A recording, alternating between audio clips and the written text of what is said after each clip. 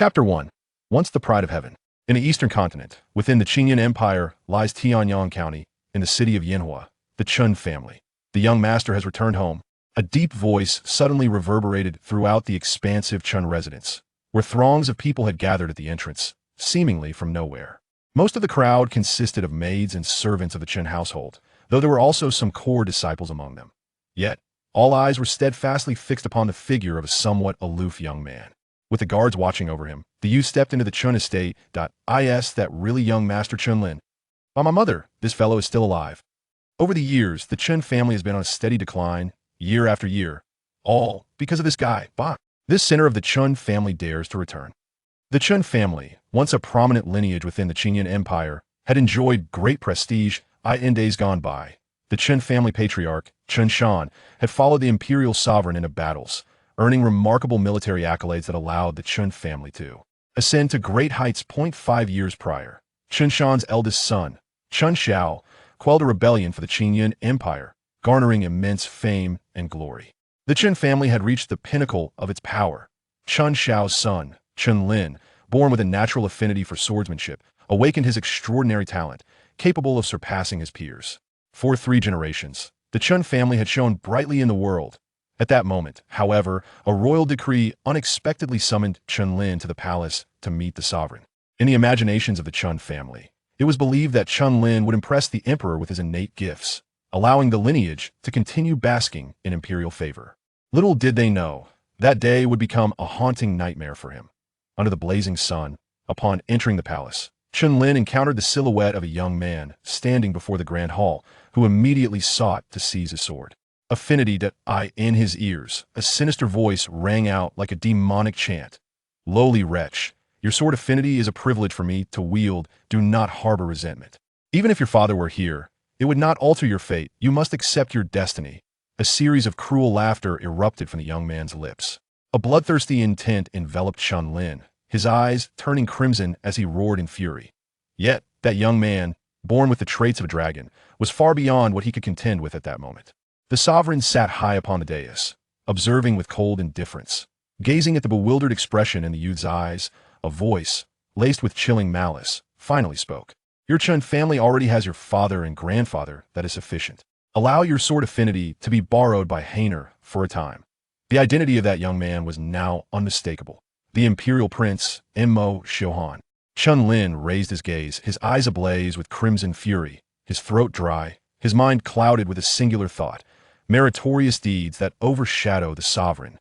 His summons to the palace was merely a pretext to seize the sword affinity within him for the prince's use, transforming him from a serpent into a dragon, soaring to unimaginable heights. Simultaneously, the theft of his sword affinity would result in the loss of the accumulated fortune of the Chen family across 2 generations.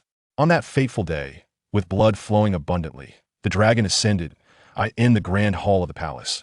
Chen Lin's figure lay sprawled in a pool of blood, barely clinging to life, his eyes filled with a despair as cold as ashes, silence enveloping the depths of his gaze.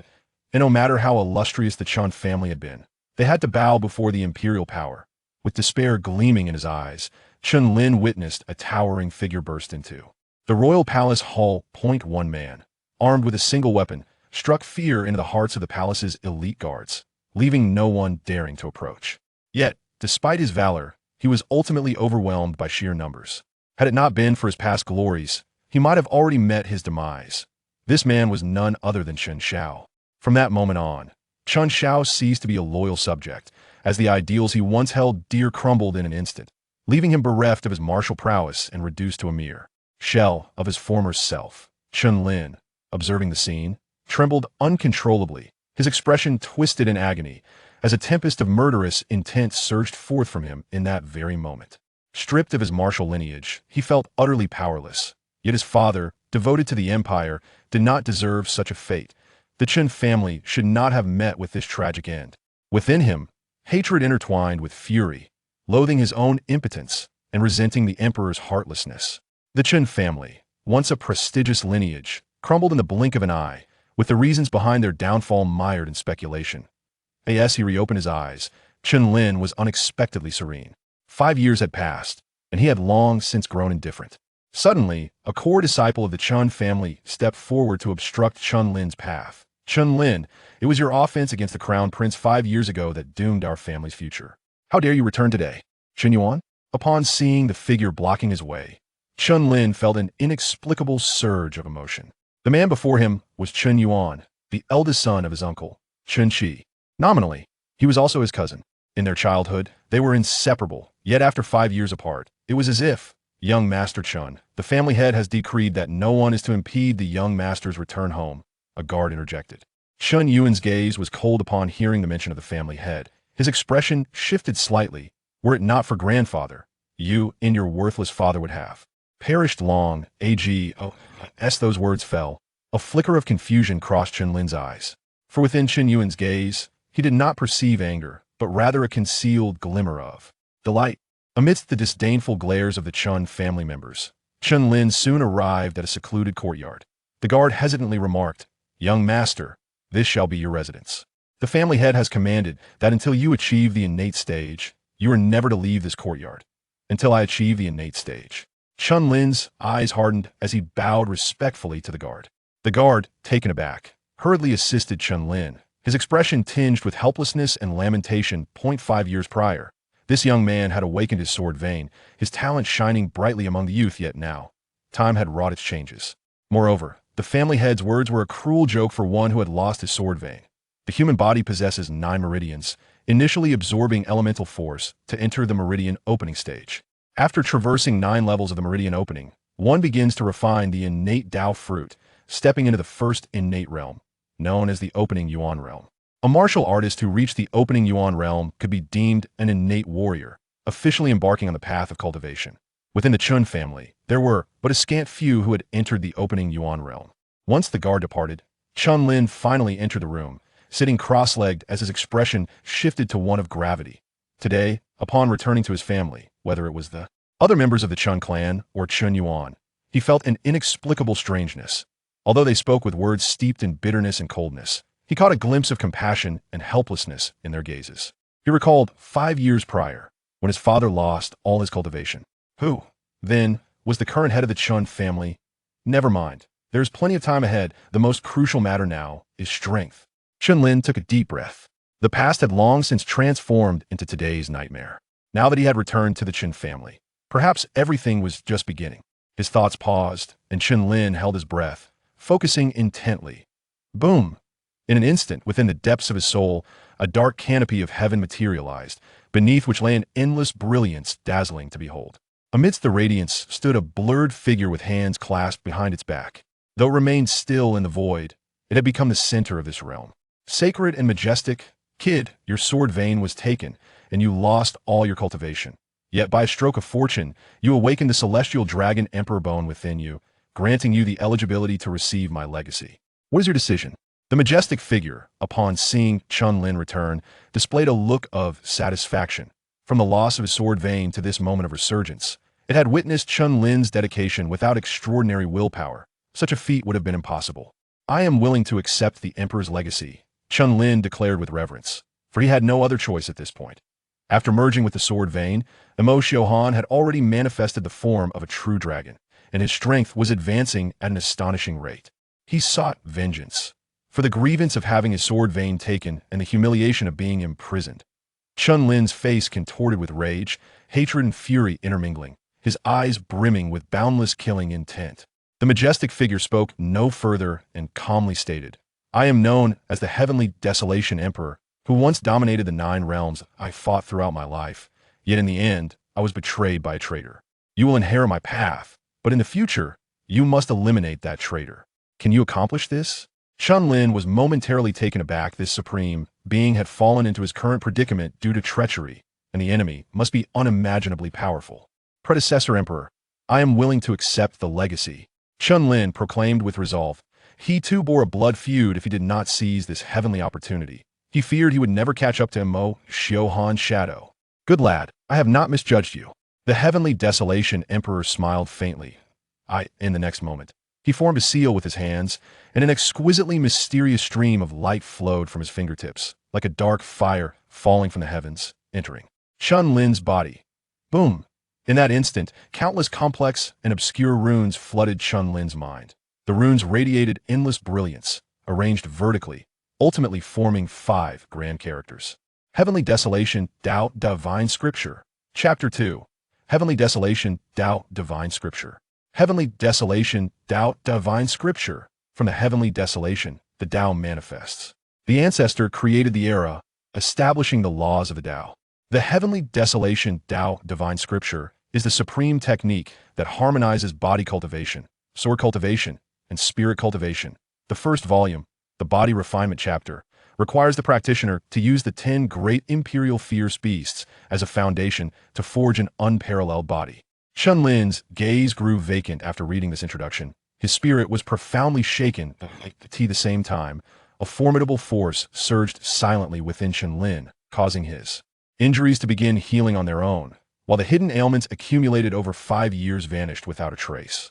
The Heavenly Desolation Taoist Neural Pathway is divided into 3 volumes. Only upon mastering the first volume of Body Refinement will the second volume unlock itself.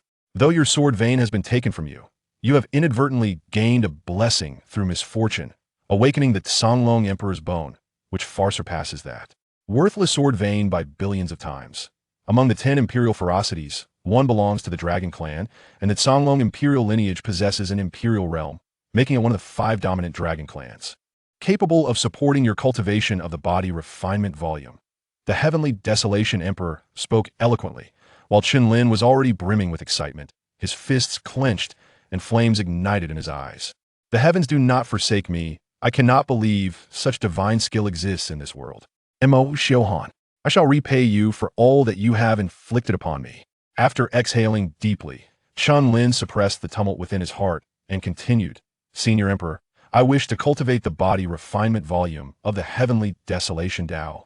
The Heavenly Desolation Emperor nodded slightly at his request. Then he pointed towards Chen Lin, and an incredibly radiant divine light enveloped him, forming a massive cocoon of light that exuded terrifying waves of energy.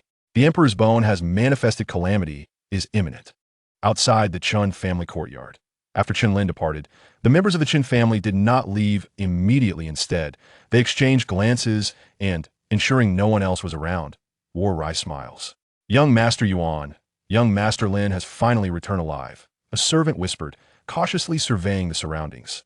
Chen Yuan gazed in the direction Chen Lin had left, lost in thought, and slowly nodded, murmuring, as long as he has returned, there is hope.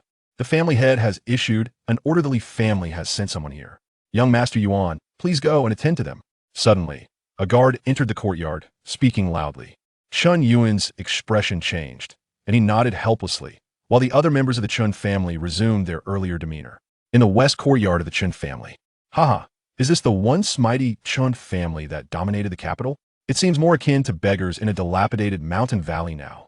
Haha, Li Liang, do not speak carelessly. The Chen family is still a prominent clan. We're here on serious business. Indeed, what the young master says is true. The youth named Li Liang, somewhat rotund, stepped into the sight of the crowd. Behind Li Liang stood a handsome young man holding a feather fan. Upon seeing this individual, Chen Yuan's brow furrowed. Li Zhe. Chen Yuan's expression turned vigilant. For the youth before him was the strongest among the younger generation of the Li family. In Flame Fire City. The 4 major families were the Li family, the Zhao family, the Nangong family, and the currently diminished Chen family. Chen Yuan, I hear that your talented sword vein cultivator has returned. Why not have him come out to meet us? Li Zhe's expression was mocking. Humph. Li Zhe, you do not come to the 3 Treasure Hall without reason. I suspect your visit today is not merely for old acquaintances. Chen Yuan retorted with a cold smile. Upon hearing this, Li Zhe chuckled lightly and spoke. Chen Yuan, I have indeed come today with an important matter to convey to you. From this day forth, the 500 acres of your Chen family's original vein mining area shall belong to my Li family. As his words echoed, the members of the Chen family wore expressions of disbelief. The original vein mining area was renowned for its abundant supply of original stones, which are essential for martial artist cultivation. Liz, have you lost your senses? How dare you utter such bold claims within my Chen family? Do you truly believe my Chen family fears your Li family? Chen Yuan's eyes widened in fury, never having anticipated that Li Zhe would display such audacity. Dear young Master Chen, do not be hasty. I trust you are aware that tomorrow marks the annual mining vein contest in Yinhua City.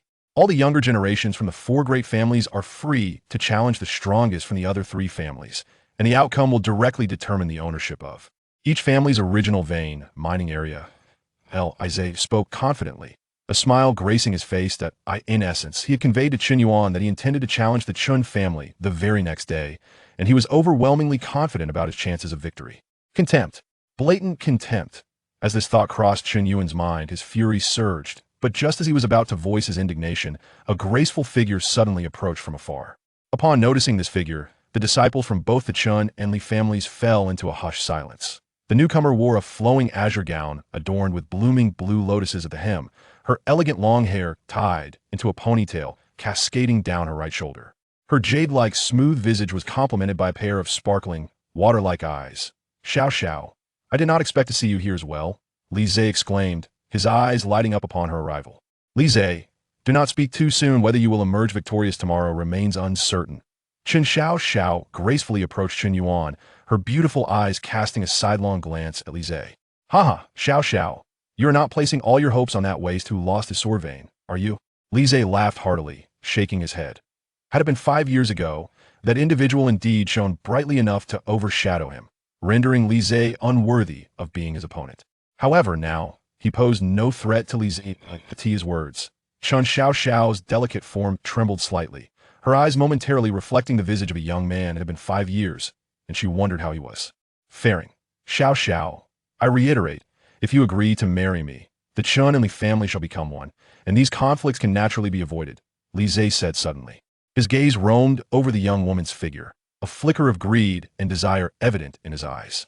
"Li Zhe, do not overstep your bounds." Chen Yuan stepped forward, his internal energy surging, an aura of innate power immediately enveloping the space, causing many to narrow their eyes in response.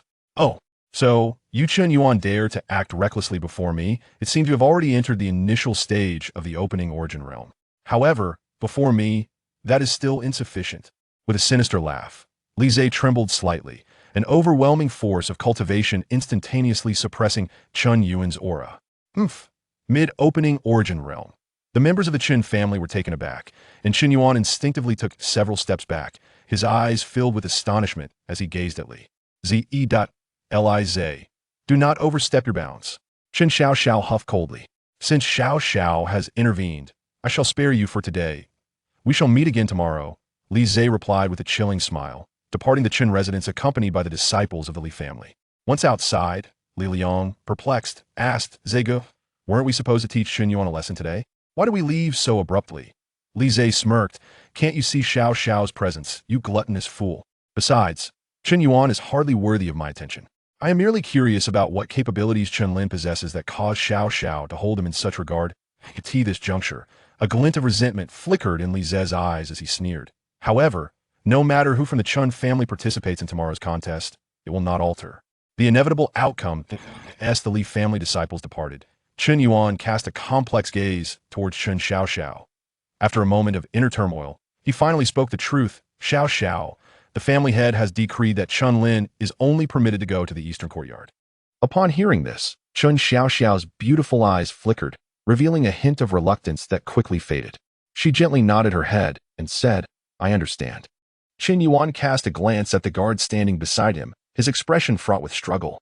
Gritting his teeth, he spoke, "Xiao, over these past 5 years, my Chen family has seen a steady decline, brought to this state, largely due to Chen Lin's contributions. As for you, were it not for your daily efforts in channeling vital energy to my second uncle, you might have surpassed my own cultivation. It is solely due to the actions of that father-son duo that my Chen family has fallen into such despair." Chapter 3. The Indomitable Thunder Dragon Body. Upon hearing these words, Chen Xiao's eyes dimmed. Only Chen Shan and Chen Xiao were privy to the events that transpired 5 years ago. With Chen Lin's return to the Chen family, she yearned to uncover the truth. Shortly thereafter, Chen Xiao appeared in the back mountain, where the guards flanking her frowned and said, "Miss, the family head has instructed that no outsiders are permitted to enter. This is the family head's decree." Chen Xiao produced a token, and upon seeing it, the guards bowed respectfully and allowed her passage. As was customary, she found a rugged-faced man with a weathered gaze seated beneath an ancient tree. Though he sat in silence, exuding no discernible aura, it was difficult for anyone to divert their gaze from him. "Uncle, Brother Lin has returned, Chen Xiaoxiao said as she approached and took a seat beside the man, whose identity was unmistakable. He was Chen Xiao. Since the loss of his powers 5 years prior and his subsequent return to the Chen family, he had resided in this secluded area, with only the servant delivering meals and Chen Xiaoxiao visiting him occasionally. Has he returned? Chen Xiao remarked, his expression unchanged as he murmured to himself, though Chen Xiaoxiao discerned a flicker of emotion deep within his eyes. Uncle, what truly transpired 5 years ago? Chen Xiaoxiao summoned her courage to inquire. Over the past 5 years, she had posed this question countless times, yet had never received a satisfactory answer. She refused to believe that Chen Lin would become arrogant due to his innate talents, nor that her uncle would bask in past glories, looking down upon the imperial authority.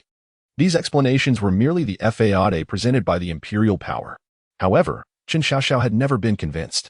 With Chen Lin's return to the Chen family, she sought to ascertain the truth, yet the outcome remained unchanged. Chen Xiao remained silent, merely lifting his gaze towards the sunset on the horizon. Chen Xiaoxiao let out a bitter smile, raising her right hand to channel all the cultivated energy of the day into Chen Xiao's body, before quietly departing. However, after Chen Xiaoxiao left, a flicker of emotion crossed Chen Xiao's face.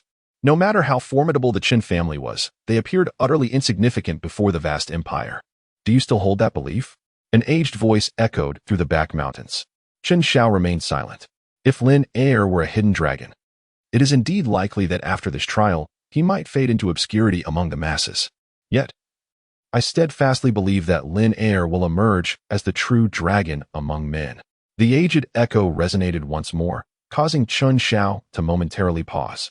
His eyes shimmering with brilliance as he murmured, should my son truly rise like a dragon from the depths, I, Chen Xiao, would not hesitate to engage in another bout of bloodshed and slaughter. As the ancient voice faded away, the back mountain returned to tranquility once more. Meanwhile, the guards stationed at the entrance remained oblivious to that voice. In the Chen family's eastern courtyard, beneath a darkened sky, a figure clad in white seemed to traverse the long river of time, standing quietly beneath the celestial expanse. The boy's breath grew increasingly steady. The Emperor of the Wasteland gazed upon the jade cocoon enveloped in resplendent divine light, his eyes reflecting the essence of the sun and moon, tinged with a hint of satisfaction. Suddenly, a terrifying aura surged forth from the luminous cocoon, unleashing an overwhelming wave that stirred the heavens. At that very moment, shrouded in pure white radiance, an ancient and domineering dragon's roar echoed, reverberating through time and space, transcending the ages. The roar of the azure dragon heralded a successful awakening. The Emperor of the Wasteland remarked with a smile. In an instant, the cocoon shattered, revealing a youthful figure emerging from the brilliant glow. Beneath the blinding light, a dazzling golden brilliance erupted. The once dissipated might of the dragon surged forth again, now 100-fold more intense. In the next heartbeat, a colossal dragon, dark as night and adorned with scales and horns, roared forth from within Chen Lin. Its serpentine body coiled and its claws pierced the void, unleashing an indescribable and terrifying power. The dragon's divine abilities, the Azure Dragon Emperor's techniques, and the Azure Dragon's battle heaven law manifested. The Emperor of the Wasteland's gaze held a flicker of astonishment. As an esteemed sovereign, he had witnessed countless grand spectacles. Yet to comprehend an emperor's technique in a single instance was indeed a rarity. After a fleeting moment of surprise, the Azure Dragon returned to Chen Lin, and the overwhelming aura dissipated in an instant. Meanwhile, a tall figure shimmered through the void, stepping forth with an imperial dragon manifesting behind him. It was none other than Chen Lin. Chen Lin opened his eyes, resembling a cold lightning bolt streaking across the sky. An immensely powerful surge of primordial energy erupted forth in an instant, akin to the relentless flow of the Yangtze River. He had stepped into the realm of innate power, the Kaiyuan stage. The heavenly desolate emperor expressed his astonishment, recalling his own arduous journey from the meridian opening stage. This young man's talent was indeed on par with his own. Thank you, esteemed elder, for your protection, Chen Lin said with a respectful gesture. You, young man, possess the Dragon Emperor's bone as your foundation, stepping into the innate realm with an extraordinarily solid grounding. In terms of strength within the same realm, none can compare to you. The heavenly desolate emperor remarked joyfully, recognizing that the greater Chen Lin's power, the more hope there was for vengeance. My remaining soul fragment harbors little power left. Unless absolutely necessary, I shall not manifest again. All must depend on you, the heavenly desolate emperor contemplated. Chen Lin nodded slightly, realizing that relying solely on the words of the Emperor of Heavenly Ruin would be detrimental to his cultivation. Subsequently, he returned from the Sea of Souls to reality. Overwhelmed by a surge of power that filled him with elation, though he managed to suppress the tumult within. Given his current level of cultivation, he was still far from matching Emo Shohan. 5 years prior, Emo Shohan had already attained the second realm of innate mastery, the Tao of ultimate truth. Now, after 5 years, he had not only integrated Chen Lin's sword lineage, but had also made remarkable progress in his cultivation. However, Chen Lin refrained from underestimating himself. The techniques of the Azure Dragon Battle Heaven and the Heavenly Ruin Tao Divine Mind offered him the potential to catch up to Emo Shohan. Chen Lin perused the Dragon Tribe's body refinement techniques within the Zonglong Zhantian method, and soon his gaze fixed upon a particular technique, the Undying Thunder Dragon Body. A 5th-tier advanced body refinement martial art is categorized into 3 stages. Martial arts are ranked from 1 to 9, with 9 being the lowest and 1 the highest. Within the Chen family, the finest martial skill they possess is merely a mid-level 9th-tier technique, the 8 Desolation Fist. Chen Lin's gaze burned with fervor, his heart racing. The moment had come to determine his cultivation of the indomitable Thunder Dragon Body. The first level of the Thunder Elemental Body necessitated the tempering of the flesh with the might of thunder. If a Thunder Elemental pool was unavailable, one could also utilize Thunder Elemental pills to aid in the practice. Chen Lin pondered quietly. He had now entered the innate stage, fulfilling the expectations set forth by the clan leader. Just then a sharp, piercing sound suddenly assailed him. Chen Lin's body jolted, cold sweat trickling down his back. He staggered sideways, evading the sudden onslaught. In that fleeting moment, an arrow struck the ground fiercely, kicking up a cloud of dust. Haha. No wonder you were once the most talented individual in Flame City. Although your sword vein has been seized, you still possess some strength, came a taunting voice. As Chen Lin turned to face the source of the sound, 3 figures, grinning maliciously, came into view. Allow me to introduce myself. I am Zhao Nua. The external aid invited by your clan leader, the speaker said, his gaze directed at Chen Lin with a mocking glint. External aid? Explain yourself. Chen Lin narrowed his eyes. Haha, you truly are pathetic. But then again, after spending 5 years in that wretched place, what progress could you possibly make? Zhao Nua chuckled disdainfully. Initially, I was curious about the remarkable abilities of the one who captured Xiao Zhao's heart. However, seeing you today has left me utterly disappointed. Zhao Nua shook his head, a smirk playing on his lips, his voice laced with derision. What did you say? What happened to Xiao Xiao? Chen Lin's eyes blazed with fury. In his mind, a vivid image of a graceful figure emerged, reminiscent of 5 years ago, her captivating beauty adorned with a radiant smile. As he recalled that enchanting visage, an icy aura erupted from Chen Lin, startling those present. The 2 companions beside Zhao Nua, momentarily taken aback, soon erupted into laughter. Nua Ge. This kid must have stumbled upon some luck. Otherwise, how could Chen Xiao Xiao possibly be interested in him?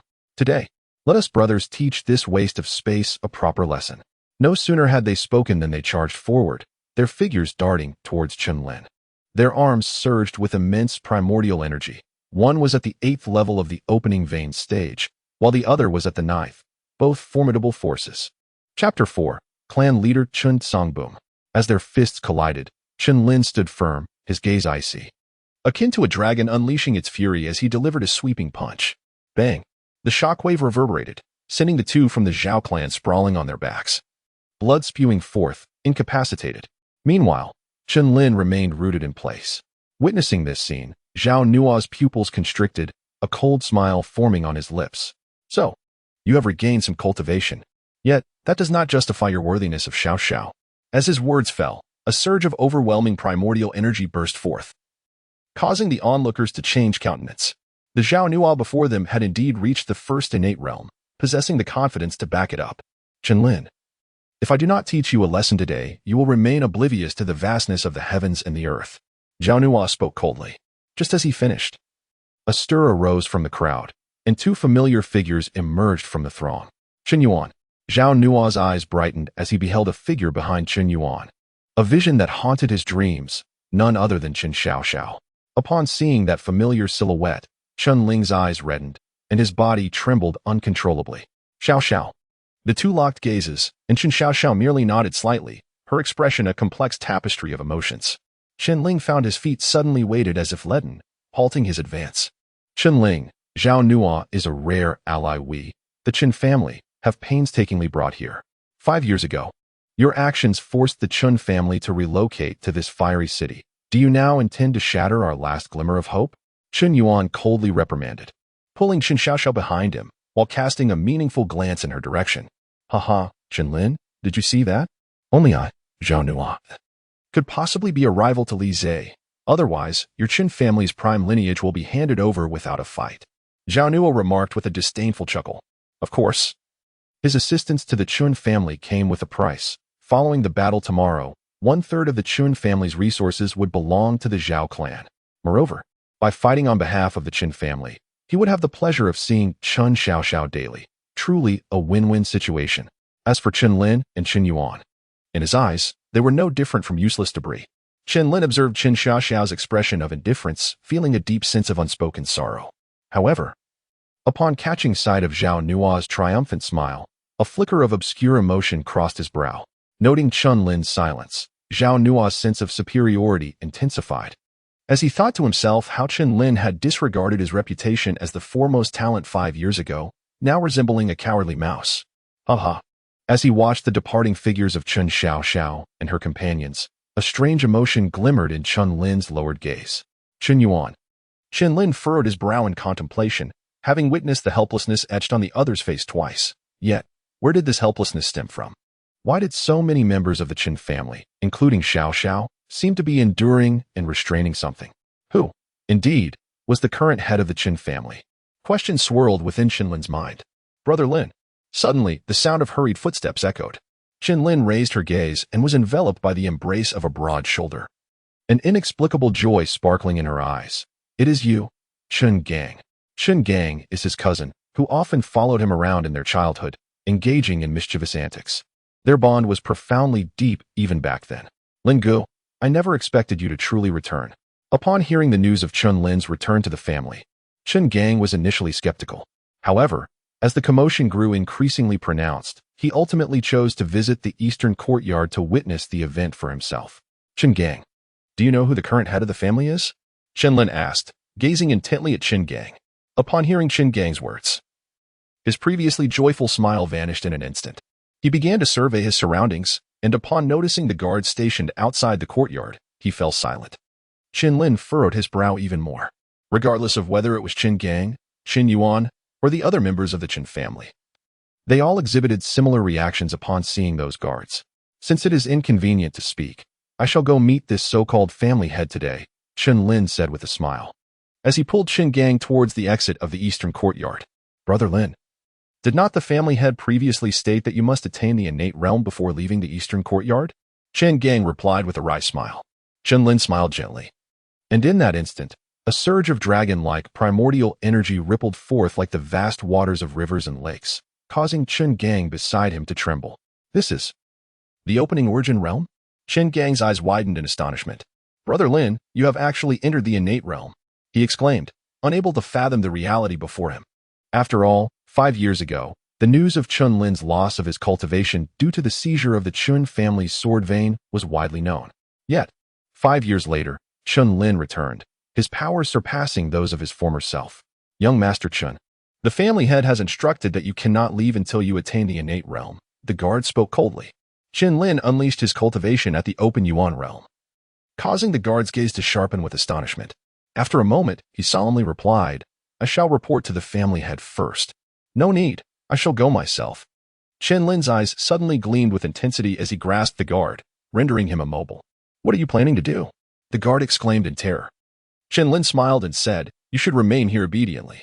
Following his words, the guard's body fell straight to the ground. Behind him, Chen Gang witnessed this scene. Struggling to suppress his trepidation, his body trembling uncontrollably. It's merely a guard dog. There's no need to be so fearful, Chen Lin remarked lightly. However, it was evident that Chen Gang had not yet regained his composure, which only deepened his sense of bewilderment. After a brief pause, the two arrived at the grand hall of the Chen family. Chen Gang awaited outside, and upon the announcement of his arrival by the guards, Chen Lin finally entered the grand hall. Upon entering, the first figure to catch Chen Lin's gaze was his uncle, Chen Qi, who stood at a lower position. Upon seeing Chen Lin, Chen Qi's eyes momentarily brightened, but after casting a glance upwards, he quickly returned to his usual demeanor. Witnessing this scene, Chen Lin turned his attention to the main seat, where a middle-aged man clad in a dark robe sat with a somber expression. You are Chen Song? Chen Lin's eyes widened in astonishment, for the individual seated above was none other than the former steward of the Chen family, Chen Song. Yet now, he had ascended to the position of the family head. How could grandfather possibly appoint a steward as the head of the Chen family? Although his father had lost his cultivation and fallen to a state of impotence, his uncle Chen Shi was still present. Chen Lin pondered deeply, yet ultimately bowed respectfully towards the heavens. Has Chen Lin truly transcended to the innate realm? Chen Song's countenance was grim as he spoke in a cold tone. He distinctly recalled that just a day prior, Chen Lin was an ordinary individual. The notion that a mere day could transform an ordinary person into a martial artist of the innate realm was utterly implausible. Below, numerous elders of the Chen family stood with grave expressions, their gazes fixed intently upon Chen Lin. Meeting their collective gaze, Chen Lin offered a faint smile, and a surge of dragon-like aura erupted from within him. Is this the Kaiyuan realm? Chen Song's body trembled, his pupils suddenly constricting as he gasped in astonishment. Not only Chen Song, but also Chen Qi and the other elders of the Chen family widened their eyes in disbelief, a glimmer of joy flickering within them. Humph! Suddenly, a cold snort reverberated through the air. The elders of the Chen family trembled momentarily, their brief moment of joy vanishing instantaneously.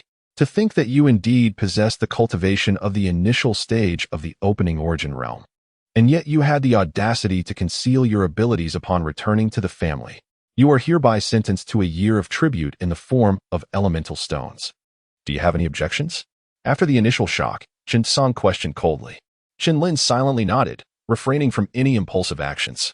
Soon after, Chen Song waved his hand, prompting Chen Lin to depart. Chen Qi gazed at Chen Lin's receding figure, a flicker of delight concealed within the depths of his heart. Subsequently, he stepped forward and remarked, Patriarch, tomorrow the Li family will commence the contest for the Yuan vein. Why not allow Chen Lin to fight on behalf of our Chen family? Chen Qi, I have already invited a prodigy from the Zhao family to assist us, Chen Song replied, his tone carrying an unmistakable refusal. Chen Qi could only remain silent. Subsequently, the crowd dispersed, leaving only Chen Song, who murmured to himself, Your Highness helped me become the head of the Chen family. Yet due to that old fellow Chen Shan allowing Chen Lin to return, I never anticipated that this young man would possess innate strength. Chen Song's cold gaze swept with a hint of murderous intent, yet it was soon replaced by a faint smile at the corner of his lips. The Chen family remains firmly under his control. Even with Chen Lin, nothing remarkable can emerge. Departing from the main hall, Chen Lin sought out Chen Gang to inquire about the whereabouts of the old patriarch. Chen Gang, with a blank expression, shook his head and replied, Brother Lin. After grandfather abdicated, he secluded himself in the back mountain. The back mountain? Chen Lin murmured to himself. The Chen family is currently dominated by Chen Song, while his grandfather resides in seclusion, and his father is no different from an ordinary person. It appears that the Chen family is indeed beset by both internal strife and external threats at this moment. Chen Lin's fingers were tightly clenched, the tips turning slightly pale. He had come to realize that Chen Yuan, Chen Xiaoxiao, and all the elders of the Chen family bore a gaze that concealed a hint of reluctance and helplessness. The Chen family of today was no longer the same as it once was. Lin Gu, this is the storage bag that Sister Xiaoxiao has prepared for you, Chen Gang said softly.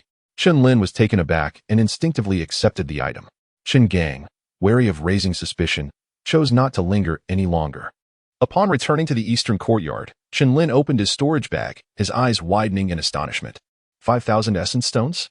He exclaimed, his expression a mix of emotions. As far as he knew, a single thunder essence pill required 50 essence stones. Thus, he realized that he could exchange these essence stones for 100 thunder essence pills. It seemed sufficient for him to embark on the journey of cultivating the thunder body. Without further ado, he resolved to begin his training promptly. Chapter 5. The contest for the essence veins inside a boudoir. A mysterious voice emanated from the jade pendant hanging at Chen Xiaoxiao's waist. Have you not yet made your decision? If you accompany me, one day you shall break into the sacred realm and attain renown across the eastern continent. What significance does the sacred realm hold?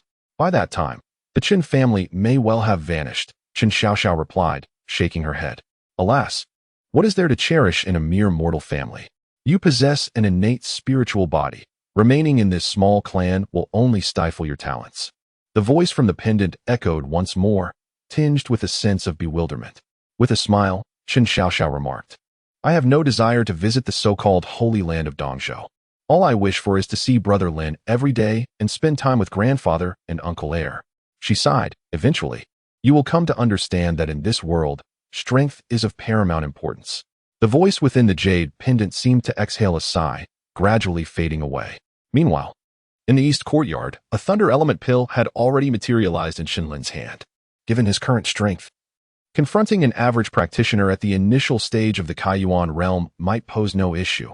However, facing one at the mid-stage would be a gamble. Thus, he must seize the opportunity tonight to successfully cultivate the thunder element body. As the pill was ingested, a surge of potent elemental energy surged through his meridians in an uncontrolled frenzy. What an extraordinary thunder element pill! Its energy is remarkably tempestuous. Chen Lin's body trembled, feeling as though the blood within him surged like boiling magma, beginning to revolt. When he had fully absorbed the energy from the first thunder essence pill, he hesitated not for a moment and directly swallowed the second. Once again, he was enveloped by the agonizing sensation of burning blood. Beads of sweat the size of mung beans cascaded down his forehead, his visage becoming increasingly grotesque. The third, the 10th. It was not until he consumed the 50th that a resounding thunder echoed within him. Boom! The thunder roared, blinding flashes of lightning flickered beneath Chen Lin's skin, and a force akin to that of a dragon suddenly surged forth. The pinnacle of the early stage of the open origin realm, Chen Lin was overwhelmed with joy. Having not only successfully cultivated the thunder light body, but also experienced a remarkable breakthrough in his cultivation level under the relentless bombardment of primal energy. Feeling the surging power within him, a cold smile crept across Chen Lin's lips. It was time for him to embark on his journey. As time unfolded, the disciples of the Chen family began to converge towards a singular destination, for today marked the fierce contention over the ancestral mineral vein of the Chen clan. It is the disciples of the Li family, one voice suddenly proclaimed. Instantly, all eyes turned towards the opposing side, where a group of over 10 Li family disciples stood, led by a middle-aged man named Li He, the esteemed elder of the Li clan. Following closely behind him was a youth wielding a feather fan, none other than Li Zhe. At that moment, his gaze roamed the crowd, and upon spotting a familiar figure, his eyes sparkled with recognition. Xiao Xiao. It has been far too long, Li Zhe exclaimed with a smile, gently waving his fan. Before Chen Xiaoxiao could respond, Chen Yuan stepped forward, his tone icy. You returned only yesterday. Truly, the esteemed young Master Li has a forgetful nature. Oh, is that so? My longing for Xiao Xiao is akin to the ancient adage, a day apart feels like 3 autumns. Li Zhe replied with an expression of profound affection. Bah, how shameless. With your habit of frequenting brothels every 3 days, how dare you seek to vex Xiao Xiao? A voice rang out unexpectedly, causing Li Zhe's expression to darken, his gaze narrowing at the speaker. It is none other than young Master Zhao. However, today's matters concern me and the Chen family. What business do you have here? Li Zhe's demeanor soured. To speak candidly, I am here today as the Chen family's ally. Come to deal with you, Zhao Nua retorted, his eyes glinting coldly with malice. The audacity of this dog to covet Xiao Xiao before him was intolerable. Today, he would not let it slide. Since you seek death, do not blame me for what follows, Li Zhe sneered, a sinister smile curling upon his lips. Suddenly, a figure appeared, capturing the attention of all present. Chen Lin. Chen Yuan exclaimed in astonishment upon recognizing the newcomer. Beside him, Chen Xiaoxiao was equally taken aback, a flicker of surprise passing through her bright eyes. Haha. Is this not the former prodigy of the Chen family? Instead of resting in slumber, have you perhaps wandered into the wrong scene? A disciple of the Li family mocked. At this remark, the expressions of the Chen family members grew increasingly complex. Chen Ling, have you come here today to further disgrace our family? Return at once. Chen Yuan glared at Chen Ling, a strange emotion flickering in his eyes, as if he were suppressing something profound. You, a worthless wretch, dare to show your face here. Zhao Nua sneered coldly, dismissing Chen Ling entirely. Unfazed by the opinions of outsiders, Chen Ling approached Chen Xiaoxiao, his voice hoarse as he asked, Are you well? Chen Xiaoxiao gently tapped her finger, and under the gaze of the crowd, she boldly stepped forward to embrace Chen Lin. Both my second uncle and I have been waiting for your return home, Chen Xiaoxiao whispered softly in Chen Lin's ear. Chen Lin's heart momentarily froze as he held the person in his embrace tightly, completely indifferent to the opinions of those around him. Xiao Xiao, Chen Yuan exclaimed loudly. Chen Xiaoxiao's delicate body trembled as she regained her composure, pushing Chen Lin away. In the current state of the Chen family, Every action must be approached with utmost caution. Witnessing this scene, Chen Lin took a deep breath and slowly stepped aside. Chen Lin, you possess an audacity beyond measure. Li Zhe was the first to react. His voice booming, his expression exceedingly grim. In Yinhua City, who was unaware of his infatuation with Chen Xiaoxiao? How dare Chen Lin engage in such impropriety before him? Zhao Nua also came to his senses, his face twisted in fury as he exclaimed, Chen Lin, do you believe I won't cripple you today? You speak too much nonsense. Chen Lin lifted his eyelids, his tone icy. Enough. Suddenly, a deep voice resonated, and a middle-aged elder emerged from the crowd. It was the esteemed elder of the Chen family. Chen Qi, elderly he, if there are no objections, let the battle for the Yuan vein mine commence today. This suits me perfectly. Li He replied with a cold smile. Turning to Li Zhe, spare none. Li Zhe tilted his head with a smirk, nodding emphatically, and promptly ascended the platform. Proclaiming loudly, Li Zhe of the Li family challenges all the younger generation of the Chen family. As his words fell, it was as if a colossal stone had plunged into a tranquil lake, stirring up waves of fury. The members of the Chen family glared in unison, their anger palpable. For the disdain in Li Zhe's words was unmistakable. Li Zhe, allow me to test your prowess. With a resounding whoosh, Chen Yuan stepped onto the arena, confronting Li Zhe from a distance. You Chen Yuan? Li Zhe shook his head with a cold smirk, internally lamenting. It seems the Chen family truly lacks talent. Li Zhe, you are crossing the line. Chen Yuan's face flushed crimson as he advanced swiftly, resembling the wind itself. Humph, so deluded. In that case, allow me to demonstrate the chasm between our abilities. I hope you come to realize that an ant cannot shake the heavens. With a chilling shout. As Chen Yuan prepared to strike, Li Zhe simply raised his right arm and unleashed a sweeping punch. Bang! The sound of their arms colliding reverberated. And under the scrutiny of countless gazes, Chen Yuan was sent soaring backwards by the force of the blow, blood cascading from his lips. One move. Remarkably, it was achieved with but a single strike. The members of the Chen family gazed at the frail figure of Chen Yuan, unable to suppress a gasp of disbelief. After all, Chen Yuan had attained the realm of Kaiyuan, yet he was unable to withstand even a single strike from Li Zhe. How could this be possible? Chen Yuan's pupils dilated, his face a mask of incredulity. He had anticipated that he might not be a match for Li Zhe, but never did he envision that he would be unable to defend against even one blow. In the face of their astonished gazes, Li Zhe merely let out a cold laugh, exclaiming, Ha! Nothing is impossible. Have you truly exerted yourself in your cultivation? Sometimes, you ought to reflect on your shortcomings. As his words fell, Chen Yuan's complexion flushed crimson, his body trembling as fresh traces of crimson flowed from his throat. At that moment, a chilling aura of murderous intent surged forth, and Li Zhe, with his icy gaze, turned to the side, grinning malevolently. Chen Lin, it is your turn to come forth and meet your demise. Chapter 6, The Azure Dragon Token. Li Zhe, do not be hasty. Today, Zhao is here, and I will not allow you to act recklessly. Following Li Zhe's arrogant declaration, Zhao Nua unexpectedly stepped forward. Zhao Nua, I advise you not to wade into these murky waters, lest you invite trouble, Li Zhe remarked, weighing his words. After all, the Zhao family's strength had been steadily on the rise, rivaling that of the Li family. Huh. I have promised Xiaoxiao to fight on behalf of the Chen family. How could I go back on my word? Zhao Nua laughed heartily, glancing back at Chen Xiaoxiao. This scene shattered Li Zhe's earlier composure, and he thundered in anger. Zhao Nua, you and that Chen Lin cannot escape today. I fear you not. Zhao Nua retorted with a chilling shout. Boom. As his words echoed, an overwhelming surge of primordial energy erupted from within him, causing everyone present to change countenance upon sensing its intensity. The pinnacle of the early Kaiyuan realm. Although Chen Yuan was also in the Kaiyuan realm, he had only recently entered it, while Zhao Nua had evidently spent considerable time consolidating his power. Golden Light Palm. With an indignant shout, Zhao Nua unleashed his fury, forming his fingers into a palm, striking from the void. The wind of his palm was fierce, radiant golden light converging into a dazzling beam as he soared forward, aiming directly at his opponent. Shattering Wind Fist, a 9th grade advanced martial technique. With a single punch, he struck forth, as sharp as a blade, cutting through the air like frost, shattering gold and stone alike. Boom. As their fists collided, a visible wave of primordial energy erupted in the center of their confrontation. Stones flying in all directions. The spectators, tense with anticipation, clutched their fists tightly, their fingers straining with effort. For the outcome of Zhao Nua's battle was crucial to the fate of the Chen family's lineage. Only Chen Lin maintained a calm demeanor, observing the scene on the stage, internally shaking his head. Although Zhao Nua exhibited no flaws in his offensive and defensive maneuvers, Li Zhe was not as simple as he appeared.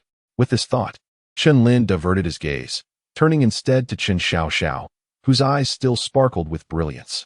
Bang! Once again, a resounding roar echoed through the stage. As the two figures continuously intertwined, occasionally punctuated by piercing sounds that reverberated in the air. Boom!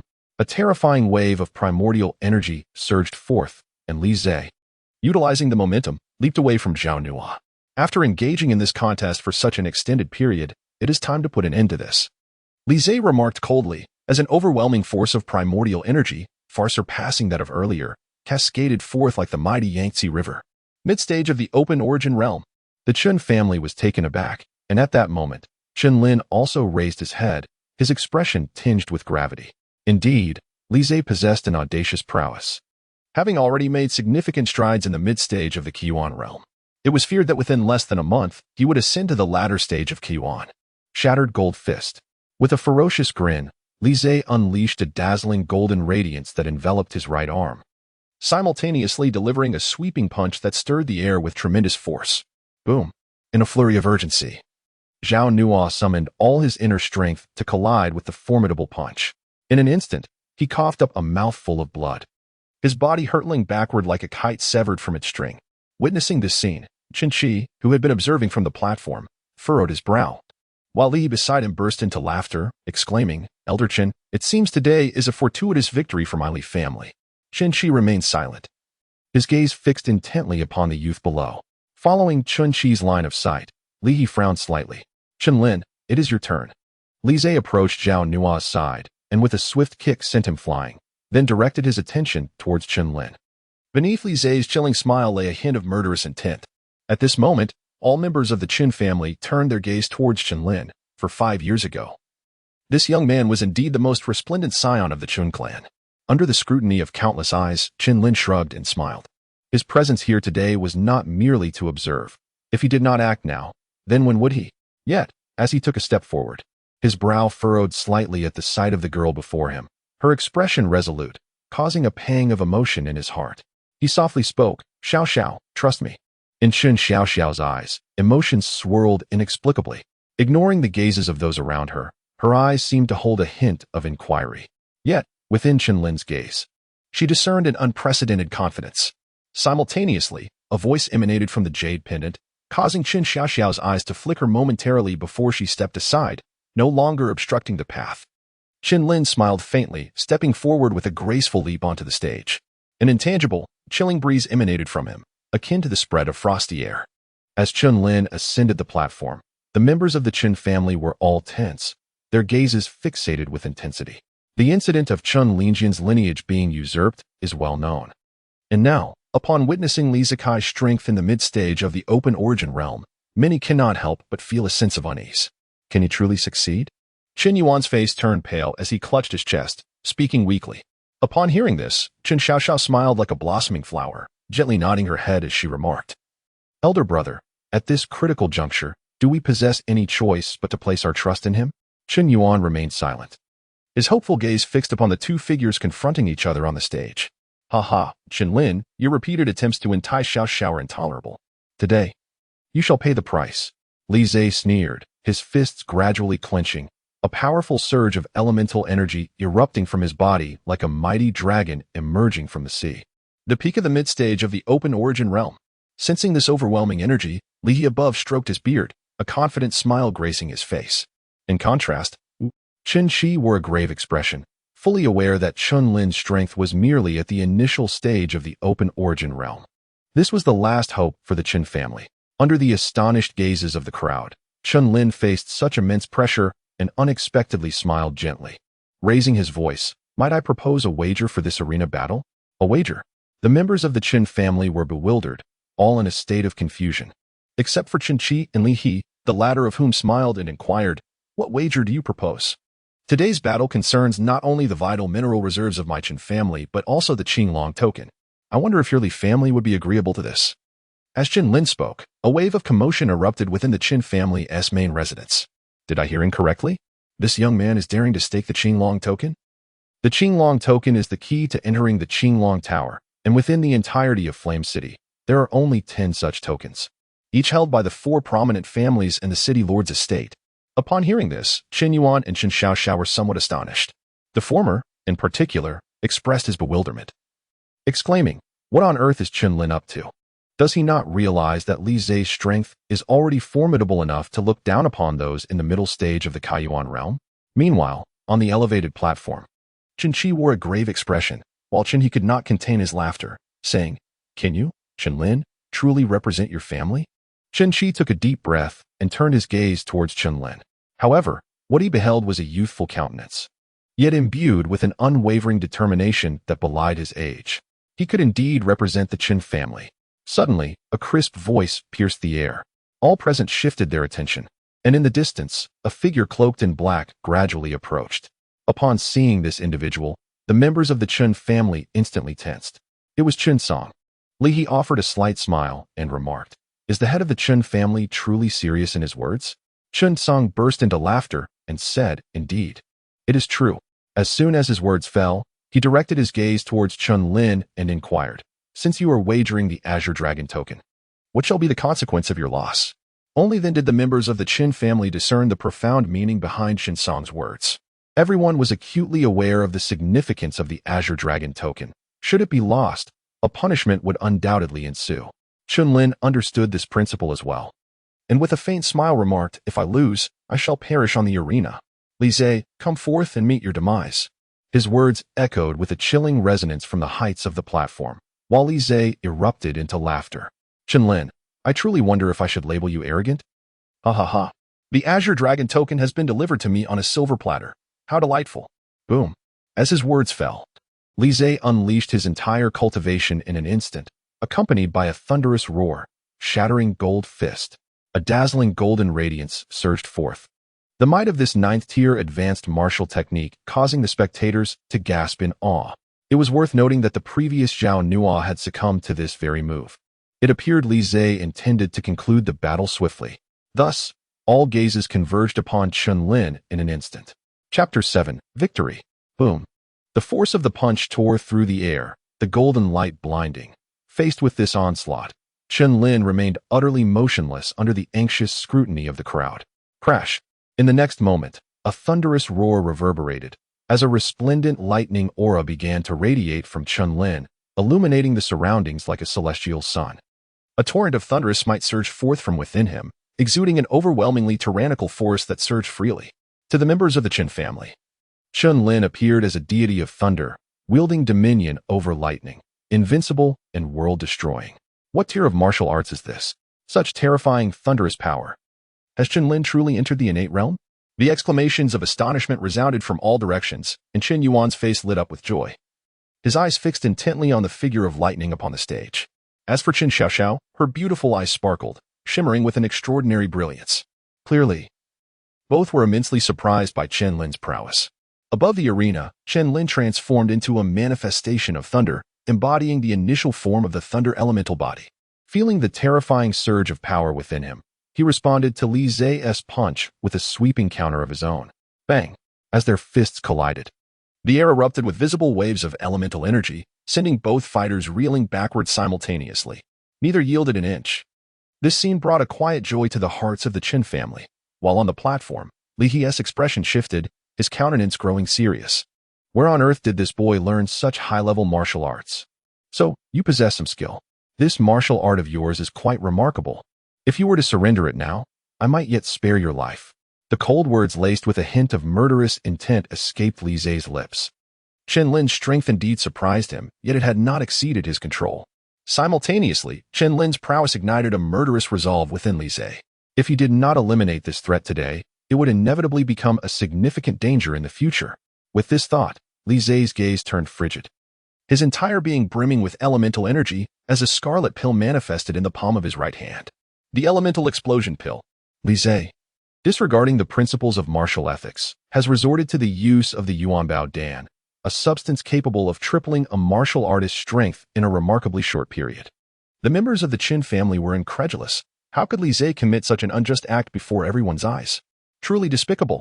Chen Yuan's eyes were bloodshot as he shouted in fury. Chen Xiaoxiao tightly clenched her delicate hands, her beautiful eyes filled with concern. Li Zhe's actions, though despicable, were nonetheless within the bounds of the rules. Ha ha ha, Chen Lin, today marks your demise. A surge of terrifying primordial energy, comparable to that of the late stage of the open Yuan realm, suddenly burst forth from within him like a torrential waterfall. This overwhelming pressure caused many nearby the arena to turn pale, revealing the immense burden that Chen Lin was enduring. Intent to kill? Chen Lin let out a cold laugh. For 5 years, he had been trapped in a sea of blood, confined with those who were inherently ruthless and savage. Such murderous intent was, for him now, rather trivial. With a swift motion, with a decisive stamp of his foot, Chen Lin unleashed a tempestuous force of thunder, his gaze cold and unwavering as he advanced once more. Come forth. Li Zhe's countenance twisted into a grimace as he leapt forward, his form shifting with agility, quickly closing the distance between himself and Chen Lin. Their clash was a symphony of thunderous roars, each strike resonating with immense power. Observing the fierce duel on stage, the younger generation present felt a surge of trepidation. Li Zhe had consumed a Yuan explosion pill, yet he was astonished that Chen Lin could withstand such ferocity. My elder brother remains as dazzling as he was 5 years ago. I always believed that the calamities of these past 5 years could not possibly diminish his strength. The younger members of the Chen family gazed at the youthful figure on the stage, their eyes shimmering with radiant brilliance. Chen Yuan and Chen Xiaoxiao were equally enthralled. It must be said that Chen Lin had delivered an astonishing surprise.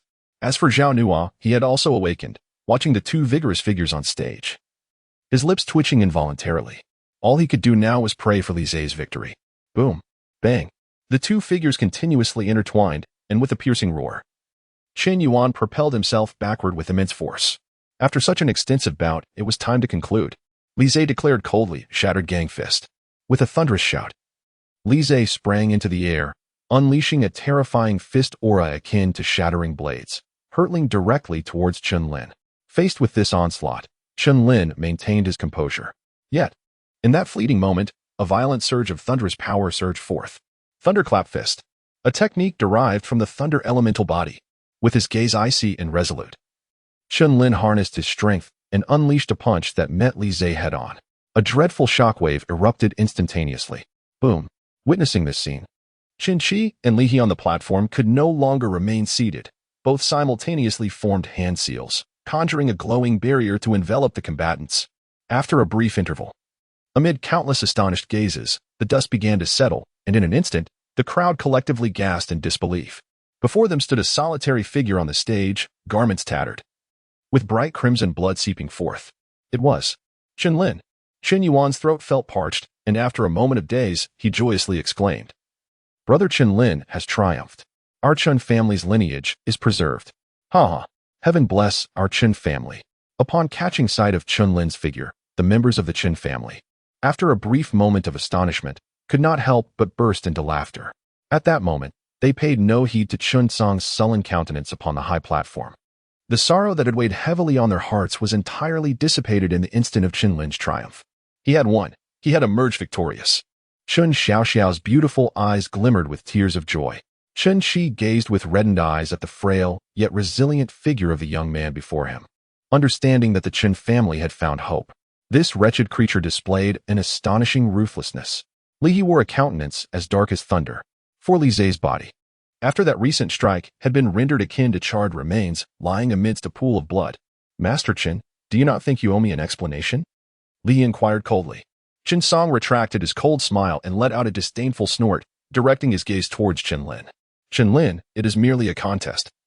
Why resort to lethal measures? Ha! If Li Zhe's every move is indeed fatal, had I truly harbored murderous intent, you would scarcely find even his remains. Chen Lin scoffed, completely indifferent to Chen Song's gloomy expression. As expected, Chen Lin descended the arena with measured steps, locking eyes with Chen Xiaoxiao, and offered a subtle smile. All members of the Chen family silently clenched their fists, their faces alight with unrestrained joy, but their smiles gradually faded upon hearing Chen Ling's words. Meanwhile, Chen Ling, undeterred by the moment, cast his gaze around the surroundings. Upon noticing Zhao Nua's expression of sheer terror, he stepped forward. Initially, Zhao Nuo harbored doubts about Chen Ling's ability to defeat Li Zhe, who had consumed the Yuan explosive pill, yet reality once again astonished him. Brother Chen, may I inquire what matters you wish to discuss with me? Zhao Nuo's anxiety was palpable, fully aware that his previous actions likely rendered him no more than a jester in Chen Ling's eyes. I recall you mentioned wanting to incapacitate me, Chen Ling remarked nonchalantly. Yet the sharpness of his words sent shivers down Zhao Nuo's spine. Brother Chen, it is I who have been blind to your greatness. Should you be willing to overlook past grievances, I am prepared to offer 1/3 of my family's Yuan veins to the Chen family. Fear mirrored in Zhao Nuo's eyes. His sole desire was to preserve his life. Upon hearing this, Chen Lin scrutinized Zhao Nuo and nodded slightly, saying, "You are indeed a clever individual." Zhao Nuo felt a bittersweet pang in his heart, yet simultaneously harbored a sense of relief. Otherwise, it would not only be Li Zhe lying in a pool of blood at this moment. Head of the Li family, my Chen family will send someone to oversee the transfer of the Yuan vein mining area. However, must the Qinglong order be surrendered? Chen Lin then turned his gaze towards Li He. Li He's expression was one of turmoil. Not only had he relinquished the output of the Yuan vein, but he was also compelled to part with the Qinglong order. Upon returning to his family, he could not escape the consequences of punishment. Yet, at this juncture, he had no choice but to yield the Qinglong order. Who would have anticipated that the boy who had once lost the sword lineage would possess such formidable strength? Today, my Li family concedes defeat. Head of the Chen family. Until we meet again. With that, Li He retrieved 2 tokens embossed with the image of the Qinglong from his storage pouch and tossed them to Chen Lin. Upon receiving the Qinglong orders, the members of the Chen family rejoiced once more, and a smile crept onto Chen Lin's lips. However, Chen Song furrowed his brow and coldly commanded, "Hand over the Qinglong orders." Chen Lin shook his head and gazed intently at Chen Song, saying, "Patriarch, this is my trophy. Do you intend to seize the spoils of the younger generation within our clan? Is this how you assert your dominance?" Chen Song clenched his teeth in silent fury. His anger surging within him, yet feeling utterly helpless, he could only turn and depart. At the same time, he understood that Chen Lin would become his formidable adversary in the days to come. The outcome of today's battle had stirred a tremendous uproar throughout the entirety of Flame City. The name of Chen Lin once again reverberated in the ears of the crowd, much like it did 5 years prior. Chapter 8. Tianbao Tower. The contest for the ancestral veins between the Chen and Li families concluded first, while the rivalry between the Zhao and Nangong families ultimately resulted in a victory for the Nangong family. Following Chen Lin's victory, the Chen family did not experience the anticipated exuberance. Instead, they were enveloped in an even deeper silence. Chen Lin sensed the oppressive atmosphere surrounding him as he sat indoors, lost in contemplation. Considering the various reactions of those around him, he had come to the conclusion that the entire Chen family was wary of none other than Chen Song. That old fellow was once merely a steward of the Chen household, yet he had now ascended to the position of family head. Could it be? In an instant, a conjecture emerged in Chen Lin's heart, and an overwhelming surge of wrath erupted forth. The royal lackey. Chen Lin's eyes blazed with fury. This old dog, Chen, was undoubtedly sent by the sovereign. Otherwise, who could have compelled my grandfather to abdicate? My own return to the Chen family was secured at the expense of my grandfather's illustrious achievements. That old dog has overstepped his bounds. Chen Lin was engulfed in a tumultuous aura of bloodlust, reducing the fallen leaves in the courtyard to mere dust in an instant. At that moment, a figure emerged unexpectedly, Chen Qi. Upon seeing Chen Lin, Chen Qi's expression became exceedingly intricate. He spoke. "This is the reward you have earned for securing victory for our Chen family." After handing over a storage pouch, Chen Qi appeared poised to convey further words.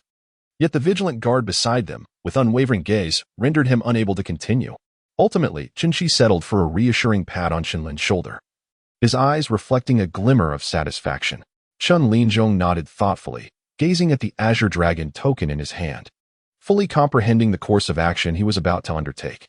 After Chen Qi's departure, Chen Lin glanced at the storage bag, which contained 5,000 yuan stones and the last remaining copy of the prestigious 9th rank advanced martial technique, the 8 Desolations Fist, from the Chen family. Chen Lin smiled faintly. These rewards were indeed practical for him. Subsequently, he stepped outside, making his way towards the Master's courtyard. Upon spotting Chen Lin, the guards were about to report his presence when they noticed Chen Song striding out. "What brings you here?"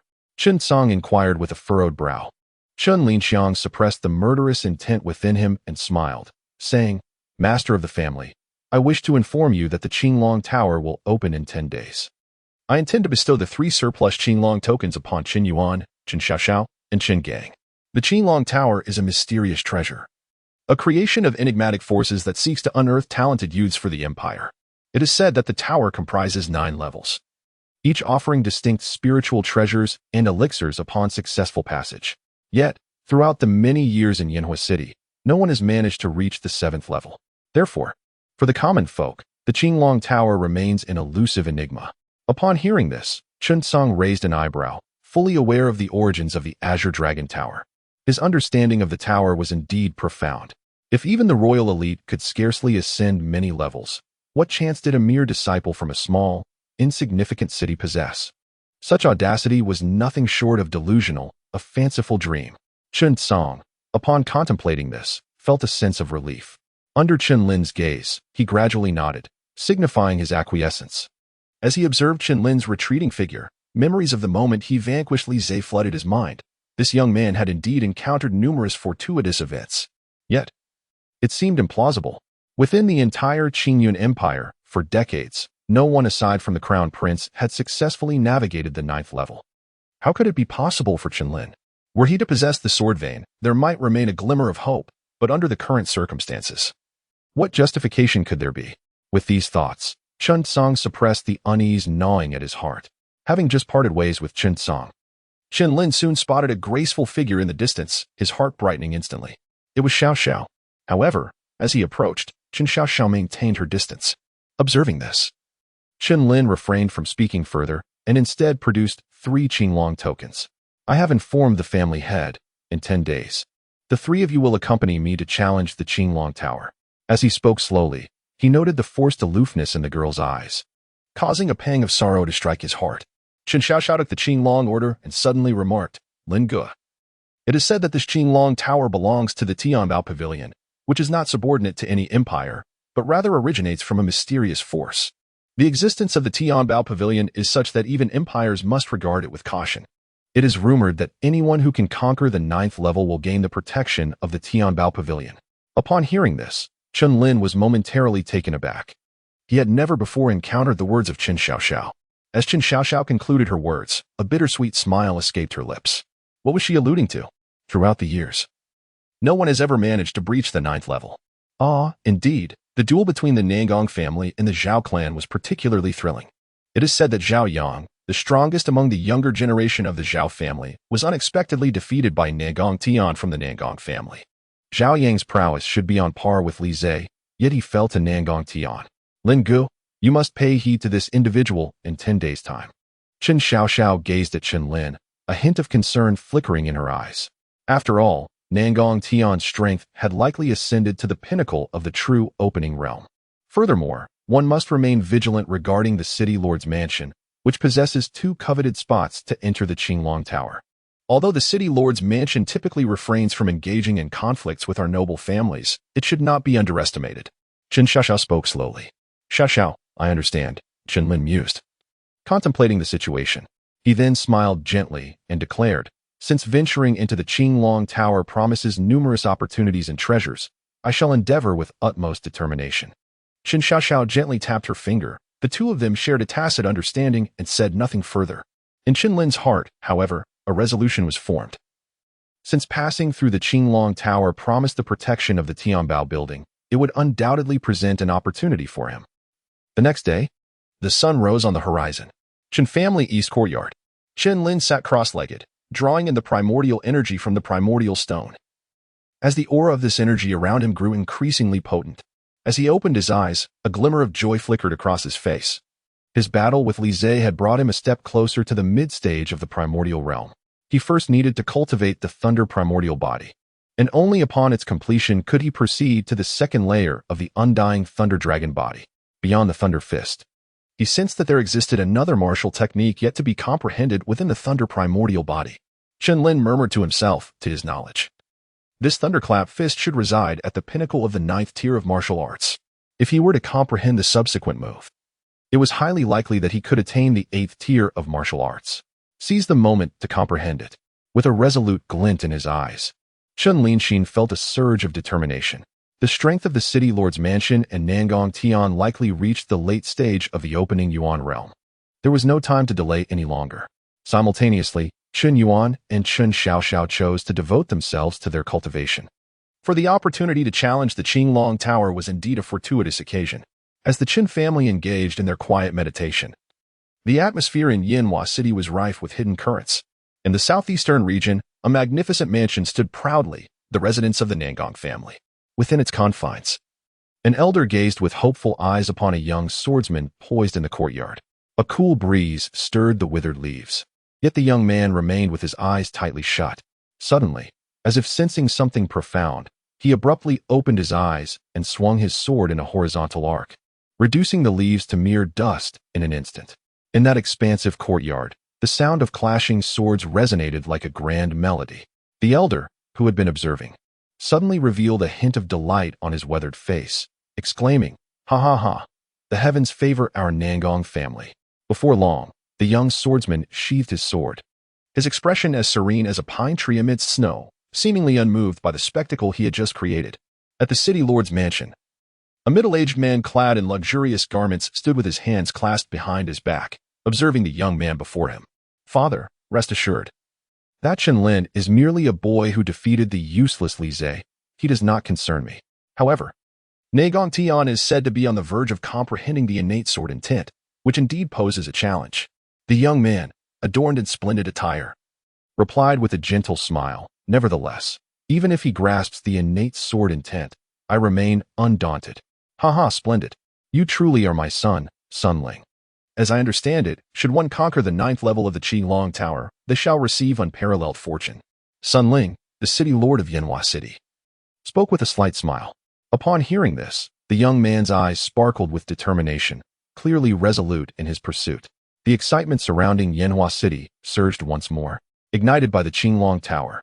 Chapter 9. The envoy Su Yin ran as dawn pierced the darkness. In the eastern courtyard of the Chen residence, the members of the Chen family, including Chen Yuan and Chen Xiaoxiao, gazed solemnly at the interior of the house.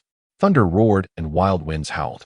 The cataclysmic thunder seemed poised to descend from the heavens, causing all present to tremble involuntarily. Chen Yuan remarked, "This aura likely rivals that of the late stage of the opening Yuan realm. Truly, Brother Lin has emerged stronger after 5 years of tribulation." Chen Gang stood to the side, observing this astonishing scene, his expression predominantly one of delight. The younger generation of the Chen family also displayed an excited countenance. Deep within the Chen residence, a middle-aged man's eyes sparkled with brilliance. Yet one could discern the admiration that shimmered within. How could this young man's progress be so astonishingly rapid? Just a few days have passed, and the fluctuations he exudes are already comparable to the peak of the Qiyuan realm. Before him stood another individual, none other than Chen Qi. Upon hearing these words, however, Chen Qi did not exhibit the expected joy. Instead, he appeared notably solemn. Though Lin was indeed remarkable, the elite talents entering the Qinglong Tower this time were not limited to Lin alone. Those present were all esteemed elders of the Chen family, regarded as the very backbone of the clan. Chen Qi's gaze was solemn as he cast his eyes towards the distance. At present, the only individual they could place their trust in was Chen Lin. As a few of them engaged in conversation, the gentle rays of the morning sun began to illuminate the earth, and the commotion in the eastern courtyard gradually subsided. Creak. With a soft sound of the door opening, Chen Lin stepped outside, his eyes sparkling like celestial gems, his aura exuding a newfound vigor compared to the previous days. To the others, the once formidable presence of Chen Lin's primordial energy seemed entirely imperceptible. "Lin Gu, today marks the day the Azure Dragon Tower opens. Let us make haste." Chen Gang and Chen Xiaoxiao approached Chen Lin, speaking softly, and shortly after, the 4 members of the Chen family, witnessed by many, made their way towards the city. All the while, Chen Song observed these events keenly. "Do you regard the Azure Dragon Tower as your final hope? Ha ha ha, may you seize this last opportunity." Chen Songyin let out a chilling laugh, causing cold sweat to pour down the foreheads of the guards beside him. At the heart of Flamefire City stood a colossal tower, soaring into the clouds. The tower was adorned with a magnificent dragon, its claws bared and eyes fierce, instilling fear in all who dared to gaze upon it. This was the Qinglong Tower. At this moment, the vicinity of the Qinglong Tower was bustling with martial artists, drawn together by the arrival of the long-anticipated day. Though the majority were merely there for the spectacle, by the time Chen Lin and his companions reached the tower, They could already see in the southeast corner a young man standing with a sword in hand. Surrounding him were many onlookers, their eyes filled with wariness. Yet none dared to approach. "Nangong Tian," Chen Xiaoxiao whispered, her beautiful eyes reflecting a grave seriousness. Upon hearing this, Chen Lin cast a discerning gaze. And in that fleeting moment, Nangong Tian seemed to sense it, their eyes locking in an intense exchange. A flicker of firelight danced in the void. A scene that left the onlookers profoundly astonished. The individual in question was none other than Chen Lin, the very one capable of prompting Chen Yuan and Chen Xiaoxiao to willingly take a back seat. It appears that Chen Lin is indeed extraordinary. Retracting his gaze, Chen Lin felt a sudden jolt within. What a sharp brilliance. This person is indeed Chen Lin. I wonder if he is worthy of me drawing my sword. Nangong Tian murmured, his expression betraying no emotion. At that moment, a commotion erupted in the center of the crowd as the throng parted to reveal a path, through which a strikingly handsome youth emerged, radiating an aura akin to that of a star surrounded by planets. The first prodigy of the city lord's mansion, Sun Qi. Upon hearing the murmurs of the crowd, Chen Xiaoxiao spoke softly, to which Chen Lin nodded slightly, only to subsequently focus his gaze intently. "You are Chen Lin? I have heard tales of your victory over that waste, Li Zhe. Your skills are indeed commendable," Sun Qi remarked, directing his gaze at Chen Lin. Unfazed by the crowd's scrutiny, a light laugh escaping his lips. As his words fell, an immediate silence enveloped the atmosphere, with many expressions reflecting a mix of intrigue and amusement. For it was common knowledge that the Li family had lost the Qinglong order due to disputes over the Yuan veins.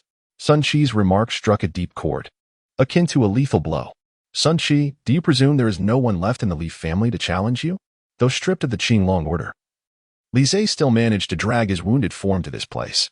Oh, if even with medicine you are no match, it would be wise not to embarrass yourself by stepping forward," Sun Qi replied with a slight sneer. A surge of pressure emanating from him that forced Li Zhe to stagger back, blood spilling from his mouth. Late stage of the opening Yuan realm. A wave of realization swept through the crowd as they sensed this surge of Yuan power, igniting a fervor amongst them. Prior to this, many had speculated that Sun Qi's prowess might reach the late stage of the opening Yuan realm. Yet, upon distinctly feeling the palpable energy, they could not suppress their astonishment. Chen Lin's expression grew grave. It was evident that Sun Qi's actions were even more audacious than Li Zhe's, indicating he possessed considerable prowess. Some individuals should not presume that defeating certain weaklings makes them extraordinary prodigies. They must grasp the concept that there are always greater talents beyond themselves. The cold snort from Sun Qi pointed towards someone, and in the minds of the onlookers, the target was already chosen. However, throughout this encounter, Chen Lin remained remarkably composed, unfazed by the unfolding events. The crowd slowly shook their heads, their eyes reflecting a hint of disappointment. They had initially anticipated a captivating spectacle, yet it now appeared somewhat lackluster. Boom! At that moment, a tremendous roar emanated from within the Qinglong Tower, accompanied by a dazzling azure light and a dragon's roar that resonated powerfully, reverberating endlessly. Simultaneously, outside the Qinglong Tower, an enchanting figure suddenly descended from the sky, instantly capturing the attention of all present. The woman was clad in a flowing purple gown that elegantly accentuated her graceful form, and on her delicate face, a beauty mark beneath her eye added to her allure. As for her identity, it was indeed remarkable. She was Su Yin, the envoy from Tianbao Tower, and also the overseer of the Qinglong Tower in the city of Flamefire. Upon her arrival, the heads of various families greeted Su Yin with respectful bows, for her status was undeniably noble, commanding their utmost respect. After surveying her surroundings, Su Yinran's gaze seemed to settle in a particular direction, prompting the spectators to shift their focus accordingly. What remarkable ability does this young man possess to earn the favor of the esteemed envoy? Sun Qi gritted his teeth, uttering these words with palpable resentment, for Su Yinran's gaze had indeed lingered upon Chen Lin. Chen Lin's eyes reflected a hint of perplexity, compelling him to nod slightly. He was certain he had never encountered the other party before. The Qinglong Tower was set to reopen, and it was apparent that everyone was filled with anticipation. However, the rules remained unchanged as always. The first to third levels housed bronze-armored puppets, while the fourth to sixth levels contained silver-armored puppets. Let us all strive earnestly. Su Yinran spoke softly, her enchanting visage adorned with a faint smile, causing the martial artists gathered to blush, including Sun Qi, who gritted his teeth in silence. Brother Lin, these bronze-armored puppets will possess a half-minor realm advantage over us. while the silver-armored puppets will surpass us by an entire minor realm. Moreover, the physical bodies of these puppets are exceedingly resilient, making it quite challenging for us to inflict genuine harm. Once our vital energy is excessively depleted, we shall inevitably face defeat, which is why most individuals can only advance to the 3rd level. Chen Shasha spoke in a low voice, clearly possessing prior knowledge of the Azure Dragon Tower. Upon hearing this, Chen Lin nodded solemnly. If that is indeed the case, this silver-armored puppet is undoubtedly formidable. It is no wonder that over the years, not a single soul has managed to breach the 7th level. As we enter the tower, let us all exercise caution. Should we find ourselves overwhelmed, we must promptly crush the Azure Dragon token in our possession. Not only does the Azure Dragon token serve as our entry pass into the Azure Dragon Tower, but within its confines, it also acts as a life-saving talisman. By shattering it, we can ensure our safe egress. Chen Lin addressed the 4 individuals with a reminder, while Chun Yuan and Chun Gang silently nodded, their expressions gravely serious, clearly comprehending the profound terror that resided within the Azure Dragon Tower. Chen Lin said little as the 4 of them approached the entrance of the Qinglong Tower. Suddenly, a figure appeared, blocking their path. It was Sun Qi. Chun Yuan furrowed his brow. Sun Qi directed a disdainful gaze at Chen Lin and chuckled, "Young man. Within the Qinglong Tower, only those who reach the 7th level and above may encounter one another. Should you falter at the first 6 levels, your reputation would be but an empty shell. Yet, it is true that for decades, no one from Yinhua City has breached the 7th level. Today, however, I, Sun Qi, shall shatter that precedent." His domineering words echoed like thunder, imbued with a chilling sharpness that aimed directly at Chen Lin. Chapter 10, Commencement of the Challenge Roar. The dragon's roar reverberated through the heavens, piercing the skies. At the moment the Qinglong Tower was unveiled, Zhao Nuo and Zhao Yang of the Zhao family felt their elemental energy surge, swiftly making their way toward the tower. Upon seeing Sun Qi advance towards Chen Lin, Zhao Nuo could not help but secretly rejoice, for he knew that before Sun Qi, Li Zhe was no different from a mere child. Chen Lin possesses the capability to vanquish Li Zhe, yet should he provoke Sun Qi, he would find himself on an inescapable path to demise. Do not be misled. Despite his victory over Li Zhe, it is clear that his prowess is insufficient when confronted by Sun Qi. As Zhao Nuo momentarily drifted into contemplation, Zhao Yang could not help but raise an eyebrow and speak. Zhao Nuo offered a faint smile, no longer wishing to squander time, and followed Zhao Yang into the Qinglong Tower. Upon their entry, Nangong Tian, the youth standing with a sword, also stepped forth from the Nangong family. Behind him trailed a charming young woman, her hand aglow with a shimmering green light, evidently the second individual from the Nangong family to enter the Qinglong Tower. This was Nangong Shui. At not yet 17, she had already ascended to the mid-stage of the Qiwan realm. Her talent was nearly on par with that of Nangong Tian, and it was rumored that she had been accepted as a disciple by a prominent sect in Tianyang County, making her return quite unexpected. Among the onlookers, some recognized Nangong Shui's identity and gasped in astonishment, particularly upon learning that she had been taken as a disciple by a major sect in Tianyang County. Disbelief washed over them. However, considering her formidable talent, it seemed entirely reasonable. Her delicate figure radiated an icy demeanor, true to her name, yet just before entering the tower, her cold gaze involuntarily swept toward Chen Lin. This brief assessment captured the attention of all present, including the perpetually brooding Sun Qi. In Yinhua City, who was unaware that Sun Qi harbored feelings for Nangong Shui? Yet, her character was notoriously frigid, offering no warmth to anyone. Witnessing this scene, Sun Qi clenched his fists, a flicker of anger igniting in his eyes. However, his immediate objective was to enter the Qinglong Tower. Best hold on until the 7th level. Kid, he thought. Once Sun Qi departed, only the Chen family members remained. This kid is truly insufferable. Chen Yuan seethed with rage. Had it not been for Chun Gang restraining him, he might have rushed to confront Sun Qi moments ago. Everyone, exercise caution upon entering the Qinglong Tower. If you find yourselves at a disadvantage, be sure to shatter the Qinglong token. Chen Lin regarded Sun Qi's words with indifference, merely cautioning the trio. Upon hearing this, the 3 nodded lightly before making their way toward the Azure Dragon Tower. Chen Lin was the last to enter, and he was met with a dazzling flash of light, feeling an irresistible force tugging at him. When he opened his eyes again, he found himself in a realm of gray, with an impenetrable darkness stretching before him. Before he could acclimate to his surroundings, a thunderous sound reverberated through the space. Boom! Before him, a puppet figure materialized seemingly out of nowhere. The puppet, adorned in ancient bronze, exuded an imposing aura as if clad in armor, instantly filling the air with a magnificent presence. Mid-stage of the opening Yuan realm, Chen Lin was momentarily taken aback. His current cultivation level stood at the pinnacle of the initial stage of the Qiyuan realm, merely a step away from advancing to the intermediate stage.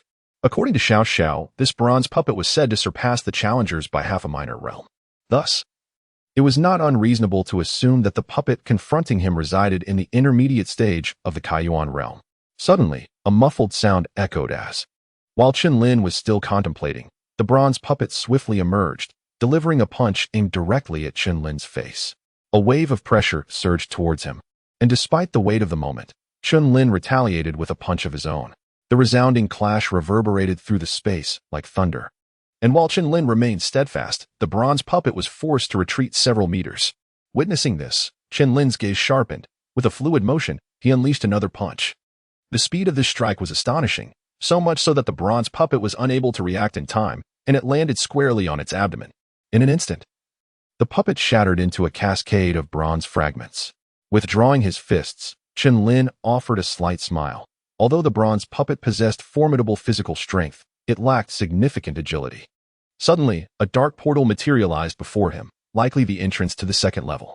The next moment, the scene before Chen Lin shifted once more, and before he could respond, 3 identical bronze puppets emerged from the void.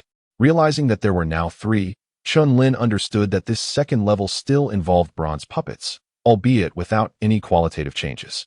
A powerful gust of wind surged forth, a torrent of elemental energy rushing towards Chen Lin, yet he remained composed, raising his fist in response. With a series of 3 powerful punches, the 3 puppets staggered back. Chen Lin's gaze intensified, and in the next moment, he bellowed, 8 Desolation's fist. With this declaration, his fist summoned the winds and stirred the clouds, shaking the very ground itself. A domineering force radiated throughout the space, and Chen Lin's aura transformed in an instant, his fists glowing brilliantly with boundless power. As he unleashed a punch, the bronze puppets had no opportunity to breathe, instantly disintegrating into a flurry of fragments. Onwards to the next level. The third level mirrored the second, still presenting bronze puppets, yet now there were 6 before Chen Lin. At this point, he comprehended the challenge posed by the Qinglong Tower. Without a certain level of talent, one might not even conquer the first level. And even those with talent, but lacking perseverance, would likely falter at the third level. 8 Desolation's fist. With a mighty roar, Chen Lin's figure transformed into a blur, his presence nearly imperceptible. In the next moment, a series of muffled sounds of shattering filled the air as the 9 bronze puppets disintegrated under the force of his fist, leaving none behind. As the last puppet vanished, a luminous orb soared through the dark expanse. Chen Lin extended his hand to receive it, only to discover that within the glowing orb lay 3 elixirs, the most esteemed of which was a 9th-grade advanced pill. It seems this was indeed the reward for surpassing the first 3 tiers. Chen's eyes sparkled with brilliance. He never anticipated that after surpassing the 3rd level, he would acquire a 9th-grade advanced elixir. The 4th level. After a flash of light, Chen found himself in a gray-white space. Recalling what Chen Xiaoxiao had mentioned, he understood that the 4th to 6th levels were associated with silver puppets. Suddenly, with a thunderous roar, a silver puppet appeared before him like a phantom, exuding an immensely powerful wave of elemental energy. This was the pinnacle of the mid-stage of the opening Yuan realm, an entire minor realm above his own. Xiaoxiao's words were indeed accurate. Chen Lin clenched his fists tightly, a surge of battle intent coursing through his entire being. The power of this silver puppet should be on par with Li Zhe. However, this was merely the 4th level. Should he reach the 6th, would he be forced to contend with 6 Li Zhes? Quite intriguing, as Chen Lin forged ahead in his trials. The other 9 who had entered the Azure Dragon Tower were also fervently advancing. Those entrusted with the hopes of their families, entering the Azure Dragon Tower, were all individuals of exceptional talent. Yet, upon reaching the 3rd level, some could not withstand the pressure and shattered their Azure Dragon tokens. Suddenly, a radiant light illuminated the area, and a figure materialized. Chen Gang of the Chen family?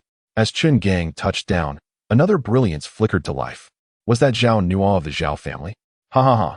Who would have thought Zhao Nua would falter at the 3rd level? Someone exclaimed with laughter.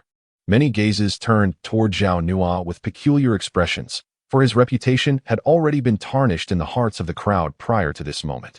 Chen Gang emerged, his innate talent insufficient, now possessing merely the cultivation of the 9th level of the opening vein realm. In contrast, Zhao Nuan was exceptionally gifted, ranking among the elite of the younger generation in Fire City. Were it not for my unhealed injuries, I would not have to endure such humiliation today. Zhao Nuan gritted his teeth, his complexion flushed. Now, he could only place his hopes on Zhao Yang. One could only wonder how far that young man could advance. Chapter 11. A breakthrough. Once more as the crowd witnessed Zhao Nuan's defeat, murmurs of disbelief rippled through their minds. For the difficulty of the Azure Dragon Tower was already well established. But, before anyone could ponder further, the void suddenly shimmered with a radiant green light, revealing the presence of 3 figures within the luminous orb. It was Qin Yuan, Sunny from the City Lord's mansion. Wait. There was another. Was that Zhao Yang of the Zhao family? A series of astonished exclamations erupted, causing many to widen their eyes in shock. Yet, as the 3 descended, 3 more orbs of elemental energy floated out from the Azure Dragon Tower. Were these top-tier 9th-grade martial arts? The crowd gasped. For among the esteemed families of Fire City, the highest grade known was merely advanced 9th-grade martial arts. Many gazed at the trio with envy, yet failed to notice the bittersweet expressions etched on their faces. Zhao Yang had emerged. Did this not imply the complete downfall of the Zhao family? Someone whispered. This remark reached Zhao Nua's ears, causing his complexion to shift from green to white. Today, the Zhao family's reputation was utterly tarnished. Zhao Yang's strength was at the peak of the mid-opening Yuan realm. Logically, he should not have faltered at the 4th level. However, he had been defeated by Nangong Tian days prior, and his injuries had not yet healed. Buzz. Another soft sound echoed as the verdant light enveloped a graceful figure descending. The young woman, clad in a flowing azure-green gown, appeared even more enchanting amidst the shimmering azure light, leaving many momentarily entranced. Xiao Xiao, to which level have you ascended? The girl was indeed Chen Xiao Xiao, and as soon as she touched down, Qin Yuan eagerly inquired. Chen Xiao Xiao chuckled softly. The 5th level. Qin Yuan let out a bitter smile. Over the years, Chen Xiao Xiao had been tirelessly channeling her vital energy to Chen Xiao. Yet her cultivation had ascended to the pinnacle of the meridian opening realm, astonishingly surpassing his own progress. Nevertheless, Qin Yuan felt a greater sense of joy regarding this. As a radiant beam of light once again burst forth from within the tower, the onlookers could no longer contain their excitement. Was that an 8th-grade martial art? It turned out that by surpassing the 5th level, one could indeed attain an 8th-grade martial technique. Chen Xiao Xiao joyfully accepted the item, yet refrained from examining the martial art immediately. Instead, her gaze remained steadfastly fixed upon the towering Qinglong Tower. At this moment, all hope truly rested upon Chen Lin alone. The other members of the Chen family clenched their hands tightly, pacing back and forth, their expressions tense as they gazed at the Qinglong Tower. Within the Qinglong Tower, an extraordinary space unveiled itself, revealing 6 silver puppets materializing. In that instant, a flurry of snow began to descend from the heavens. As the snowflakes touched the ground, they did not melt. Rather, they shattered like fragmented blades, producing a sharp sound of slicing air.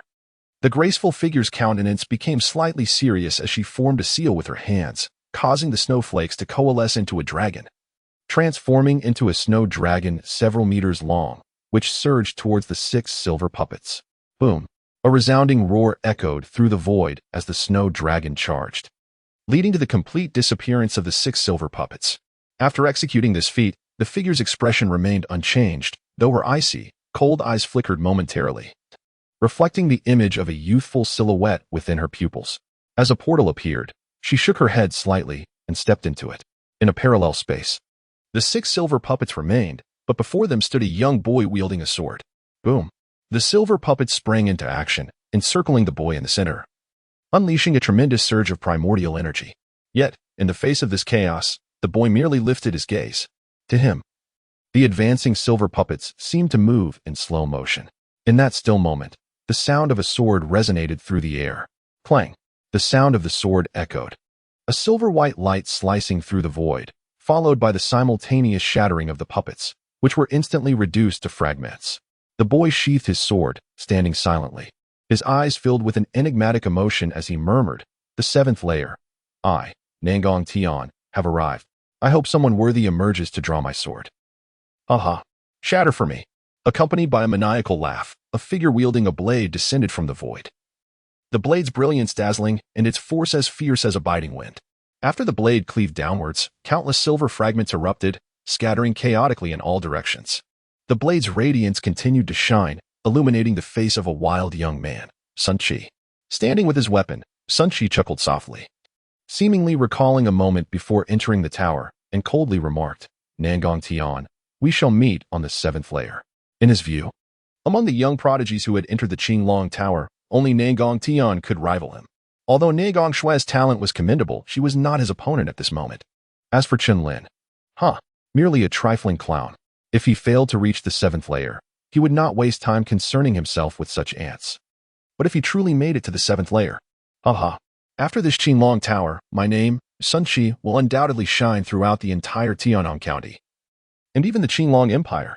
In a similar predicament, surrounded by 6 silver puppets, the young boy found himself in a different scenario than before. The 6 silver puppets, instead of remaining stationary, moved with a fluidity that seemed to defy reality, launching relentless and ferocious assaults. Boom, bang.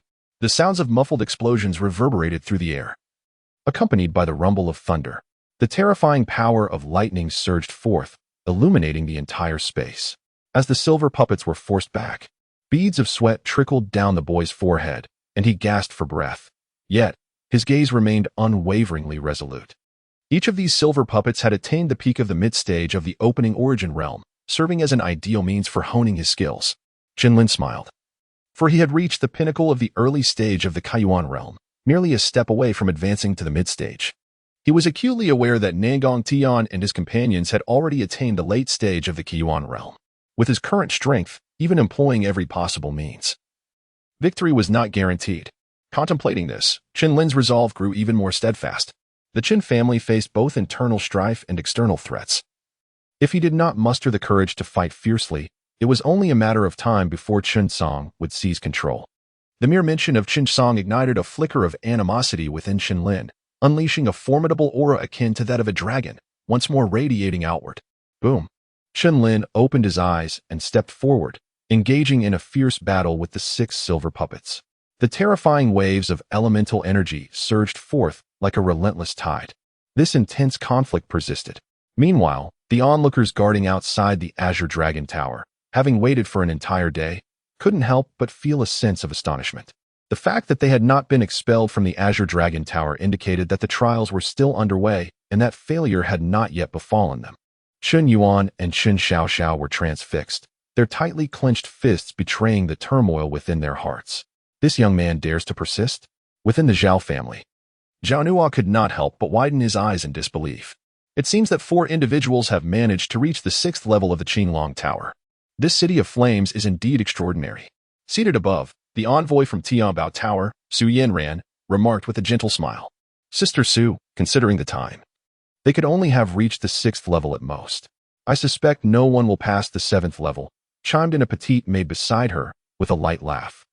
Inger, do not speak foolishly, Su Yanran chided, casting a disapproving glance at the maid. The maid pouted and replied, only those who surpass the 7th level can barely be called prodigies, and it is only by conquering the 8th level that one can be deemed a true celestial talent. As for the 9th level, throughout the entire Qingyun Empire, only the imperial prince blessed by the fortune of the flood dragon has succeeded. Upon hearing this, Su Yanran merely chuckled and shook her head, choosing not to elaborate further. The long wait continued, yet the 6th level of the Qinglong Tower was far from tranquil. Boom. A thunderous roar erupted as Chen Lin retracted his arm, feeling a wave of fatigue wash over him. However, thinking of Chen Xiaoxiao, Chen Yuan, and the members of the Chen family outside, he knew he could not afford to give up. Thunderclap fist. With a resounding cry, Chen Lin unleashed his power, transforming into a bolt of lightning, his arms surging with immense strength as he struck once more at the tireless silver puppet. Bang! As this fist landed, Chen Lin's previously waning momentum surged dramatically in an instant. Concurrently, a terrifying fluctuation of elemental energy spread forth like a river's flow. Mid-stage of the Kaiyuan realm, Chen Lin successfully broke through, his eyes sparkling with determination as he gazed upon the remaining 5 silver puppets.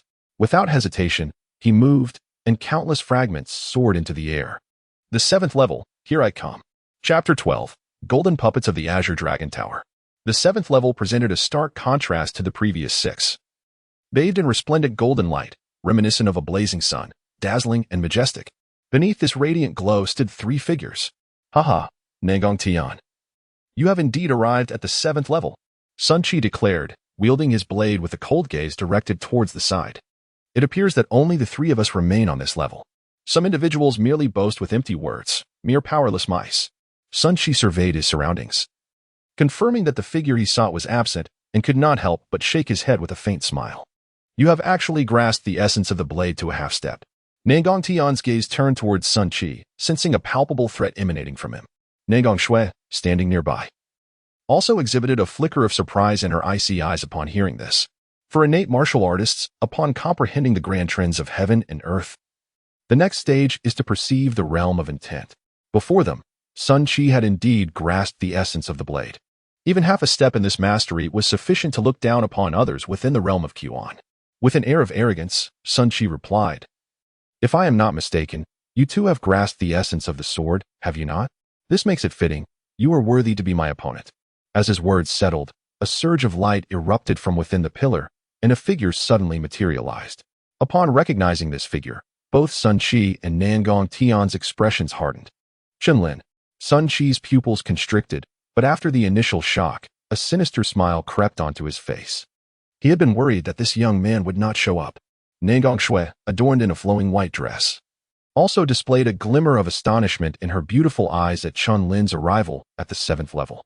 As Chen Lin descended from the void, he opened his eyes to see the sneering visage of Sun Qi. "Congratulations," Nangong Tian remarked impassively. Chen Lin nodded slightly. At that moment, Sun Qi, standing nearby, sneered. "Chen Lin, I never imagined you would actually reach this 7th level. Yet, regrettably, this will mark the conclusion of your journey. Whether that is true or not is not for you to determine." Chen Lin's gaze turned frosty. He had never sought out trouble with Sun Qi. Yet the latter had persistently harassed him, truly believing he was intimidated. Moreover, with his cultivation now at the mid-stage of the Kaiyuan realm, he was eager to find someone to test his current strength. "Boy, do you think that with a mere hint of adversity, you can start a riot? If you seek death, I can grant it to you right now." Sun Qi brandished his long knife, a chilling aura emanating from the blade. "Sun Qi, the situation on the 7th level is still unclear. Do not act recklessly," suddenly interjected Nangong Shui. "Shui, are you here to protect this boy?" Sun Qi asked, momentarily taken aback, disbelief etched on his face. Nangong Shui frowned slightly, shaking her head. "No, it is just that we are currently in an entirely unfamiliar space. It would be prudent to ascertain the rules of the 7th level first. What if I intend to eliminate this boy right now?" Sun Qi's eyes blazed with fury, his murderous intent toward Chen Lin reaching a peak. However, Nangong Shui stepped forward, positioning herself protectively in front of Chen Lin. Witnessing this, Sun Qi trembled with rage but refrained from advancing. Nangong Tian, gripping his sword hilt tightly, gradually relaxed his hold. After all, given Nangong Shui's current strength, she was still no match for Sun Qi, who had comprehended the essence of the blade to a degree. Additionally, as they were nominally siblings, he felt an obligation to ensure her safety. "Boy, I shall see who can protect you now." Sun Qi suddenly chuckled, his piercing gaze fixed on Chen Lin. Chen Lin smiled, yet the chill in his gaze had already turned to frost. As the atmosphere in the room grew tense, a brilliant golden light suddenly illuminated the entire space. Then, the four individuals beheld two radiant beams of light emerging from within that golden glow, each adorned with a keel-like aperture. Before they could contemplate further, two puppets shimmering with golden light appeared before them. Could these be the legendary golden puppets? Nangong Tian spoke in a hushed tone, his expression turning grave for the first time. "It is said that each of these golden puppets reaches the pinnacle of the opening Yuan realm." Nangong Shui, well-versed in knowledge, furrowed her beautiful brow. Upon hearing this, even Sun Qi couldn't help but murmur in astonishment. With his current strength, he could defeat silver puppets at the peak of the opening Yuan realm. But facing golden puppets that had already attained the utmost limit of that realm would undoubtedly require considerable effort. Chen Lin was taken aback, for he had not anticipated that the trial of the 7th layer would manifest in the form of these golden puppets, whose strength had reached the pinnacle of the Kaiyuan realm. The subtle fluctuations of elemental energy emanating from them enveloped him in an unprecedented sense of pressure. "If I am not mistaken, these two golden puppets are indeed the trials of the 7th layer," remarked Nangong Tian, his mind sharp and contemplative. As his words resonated, Chen Lin and his companions nodded slightly, their gazes fixated on the formidable golden constructs. The situation had become quite straightforward. Two golden puppets against the four of us, thus suggesting that two individuals could team up against each golden puppet. "I trust that this division poses no issues," stated Nangong Tian with a grave tone. "Humph. That is acceptable, but I insist on partnering with Shui. If I were to be paired with that worthless one, I fear I might be unable to restrain myself from eliminating him first. Sun Qi replied with a chilling smile, his disdainful gaze directed at Chen Lin. Upon hearing this, Nagong Tian glanced at Nangong Shui behind him, whose beautiful eyes flickered before she eventually acquiesced to the request. Chen Lin, it seems you will be my partner. Is that agreeable to you? Nagong Tian inquired, turning his attention to Chen Lin. Chen Lin nodded, naturally without hesitation. Suddenly, as soon as the four had concluded their discussion, a golden puppet in the distance surged forth violently from its original position, charging towards each of the four individuals. Witnessing this scene, Nagong Tian drew his sword and, taking a decisive step forward, advanced towards one of the golden puppets. Upon witnessing the situation, Chen Lin ceased his hesitation, his entire being trembling as a tempestuous force of thunder surged forth, joining the ranks of Nangong Tian. Shui, I shall take the lead in the assault. You provide support from the sidelines. Be cautious not to sustain any injuries, Sun Qi spoke softly, glancing at Nangong Shui beside him. At his words, Nangong Shui gently nodded, accepting this advantageous arrangement without protest. After all, her current strength was merely at the mid-stage of the opening Yuan realm. Boom. The chilling momentum of the blade erupted instantaneously, as Sun Qi, under the watchful gaze of Nangong Shui, unleashed every ounce of his comprehended half-step blade intent. Bang! The razor-sharp blade light struck directly against the golden puppet's form, yet astonishingly, the golden puppet exhibited no sign of retreat whatsoever. Crash! A fist was hurled forth, causing Sun Qi's pupils to constrict as he swiftly raised his blade to defend, stepping back into the void with urgency. The golden puppet at the peak of the opening Yuan realm truly lived up to its reputation. Sun Qi chuckled coldly, dismissing the earlier setback with a hearty laugh as he advanced once more with his blade raised. Meanwhile, Nangong Shui remained active, her hands forming seals as snowflakes danced and fell from the heavens, landing heavily upon the golden puppet. On another front, Chen Lin and Nangong Tian faced the golden puppet with considerable difficulty. Following Sun Qi's lead, Nangong Tian assumed the role of the primary attacker while Chen Lin provided support. On the surface, both Chen Lin and Nangong Shui appeared to possess comparable prowess, being merely at the mid-stage of the opening Yuan realm. Buzz! The sound of a sword resonated as Nangong Tian charged toward the golden puppet, unleashing a flurry of sword energy. However, it barely grazed the golden puppet. Observing this, Nangong Tian's gaze sharpened as he softly commanded, half-step sword intent. A chilling sword radiance suddenly surged forth from Nangong Tian's blade, causing a momentary tremor throughout the space. Chen Lin felt a jolt within, recognizing that Nangong Tian was indeed extraordinary, having comprehended half-step sword intent even at the opening Yuan realm, not far from achieving the complete innate sword intent.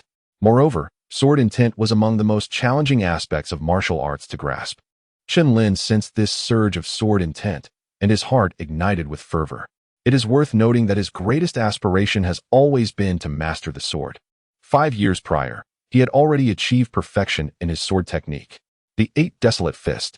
With a fierce roar, Chen Lin unleashed a formidable fist strike that surged forth with an overwhelming might. As he struck towards the golden puppet, he simultaneously immersed himself in the profound essence of Nangong Tian's half-step sword intent. It is worth noting that aside from the first volume of the Heavenly Desolation Tao's cultivation techniques, which focuses on body refinement, the second volume is dedicated to swordsmanship. The space around them throbbed with pulsating waves of elemental energy, and the reverberating sounds echoed incessantly. Chapter 13. The Thunder Dragon Devours the Demon Wolf's 7th Layer of the Azure Dragon Tower. The vast waves of elemental energy radiated outward, stirring visible ripples in the air. Even a novice in the opening Yuan realm would likely be harmed by this potent aftermath. Boom. Another thunderous roar erupted as Nangong Tian's sword danced once more in his hand. His cold gaze flickered, and he spoke in a chilling tone. Flowing windsword technique. Flying snow. This was a 9th grade advanced martial art. Upon his words, the atmosphere of the 7th layer suddenly turned frigid for a moment, and a chilling beam of sword light, like a specter, cleaved through the air from the blade. With the enhancement of the half-step sword intent, the power of this strike momentarily stunned Chen Lin. However, after a brief moment of astonishment, Chen Lin's eyes blazed with fury as he bellowed, "Thunderlight Fist." Radiant lightning erupted, surging forth with terrifying force. The might of the thunder, akin to violent magma, erupted explosively from Chen Lin's fist, hurtling directly towards the golden puppet. Boom! Two fearsome attacks simultaneously struck towards the golden puppet, which had reached the pinnacle of the opening Yuan realm, dimming the vast space under the brilliance of their clash. Meanwhile, in the eye of an elemental storm, the golden puppet stood resolutely, flanked by Sun Qi and Nangong Shui, both wielding their weapons. However, Sun Qi's expression had shifted from previous ease to profound seriousness. "Do you truly believe I cannot contend with you?" He glared intently at the golden puppet, gritting his teeth. Boom! Just as his words fell, he gripped his long knife firmly, a chilling knife intent suffusing the entire void. Wolf Moon Blade Technique. Celestial Wolf Slash. Sun Qi roared, and in the next instant, he swung his blade, summoning forth a gigantic wolf claw that soared from the knife, transforming into a colossal blade aimed at the golden puppet. Cold Moon 100 Stings. Nangong Shui chimed in with a soft call, her hands weaving intricate seals, as a flurry of snowflakes, sharp as needles, surged towards the golden pillar of light. The terrifying aftermath stirred a tempest in the space, creating waves of force that sent the four combatants hurtling backward in an instant. As the residual energy gradually dissipated, their figures reemerged, though all four gazed gravely towards the flickering golden light. Buzz! The golden light dissolved into nothingness, revealing countless fragments of gold soaring into the sky, cascading down like droplets of rain into a sea of foam. At the very moment the golden puppet vanished, two golden keys simultaneously emerged from within its body. Observing this scene from a distance, the four individuals finally exhaled in relief. Yet, in the next instant, a figure suddenly stepped forth, swiftly appearing at the spot where the golden puppet had disappeared. Haha, the golden keys. It seems this is the key to the 8th level. The figure was none other than Sun Qi, gripping the golden key tightly, his gaze aflame with fervor. The opening of the light column perfectly matched the shape of the golden key. Nangong Shui's icy eyes flickered as she discerned the crux of the matter. Nangong Tian stepped forward, his sword soaring, effortlessly claiming the other golden key into his palm. The atmosphere in the arena grew heavy. Moments ago, the four had collaborated, but the appearance of the golden keys had fragmented their unity. Nangong Tian, your strength is sufficient to ascend to the 8th level, but for some, this may be where their journey ends, Sun Qi remarked with a chilling smile. Nangong Shui's expression was equally grim. Yet she understood that whether facing Sun Qi or Nangong Tian, victory was not assured. Moreover, having reached the 7th level, she had already met her own expectations. However, that young man would likely not relent easily, would he? As this thought crossed her mind, Nangong Shui shifted her gaze towards Chen Lin. Sensing the scrutiny of 3 gazes upon him, Chen Lin smiled gently and took a step forward. "Oh, Chen Lin, are you still unconvinced and wish to test your mettle?" Sun Qi chuckled lightly, mocking him. Upon hearing this, Chen Lin shook his head with a smile, coldly remarking, "Sun Qi, you are not worthy of possessing this golden key." As soon as the words left his lips, the faces of the 3 present fell into astonishment, including Nangong Tian and Nangong Shui, their eyes reflecting disbelief. This young man. Nangong Shui's beautiful eyes flickered, hesitating to speak, a hint of disappointment surfacing within them. Although Sun Qi's character was arrogant, his strength was formidable. He had not only reached the late stage of the Kaiyuan realm, but had also comprehended the essence of a half-step sword intent, showcasing his exceptional talent. Yet, Chen Lin appeared to have little to rely on. Ha! Chen Lin, I initially intended to conserve my strength and not settle this matter within the Qinglong Tower. But now, I shall reconsider my approach. Sun Qi sneered, stepping towards Chen Lin, his long knife swirling in his hand. A wave of blade aura erupting like a shooting star in the dark night. Boom! You have provoked me repeatedly. Today, I shall bring this to an end. Chen Lin glared fiercely, his anger ablaze. He was not one to be trifled with. The repeated provocations from Sun Qi had foreordained their inevitable clash. Boom! Thunderous fist. With a fierce roar, Chen Lin unleashed his thunder body, transforming into a manifestation of lightning as he confronted Sun Qi, not daring to exhibit the slightest hint of carelessness. The radiance of lightning flickered and flowed like a dance of ethereal light. He executed a sweeping punch, akin to the sweeping force of the universe, directly crashing towards Sun Qi. Bang! The collision of fist and blade produced a resounding explosion, unleashing a tremendous backlash that forced both combatants to stagger backward. This spectacle drew the attention of the onlookers, Nangong Tian and Nangong Shui, who could not help but raise their eyebrows in surprise. Foolish child, courting death. Sun Qi could not accept that what he perceived as an insignificant insect could match him blow for blow. With a furious shout, he advanced once more, brandishing his blade. Wolf Moon Blade Technique, Celestial Wolf Slash. With a thunderous cry, a torrent of sanguine winds erupted from the blade, surging forth like an unstoppable river. With a firm stamp of his foot, Chen Lin unleashed his entire reservoir of primordial energy without reservation, as he beheld the shadowy night demon wolf charging towards him. A glint of determination flashed in his eyes. In the next moment, a blinding bolt of thunder erupted from the arena, transforming into a colossal thunder dragon that spiraled around Chen Lin. Thunder Elemental Body, Thunder Dragon's Roar.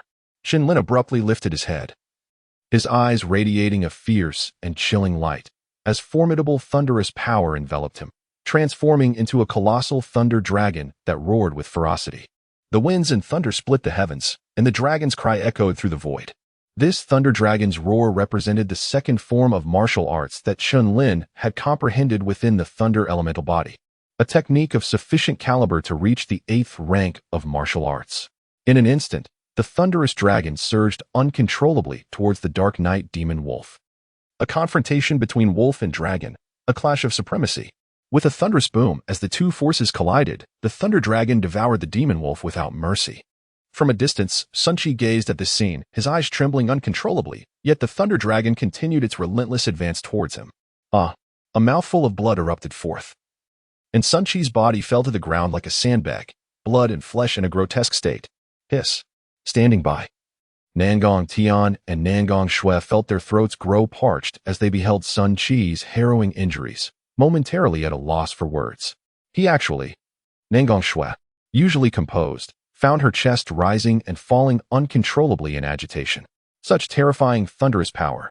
That martial form may have already reached the realm of 8th rank martial arts. To conquer Sun Qi, who had comprehended the blade's intent in the mid-stage of the opening Yuan realm, truly frightening. Nangong Tian shook his head with a bitter smile. His former arrogance now appeared somewhat absurd.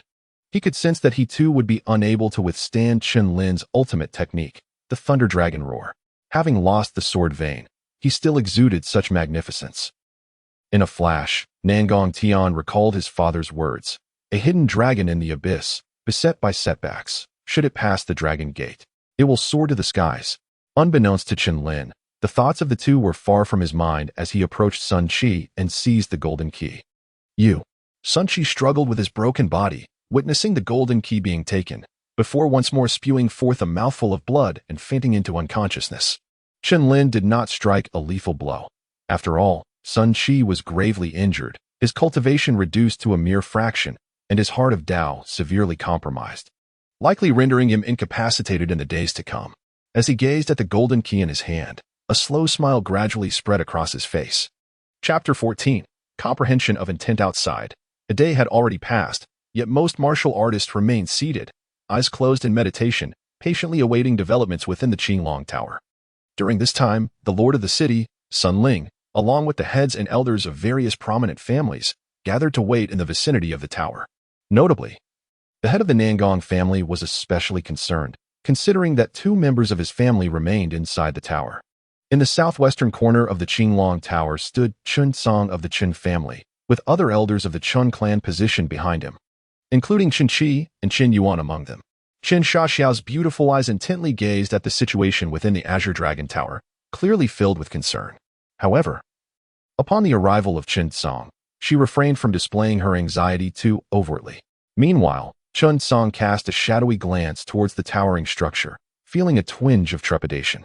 This young man actually managed to reach the 7th level. Truly, he must have stumbled upon extraordinary fortune. Yet, the 7th level represents the true challenge of the Azure Dragon Tower. Contemplating this, a cold smile emerged on Chen Song's face. In contrast, the atmosphere at the city lord's mansion was one of joviality, quite unlike the Chen family. The head of the family confidently proclaimed that with the prowess of Qi Ge, he would undoubtedly soar above the rest. Indeed, Qi Ge has comprehended the essence of the blade to a half-step. One of the younger members of the Sun family chimed in. Not only in the fiery city, but throughout the entire Tianyang prefecture, he can be regarded as a prodigy. Laughter erupted among the members of the Sun family. Upon hearing that Sun Qi had grasped the half-step blade intent, the expressions of the others shifted in astonishment. After all, to comprehend such intent at the opening origin realm is indeed a rarity. Instantly, Chen Xiaoxiao and Chen Yuan's gazes sharpened. They were well aware that prior to entering the Azure Dragon Tower, Sun Qi had not been on amicable terms with Chen Lin. If the two were to cross paths, would Chen Lin stand a chance against Sun Qi? Suddenly, as everyone was lost in thought, the previously tranquil Azure Dragon Tower erupted with two dazzling beams of light. Humph. It appears some opportunists have emerged, Sun Ling remarked, standing with his hands behind his back, a slight smile playing on his lips. It seems that his son has now reached the 8th level. Hearing this, both Qin Yuan and Qin Xiaoxiao exchanged worried glances towards the Azure Light. I wonder what capabilities he possesses, merely the 7th level. Countless prodigies in the capital can achieve that. To aspire to stand shoulder to shoulder with the Crown Prince is nothing more than a fool's dream. Chen Tsang gazed at the shimmering azure light, a cold smile gracing his lips. After a moment, the cerulean brilliance receded, gradually revealing two figures. However, upon recognizing these two silhouettes, the atmosphere in the vicinity became palpably tense, as if frozen in time. Bus. It was Nangong Shui of the Nangong family. Yet, the other figure seemed so familiar. Was it Sun Qi, the most talented scion of the city lord's residence? Upon recognizing their identities, someone in the crowd immediately raised their arms in exclamation. How could it possibly be Sun Qi? It is known that Sun Qi's cultivation had ascended to the late stage of the opening Yuan realm. Having even comprehended the essence of half-step sword intent, even a typical peak-level opening Yuan cultivator would not stand a chance against him. No, it truly is Sun Qi. Not only the onlookers, but even the members of the Chen family, including Chen Xiaoxiao, felt their hearts tremble at the sight of Sun Qi. It is not Ling Gu, Chen Xiaoxiao exclaimed in astonishment. Chen Yuan was equally astonished, overwhelmed by an indescribable joy, for Sun Qi's elimination signified Chen Lin's advancement, propelling him to the 8th level. That, indeed, is the 8th level. The Chen family was engulfed in a tumult of emotions, their eyes shimmering with hope. In stark contrast, upon witnessing Sun Qi collapse onto the ground, everyone rushed towards him. Upon observing this scene, Nangong Shui hastily made her way towards the Nangong family. The head of the Nangong family, seeing Nangong Shui's defeat, was not particularly surprised. After all, their reliance was not on Nangong Shui but rather on Nangong Tian. As long as Nangong Tian remained in the fray, hope for the Nangong family still lingered. Cheer, who inflicted such grievous injuries upon you? Your cultivation has been reduced to a mere shadow of its former self. Who could be so malevolent? Sun Ling gazed at the pitiable state of Sun Qi, his eyes nearly bursting with fury as he roared towards the heavens. A formidable aura of murderous intent surged forth from within him, akin to a torrential river, causing those nearby to tremble involuntarily.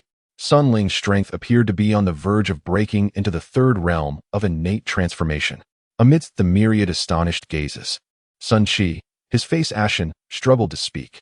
Father, it was Chen Lin. Chen Lin. When this name echoed from Sun Qi's lips, a wave of astonishment swept through the crowd. Chen Lin. Chen Tsang trembled at the sound. Wasn't that lad merely in the early stages of the opening Yuan realm? How could he possibly defeat Sun Qi? As for Chen Yuan and Chen Xiaoxiao, their eyes sparkled with joy, intertwined with profound shock. They could hardly believe that Chen Lin had truly managed to vanquish Sun Qi. The members of the Sun family, upon hearing Chen Lin's name, were equally incredulous. Yet Sun Qi nodded repeatedly, providing Sun Ling with sufficient assurance. Chief of the Chen family, has your Chen Lin perhaps gone too far? Sun Ling's gaze burned with intensity, his eyes glinting with malice.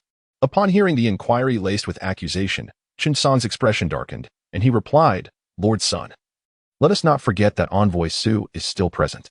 Until the conclusion of the Qinglong Tower, it would be prudent to refrain from impulsive actions. Naturally, once the Qinglong Tower has concluded, I shall provide you with an explanation. Sun Ling, upon hearing this, cast a glance towards Su Yin and on the distant high platform, inhaling deeply to suppress the fury boiling within him. Very well, I shall await your explanation, Chief Chen. As Sun Ling departed, a flicker of ferocity crossed Chen Song's eyes. Had it not been for the prince's orders, he would never have tolerated the arrogance of this mere lord of the flame-fire city. While the outside world erupted in chaos over Chen Lin's name, within the Qinglong Tower, Chen Lin and Nangong Tian had already ascended to the 8th level. The 8th level was shrouded in chaos, appearing dark and ethereal. Upon their arrival, Chen Lin and Nangong Tian parted ways, each tacitly agreeing not to engage until they had discerned the rules of this level. After 2 hours, drawn by a faint glimmer of light, they reunited. In that moment, the confusion that had once clouded their eyes had vanished completely. The realm of comprehension. They exchanged glances and spoke in unison. Haha. It seems you two have realized that this 8th level tests the martial artist's comprehension of the martial way. The deeper one's understanding, the stronger the radiance emanating from them. And the surrounding mist will dissipate. I surmise that once the mist has entirely cleared, the path to the 9th level shall reveal itself. Nangong Tian chuckled lightly, his gaze towards Chen Lin imbued with a hint of pride. Upon hearing this, Chen Lin nodded slightly, for Nangong Tian's words resonated with his own discoveries. In his view, the first 7 levels of the Azure Dragon Tower served as an unequivocal test of a martial artist's prowess, while the 8th level confronted them with an unavoidable aspect of their journey, comprehension of the realm of intent. The ability to grasp such intent at the Kaiyuan realm is a definitive measure of a martial artist's innate talent, impervious to external influences. Contemplating this, Chen Lin felt a weight in his heart, for he was aware that Nangong Tian had already attained a half-step sword intent. As he delved into his thoughts, an aura began to shimmer around both of them. However, the radiance emanating from Nangong Tian was far more resplendent than Chen Lin's. In terms of raw strength, I may fall short of you, yet this 8th level tests the comprehension of intent, so do not hold it against me. Nangong Tian thought confidently. After all, his understanding of sword intent had begun 3 years prior, and it took him this long to progress from perfect sword momentum to half-step sword intent. He knew that taking this step was akin to scaling a mountain.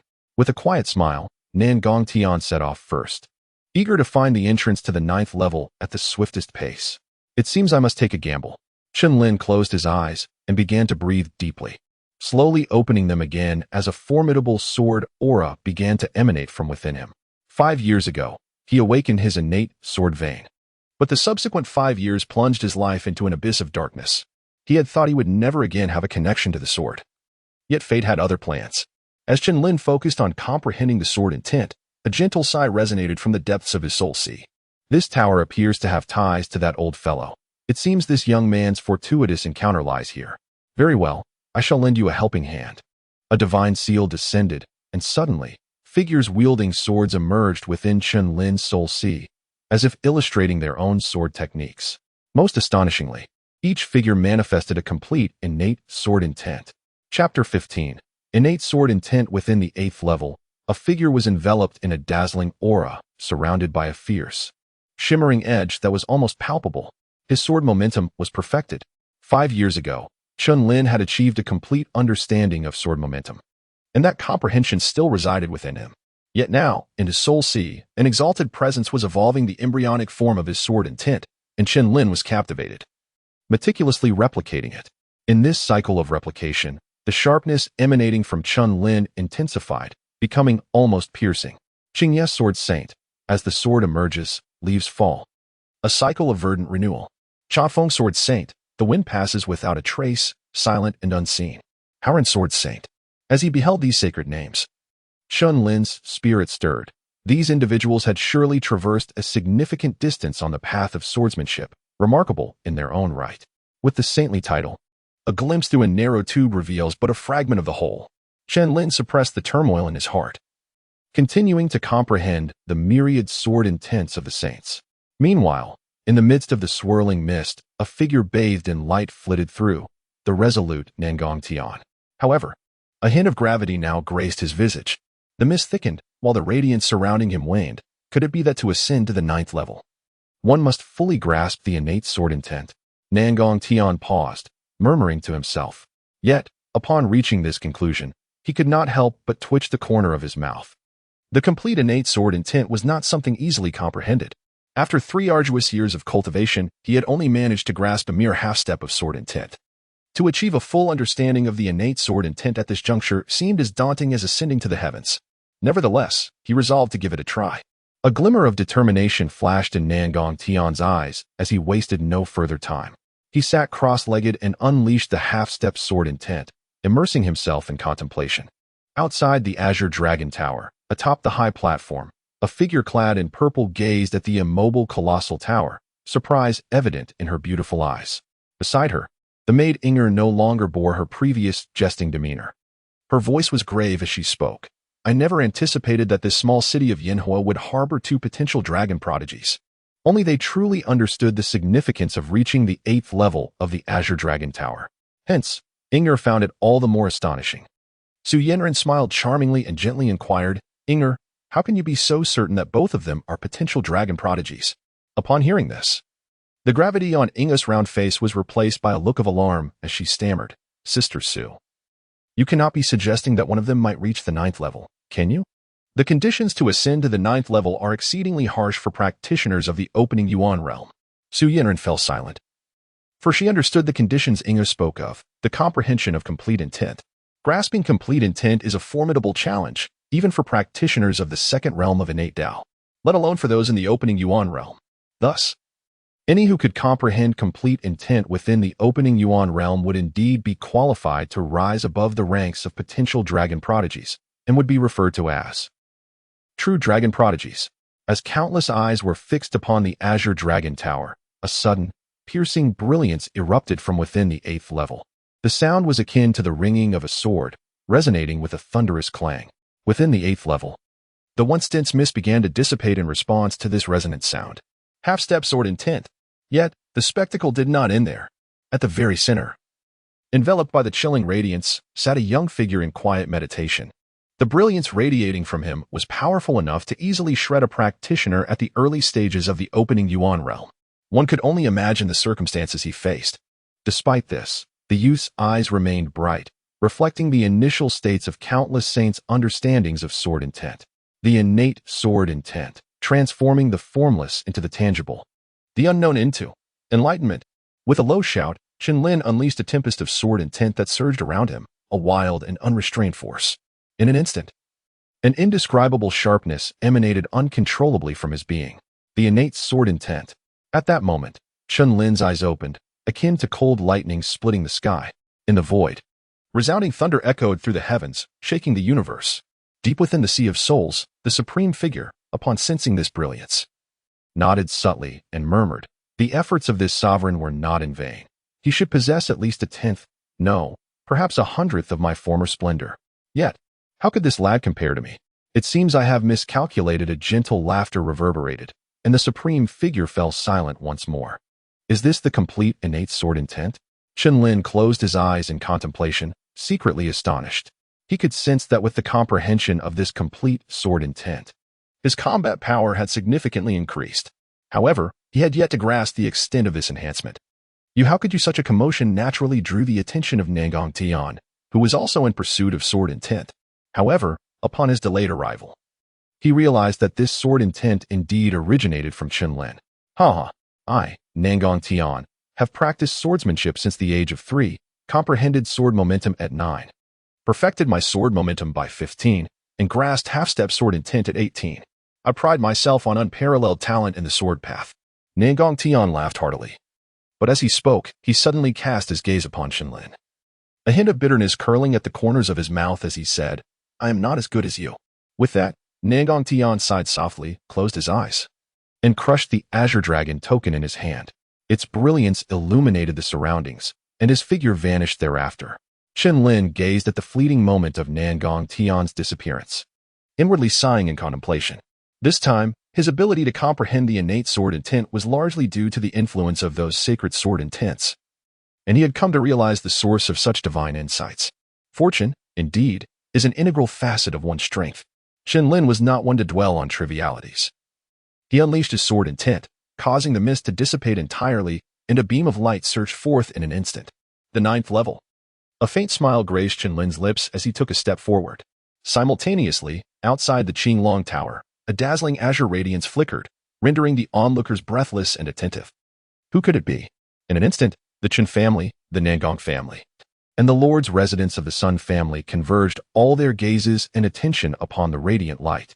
Inger, who do you think is the one eliminated? Su Yan inquired softly, a hint of allure gracing her lips. Sister Su, if anyone were to be the first eliminated, it would undoubtedly be Chen Lin. For Nangong Tian is a genius who has already comprehended the essence of the sword to a certain extent. The fact that Chen Lin managed to reach the 8th level has already taken me by surprise. Inger pondered for a moment before slowly responding. Su Yanran remained silent, merely shaking her head gently. Observing this, Inger's pupils constricted as her gaze shifted towards the dazzling azure light. Almost everyone shared Inger's sentiment. While the head of the Nangong family stroked his long beard, seemingly unperturbed.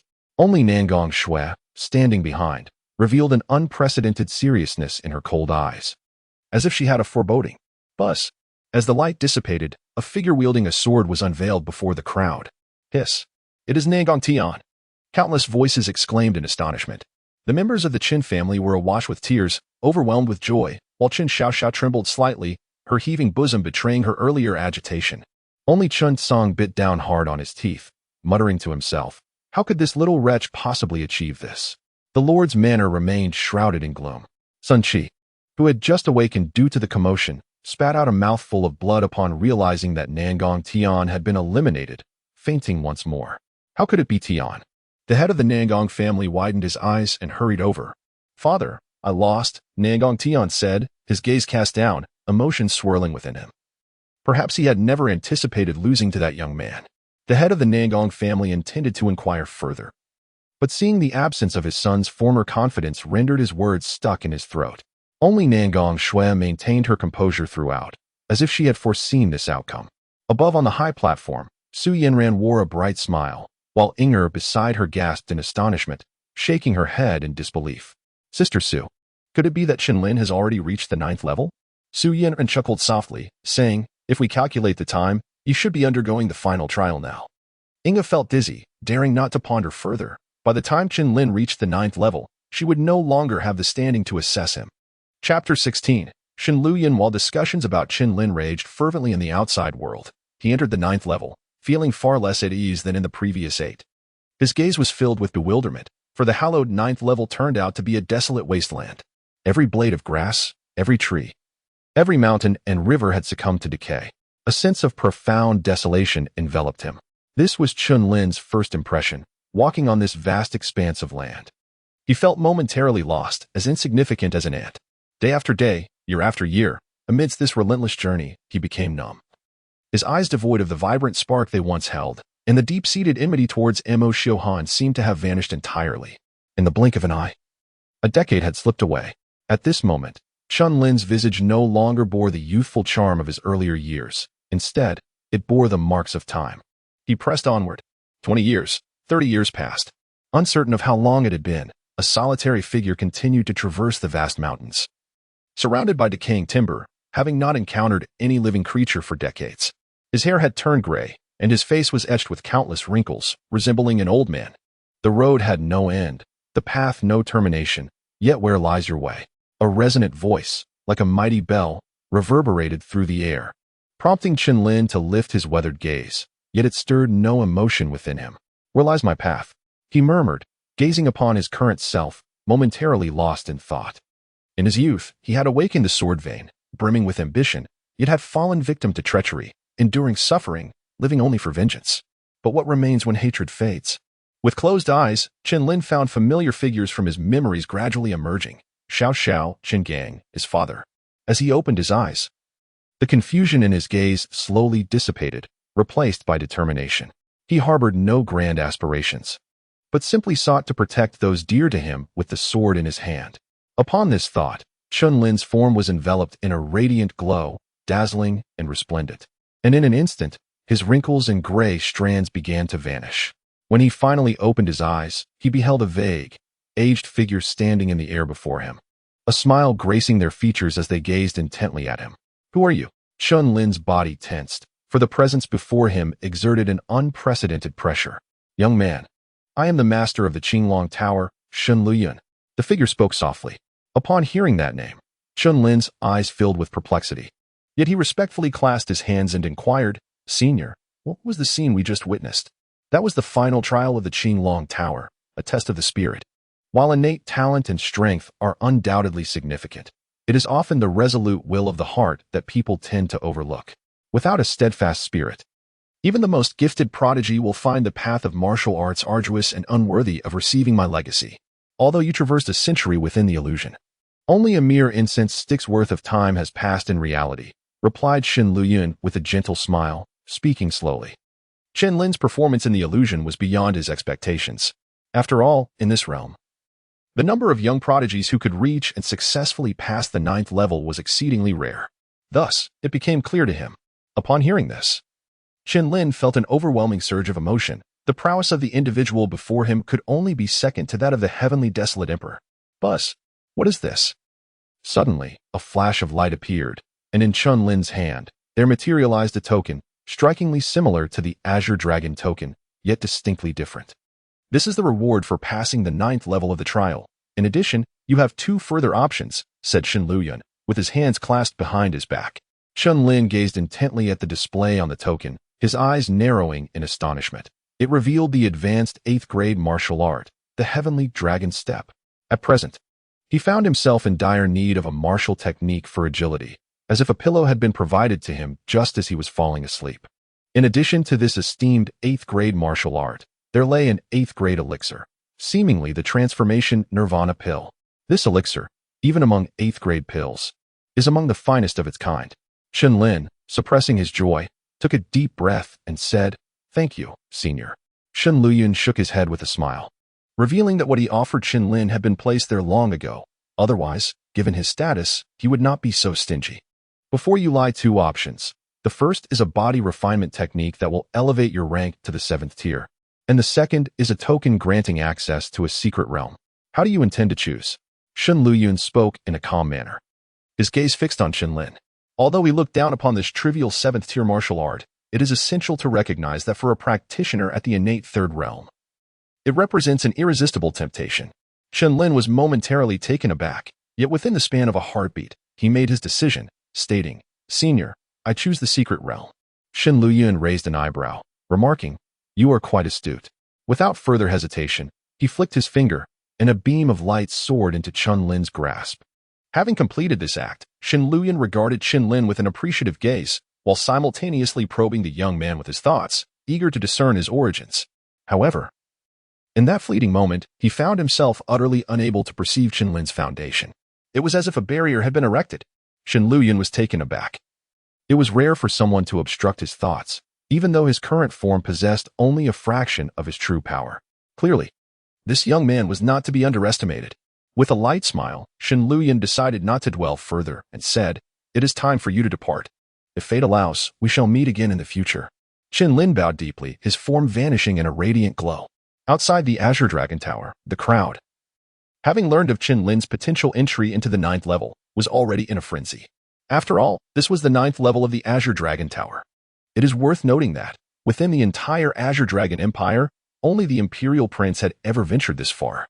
The scenes within the 9th level remained an enigma to all others. The Chen family members grasped each other's hands tightly, their eyes brimming with excitement.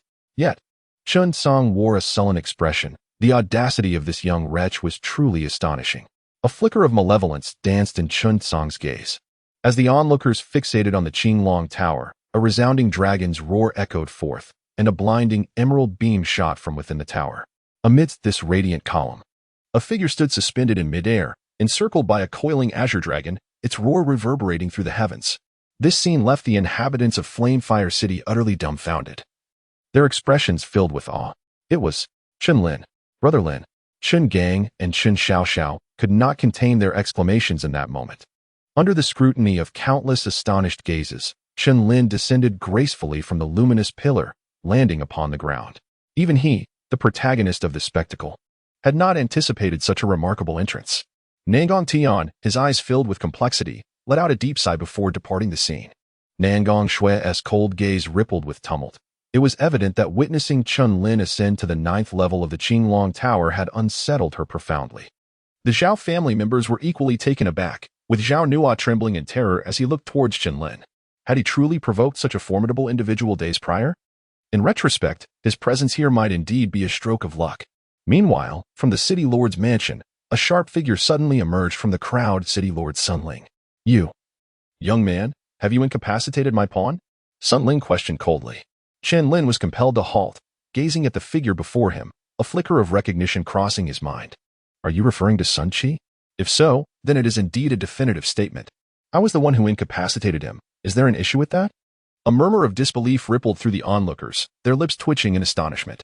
Did this young man truly remain oblivious to Sun Qi's esteemed status in the Fiery City, who was not aware of Sun Ling's protective nature? A bold lad indeed. I, Sun Ling, have presided over the position of Lord in the Fiery City for 2 decades, and never has anyone dared to be so audacious in my presence. Chen Lin, seething with rage, shifted his gaze towards the direction of the Chen family. Patriarch Chen, what do you propose we do about this matter? The head of the Chen family should know that Sun Qi instigated the conflict himself, and ultimately, he was bested. He must bear the consequences, and cannot hold Chen Lin accountable. Chen Xiaoxiao gritted her teeth and spoke. Chen Yuan's face contorted with struggle as he spoke with great difficulty. Master of the house, what Xiaoxiao says holds merit, that's Sun Qi. Silence, roared Chen Song, waving his sleeve imperiously. He then strode to the center of the square, casting a menacing smile at Chen Lin, and proclaimed, "This child has defied our family rules and possesses a cruel nature. He is hereby expelled from the Chen family." Chapter 17. The invitation from Nangong Shui Lord's son. This child is now entirely devoid of any ties to the Chen family. His fate lies solely in your hands. After Chen Song spoke, his cold gaze turned toward Chen Lin, eager to observe his reaction to the news. However, he was ultimately met with disappointment. For Chen Lin remained composed throughout. Haha, since the head of the Chen family is so perceptive, I shall express my gratitude, Sun Ling said, clasping his hands. Although he did not fear the Chen family, their deep-rooted heritage remained formidable. Should he truly wish to protect Chen Lin, he found himself at a temporary disadvantage. Yet now, the path ahead appeared considerably simpler. You young wretch, you shall now pay a blood price for your arrogance. The pain endured by Qi will be but a fraction of what you are about to experience. Sun Ling spoke coldly, a chilling intent emanating from his being, causing all present to recoil in fear. The peak of the Dao realm.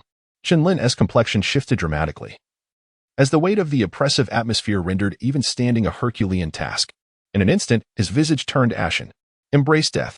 Sun Ling's eyes hardened, and in the next moment, he surged towards Chen Lin, intent on subjugating him.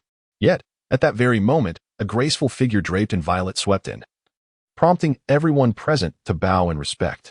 Even Sun Ling was compelled to halt his advance, his gaze momentarily frozen as he uttered, "I pay my respects to Envoy Su." The figure before them was none other than Su Yanran. Following closely behind her was her maid, Inger, whose gaze remained fixed on Chen Lin. Su Yanran intercepted Sun Ling, disregarding him entirely as she turned her attention to Chen Lin, softly inquiring, "Has young Master Chen indeed passed the 9th level?" The instant her words fell, they captivated the attention of the entire assembly, for the enigma surrounding the 9th level was well understood by all. Moreover, upon reaching the 9th level, Chen Lin had already earned the protection of the Tianbao Tower. Under the scrutiny of countless eyes, Chen Lin, in response to her question, slowly nodded. A collective gasp echoed through the crowd. Had he truly conquered the 9th level? Countless individuals stood agape, and although many had anticipated this outcome, hearing Chen Lin's affirmation ignited an exhilarating wave of excitement.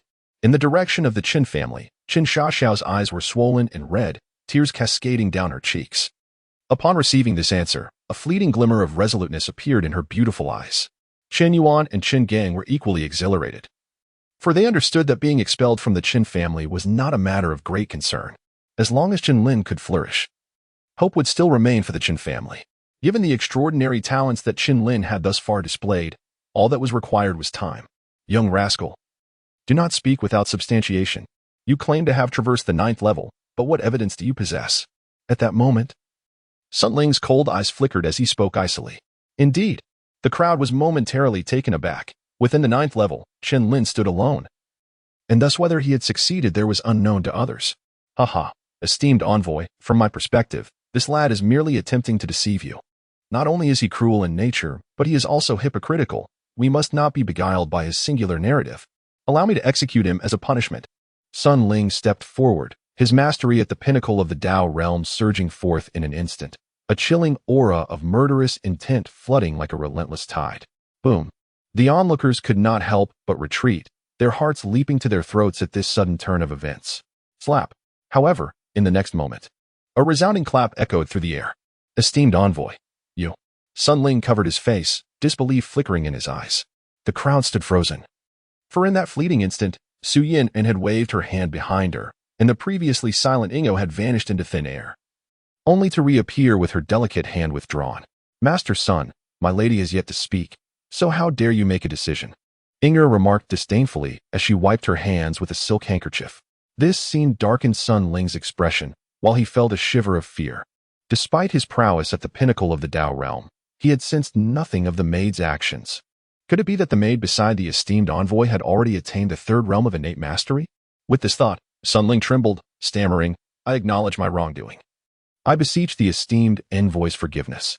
Su Yanran observed the farce with a cold gaze, paying no heed to Chen Lin's antics. "Young Master Chen, might I inquire if you have gained anything within the 9th level?" After a moment of contemplation, Su Yanran spoke slowly. Upon hearing this, Chen Lin slightly nodded and produced a token emanating a bluish glow, presenting it before the crowd.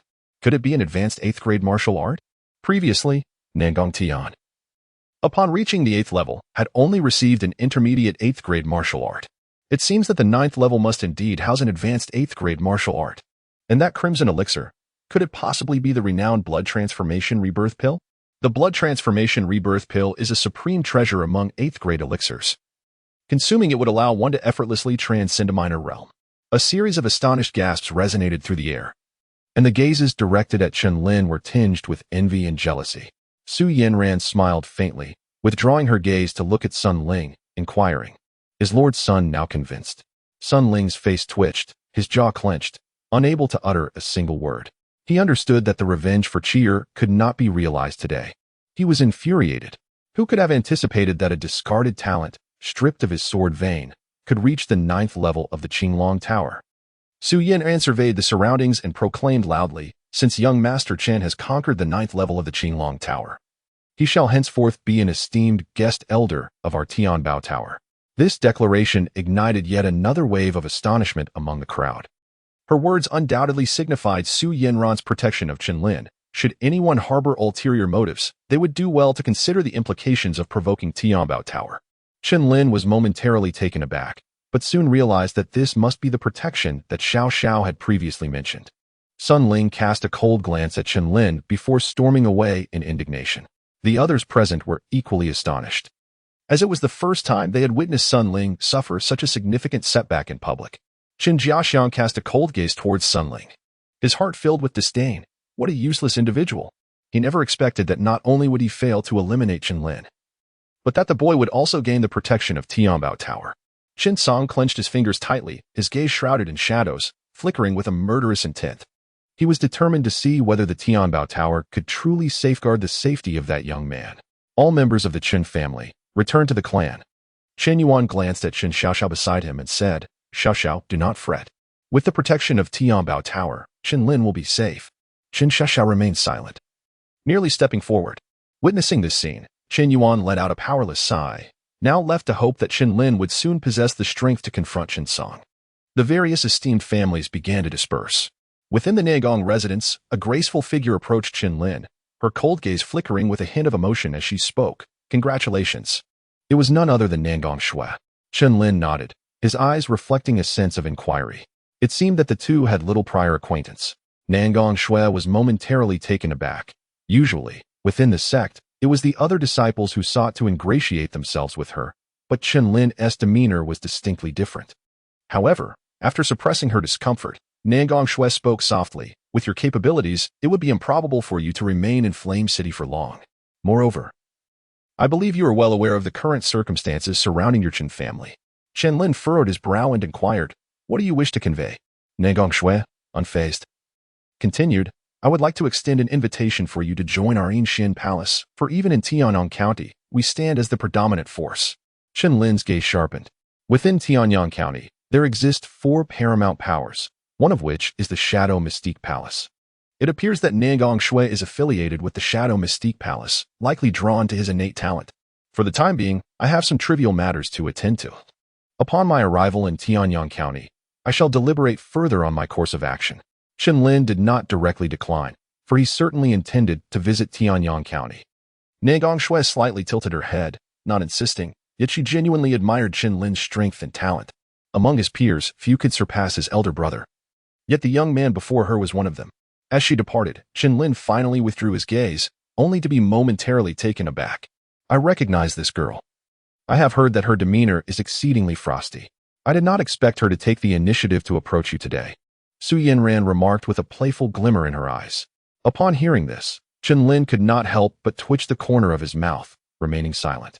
"Young Master Chen, It seems that both Lord Sun and your family head harbor peculiar sentiments towards you. Why not accompany us back to Tianbao Tower and deliberate further? Su Yin inquired with a gentle smile. Upon hearing this, Chen Lin fell into a contemplative silence, and after a while, he slowly nodded. Given the current circumstances, Tianbao Tower indeed presents itself as an excellent refuge for him. Chapter 18. Seclusion and Cultivation. Following the events surrounding the trials of the Qinglong Tower, Chen Lin's name resonated once again throughout the bustling streets of Yanhua City and even across Tianyang County. For the average person, overcoming the 9th level of the Qinglong Tower seemed utterly implausible, leading many to harbor doubts. Moreover, curiosity about Chen Lin's prowess ignited a fervor, causing a throng of challengers to flock toward Yanhua City in hopes of competing against him. Unbeknownst to Chen Lin, the waves stirred by his achievement in the Qinglong Tower were monumental. At the Tianbao Tower branch, Su Yanran sat gracefully, with her maid Inger standing beside her, casting her gaze upon a figure clad in black. Young Master Chen, having conquered the 9th level of the Qinglong Tower, it won't be long before you become renowned throughout Tianyang County. Su Yan gazed intently at Chen Lin, her face illuminated by the moonlight, adorned with a hint of alluring charm. Chen Lin's gaze flickered, for this envoy from Su possessed a beauty that was perhaps the most enchanting he had ever encountered. Every gesture and movement exuded an air of allure. Although Chen Xiaoxiao's beauty is not inferior to her predecessors, she ultimately appears somewhat too youthful. However, the current situation of the Chen family is far from optimistic. Su Yanran left her words hanging. Chen Lin fell silent, lowering his gaze as he inquired, might the esteemed envoy be aware of Chen Song's current standing? Su Yanran offered a gentle smile, understanding the thoughts occupying the young man's mind. She then spoke earnestly. Within the city of Flame Fire, both Lord Sun and the head of the Chen family have attained the pinnacle of the ultimate path. The leaders of the other 3 families, however, possess slightly lesser strength, only reaching the later stages of the ultimate path. Chen Lin, momentarily taken aback, nodded gravely before raising his gaze and resolutely inquired, "Might I request a quiet chamber?" "Esteemed envoy?" "Of course," Su Yanran replied, her head nodding gently. She then turned to the side and addressed Inger, "Please escort young Master Chen to the meditation room." Inger acknowledged with a nod and promptly led the way, with Chen Lin following closely behind. As she watched the two depart, Su Yanran seemed to smile softly, murmuring, "How can one confine a true dragon beneath the waters?" Under Inger's guidance, the pair walked for approximately 15 minutes before arriving at a secluded meditation chamber. Chen Lin suddenly raised his head, retrieving a martial arts manual from his storage ring and presenting it to Inger. "Miss Inger, might I exchange this martial arts tome for some essence stones?" Upon gazing at the prominent characters on the cover, Inger was taken aback and exclaimed, "Is this the 8 Wilderness Fist of your Chen family?" Chen Lin nodded. The 8 Desolation Fist, merely a high-level martial art of the 9th rank, had become a mere trifle in his hands. Moreover, under Chen Song's control, the Chen family was deteriorating day by day. He needed to elevate his strength with utmost urgency. Soon, he would possess higher-tier martial arts to bestow upon Xiao Xiao and the others. Er's gaze was intricate.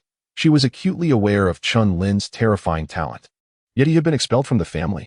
One could not help but ponder the mental state of the Chen family patriarch. Er, lacking a comprehensive understanding of the Chen family's circumstances, cast a regretful glance at Chen Lin. After handing him the 2,000 essence stones she had managed to obtain, she turned and departed. With the essence stones in hand, Chen Lin sat cross-legged, his resolve unwavering. Before him lay a blood-red elixir that resembled jade, a faint aura of sanguine energy emanating from it, hinting at the formidable primordial power contained within. The blood transformation nirvana pill. Without a moment's hesitation, Chen Lin consumed it. In that instant, a surge of primordial energy coursed through his body like molten lava. This supreme 8th-grade pill was sufficient for an average opening Yuan realm martial artist to effortlessly break through a minor realm. However, Chen Lin, having already dismantled the old to establish the new and bearing the bloodline of the Azure Dragon Emperor, possessed an extraordinarily solid foundation, far surpassing his peers. Thus, this blood transformation nirvana pill alone might not suffice for him to ascend to the late stage of the opening Yuan realm. Nevertheless, with the addition of the remaining over 2,000 essence stones, it should be adequate for his breakthrough. In the rear courtyard of the Chen family, a graceful silhouette stood quietly beneath the parasol tree, her gaze fixed on the distant horizon, seemingly lost in contemplation. At that moment, a voice, audible only to her, reverberated through the depths of her soul. Now do you understand? Only through strength can one protect those they cherish. Moreover, I observe that young man you have been yearning for yesterday, though his sword lineage was stripped away, his current talents are even more formidable, to the point that even I cannot discern his true potential. Should you remain within this small clan, the chasm between you and him shall only widen. The ethereal voice stirred Chen Xiaoxiao back to reality. Upon hearing these words, she sighed deeply, for yesterday, when Chen Song expelled Chen Lin from the family, she felt utterly powerless to effect any change. After a moment of silence, Chen Xiaoxiao took a deep breath. The flicker of uncertainty in her beautiful eyes transformed into resolve as she declared, I shall follow you. Ha ha ha, splendid. However, before we depart, it would be prudent for you to resolve the trivial matters behind you. Otherwise, that young man may act unpredictably upon discovering your absence. The voice from the jade pendant echoed once more, though this time it bore a hint of gravity. Upon hearing this, Chen Xiaoxiao nodded silently. The following day, members of the Chen family discovered that Chen Xiaoxiao's courtyard was utterly deserted. The first to notice this was, in fact, Chen Yuan, who found 2 notes on the table, one addressed to him and the other to Chen Lin. Chen Yuan's expression changed as he breathed a sigh of relief upon realizing that Chen Xiaoxiao was not in danger. However, upon learning of this matter, Chen Song was instantly consumed by rage. Come forth, he bellowed. Your subordinate is here. A group of cold, indifferent figures clad in black appeared before Chen Song. Arrest all members of the Chen family who have had contact with Chen Lin in recent days and throw them into the dungeons. Chen Song's voice resonated with fury. The disappearance of Chen Xiaoxiao had taken him by surprise, awakening an unprecedented sense of crisis within him. Thus, what was once a meticulously planned gradual takeover of the Chen family must now be expedited. Yes. The numerous black-clad figures clasped their fists in acknowledgement before swiftly executing the command. This sudden turn of events plunged the Chen family into chaos. The prowess of these black-clad individuals was terrifyingly formidable, and within mere hours, the task was accomplished. Among those imprisoned were Chen Yuan, Chen Gang, and several true members of the Chen clan, including the esteemed elder Chen Qi. Within the confines of the dungeon, Chen Qi gazed at the familiar faces around him, offering a bitter smile, for their survival now rested solely upon one individual's shoulders. Father, Chen Lin has conquered the 9th level of the Qinglong Tower. If only he is given time, he will surely return to rescue us. Chen Yuan's expression turned furious as he gritted his teeth and spoke. Chen Gang and his companions possessed unwavering determination, harboring unparalleled trust in Chen Lin. Chen Qi let out a long sigh and remarked, It seems that Chen Song has also sensed the impending crisis. All of our disguises have evidently been perceived by him. His actions today confirm that he intends to eradicate us completely. I can only surmise that he is also plotting against Chen Lin. Until now, they remained oblivious to Chen Song's intentions, yet Chen Lin's extraordinary talent and Chen Xiaoxiao's abrupt disappearance have undoubtedly triggered a complete upheaval within him. Upon hearing this, Chen Yuan and Chen Gang fell silent, their expressions laden with concern. No matter how extraordinary Chen Lin's talent may be, he is merely at the open Yuan realm. How could he possibly stand against Chen Song? Alas, in the quiet chamber of Tianbao Tower, the sudden upheaval in the Chen family left Chen Lin utterly oblivious. He remained seated in a meditative posture, yet the rising and falling of his chest served as a testament to his inner turmoil. The primordial stones that lay before him had been entirely depleted over the past few days. This had driven Chen Lin to the brink of his limits. In that very moment, a deep, resounding boom echoed through the air, as a wave of terrifying primordial energy, far exceeding any previous fluctuations, filled the training chamber. Late stage of the opening Yuan realm. Chen Lin suddenly opened his eyes, a brilliant light emanating from within. Clenching his fists, he sensed that his strength had more than doubled. Now, it was likely that a single punch from him could shatter Sun Qi. Suppressing the surging excitement within, Chen Lin perused the heavenly dragon step, his gaze heavy with contemplation. After a lengthy examination, he closed the manual, acknowledging that the heavenly dragon step truly deserved its reputation as a high-level 8th-grade martial art, being exceptionally intricate. It comprises 3 forms: the dragon step, the dragon transformation, and the dragon ascension.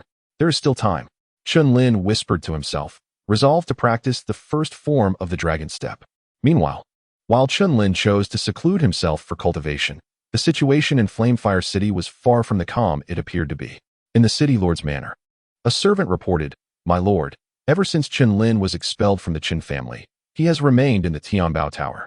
Upon hearing this, Sun Ling's cold gaze flickered, emanating a hint of malevolence that left the surrounding attendants trembling with fear.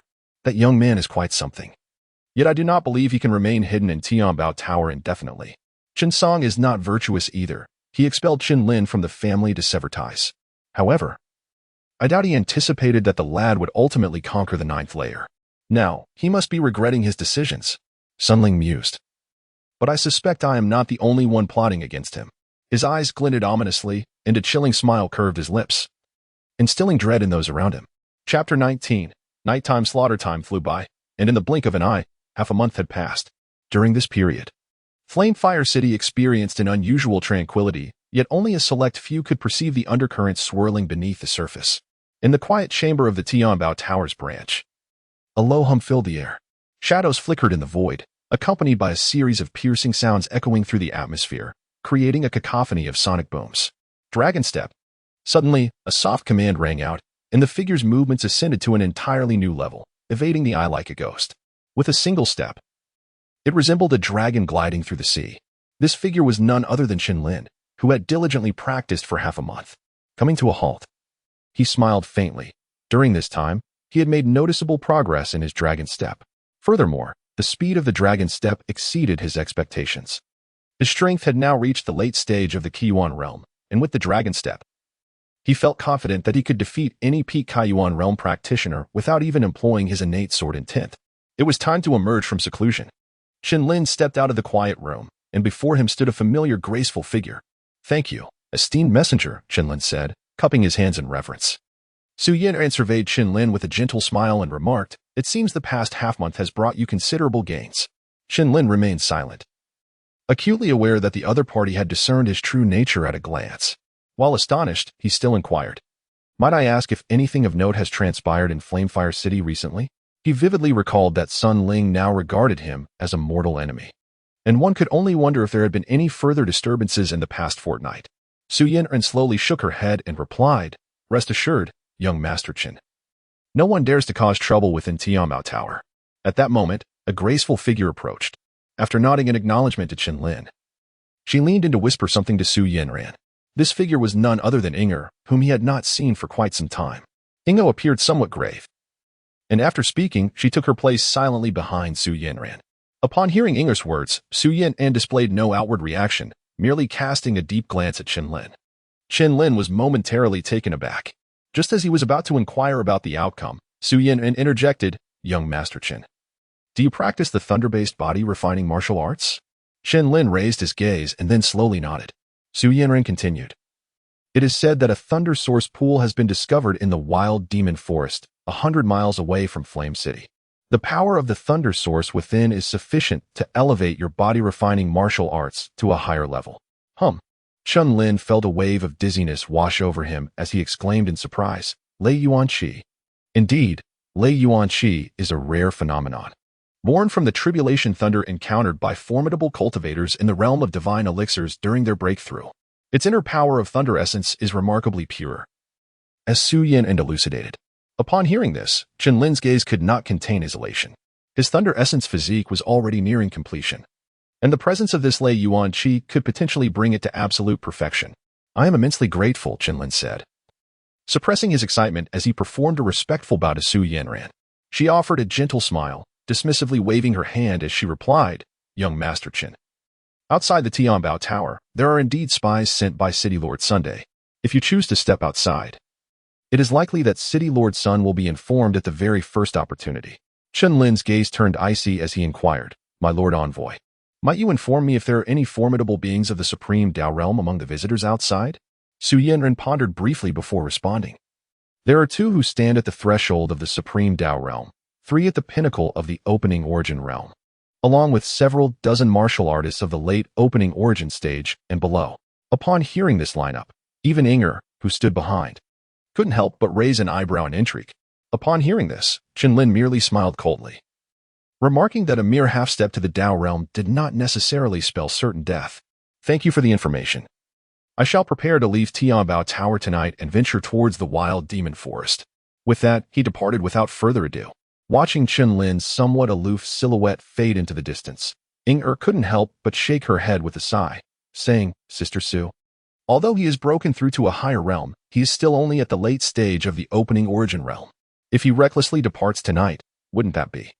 Inga refrained from finishing her thought, her eyes betraying a hint of concern. Conversely, Su Yanran shook her head and replied, "In that case, you should accompany him tonight for his protection." Inga's face flushed crimson as she quickly retorted, "Sister Sue, are you truly not going to inform him about the events concerning the Chen family?" Upon hearing this, Su Yanran's expression grew unusually grave as she responded, "There is no rush to inform him. Even if we did, with his current strength, he would be unable to confront Chen Song. Once he safely returns from the wild demon forest, he will come to know what he needs to understand." At the mention of the wild demon forest, Inga's beautiful eyes narrowed, her delicate face reflecting a serious demeanor, and she chose not to speak further. As night fell, Chen Lin stepped out of the Tianbao Tower alone, and at the moment of his departure, he sensed several pairs of eyes shifting away.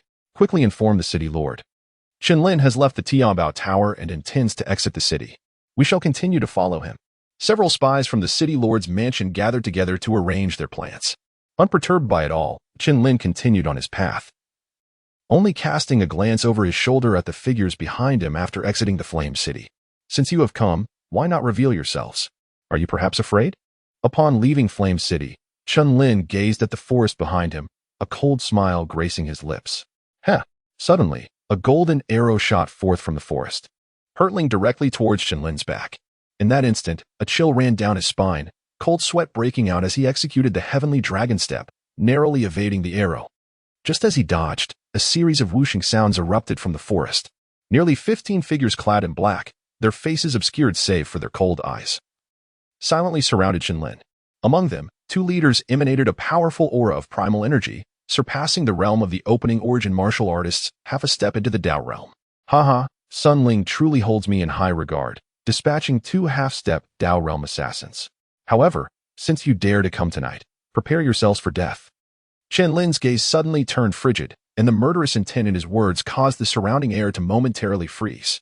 Following his declaration, several cloaked figures felt an icy chill run down their spines.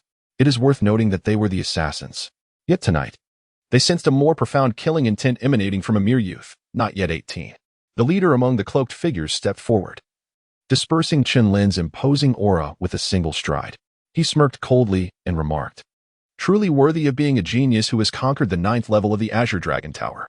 In less than half a month, you have advanced to the late stage of the opening origin realm. If given more time, it seems my comrade and I would not stand a chance against you." The speaker bore a scar across his left eye, while the figure beside him was marked by a scar on his right. Chen Lin's gaze momentarily faltered as he recognized the figures before him. The left scar and right scar, the enforcers of the city lord's mansion. What significance did their recognition hold? Tonight, none could rescue him. The left scar spoke coldly, aware that delay might lead to unforeseen changes, and thus he chose not to engage in further trivial dialogue. He merely gestured behind him.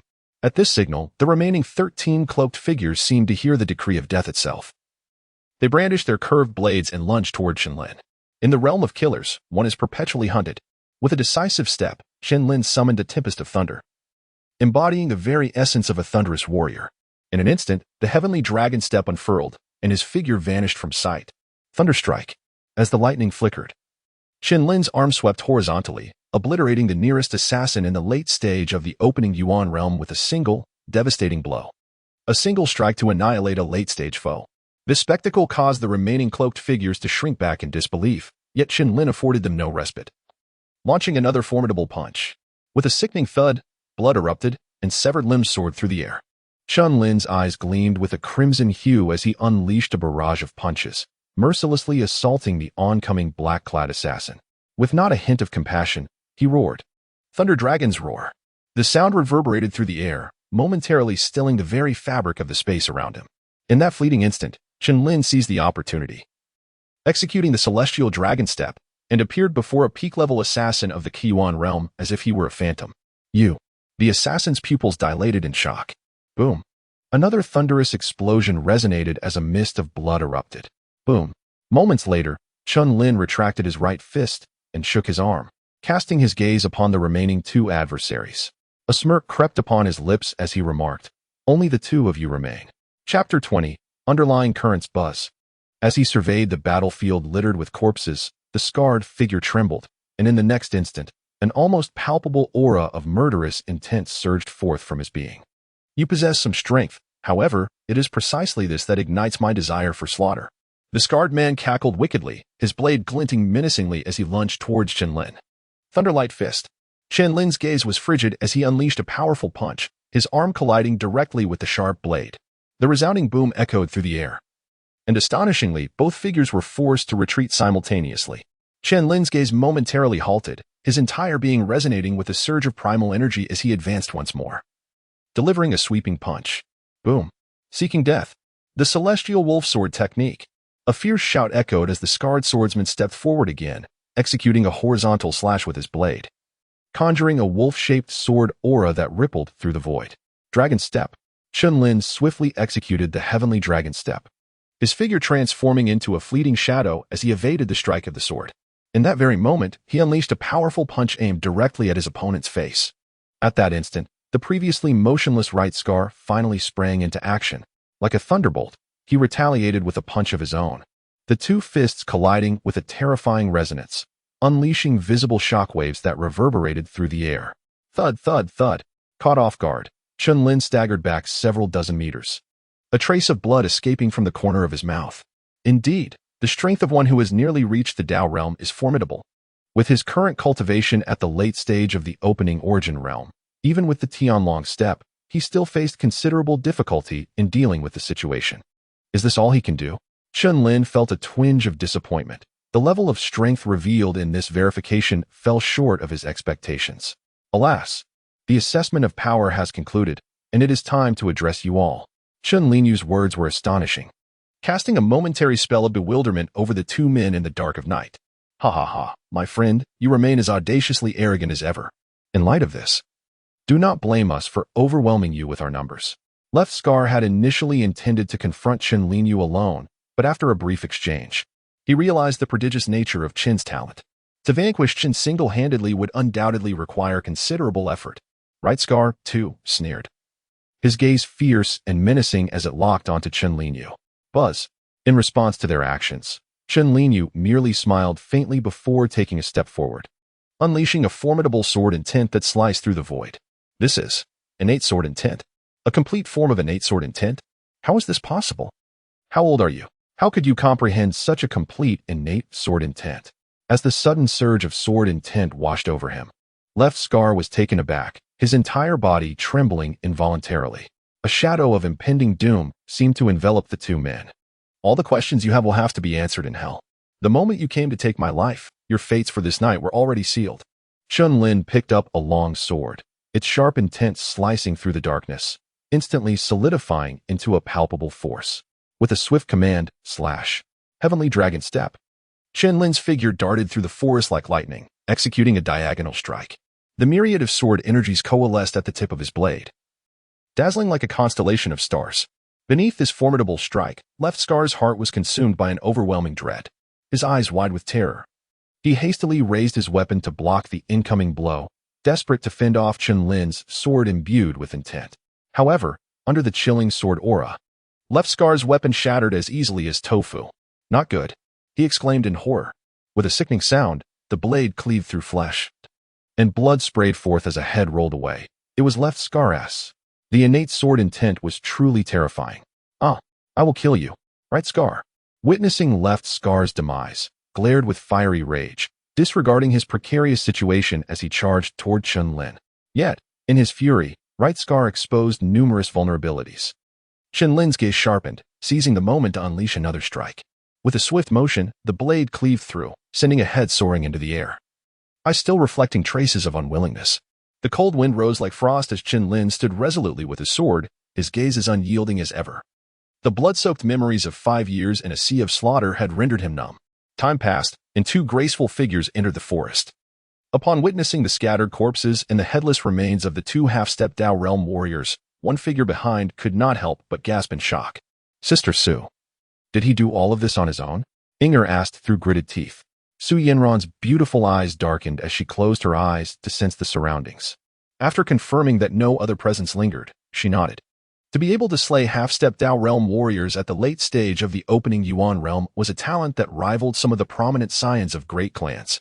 Inger, not from the Flame City, possessed an extraordinary perspective, yet she too marveled at Chen Lin's display. Su Yanran offered a gentle smile, choosing not to elaborate further. The two arrived swiftly and departed just as quickly, while the protagonist remained blissfully unaware of it all. In the city lord's manor, after dispatching assassins, Sun Ling sat contentedly in his grand chair, awaiting news, accompanied by Sun Qi. Despite his diminished cultivation, Sun Ling cherished his only son dearly, regardless of his shortcomings. Father. With 2 guardian uncles on the job, Chen Lin's head will surely be ours with ease. Sun Qi remarked while sipping tea. Aha, my son speaks wisely. With the abilities of left scar and right scar, dealing with Chen Lin will indeed be a straightforward task, Sun Ling chuckled, stroking his beard, his eyes brimming with pride. Just then, hurried footsteps echoed abruptly, and a guard rushed in, panic etched across his face. What has happened? Sun Ling raised an eyebrow, and Sun Qi's astonished gaze followed suit, as if news from Chen Lin had finally arrived. A guard knelt on the ground, trembling with fear, and reported, "My lord, the bodies of the 15 guardians have appeared this morning in the forest, 10 miles outside the city." What did you say? Sun Ling's pupils constricted sharply as he bellowed with fury.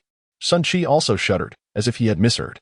The guard shook his head, and soon after, another individual approached, cradling 2 white cloths. Under the scrutinizing eyes of Sun Ling and Sun Qi, he unveiled the cloths to reveal 2 severed heads. It was the guardians. In an instant, Sun Ling was engulfed in a tempest of rage, a murderous intent surging forth like an unleashed tide. "You wretch, I will slay you." The resounding fury echoed throughout the lord's residence. Beside him, Sun Qi, upon recognizing the familiar heads, felt an unprecedented wave of terror wash over him. How could this be? Just days ago, Chen Lin was merely at the mid-stage of the open origin realm. How could he possibly be a match for someone on the brink of the Dao realm? Sun Qi's eyes widened in disbelief, grappling with the realization that, in just a few days, the chasm between him and Chen Lin had widened so dramatically.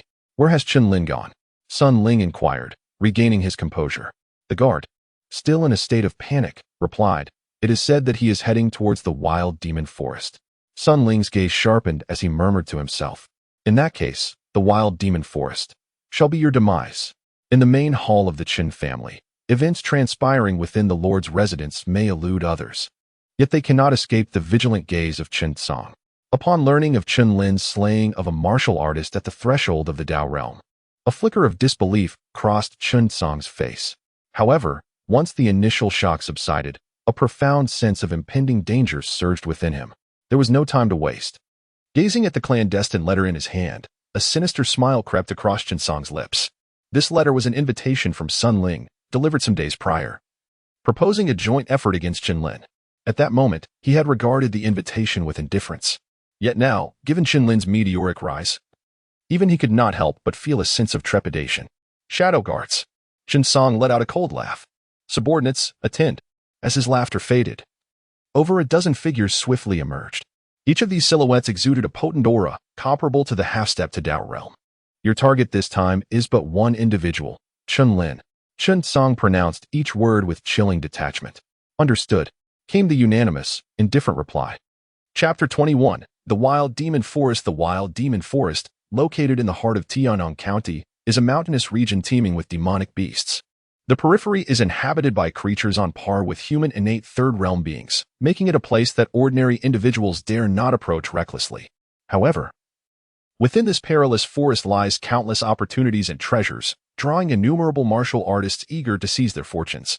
After all, the bodies of demonic beasts are laden with treasures, and high-grade demon cores contain powers that can help martial artists transcend their limitations. Thus, many talented disciples from esteemed families and sects venture into the wild demon forest to hone their skills. Roar. Growl. The forest reverberated with the roars of demonic beasts, unsettling those martial artists of lesser strength. Buzz. At that moment, a tremendous surge of energy rippled from the outer woods. In the center of a deep pit, a group of over a dozen martial artists surrounded a colossal beast resembling a small hill. This beast, with its crimson eyes and sleek, long black fur, revealed razor-sharp fangs from its gaping maw. It was, indeed, a demon ape. This demon ape was not only massive but possessed an astonishing strength that even seasoned body-refining martial artists dared not confront directly. Miss Ouyang, we will hold this beast at bay. You find the right moment to strike and slay this creature. A strikingly handsome youth with elongated features spoke to a young girl beside him. The girl, with her delicate features, rosy lips, and bright, clear eyes that sparkled like swordlight, exuded a lively spirit akin to a wild fox in the woods, drawing attention wherever she went. In her right hand, she wielded a long sword, her swordplay sharp and dynamic, each movement radiating power. Upon hearing the youth's directive, the girl nodded earnestly. Brother Yangfeng, that demon ape has reached the 7th tier beast level. Be cautious. 7th tier beast, comparable to the Dao realm among human martial artists. Yang Feng's brow furrowed at her words. His cultivation was merely at the half-step to Dao. Alone, he would undoubtedly be no match for the demon ape. However, with the support of the dozen individuals behind him, they stood a fighting chance. Roar. As the demon ape roared once more, Yang Feng wasted no time, rallying his companions to charge at the beast. Boom. The youthful Yang Feng, appearing no older than 20, possessed an extraordinary cultivation that rendered him a paragon among his peers, evidently hailing from a prestigious family or sect of young prodigies. The majority of those accompanying him were also at the pinnacle of the opening realm, and their combined offensive exerted considerable pressure on the demon ape. Observing this scene, Ouyang Mingwei hesitated not a moment longer. In the next instant, she raised her longsword, unleashing a tide-like surge of elemental energy that surged forth with tremendous force. Half a step into the path realm. This spectacle left the hidden onlookers utterly astonished, for the identities of this group transcended their comprehension. With a resounding crash, Ouyang Mingyue paid no heed to the reactions around her. She simply elevated her sword and aimed directly at the demon ape's brow. Should this strike connect, it would undoubtedly spell the end for the beast. However, before the next heartbeat could pass, the demon ape, with a furious roar, found itself overwhelmed. Despite being a 7th tier beast, it could not withstand the onslaught of 4 assailants. Roaring in rage, the demon ape, sensing the lethal intent of the strike, tore through the encirclement and fled into the distance. That creature seeks to escape. Yang Feng's brow furrowed. I shall slay it. A glint of murderous intent flashed in Ouyang Mingyue's enchanting eyes as she sprinted towards the direction of the fleeing beast. After witnessing the disappearance of Ouyang Mingyue and the demon ape, Yang Feng and his cohort of disciples exchanged glances, their initial concern transforming into a sly smirk. That foolish girl has finally fallen into the trap. The warriors following Yang Feng wore triumphant smiles. Brother Yang, ahead lie several beasts rivaling the demon ape. Even with her comprehension of half-step sword intent, Ouyang Mingwei stands no chance against them. Once she exhausts her strength, Brother Yang can seize the opportunity to emerge and save her. At that moment, she will undoubtedly be immensely grateful. The young man continued, a cunning grin spreading across his face. In doing so, she might persuade the county lord to secure a spot for the Qingyan hunt, which will be easily within reach. We extend our early congratulations to Brother Yang. Do not forget about us, your loyal brothers. Upon hearing these words, Yang Feng erupted in satisfied laughter. The elaborate scheme he had orchestrated to craft a heroic rescue had demanded considerable effort on his part. It was nothing short of flawless. That naive woman would never suspect a thing. With this thought, Yang Feng's smile broadened as he proclaimed, rest assured, if our plan succeeds and I, Yang Feng, secure a place in the Qingyan hunt, I shall not forget the unwavering support of my brothers. When I achieve fame across the empire, I will certainly share the glory and riches with all of you. Upon hearing these words, the crowd displayed expressions of delight. Yet, Yang Feng inwardly scoffed. Thinking them a bunch of fools, how could they believe such empty words? If he truly possessed a spot in the Qingyan hunt, what need would he have for these useless individuals? To expose his despicable tactics? It was utterly laughable. Nevertheless, he still required their assistance for the time being. With this thought in mind, Yang Feng maintained his smile and declared, let us all prepare to visit Ouyang Mingyue. The crowd responded in unison, trailing behind him. In the dense forest ahead, wherever the demon ape passed, it left behind a path of destruction. Many weaker warriors were tragically swept away by the shockwave and met their untimely demise. Meanwhile, Ouyang Mingyue gracefully followed behind. Upon witnessing such a scene, a flash of anger flickered in her beautiful eyes. What a vile creature! Its sins were beyond forgiveness. With a fierce cry, Ouyang Mingyue leapt into the air, her energy surging as her sword sliced through the air, cleaving a dead tree in front of her to intercept the demon ape. However, in an instant, the demon ape shattered the tree with a single blow. Yet, at that very moment, Ouyang Mu had already positioned herself behind the demon ape. With a roar, her sword descended, its radiant light imbued with fierce intent, striking towards the ape's back. Following the strike, the demon ape crashed to the ground with a resounding thud. Ouyang Mu raised an eyebrow, pondering whether her previous strike alone could have slain the demon ape. Could it be that the creature had sustained grievous injuries beforehand? A flurry of questions raced through her mind, but she chose to approach and investigate further. Gasp! Ouyang Mu could not help but inhale sharply as she beheld the demon ape's abdomen, where blood flowed like a fountain, and the wound was as vast as a well. It appeared as though someone had pounded it open with brute force. Yet, given the demon ape's incredibly tough physique, how could anyone have accomplished such a feat? With this thought, Ouyang Mu felt a sense of relief and chuckled softly. Indeed, honing one's skills against demon beasts before the Qingyun hunt is a wise choice. She then gazed into the distance, muttering, "Why have Yang Feng and the others not yet arrived? Have they encountered other dangers?" After her words fell, she looked at the lifeless body of the demon ape, a smile gracing her features as she intended to collect its demon core. At that moment, however, a youthful voice suddenly emerged from beneath the demon ape's corpse. "My lady, we are but fleeting acquaintances. Will you truly seize my spoils?" Ouyang Mu froze at this unexpected declaration, her body tensing in an instant as she raised her sword, staring ahead. Who dares to play tricks on this young lady? Cough, cough, I am right here. A faint cough echoed through the air. From beneath the massive form of the demon ape emerged a bloodied, somewhat disheveled youth clad in black. Despite his disarray, his countenance exuded an air of icy elegance. This youth was none other than Chen Lin, who had been traversing the wild demon forest for a month. Chapter 22. Ouyang Mu. Upon the sudden appearance of Chen Lin, Ouyang Mu furrowed her brows tightly, unable to suppress a smirk, puffing out her cheeks as she exclaimed, "This demon ape was clearly slain by me. When did it become your spoils to claim? Clarify your words. On what grounds do you assert that you are the one who killed it?" Chen Lin wore a faint smile, seemingly unfazed by the anger expressed by the young girl. His gaze shifted downward to his right arm. Ouyang Mu followed suit, her eyes falling upon Chen Lin's right fist, which was stained with fresh blood, mingled with fragments of beast bone. Reflecting on her earlier conjectures, Ouyang Mu realized that the demonic beast had indeed been slain by the boy's punch. However, the aura of cultivation emanating from this youth was merely that of the late stage of the opening Yuan realm. How could this be possible? Ouyang Mu struggled to suppress her astonishment, aware that Chen Lin's words held truth, yet she remained reluctant to concede verbally.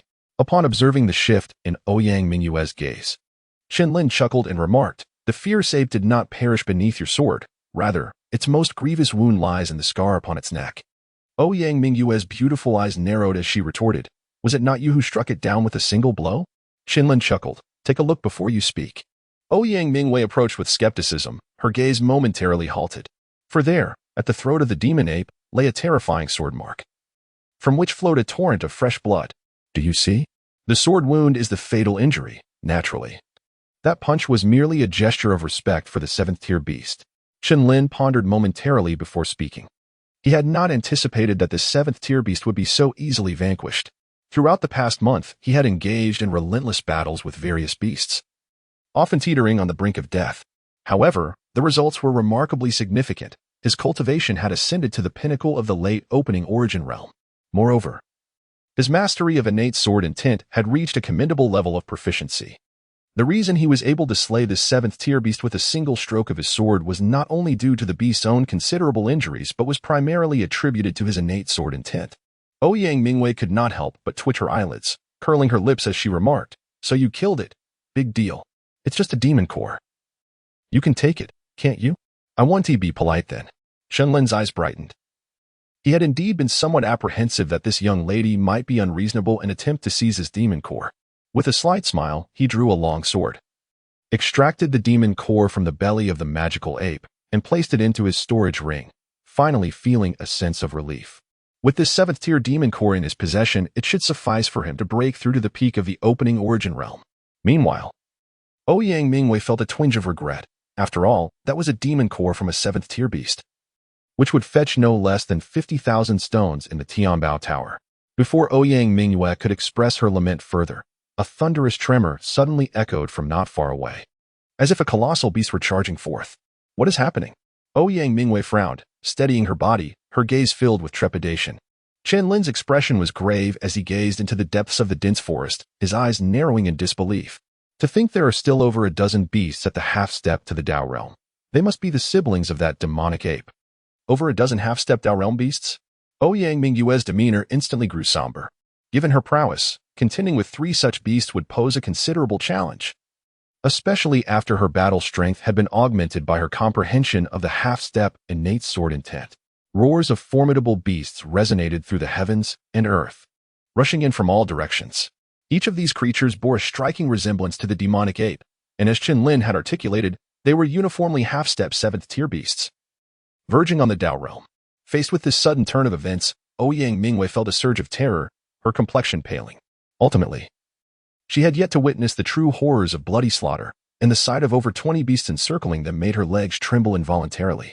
However, upon noticing Chen Lin beside her, she steeled herself against her fear and declared, "This pack of brutes has arrived just in time. I have just completed my warm-up, and they have delivered themselves right to my doorstep." Upon hearing these words, Chen Lin gazed at the long sword held aloft by Ouyang Mu, his expression subtly shifting. He smiled and said, "My dear lady, it is not that I hold you in disdain, but judging by your swordsmanship just now, I fear you may not be a match for these fiendish beasts." Chen Lin surveyed the surroundings and spoke slowly. "The demon beast in the southeast corner is the weakest. You may eliminate it and escape through that gap. I shall handle the other beasts. What do you think?" Upon hearing this, Ouyang Mu found merit in Chen Lin's words. She was about to nod in agreement, but the words lingered on her lips, refusing to be spoken. How beautifully you think. I possess exceptional swordsmanship and stand at the threshold of the Dao realm, having comprehended the essence of sword intent. Only a step away from mastering the complete innate sword intent. And you, a mere late-stage practitioner of the opening Yuan realm, dare to boast so audaciously? Your bravado is truly astonishing." Ouyang Mu scoffed, her expression rife with defiance. "Did you truly believe you could slay that 7th-tier demon ape? What a far-fetched notion." Upon hearing Chen Lin's words, she shrugged with a sense of resignation. After a moment of contemplation, she fixed her gaze upon Ouyang Mu and declared, "If that is the case, you may take the lead."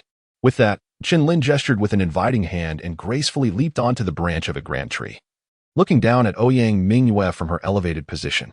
In response to Chen Lin's demeanor, Ouyang Mu, with a hint of indignation in her voice, retorted, "Humph. Do you truly underestimate me?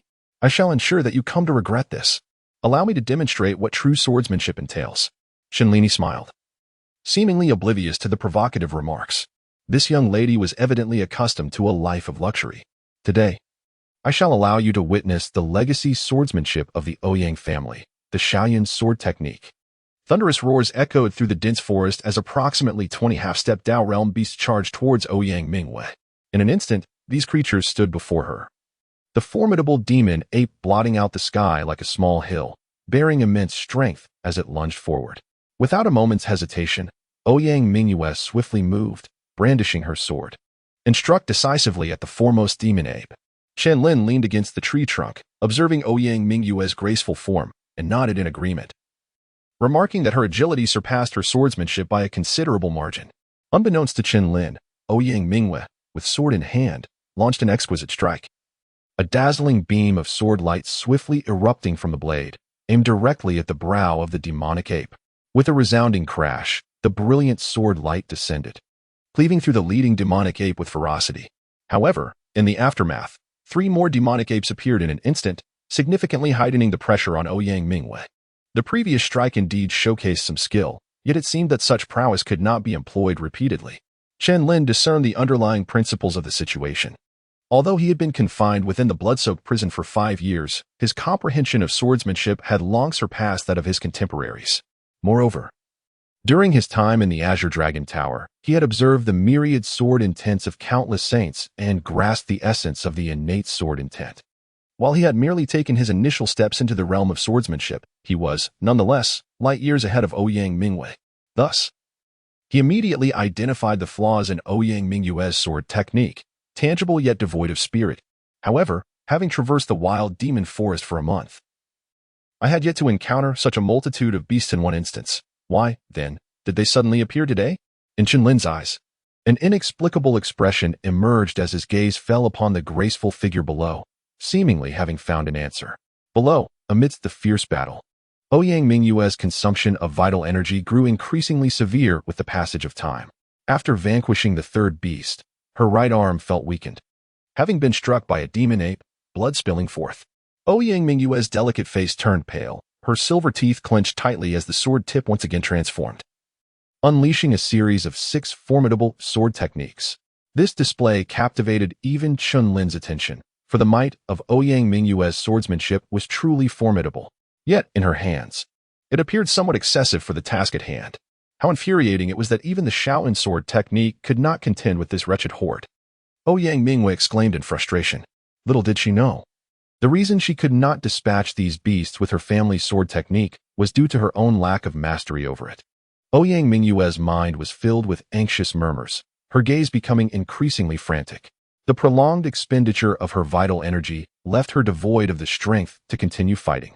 Should she fail to escape soon, her life would be in jeopardy. Ouyang Mu was acutely aware of this fact, yet at that moment, she found herself unable to extricate herself from the fray. My lady, do you require my assistance? Chen Lin's voice resonated from above the tree trunk. Chapter 23. Just one sword. Humph.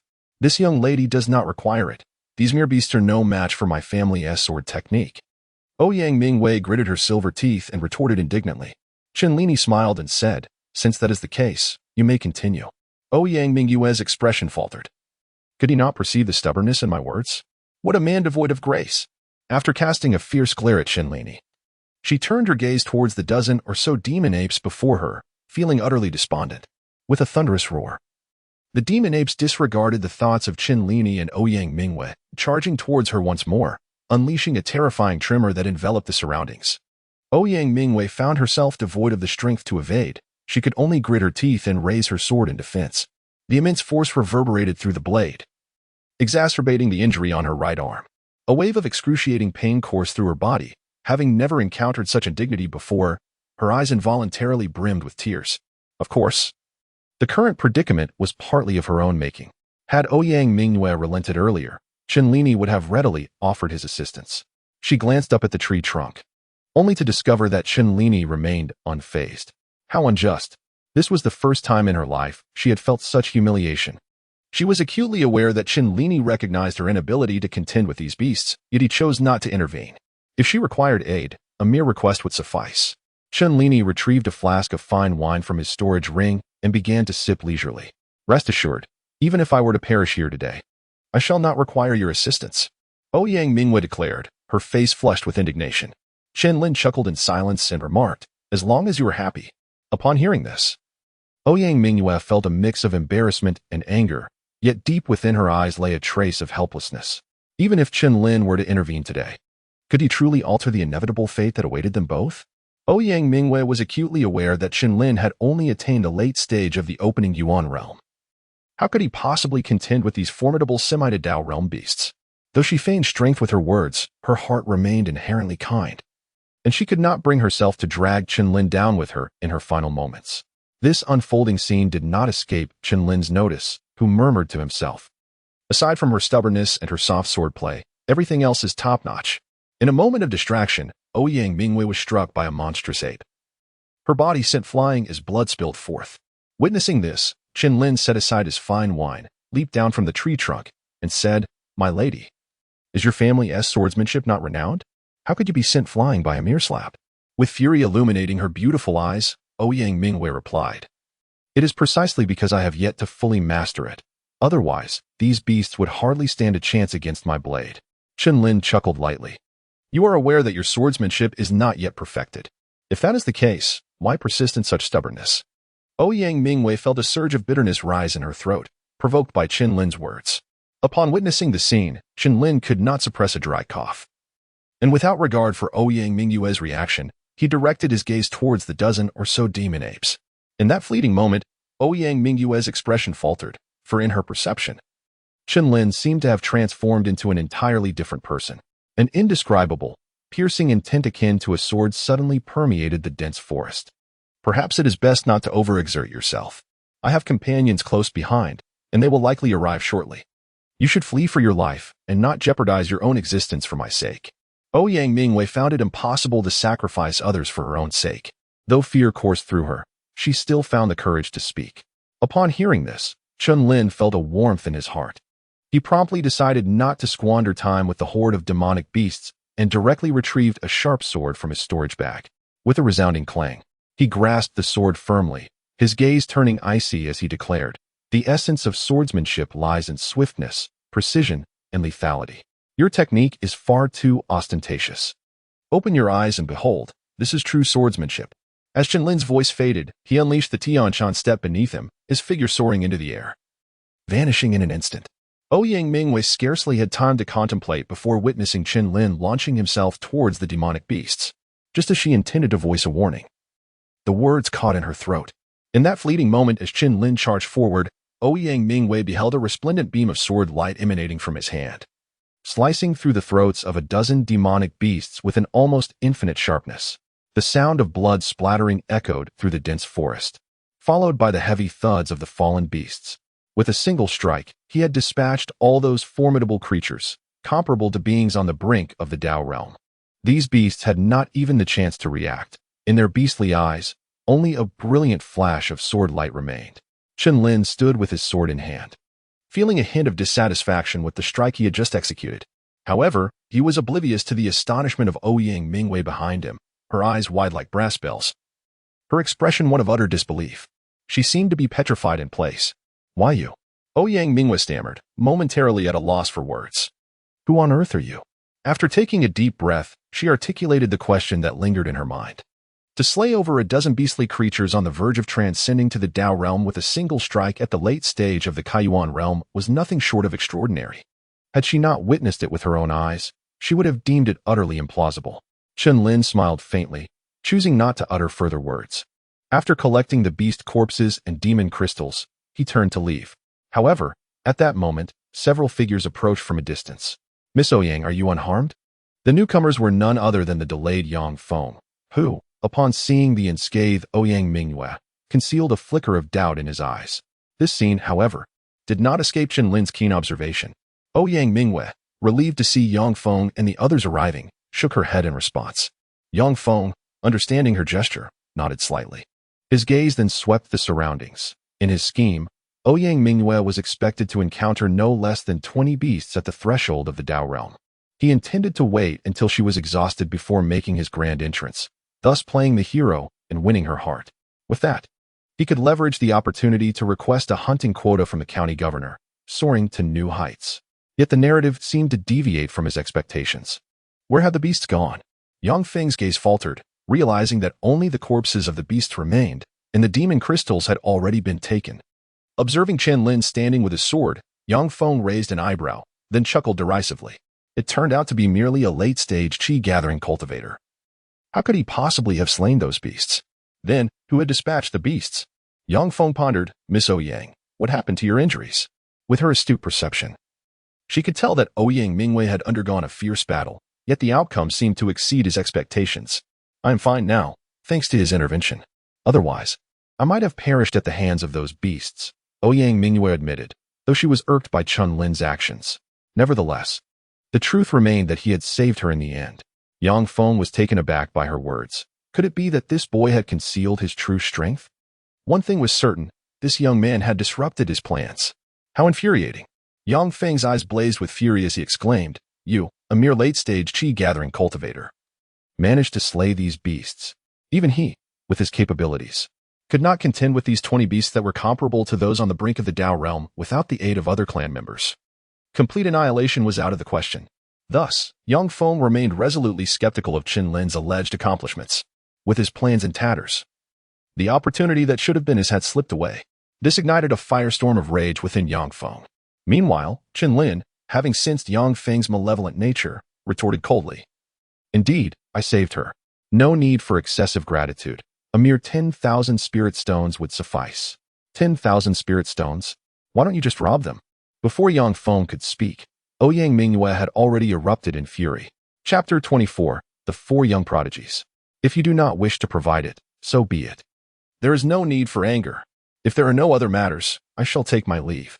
Upon finishing his words, Chen Lin was about to turn and depart.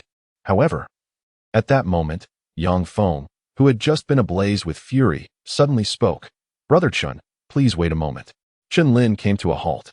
His eyes filled with an inexplicable emotion.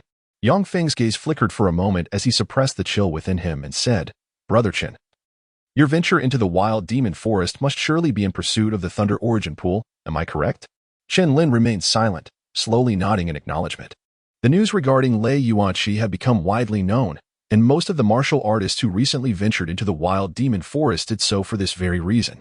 Upon receiving this revelation, Yang Feng appeared to exhale in relief, then remarked with a smile, "Brother Chen, you may not yet be aware of the current situation within the wild demon forest, am I right?"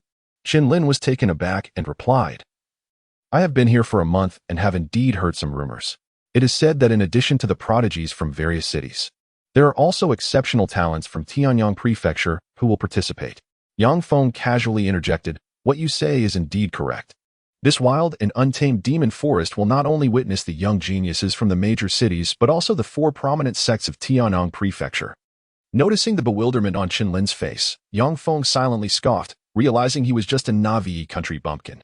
He continued, "The 4 major sects of Tianyang Prefecture are the Tianjizong, Yinshan Hall, Jiuyang Palace, and the Butcher's Alliance. Among them, Tianjizong boasts the greatest strength. And I believe Liu Bai from Tianjizong will not miss out on this contest for the Thunder Origin Pool." Chen Lin suddenly realized and said, "So you all?" Yang Feng smiled triumphantly and replied, "I hail from the Jiuyang Palace, one of the 4 major sects.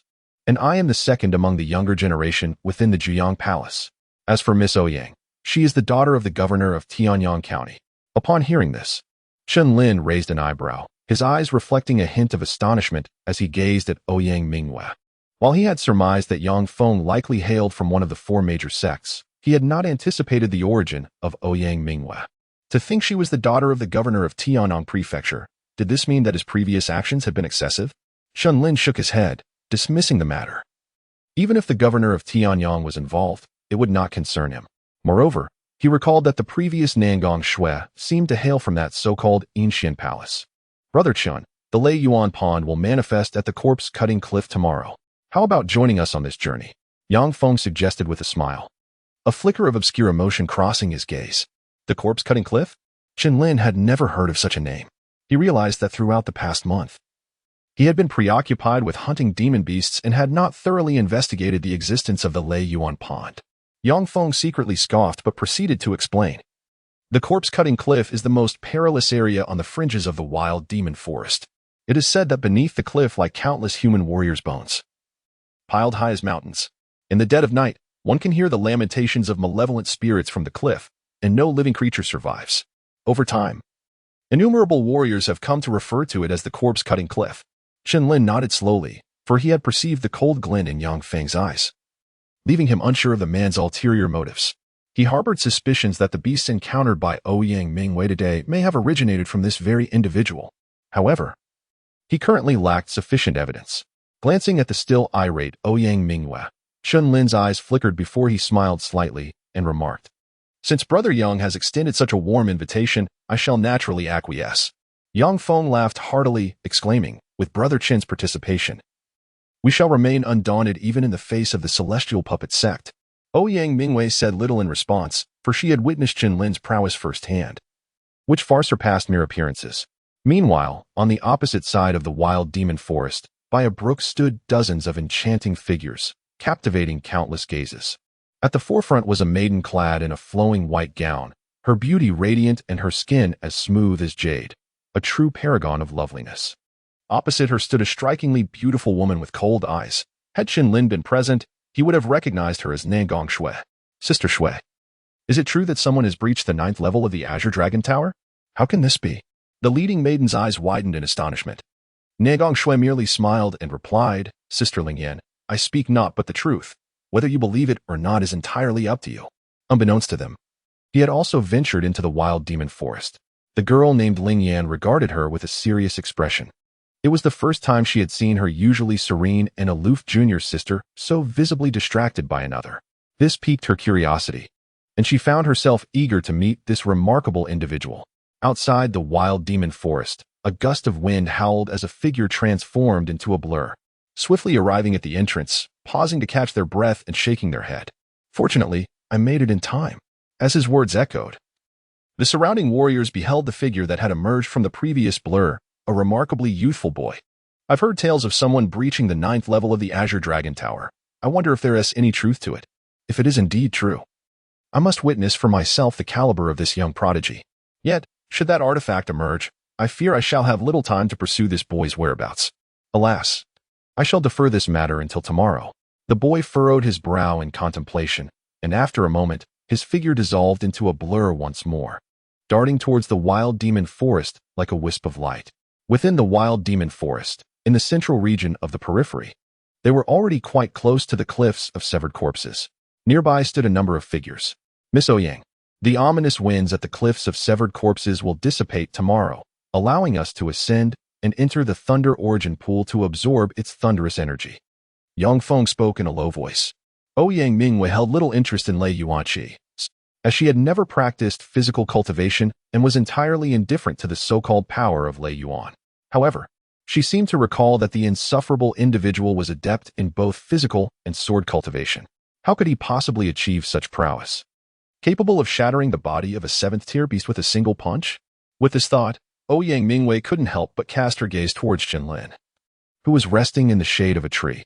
The sunlight illuminated his already resolute profile, enhancing his striking features. It must be said that aside from his irritating manner of speaking, it was difficult to find any other flaws in him. Just then, Chen Lin opened his eyes, and their gazes met in the air. "Ah, why did you open your eyes?" Ouyang Mingwei exclaimed in panic, feeling as though she had been caught in an embarrassing moment. Unbeknownst to Chen Lin, upon hearing the words, his lips twitched violently. Who had he offended this time? As the dawn of the following day broke, with the first ray of sunlight piercing through the clouds, numerous powerful figures began their journey toward the cliff of severed corpses amidst the wild, enchanted forest. The emergence of the Thunder Yuan pool was indeed a rare opportunity, a phenomenon that could only occur when a martial artist of the divine pill realm undertakes tribulation. It is termed a treasure trove for physical cultivation due to the potent Thunder Yuan energy contained within, which can significantly refine the physical body. Yang Feng, sensing the urgency of the moment, hastily urged everyone, "Let us ascend the cliff of severed corpses without delay." Ouyang Mingwei, momentarily taken aback, nodded without further contemplation. However, Chen Lin, standing aside, secretly furrowed his brow, pondering why Yang Feng, who he sensed was not a physical cultivator, was exhibiting such enthusiasm today. What scheme was this fellow concocting? Chen Lin immediately followed behind Yang Feng, and under the latter's guidance, the group set foot on the cliff of severed corpses. As they ascended the cliff, Chen Lin sensed an overwhelmingly chilling aura converging from all directions. What a terrifying cold wind! It seemed that an ordinary practitioner at the opening veins realm would likely perish upon merely encountering this sinister breeze. Chen Lin's expression was grave as he scanned his surroundings. At the center of his gaze stood a young man clad in a gray robe, adorned with puppet runes, his gaunt face betraying an enigmatic aura. The presence emanating from him was so profound that it left Chen Lin somewhat perplexed. At that moment, Yang Feng's voice echoed in his ear. "That is the leader of the Tianjiao sect, known as Liu Bai. His cultivation has likely surpassed the threshold of the half-step Dao realm." The revelation startled Chen Lin. The Dao realm, indeed. To the southeast, a muscular figure wielding a blade stood tall. He was named Song Ming, the leader of the Butcher's Alliance. His cultivation was said to be at the half-step Dao realm, but he had comprehended the essence of the half-step blade intent. In the southwest corner, a woman leading the group was named Ling Yin, also possessing a cultivation at the half-step Dao realm, recognized as the second foremost among the younger generation of the Yinxian Palace. Yang Feng elucidated. As Yang Feng concluded his explanation, Chen Lin's gaze instinctively drifted and, as anticipated, he spotted a familiar silhouette. It was none other than Nangong Shui. Chapter 25, Thunder Element Crystal at the Corpse Fragment Cliff. Upon seeing that somewhat familiar figure, Chen Lin's gaze lingered for a brief moment. In that instant, Nangong Shui seemed to sense his presence, slowly lifting her icy, beautiful eyes to meet his gaze. "He truly is come," she murmured softly, withdrawing her gaze. Beside her, Ling Yin also noticed Nangong Shui's peculiar demeanor and followed her line of sight, raising an eyebrow in curiosity. "Is he the genius you spoke of? The one who overcame the 9th level of the Azure Dragon Tower?" Ling Yin scrutinized Chen Lin several times but ultimately shook her head. For with his late-stage opening origin cultivation, he appeared rather unremarkable.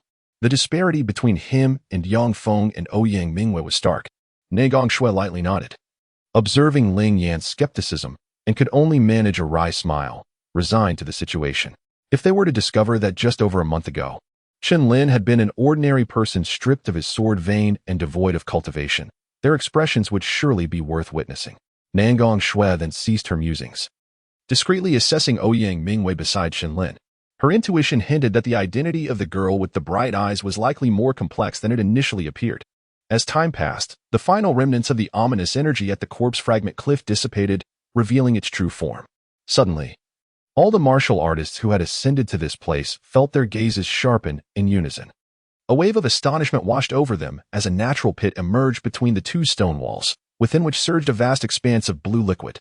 Above this liquid, arcs of electricity flickered and crackled ominously.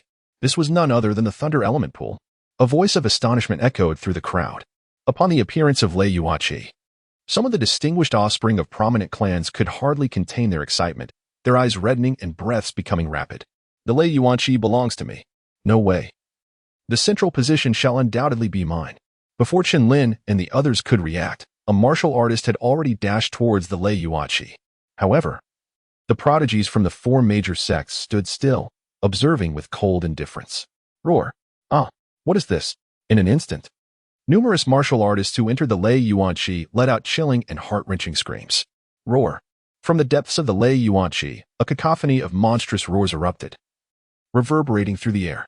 At the entrance of the Lei Yuanqi, severed limbs of martial artists were sent flying. Hiss. Witnessing this scene, the remaining martial artists hesitated, rooted to the spot in shock, as one of them exclaimed, "That is, the Lei Yuan beast." The Lei Yuan beast. Upon hearing this, expressions of terror washed over the crowd. The Lei Yuan beast is said to be a rather peculiar lightning-type demon beast. Moreover, it does not typically feast on flesh, but rather consumes thunderbolts as sustenance. This beast possesses formidable power, being at the open origin realm since its inception. Most importantly, within the Lei Yuan beast, a type of Lei Yuan crystal is formed, containing an immensely vast and pure lightning essence. If one could obtain this Lei Yuan crystal, it would yield results far superior to absorbing lightning essence within the Lei Yuanqi. In the southeast corner, Yang Feng gazed at the enormous beast shadow flickering within the Lei Yuanqi and spoke solemnly. After hearing Yang Feng's explanation, Ouyang Mu remained indifferent. Whereas Chen Lin's eyes reddened in an instant, his breath growing heavier. The Lei Yuan beast is truly a treasure. The Lei Yuan crystal. I must have it. As some martial artists were crushed to dust by the Lei Yuan beast, the remaining ones could not help but halt their advance. For within the Lei Yuanqi, there were at least 20 Lei Yuan beasts present. Furthermore, the fierce aura emanating from the majority of these beasts was tremendously potent. Among them, about 10 Lei Yuan beasts exhibited strength comparable to that of human martial artists at the half-step to Dao realm. The appearance of the Lei Yuan beasts had evidently shattered the confidence of some martial artists in entering the Lei Yuanqi. However, this change meant little to the prodigies of the four major sections. Lu Bai, who remained at the center, regarded the colossal beasts with unconcerned indifference. Brother Lu, those Lei Yuan beasts are merely at the half-step to Dao realm. Allow me to seize the Lei Yuan crystal for you. Behind Lu Bai, a young man clad in green cupped his hands and inquired about the latter's intentions. A mere thunder element crystal stone is of no use to me. If you desire it, you may seize it for yourself, Lu Bai said, his gaze directed calmly towards the thunder element pool. Upon hearing this, the young man furrowed his brow slightly, yet a flicker of joy appeared on his face upon hearing the latter part of Lu Bai's statement.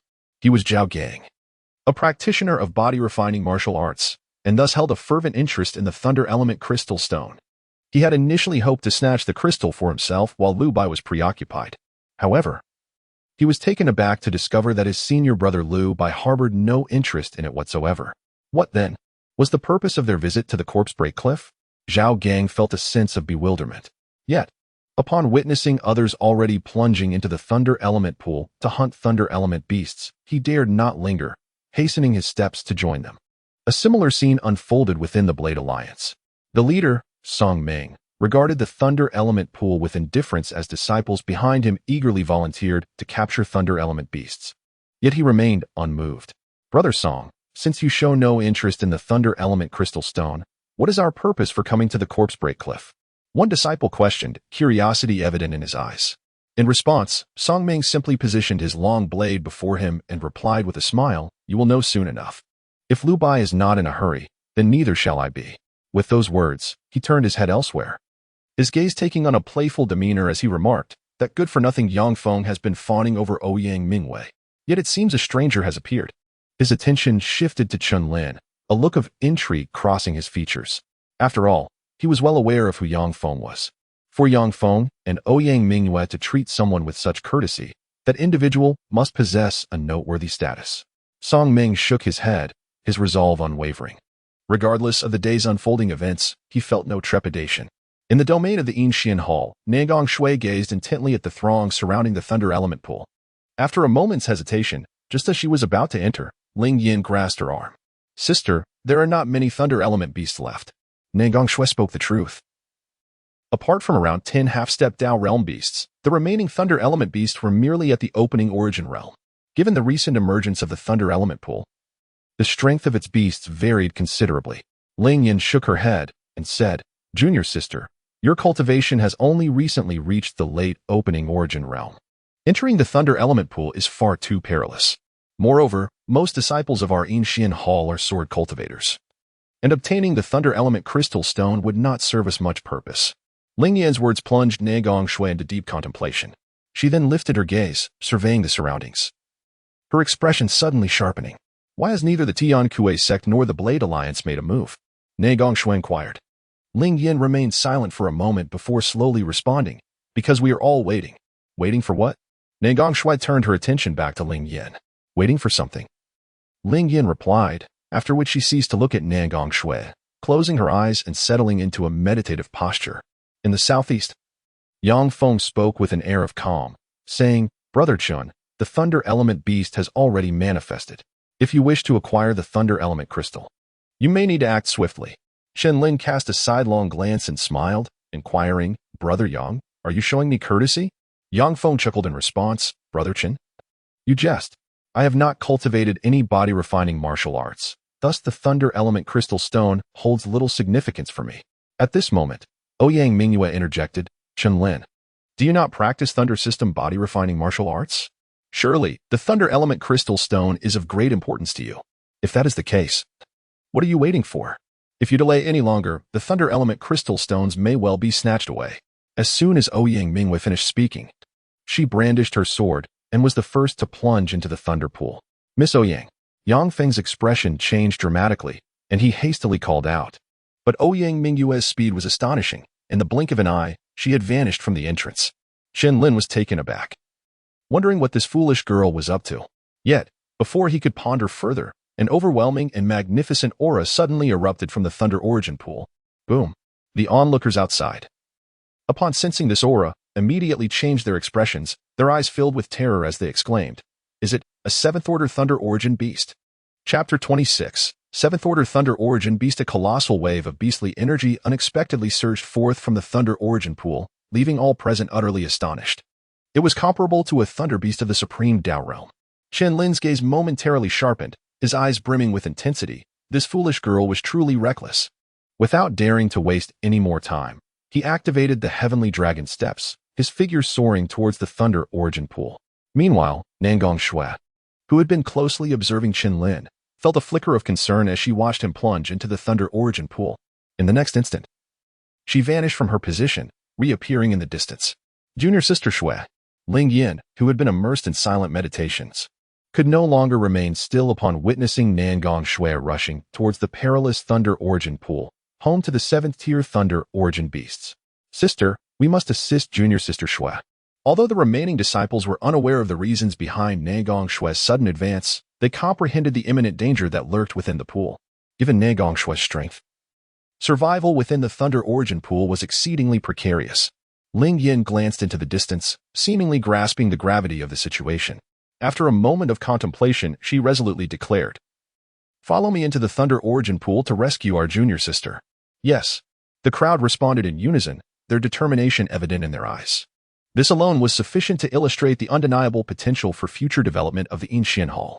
As for the leaders of the other 3 major sects, upon witnessing Ling Yan's sudden dash towards the Thunder Origin Pool, smiles crept upon their faces. It seemed that one competitor could be eliminated from the contest. Yang Feng observed Ling Yan's swift departure, unable to suppress a derisive snicker. Simultaneously, a cold glint flickered in his eyes, as he thought, she has disrupted my plans. She was supposed to perish by my hand. However, it appears I may not need to intervene this time. The 7th-tier Thunder Origin Beast is a formidable entity that even I dread. Upon entering the Thunder Origin pool, Chen Lin frantically searched for Ouyang Mu's figure.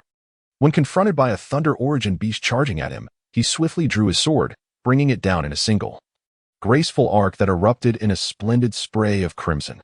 These Thunder Origin Beasts of the opening Origin realm posed little threat to him. Meanwhile, the number of warriors remaining in the Thunder Origin pool dwindled, as the very presence of the 7th-tier Thunder Origin Beast had instilled fear, prompting many to flee. Chen Lin continued to approach the central area of the Thunder Source pool.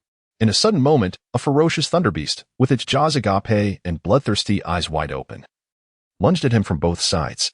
It was at the threshold of the half-step to Dao realm. The power of this Thunder Beast had already reached the formidable stage of half-step to Dao.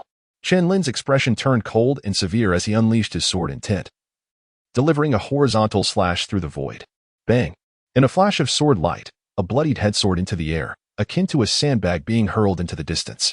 In the next instant, within the decapitated body of the Thunder Beast, a crystal enveloped in arcs of lightning gradually emerged. Chen Lin grasped it in his hand and was instantly enveloped by an immensely pure force of thunder essence. What a treasure! Chen Lin's eyes sparkled with surprise. Should he acquire this Thunder Origin crystal, he would undoubtedly be able to cultivate his Thunder Origin body to its perfected state. However, upon glancing back at the Thunder Origin Beast behind him, which was merely at the mid-opening realm, Chen Lin's gaze sharpened slightly. It remained uncertain whether the Thunder Origin Beast of the opening realm contained a Thunder Origin crystal within.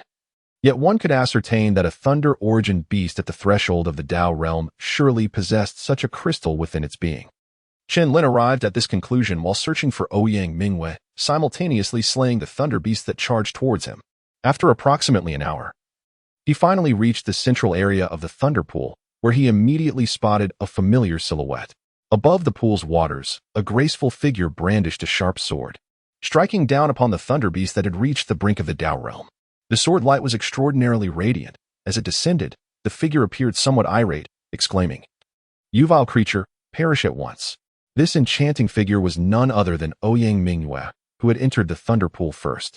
Observing the rugged Thunder Beast, Ouyang Mu felt a surge of anger, raising her long sword and declaring, "Shaoan sword technique, the immortal points the way."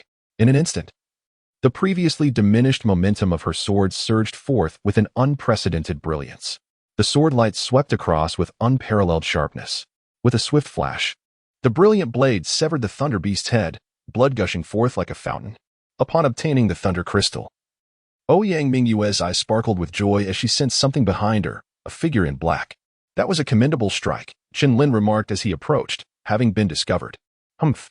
Now you have witnessed my prowess." Ouyang Mu retorted, pleased to receive a compliment for once. Chen Lin nodded slightly, acknowledging that her recent strike was indeed formidable. It was a feat he might not have easily withstood himself. "Here," Ouyang Mu said, retrieving a storage bag and handing it to Chen Lin. Chen Lin, bewildered, inquired, "What is this?" Ouyang Mu turned her head, avoiding eye contact with Chen Lin, yet a delicate huff escaped her lips as she replied, "This is the Thunder Origin Crystal Stone, a token of gratitude for your life-saving act."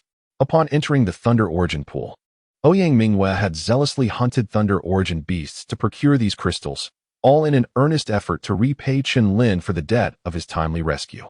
Chen Lin took the storage bag, his gaze momentarily pausing in astonishment as he inquired, "Are you unhurt?" Inside the storage bag lay a collection of Thunder Essence crystals, varying in size, yet astonishingly numbering over a score. It is worth noting that in just 1 hour, he had managed to gather merely 20 of these crystals. Upon hearing the concern woven into Chen Lin's words, Ouyang Mu's face flickered with a subtle hint of joy, though she maintained an air of composure. Shaking her head in feigned restraint, Chen Lin breathed a sigh of relief as he stored the Thunder Origin crystals within his storage ring. Suddenly, a formidable wave of energy surged forth from not far away. Upon sensing this presence, Chen Lin's expression turned grave. He instinctively hurled the wooden pipe into the distance. A 7th-tier Thunder Beast. Ouyang Mu's gaze sharpened as she beheld the creature, reminiscent of the 7th-tier demonic ape they had once pursued. Yet, at this moment, it was just the two of them. Chen Lin, what should we do now? Ouyang Mu's delicate form trembled slightly as she gazed at the colossal beast, her words faltering in a flurry of panic. Chen Lin stepped forward, positioning himself protectively in front of Ouyang Mu, declaring, "I will hold him off. You must flee." In a moment of urgency, Chen Lin gripped his sword tightly, his gaze icy as he confronted the encroaching thunder beast. Surrounding it, blinding bolts of lightning flickered, crashing down upon its formidable form. With a thunderous roar, a jet of black lightning erupted from the thunder beast's maw, hurtling directly towards the two. Witnessing this, Chen Lin unleashed a swift strike, revealing the entirety of his innate sword intent, and with a blade imbued with that essence, he cleaved towards the annihilating thunderbolt. Boom! The resounding shockwave erupted from the epicenter of their clash, while the immense recoil forced Chen Lin back several meters, spitting blood from the corner of his mouth. He elicited a reaction from Ouyang Mu, who could no longer contain herself and rushed to stand beside him. "My lady, if you do not retreat, do you wish to perish alongside me?" Seeing Ouyang Mu's reckless determination, Chen Lin's expression grew grave. The seventh-tier thunder beast before them possessed staggering power. It would not be long before it ascended to the intermediate level of the seventh tier. "And who are you to dictate my actions?" Ouyang Mu retorted, her voice trembling as she suppressed her inner fear. "If I wish to leave, I shall. If I choose to stay, then so be it." Chen Lin, feeling helpless, realized that he could not submit easily. His gaze turned fierce once more. With a resounding roar, he tightened his grip on the longsword, executing the dragon step beneath him. His form gliding like a dragon through the river, once again darting from his original position. With a decisive slash, Chen Lin ascended into the void, a terrifying crimson tempest emanating from his sword, causing the surrounding space to momentarily solidify. This strike harnessed the entirety of his strength. A streak of blood-red sword light slashed at a precarious angle towards the throat of the thunder beast. Bang! In the next instant, the thunder beast seemed to sense the impending danger, unleashing two bolts of lightning from its gaping maw, each as thick as a palm. Boom! The first bolt obliterated Chen Lin's sword light in silence, while the second bolt surged towards him with lethal intent. Caught off guard, Chen Lin was struck by the lightning, his body hurtling backwards. Upon landing, Ouyang Mu, her eyes reddened, retrieved a medicinal pill from her bosom and placed it into Chen Lin's mouth. After swallowing the pill, Chen Lin managed to sit up with great effort, though his chest was a gruesome sight, with faint arcs of lightning flickering across it. "We are all doomed now," Chen Lin thought with a sense of unwillingness. Ouyang Mu, however, upon hearing his words, displayed a calmness that contrasted sharply with her earlier fear. Roar! Just as the thunder beast charged towards them once more, a powerful presence suddenly emerged from the distance, accompanied by a dozen formidable figures. Chen Lin gazed into the distance, his eyes brightening. For the figures approaching were none other than Nangong Shui, Ling Yan, and their companions. Chapter 27. The Mysterious Disappearance Boom. This group comprised Nangong Shui, Ling Yan, and the talented disciples of the Ancient Hall. Upon witnessing Chen Lin's dire predicament, Nangong Shui's cold gaze intensified as she charged directly towards the seventh-tier thunder beast. This sight caused Ling Yan, standing behind, to narrow her beautiful eyes and cast a fierce glare at Chen Lin in the distance. "Junior sister, be cautious. The seventh-tier thunder beast, if faced alone, poses a threat that none present can confidently contend with. However, if dozens join forces, our chances of victory significantly increase." With Nangong Shui leading the charge against the thunder beast, the disciples of Ancient Hall wasted no time and swiftly engaged the beast in combat. "Beast, you seek death." Ling Yan, at the half-step to Dao realm, summoned a gleaming sword in her right hand, its brilliance cutting toward the thunder beast. Nangong Shui's strike landed, but merely sent a ripple across the vast body of the beast, yielding no significant impact.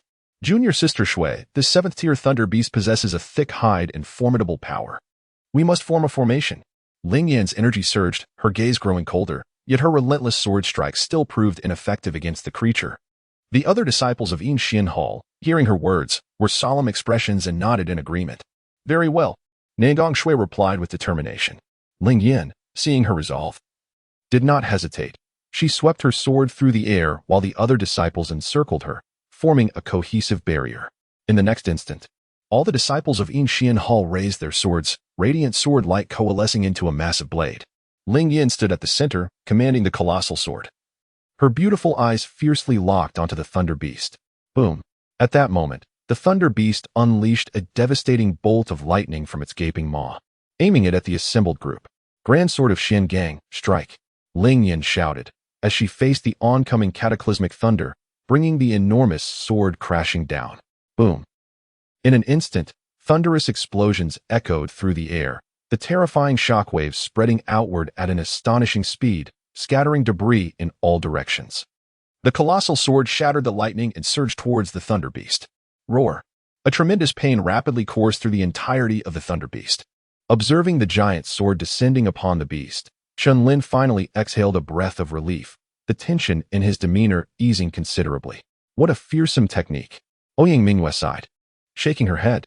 The Yinshan Hall truly deserved its reputation as one of the 4 great sects of Tianyang Prefecture. This formation amalgamated the strength of all involved, manifesting as a gigantic sword of light. The power of this lightsaber is likely sufficient to reduce an average practitioner at the mid-stage of the supreme path to mere dust. Chen Lin pondered for a moment, discerning the method by which Nangong Shui and her companions had enacted their formation. Ouyang Mu gently nodded, unusually refraining from contradiction. Meanwhile, in the center of the Thunder Origin Pool, the tumultuous aftershocks had finally subsided. The battleground had transformed into a vast pit, within which lay the corpse of the Thunder Origin beast, its blood pooling like a river. Above the beast, a Thunder Origin crystal gleamed radiantly. Upon witnessing this scene, Nangong Shui immediately soared into action, clasping the Thunder Origin crystal in her palm. Observing her impatience, Ling Yin could only sigh helplessly, her complexion turning somewhat pale. After all, she had been the last to strike, leaving her own energy nearly depleted. Having secured the Thunder Origin crystal, Nangong Shui did not pause, striding towards the other side, eliciting raised eyebrows amongst several disciples of the Yinshan Hall. Usually, Sister Nangong maintained an aloof demeanor, but today she had boldly entered the Thunder Pool solely for this crystal. Many disciples' gazes remained fixated on Nangong Shui. In the next instant, their attention sharpened, for she abruptly halted her advance. Initially, upon witnessing the demise of the Thunder Origin beast, Chen Lin and Ouyang Mu had intended to express their gratitude to Nangong Shui. However, as that thought surfaced, they found her already standing before them. "We are truly grateful for your assistance, Miss," Chen Lin remarked, his expression filled with appreciation and a faint smile. Ouyang Mu also inclined her head slightly, her eyes reflecting profound gratitude. After all, had it not been for Nangong Shui's timely arrival, it was likely that she and Chen Lin would have perished at the jaws of the Thunder Origin beast. Yet, upon hearing their words of thanks, Nangong Shui's demeanor remained as cold as ever. She merely tossed the Thunder Origin crystal to Chen Lin. "Is this the Thunder Origin crystal from a 7th-tier Thunder Origin beast?" Ouyang Mu exclaimed, unable to suppress her astonishment, her beautiful eyes regarding Nangong Shui with a hint of intrigue. Chen Lin, perplexed, inquired, "My lady, what is the reason for your visit?" "At present, I have no intention of joining any sect." Previously, after the events at the Qinglong Tower, Nangong Shui had extended an invitation for him to join the Yinshan Hall. However, at that time, Chen Lin had provided a vague response, as their encounters had been limited. Nevertheless, the Thunder Element crystal from the 7th-tier Thunder Element beast is exceedingly precious. Chen Lin wished to return something to Nangong Shui, yet before he could gather his thoughts, she had already turned to leave. "Shui, my junior sister, please do not rush away just yet." At that moment, Ling Yin approached swiftly from a distance, detaining the departing Nangong Shui. Ling Yin glanced at Chen Lin and chuckled softly. "So you are the genius my junior sister spoke of? The one who has conquered the 9th level of the Qinglong Tower? Upon meeting you today, I find it rather hard to believe. Are you truly capable of overcoming the challenges of the 9th level?" Chen Lin furrowed his brow and said, "If you have no further matters, I shall take my leave. Whether or not I have ventured into the 9th level of the Qinglong Tower is of no concern to you." "How can it be of no concern? My junior sister risked her life to save you, and you dismiss it so lightly?"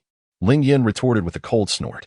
Her foolish junior sister, in a mere blink of an eye, had even gifted the Lei Yuan crystal to him. After presenting the gift, she uttered not a single word, only contemplating her departure. While her junior sister may endure such treatment, she, as the elder sister, could not remain silent. Upon hearing this, Chen Lin's expression darkened slightly. The degree to which this woman was being unreasonable was no less than that of Ouyang Mu beside her. Just as this thought crossed his mind, Ouyang Mu could not contain herself and exclaimed, "Damn it, Chen Lin, have you truly conquered the 9th level of the Qinglong Tower?" The Qinglong Tower is scattered across various cities, and the levels of difficulty are well known. Even Ouyang Mu herself has only managed to reach the 8th level. Chen Lin gently patted Ouyang Mu on the head, shaking his head slightly before turning his gaze towards Ling Yan. "So what do you suggest?" he inquired. He indeed felt a sense of gratitude for Ling Yan's recent act of bravery. Had it been someone else speaking in such a manner, he would have likely retaliated with a sharp rebuke. "What to do? Well, it's rather straightforward, but first, we must exit." Ling Yan contemplated before speaking. And as her words fell, a relentless surge of thunder element beasts poured forth from the thunder abyss behind them. The crowd, witnessing this, were solemn expressions, expressing their agreement with Ling Yan's assertion. Chen Lin nodded, and then, with a swift motion, stepped forward, departing towards the outskirts of the thunder origin pool with remarkable speed. Ouyang Mu and Nangong Shui followed closely behind. After a brief interval, the group emerged from the confines of the thunder origin pool. Chen Lin fell to the ground, a glimmer of satisfaction gracing his features. The thunder crystal stones he had acquired were more than sufficient to elevate his thunder body cultivation to its utmost perfection. Shortly thereafter, a series of piercing sounds reverberated through the air, heralding the arrival of Ling Yan and Ouyang Mu, who soon joined him. Upon reaching the ground, Ling Yan immediately began to survey her surroundings.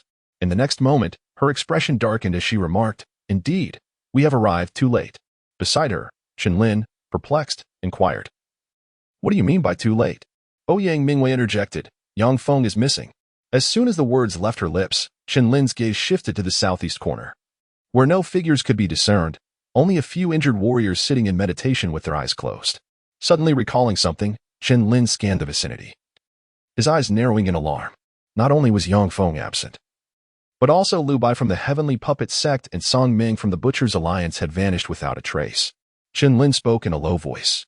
He had long suspected that Yang Feng harbored ulterior motives, but it was only due to Ouyang Mu's sudden intrusion into Lei Yuanqi that he had momentarily forgotten about him. At that moment, Ling Yan shook her head with a bitter smile and sighed. "They have all gone to the bottom of the corpse-severing cliff." Chapter 28. The Holy Emperor. Do not laugh. Ling Yan's words caused Chen Lin's gaze to sharpen. The bottom of the corpse-severing cliff? Upon hearing this, Ouyang Mu fell into an unusual contemplation, her eyes suddenly sharpening. However, after that fierce intensity, a look of incredulity washed over her features. "Impossible, absolutely impossible." Ouyang Mu seemed to have realized something, murmuring as she shook her head.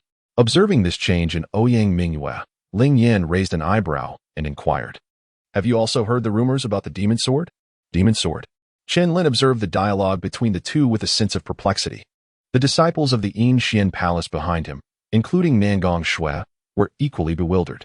Only Ouyang Mu's beautiful eyes widened as she exclaimed, "Indeed, there are rumors of a demon sword within the wild demon forest." However, after all these years, if the demon sword truly existed, it would have likely been discovered by others long ago. Noticing the confusion in Chen Lin's gaze, Ling Yan gently remarked, "It is understandable that you, young Master Chen, hailing from the Flame City, may not have heard of the demon sword's reputation." Chen Lin's lips quivered slightly, pondering whether this woman was insinuating that he was lacking in insight. Noticing Ling Yan's gaze fixed upon him, he inwardly scoffed and chose to disregard her. At that moment, Nangong Shui quietly inquired, "Senior sister, what exactly is the demon sword you speak of?" Ling Yan cast a helpless glance at Nangong Shui, still wishing to further tease the unappreciative youth before her. It is said that 100,000 years ago, the world was divided into two major factions, the human race and the demon race. These two groups initially maintained a peaceful coexistence under the leadership of their strongest members. However, this tranquility was shattered one fateful day. Ling Yan's eyes reflected a hint of melancholy as she continued. "Our human cultivation primarily revolves around absorbing the energy from elemental stones to ascend to higher realms. However, over time, some encountered the demon race, slaying demons to obtain their essence. They discovered that consuming demon essence significantly accelerated their cultivation, far surpassing the energy derived from elemental stones. When this revelation spread, the demon race was incensed, leading to widespread slaughter of humans and the consumption of their flesh. Simultaneously, within the demon race, a startling realization emerged. Consuming human flesh would enhance their spiritual prowess at an accelerated pace. Thus, animosity grew between the two races, culminating in mutual hostility. From that point on, encounters between them invariably resulted in humans seeking demon essence or demons feasting upon human flesh. The struggle between the human and demon races commenced. Ling Yan paused, her tone tinged with nostalgia, before continuing. 2,000 years ago, an unparalleled prodigy emerged among our human race on the eastern continent. On that day, as the cold moon descended, the demon star was born. The 12 demon lords, leading an army of millions, launched an assault on our eastern human race. Countless sages from our side rose to confront them, yet the tide favored the demons, and the humans retreated in defeat, their blood staining the sky as heaven wept alongside them. The darkness for humanity descended swiftly. Just as despair engulfed the populace, a young figure appeared, stepping onto a sword to confront the 12 demon lords alone. The outcome, however, left many in disbelief. This young warrior, armed with a sword, single-handedly battled the 12 demon lords, some of whom possessed divine powers. The battle raged for 7 days and nights, and with the hopes of innumerable human eyes upon him. This young figure, leveraging his cultivation at the Saint Emperor level, managed to slay 9 of the demon lords. The remaining 3 fled in terror, while the young warrior, despite being gravely wounded, laughed towards the heavens. In his final act, he unleashed one last strike, severing the demon race's fortune for a century, leaving them in disarray. At this juncture, Ling Yan's voice was imbued with fervor. To face 12 demon lords and vanquish 9 while forcing the others to retreat, all while severing 100 years of demonic fortune. He saved humanity from peril. Chen Lin's heart surged with fervor, his eyes ablaze, and his breath quickened. Such unparalleled charisma. This individual is truly deserving of those 4 words. May I inquire the name of this esteemed elder of the human race? Chen Lin boldly asked. Ling Yan replied in a hushed tone, Jun Mo Shao. The Holy Emperor Jun Mo Shao has been renowned across the eastern continent for a millennium. After delivering that final strike with his sword, he succumbed to his internal injuries and fell, leaving his treasured blade to be lost among mortals. Ling Yan continued. Thus, upon hearing this, the crowd, including Nangong Shui, exhibited a profound unease reflected in their icy gazes. Could it be that this demonic sword is indeed the divine weapon wielded by Elder Jun when he vanquished the demon clan's lord? Chen Lin was astonished as he spoke. Under the astonished gazes of the crowd, Ling Yan slowly nodded and said, Indeed, it is true. It was precisely because Senior Jun wielded this sword to slay 9 sovereigns of the demon clan, staining it with their blood, that it has since been referred to as the demon sword. Observing the incredulity in the eyes of those present, Ling Yan smiled gently and continued, Yet, after 2 millennia have passed, the current form of the demon sword remains shrouded in mystery. Upon hearing this, Chen Lin secretly nodded. Over 2 millennia have passed. The demon sword must have sustained significant damage. Otherwise, the number of those drawn to it would surely exceed just them. Thus, it appears that Yang Feng and Liu Bai are convinced that the demon's sword lies beneath the corpse break cliff, which is why they initially pursued the idea of seeking it. Ouyang Mu furrowed her brow, articulating the thoughts shared by all. Indeed, only the most exceptional talents within the major sects are privy to the rumors surrounding the demon sword. They have undoubtedly been aware that if the demon sword truly resides beneath the corpse break cliff, we cannot afford to miss this opportunity. Ling Yan spoke casually, revealing that had it not been for Nangong Shui's influence, she would have already embarked on the quest for the demon sword. However, the demon sword is not so easily located, and it is likely that Liu Bai and his companions will not achieve results in the near term. We shall also descend. May I inquire about your intentions? Ling Yan directed her gaze towards Chen Lin. Chen Lin remained silent, casting a glance at Ouyang Mu, whose gaze was equally filled with intrigue. After all, that was the sword once wielded by a formidable holy emperor. It was impossible to feign indifference towards it. Chen Lin nodded and said, In that case, let us descend together and take a look. Ling Yan breathed a sigh of relief. She had been genuinely concerned that Chen Lin might turn and leave, especially since they had expended considerable effort dealing with the 7th-tier thunder element beast. Even now, her strength had only recovered to half, and if she were to face Liu Bai and his companions, her chances of success would be exceedingly slim. However, with the addition of Chen Lin and his ally, their odds would significantly improve. Once everyone reached a consensus, they approached the edge of the cliff of severed bodies. Gazing down into the thick, swirling mist below, Ouyang Mu could not help but shudder. Chen Lin, surely there is no danger lurking down there? She inquired, instinctively grasping Chen Lin's arm, revealing her youthful apprehension. Hearing this, Chen Lin chuckled lightly. Of course, there are dangers, and the ground below is strewn with corpses and bones. If you are too afraid to descend, you may remain above and wait for us." Ouyang Mu shook her head defiantly, exclaiming, "I am not afraid. It is merely a cliff of severed bodies. What is there to fear?" At this moment, Nangong Shui, who had been listening to their exchange, felt a flicker of emotion in her cold gaze, her demeanor noticeably dimming. Ling Yin, observing this, let out a faint sigh, but clearly had more pressing matters to attend to. After repeated reminders, the group proceeded towards the edge of the cliff, just as Chen Lin and the others departed. A fleeting shadow arrived at the spot they had just vacated. "They have all gone down. I cannot afford to waste time," murmured a young figure, who then unhesitatingly leapt off the cliff. At the base of the cliff, 3 formidable figures stood side by side. Behind them were disciples representing their respective sections. Among them was a slender-eyed, cold-featured individual, Yang Feng. Beside him stood another of equal status, a burly man wielding a long knife. None other than Song Ming of the Butcher's Alliance. The third figure, positioned centrally, clad in a gray robe with a tranquil expression, bore an air of disdain lurking in the depths of his gaze, Lu Bai of the Heavenly Puppet Sect. The trio arrived at the cliff's base first, but aside from a dark cave, the area was littered with bones. They wasted no time and entered the cave directly. However, after searching for a considerable period, they found nothing. Yang Feng halted, surveying the surroundings, and coldly remarked, "I have heard that the Butcher's Alliance possesses a map to the demon sword. Are you planning to keep it to yourself and seek the sword alone?" Song Ming's expression shifted, his anger flaring as he retorted, "Yang Feng, what do you mean? If it weren't for Lu here, I would not let you off for that remark." "Humph, then come and try." Yang Feng stepped forward, a surge of formidable energy radiating from him.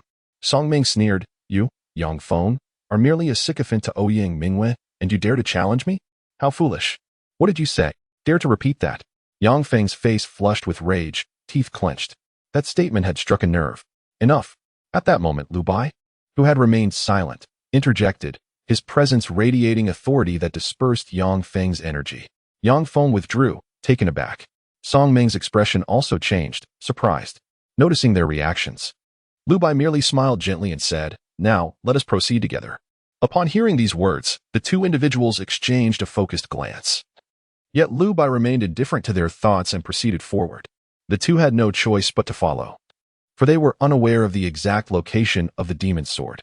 After walking for approximately half an hour, Lu Bai's expression suddenly sharpened as he declared, "There is danger." As his voice faded, Yang Feng and Song Ming each drew their blades, their gazes alertly fixed on the shadows ahead. A fierce roar from a demonic beast echoed through the cavern, sending the bats within into a chaotic flutter. In the dim light, they discerned numerous pairs of scarlet beastly eyes lurking in the darkness. Lu Bai narrowed his eyes and waved his hand, a brilliant light emanating from his palm, illuminating the space around them. In the next moment, Yang Feng and Song Ming's faces involuntarily twitched as they exclaimed, "Is that the devouring heaven crocodile?" "No.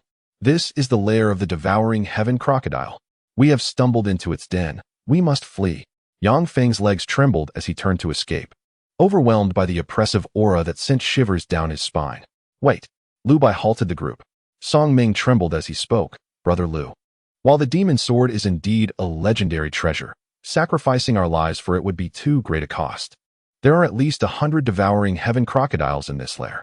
Although most are 8th-tier beasts, their sheer numbers make them an insurmountable threat. However," Lu Bai shook his head, asserting, "the lair of the devouring heaven crocodile is an essential passage in our quest for the demon sword. Who said that we 3 must confront the devouring heaven crocodiles?" Yang Feng paused, tentatively inquiring, "Brother Lu means?" "Haha, it is no surprise that Song Ming cannot fathom it. But you, Yang Feng, with your ruthless nature, surely understand. Do you not see the implication?" Lu Bai cast a disdainful glance at Yang Feng, whose eyes glimmered with a hint of malice as he smiled. Yang Feng lowered his status to walk alongside Ouyang Mu. For what purpose, Song Ming could not discern, but Lu Bai was acutely aware. Contemplating this, Lu Bai's gaze towards Yang Feng grew even more contemptuous. Yang Feng, catching on to the notion, replied with a wry smile. Brother Lu jested, "Yet it is inevitable that sacrifices must be made in the pursuit of the demon sword." As he spoke, Yang Feng's eyes wandered to the many disciples of the sect behind them. At this moment, Song Ming reacted, his voice rising in anger. "Are you truly willing to risk the lives of other disciples for the sake of the demon sword? Brother Song, no man is a true hero without a touch of ruthlessness. The sacrifices made for the demon's sword will be remembered through the ages. Lu Bai replied with a gentle smile. Why not consider it this way, Brother Song? If we find the demon's sword and restore the once glorious Holy Emperor's sword, the merits gained will be immeasurable. Yang Feng's eyes flickered, and he spoke without hesitation. It must be said that Song Meng's gaze displayed a hint of struggle, which Lu Bai readily discerned. A smile curled at the corners of his lips as he remained silent, patiently awaiting the unfolding events. In the next moment, Song Meng nodded decisively, the reluctance in his eyes gradually fading, replaced by a steely resolve. Ha ha ha, I knew I was right about Brother Song, Lu Bai exclaimed with laughter. The three of them exchanged knowing glances and began to instruct their respective disciples to charge into the encroaching darkness ahead. With a thunderous roar, the devouring sky crocodile surged forth, charging at the disciples of the sects advancing toward it. Ah, this is bad. There are demonic beasts. It's the devouring sky crocodile. The chilling screams reverberated throughout the cavern. Yet, in the face of this gruesome spectacle, Lu Bai proclaimed with authority, the devouring sky crocodile is nothing to fear. Disciples of the Tian Kuei sect, do not retreat. Song Meng echoed, disciples of the Butcher S Alliance, do not falter. Yang Feng's voice was cold as he declared, disciples of the Jiu Yuan Palace, anyone who dares to retreat shall face death. The unified commands from the three instilled a sense of discontent among the crowd. Yet they dared not express their grievances and could only fight fiercely onward. Observing this scene, the three men exchanged even more pronounced smirks. A quarter of an hour later, amidst the darkness, crimson blood flowed forth like a spring. Lu Bai's eyes brightened as he exclaimed, there is an opening. Let us move quickly. Yang Feng and Song Meng followed suit, their figures shifting to trail behind Lu Bai. The three of them vanished quietly, leaving the disciples of the three great sects to battle the devouring sky crocodile. An hour later, at the entrance of the cavern, several figures appeared. Among them the tardy Chen Lin and Ling Yin. This is bad. There is the scent of demonic beasts, and not just one. Ling Yin, tapping into her spiritual awareness, detected the presence of the devouring sky crocodile, her expression turning grave. We must hurry inside and investigate. Chen Lin spoke in a deep voice, and the others responded in kind, while a hint of solemnity appeared on Ouyang Mu's delicate face. The heavenly dragon steps were executed with full force, and Chen Lin's speed manifested as a fleeting shadow, leading him to the lair of the devouring heaven crocodile. Subsequently, Ling Yan, Ouyang Mu, and Nangong Shui gradually came to a halt. As for the other disciples of the Yinshan Palace, they remained outside as per Ling Yan's instructions. However, in the very first instant after they stopped, the three women felt a surge of turmoil within their chests. Not far from the four of them lay a multitude of severed limbs scattered across the ground, with glaring blood and heads rolling about. At that moment, the devouring heaven crocodile was voraciously tearing into the flesh, creating a scene that was both chaotic and horrifying. Such a beast. Meet your demise. Unable to endure the gruesome sight, the three women simultaneously leaped forward, charging towards the dwindling number of devouring heaven crocodiles.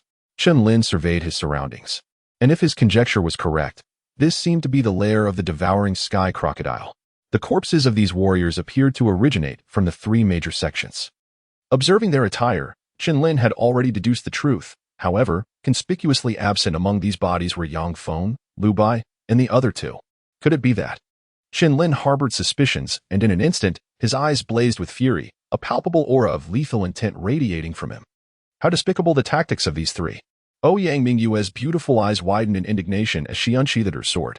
The remaining sky-eating demonic crocodiles were already marred with numerous sword scars, having sustained grievous injuries in the fierce clashes among the disciples of the three major sections. Within a mere moment, the trio eliminated the last of these half-step sky-eating demonic crocodiles. Upon returning to their original position, Ling Yin turned to Chen Lin and remarked, "These are all disciples of the three major sections." Chen Lin nodded silently, his voice cold as he remarked, "It is Lu Bai and his two companions who are utilizing these disciples to obstruct the devouring sky demon crocodile, while they themselves seek the demon's sword." "What?" Ouyang Mu exclaimed, her eyes widening in disbelief. After all, Yang Feng had consistently presented himself as a gentleman in her presence.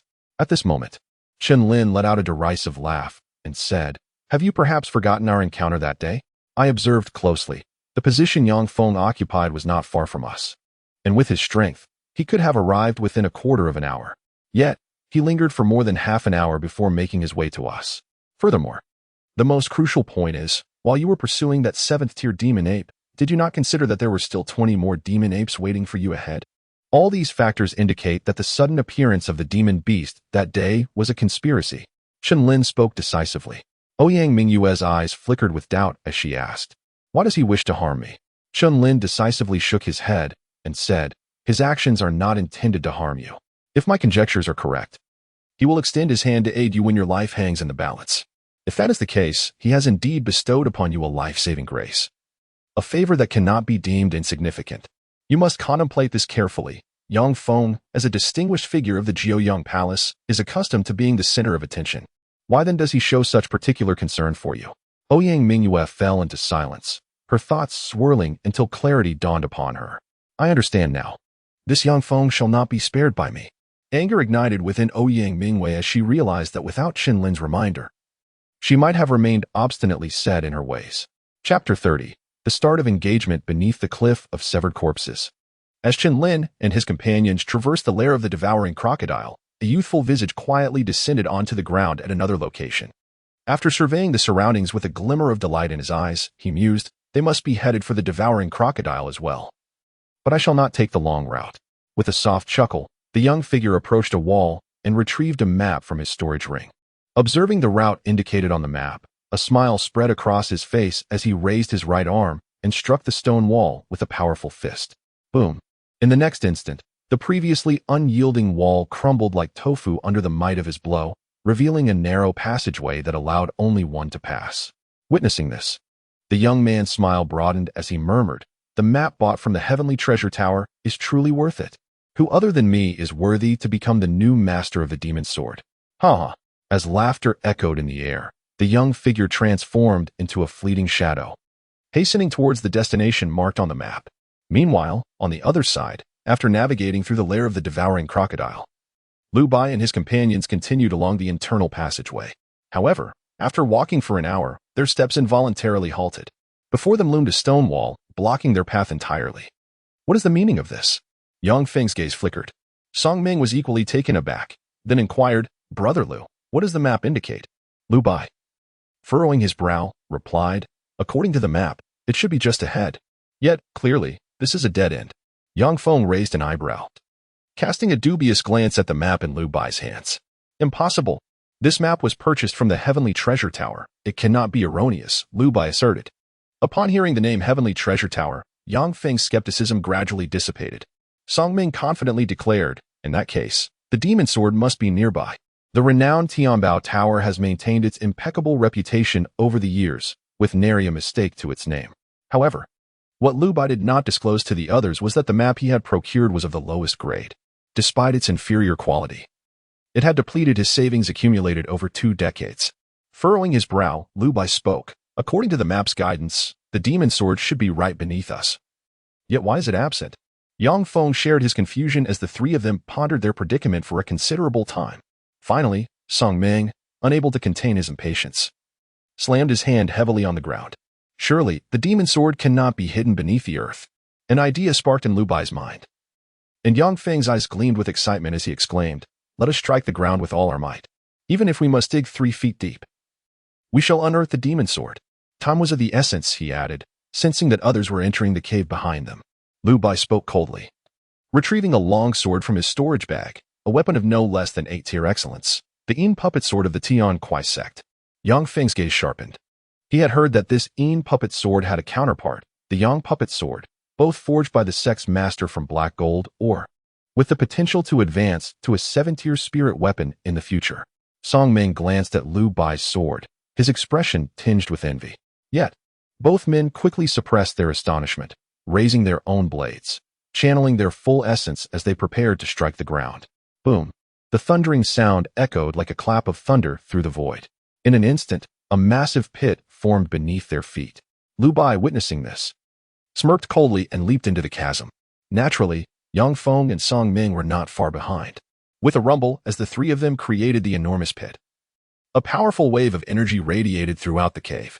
Meanwhile, in another dark corner, Chen Lin and his companions, sensing the disturbance, exchanged glances filled with excitement. To the southeast, it appeared that Lu Bai and his group had discovered the entrance to the demon sword. "We must hasten," declared Ling Yan.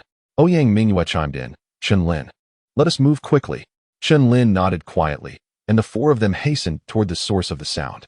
In less than a moment, they arrived at the massive pit created by Lu Bai and his companions. Let us descend. In an instant, the four exchanged glances and, without hesitation, leaped into the abyss. Upon their descent, Chen Lin discovered that the space below was, in fact, a burial chamber.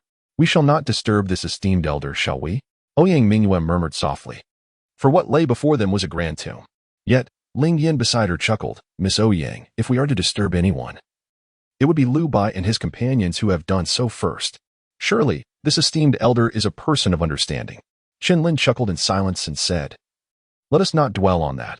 Let us proceed to the back. Chen Lin took the lead, followed closely by three others. Upon reaching the rear of the tomb, their initial reaction was one of astonished silence. There, embedded within the stone wall, lay a silver-white longsword, its blade shimmering with a mystical purple glow, enchantingly radiant. As Chen Lin and his companions arrived, the sword emitted a series of subtle, melodic chimes, brimming with vitality. It was a demon sword. At that moment, not only Chen Lin and his three companions sensed the change, but also Lu Bai and his associates. Upon witnessing the sudden appearance of Ouyang Mu and Chen Lin, Lu Bai's gaze flickered with mockery as he remarked, I didn't expect that the 7th-tier thunder element beast could not best you. However, you ought not to be here. Whether we should be here is not for you to decide, retorted Ouyang Mu boldly. If you wish to fight, then let us. I fear you not. Angered by the contempt in his words, she stepped forward, pointing an accusing finger at Lu Bai. Ouyang, this place is far too perilous. You should leave at once. Yang Feng interjected suddenly. Yet, upon hearing this, Ouyang Mu unleashed a swift strike towards Yang Feng. Yang Feng, taken aback by the sudden attack, quickly parried the blow, his expression a mixture of confusion and alarm. Ouyang, what is the meaning of this? You despicable wretch, not only have you conspired against me, but you have also ruthlessly sent your own sect's disciples to their doom. It is utterly disgraceful, Ouyang Mu exclaimed in a furious tone. At that moment, Yang Feng was momentarily stunned, realizing his scheme had been uncovered. His gaze shifted to Chen Lin, as if seeking answers. Kid, you have thwarted my plans time and again. If you leave here alive today, it would reflect my incompetence. Yang Feng's voice dripped with malice, revealing his intent without reservation. He comprehended that all his prior efforts had been rendered futile by Chen Lin's intervention, fueling his rage. Yang Feng, by your mere words, you lack the qualification to engage in dialogue with me. Chen Lin replied, extending his index finger and shaking it lightly. This scene caused Ling Yin, who stood behind, to narrow her eyes. After all, Yang Feng's strength was on par with her own. Moreover, Chen Lin's current cultivation was only at the late stage of the opening Yuan realm. In fact, only Nangong Shue's visible prowess was inferior to Chen Lin's. Haha, brother Yang. It seems the lady does not hold your strength in high regard. Song Ming could not help but chuckle. Yang Feng's cold gaze revealed his murderous intent. A tempest of bloodlust as he coldly declared, Chen Lin, today marks your demise. As soon as his words fell, he surged forward, his figure darting across the space, wielding his sword to unleash a formidable beam of sword aura. Ouyang Mu intended to strike first, but she was intercepted by none other than Chen Lin. Your injuries have yet to heal. You are not his match. Best to observe quietly. After Chen Lin finished speaking, he no longer cast a glance at Ouyang Mu. With a sudden display of the dragon step, he evaded the strike with the grace of a swimming dragon navigating through rivers. The two figures swiftly drew closer, and Chen Lin unsheathed his sharp sword, clashing head-on with Yang Feng. In a fleeting moment, their confrontation encompassed no less than 100 exchanges. This spectacle left the onlookers momentarily stunned, particularly Ling Yin and Song Ming, whose faces betrayed a hint of astonishment. After all, they were most acutely aware of Yang Feng's prowess, thus finding it remarkable that Chen Lin could contend with him on equal footing. Brother Song, I kindly ask you to hold off the remaining few. Once I acquire the demon sword, we can discuss its rightful ownership. What do you think? Lu Bai, observing the duel between the two, remained unfazed, his gaze shifting towards the demon sword embedded within the stone wall, his eyes igniting with fervor. Certainly, Song Ming readily agreed. He then positioned himself before Ling Yin and the others, an imposing aura of sword intent radiating from him. Ling Yin and Ouyang Mu stepped forward. The former unable to restrain herself, Junior Sister Shui, your strength is the weakest. You should stay back for now. Nangong Shui, with cold eyes, felt reluctant but understood that this was not the moment for bravado. Even 2 against 1, I am not afraid. Song Ming laughed heartily. A surge of energy akin to a dragon emerging from the sea enveloping him, cascading like roaring waves into the void. Half a step from the pinnacle of the Dao realm, Ling Yan's gaze sharpened. She had not anticipated that Song Ming's cultivation had approached such heights. Meanwhile, she and Ouyang Mu bore considerable injuries, and under the current circumstances, even a 2-on-1 scenario would impose significant pressure. Unfazed by their thoughts, Song Ming swung his long blade directly downward, carving a distinct scar through the air. Boom! In an instant, a terrifying tremor erupted within the tomb. Dust and debris cascading outward in a tumultuous wave. Rumbling. Dark Star Sword Technique. Stellar Slash. A low voice resonated within the tomb. Yang Feng, locked in fierce combat with Chen Lin, suddenly retreated several meters, his cold eyes revealing a fierce and chilling glare. Chen Lin's prowess astonished him inwardly. However, simultaneously, his murderous intent intensified. There could be no mercy, for the consequences would be dire. As Yang Feng's voice resounded, his long sword suddenly radiated a dazzling starlight. Sharpened and fused with an exceedingly fierce sword momentum. A beam of starlight sword energy, cutting horizontally, rushed straight towards Chen Lin's face. In the face of this strike, Chen Lin also grew solemn, raising his sword as an immense sword intent surged forth in an instant. The innate sword intent finally manifested.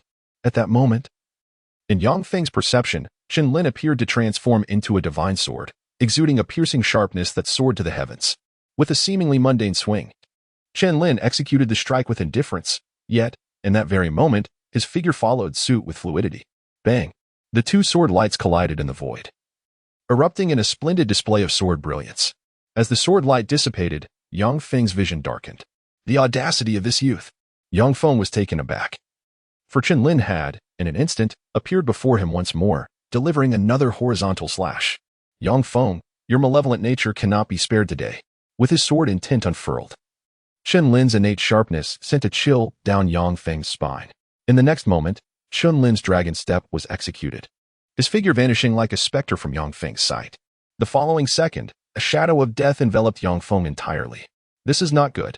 At the opportune moment, Chen Lin unleashed a silent flash of sword light from his blade.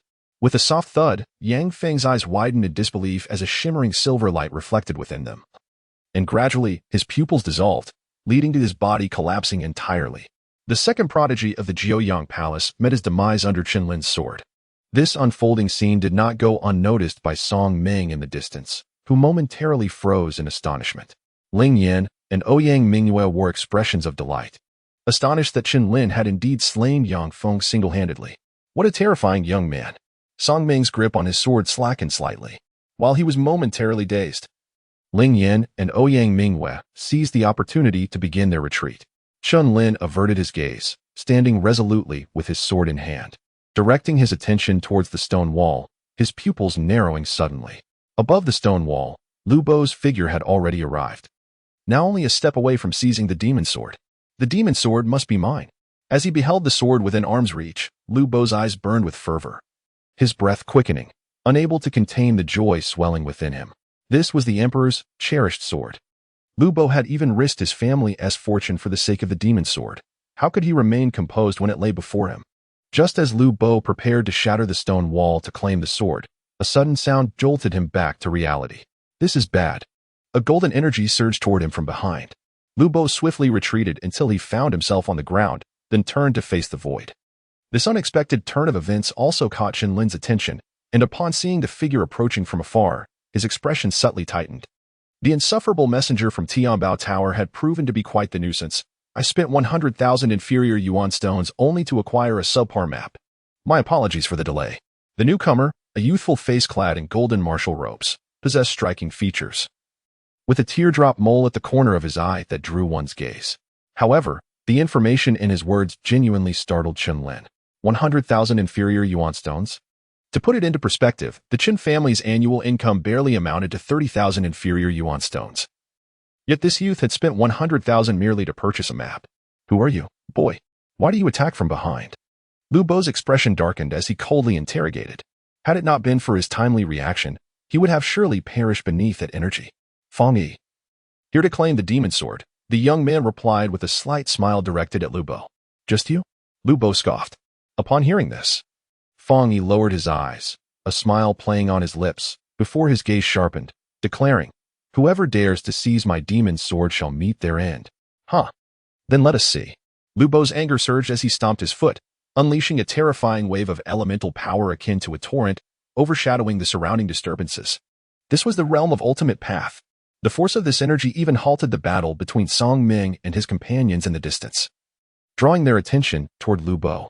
Indeed, Lu Bo had already stepped into the realm of ultimate path. Chen Lin's gaze remained largely unchanged. Upon his first encounter with Lu Bo, he harbored certain suspicions. Conversely, facing Fong Yi, who was on the brink of the Dao realm, he displayed not astonishment, but rather a hint of intrigue. His cultivation was evident. It was half a step into the Dao realm. Huh, such strength. And you dare to vie with me for the demon sword? I wonder who granted you such audacity. Lu Bo's solemn demeanor shifted to one of derision as he spoke mockingly. He chuckled. I have slain those in the Dao realm before. Allow me to introduce you to my sword. Fong Yi seemed unfazed by Lu Bo's reaction, a cold smile curling at the corners of his mouth. In puppet sword.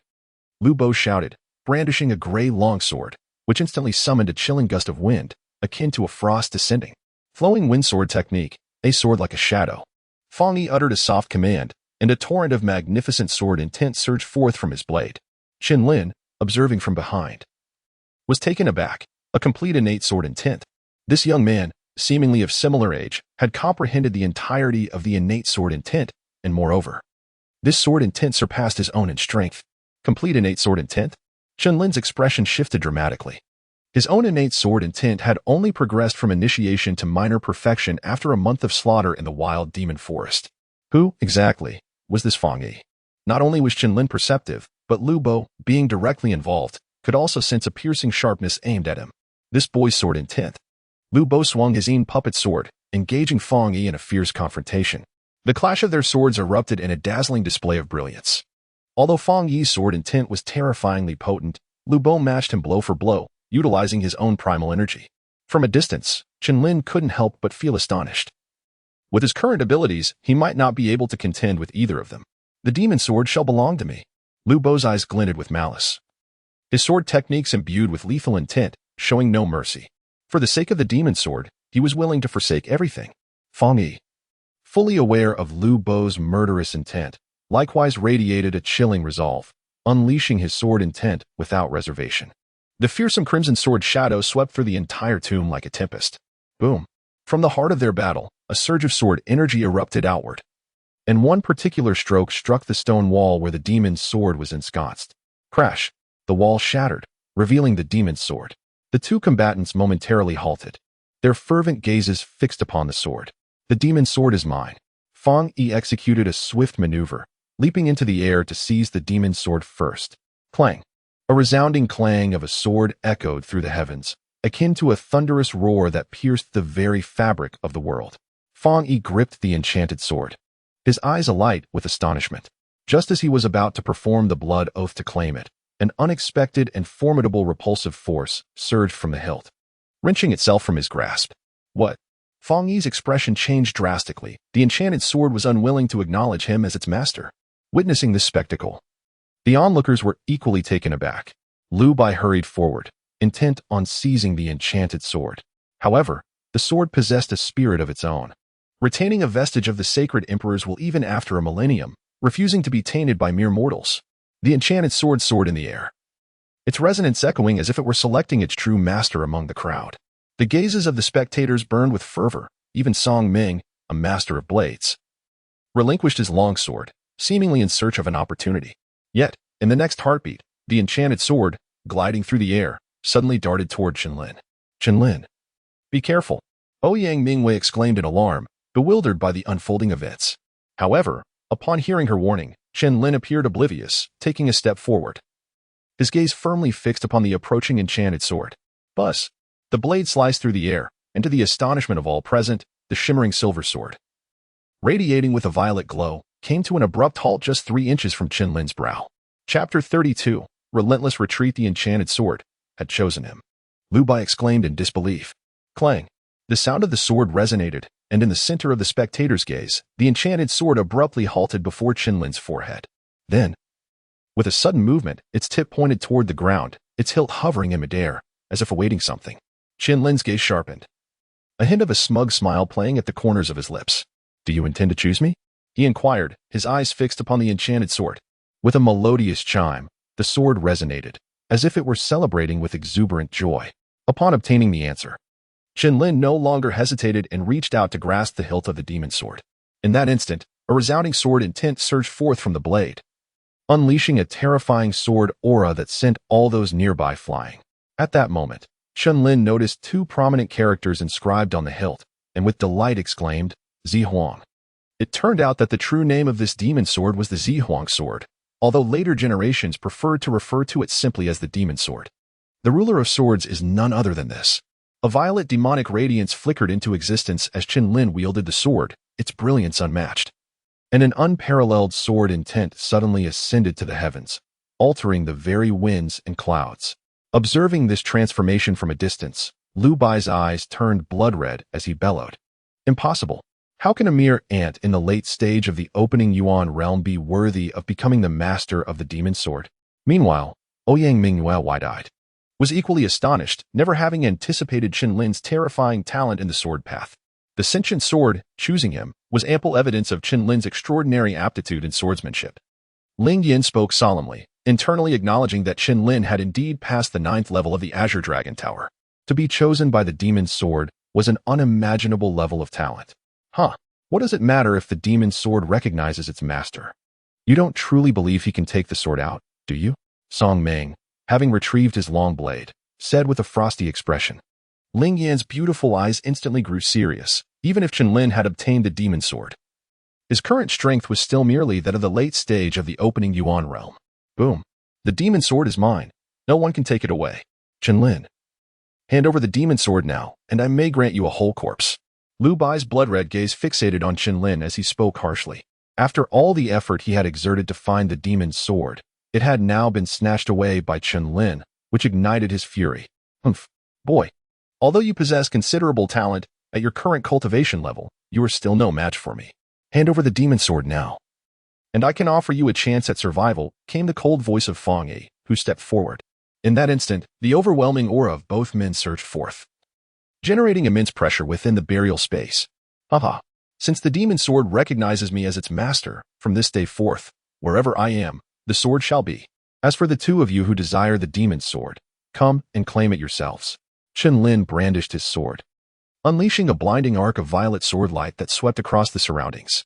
The resounding clang of the blade reverberated through the heavens, its brilliance both enchanting and dazzling. The formidable might of this strike momentarily stunned Lu Bai. In response, he wielded his puppet sword, channeling his primordial energy at the sword's body as he delivered a decisive cut. The clash of the two piercing beams of light erupted with a thunderous impact, sending shockwaves through the air, yet both figures were compelled to retreat simultaneously. He had actually repelled Lu Bai with a single strike.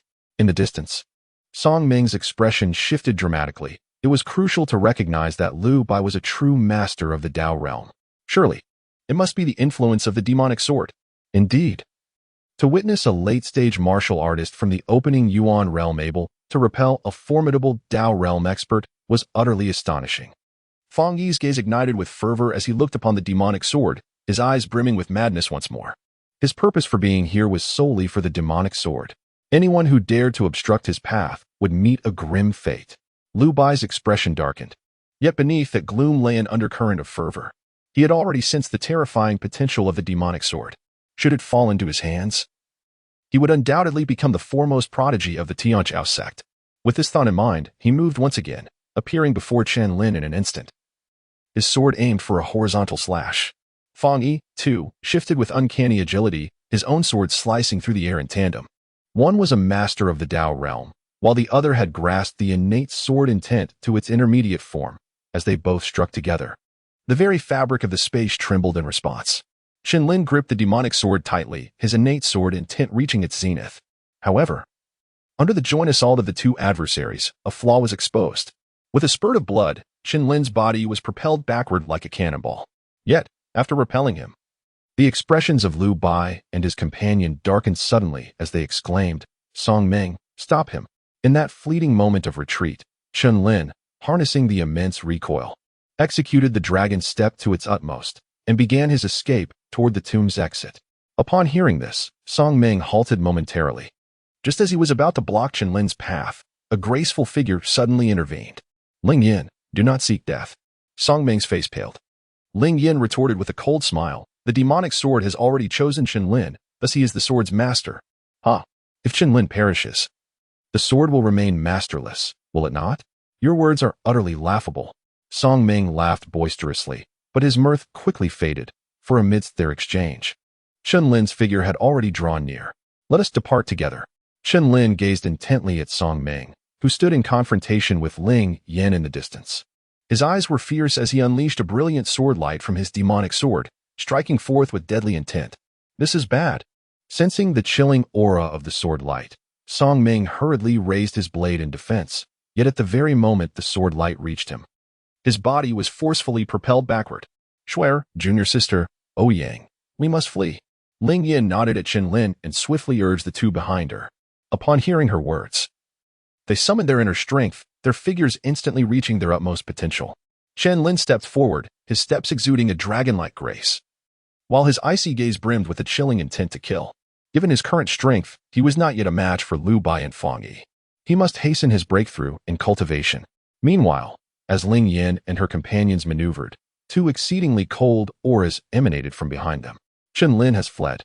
You three shall remain. Liu Bai's voice resonated coldly as his profound energy surged forth, amplifying his speed immensely. However, Fang Yi was even swifter, appearing like a shadow, instantaneously positioning himself before the last of their group, Nan Gongshui. With a forceful strike of his palm, he unleashed a formidable energy. What? Nan Gongshui, being only at the late stage of the open origin realm, stood no chance against Fang Yi's attack and was sent flying, spitting blood. Sister Shui. Ling Yin was momentarily taken aback, but in the next instant, Liu Bai's sword light engulfed her. You are utterly despicable. Upon witnessing her companion's fall, Ouyang Mu halted her advance, confronting Liu Bai and his ally directly. Miss Ouyang, Chen Lin has acquired the demon sword, and your connection with him is peculiar. We kindly ask you to accompany us for a while, Liu Bai remarked, his expression complex as he regarded Ouyang Mu, fully aware of her identity and thus hesitant to act rashly. Yet, Fang Yi, standing beside him, was indifferent to such considerations. In a mere heartbeat, he materialized before Ouyang Mu. As she prepared to draw her sword in defense, she found her acupoint sealed, rendering her immobile. You believe you can simply take the demon's sword and depart? Such naive delusions. Fang Yi's cold eyes glinted as he gritted his teeth. Liu Bai's obscure gaze scrutinized Fang Yi, then he proposed, now that the demon's sword is in Chen Lin's possession, we both gain nothing. Why not join forces to flush him out first, seize the sword, and once it is in our grasp, we can then decide its rightful owner. Fang Yi, upon hearing this, raised his gaze to Liu Bai and nodded slightly. After all, Chen Lin's talent was formidable, and his speed was not to be underestimated. Having obtained the demon's sword, his strength would likely soar at an alarming rate. Their alliance indeed seemed the most prudent course of action. What do you intend to do to compel him to reveal himself? Fang Yi inquired, a hint of curiosity in his eyes. Liu Bai smirked coldly, remaining silent as he directed his gaze toward the three women behind them. Are you certain that he will relinquish the demon sword for their sake? Fang Yi jested. For the demon sword was a legendary weapon, its value only increasing with the wielder's prowess. Who would willingly part with such a treasure? Liu Bai shook his head with a smile. Brother Fang, you fail to grasp the nature of individuals like Chen Lin.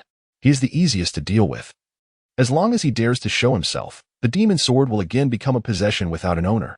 Fang Yi seemed to have an epiphany, a hint of arrogant laughter flickering across his face.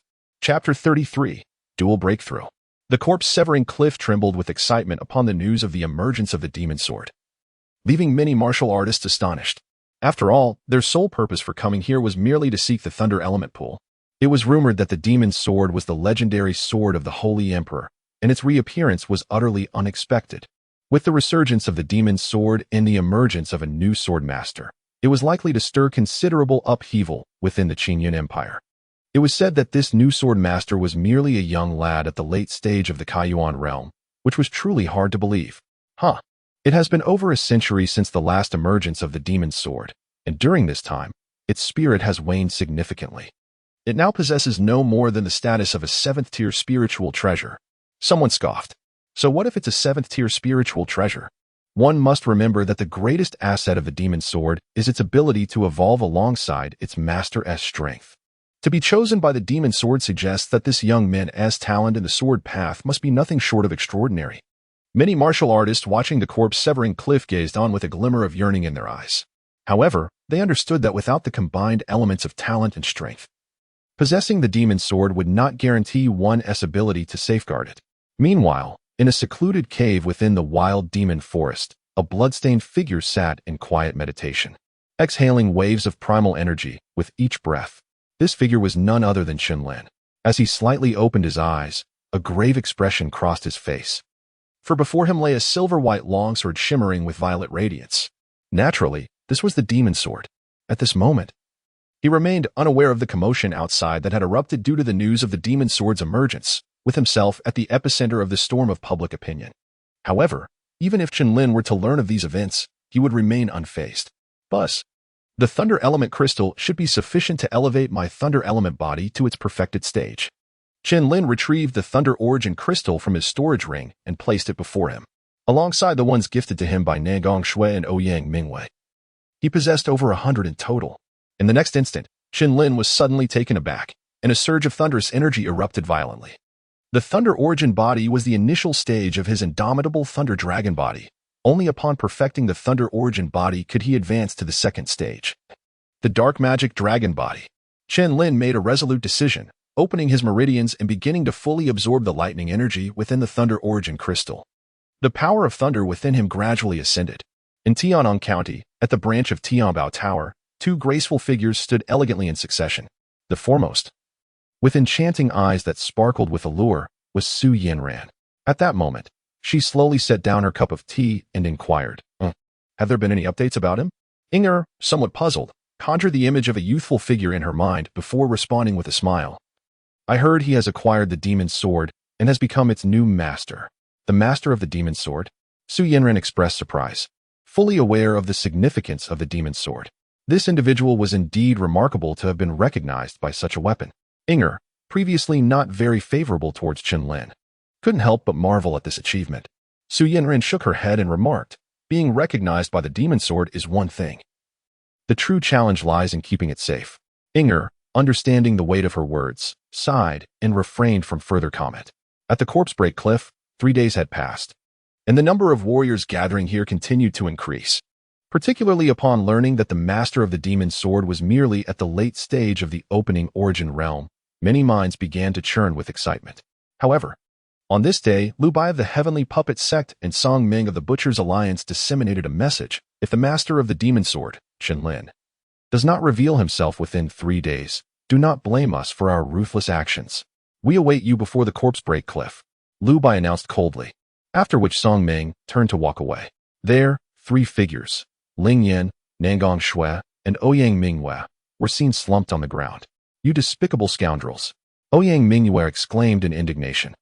Ling Yin, equally enraged, scoffed, "Lu Bai, Song Ming, how can you, as leaders of your respective sect's younger generation, resort to such vile tactics?"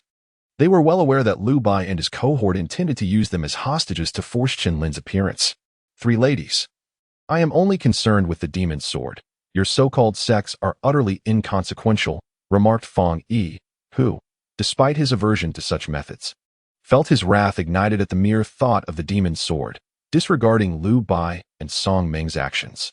Lu Bai, casting a cold glance at the 3 women, sneered, "That wretched fool has taken my demon sword and thinks he can escape. What a delusion. Humph, Lu Bai, do not get ahead of yourself. Our encounter with Chen Lin was merely coincidental, and he is unlikely to show up." Ouyang Mu retorted, her delicate face devoid of color, appearing extremely pale and weak. "Haha. To be honest, I am not overly confident in the 2 of you, but with you, Ouyang Mu, how could Chen Lin possibly not come?" Lu Bo let out a cold, resounding laugh. In his eyes, Chen Lin was undoubtedly a person of deep loyalty and righteousness, incomparable to someone like Yang Feng. Upon hearing these words, Ouyang Mu rarely displayed a grave expression, rendering her momentarily speechless. That fellow must not come. As the actions of Lu Bo and his companions once again stirred turmoil at the cliff of severed corpses, Chen Lin remained blissfully unaware within the cave. Buzz. After several days, the thunder origin crystals laid before him had drastically diminished in quantity, losing their inherent energy and transforming into mere fragments. However, Chen Lin's absorption did not cease. It continued until only the final thunder origin crystal remained, at which point a thunderous roar erupted within him. Boom. Chen Lin opened his eyes, which sparkled like cold lightning, emanating an indescribable aura of terror that instantly reverberated throughout the cavern. His body was enveloped in a visible force of thunder, resembling a suit of armor intricately embedded upon him. Simultaneously, his thunder elemental body had reached a state of consummation in its cultivation. Chen Lin clasped his hands tightly, his gaze filled with astonishment. It is worth noting that he had previously comprehended the Thunder Fist and Thunder Dragon Roar martial arts within the thunder elemental body, their power exceeding his expectations. This time, having cultivated the thunder elemental body to perfection, he naturally reaped significant rewards. Chen Lin swiftly suppressed the surprise swelling within him, for he was acutely aware of Lu Bai's formidable prowess, which had already ascended to the initial stage of the transcendental realm. Given his current strength, the prospect of confronting two opponents simultaneously seemed rather implausible. With this thought in mind, Chen Lin retrieved all of his essence stones and demon cores from his storage ring, preparing himself for an all-out effort. However, at this moment, his vital energy surged with a potency that far surpassed that of his peers within the same realm. He had already reached the pinnacle of the late stage of the opening Yuan realm, harnessing the power from over 2,000 essence stones and demon cores. A breakthrough should not prove difficult. Without any hesitation, Chen Lin closed his eyes and sat in meditation, consuming a demon core. A torrent of immense vital energy erupted within him, akin to boiling lava, coursing wildly through his body. The vital energy from the essence stones was absorbed at an alarming rate, as Chen Lin unleashed his voracious appetite. Time slipped by unnoticed, and before long, a tremendous roar reverberated through the cave. Within Chen Lin's body, a wave of vital energy that far exceeded the late stage of the opening Yuan realm surged forth, radiating outward. The pinnacle of the opening Yuan realm. Chen Lin's eyes sparkled with astonishment. He had not anticipated that this breakthrough, utilizing the energy from approximately 2,000 Yuan stones, would propel him to the very limits of the open origin realm. Should he take one more step, he would transcend into the half-stepped out realm. This truly was a delightful surprise. Chen Lin suppressed his elation, his gaze turning solemn. Previously, at the foot of the corpse-cutting cliff, he had parted ways with the three women, and now he was uncertain of their whereabouts. He then exited the cave, observing the tumultuous scene before him with a sense of bewilderment. "My good sir, might you enlighten me as to what has transpired?" Chen Lin inquired, grasping the arm of a nearby warrior. The man furrowed his brow and replied, "Are you truly unaware? Today marks the third day set by Lu Bai.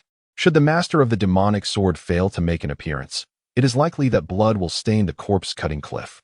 The third day? Chen Lin felt a sense of confusion, but quickly followed up with another question. Who are the individuals atop the corpse-cutting cliff? It is said that two are disciples of the Ancient Hall, while the identity of the third remains unknown. However, she is exceptionally beautiful and has been repeatedly uttering warnings to stay away, the man continued. Suddenly, as he spoke, the atmosphere around them turned frigid, imbued with an air of hostility. "Lu Bai?"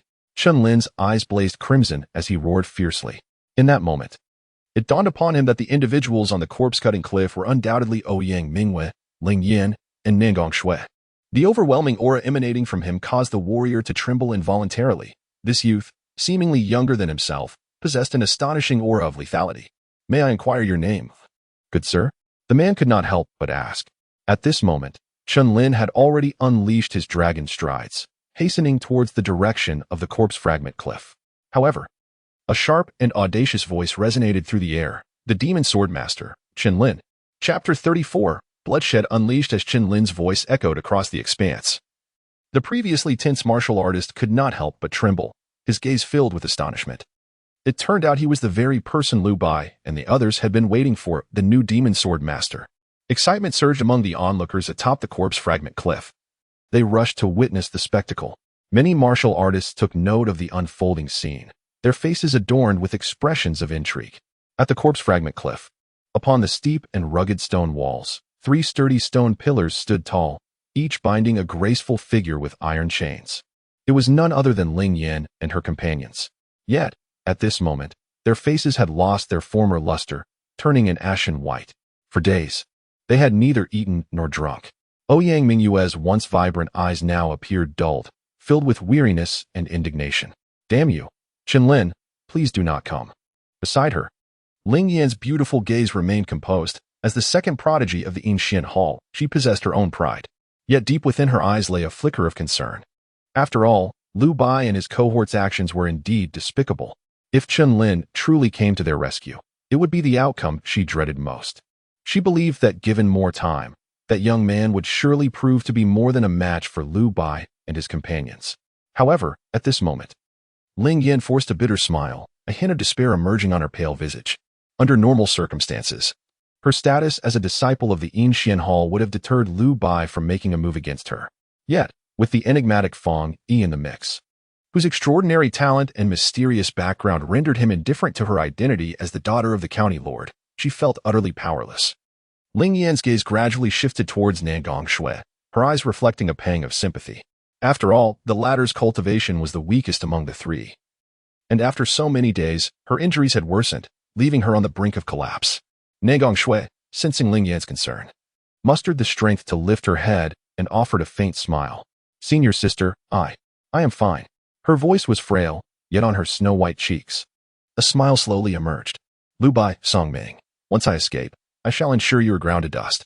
Ouyang Mingwei gritted her silver teeth, fidgeting with her arms, her beautiful eyes brimming with an unprecedented hatred.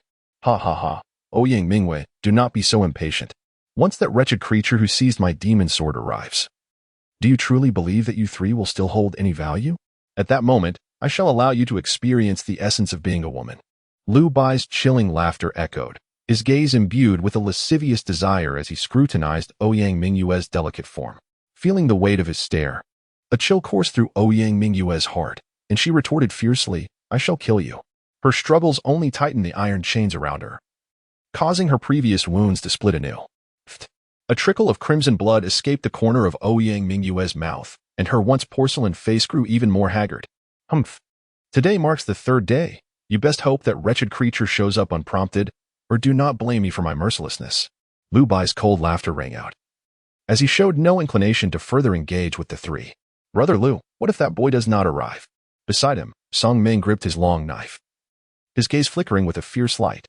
"Doesn't come? Ha ha, Brother Song, rest assured, we need only wait quietly at the corpse cliff. The demon sword shall belong to me alone." A fierce glint flashed in Lu Bai's eyes, and just then, a figure clad in golden robes appeared. "Lu Bai, do not forget. Should Chen Lin perish, the demon sword will merely be a masterless object." The newcomer was Fong Yi, and upon hearing Lu Bai's words, his expression turned notably severe. "Ha! Brother Fong, do not take it to heart. Once we have eliminated that wretched creature, we can negotiate the ownership of the demon sword." Lu Bai's eyes momentarily widened. Then a somewhat gentler smile graced his otherwise cold visage. Hearing this, Fong Yi snorted coldly, then waved his sleeve, departing to stand atop the corpse cliff, closing his eyes in anticipation.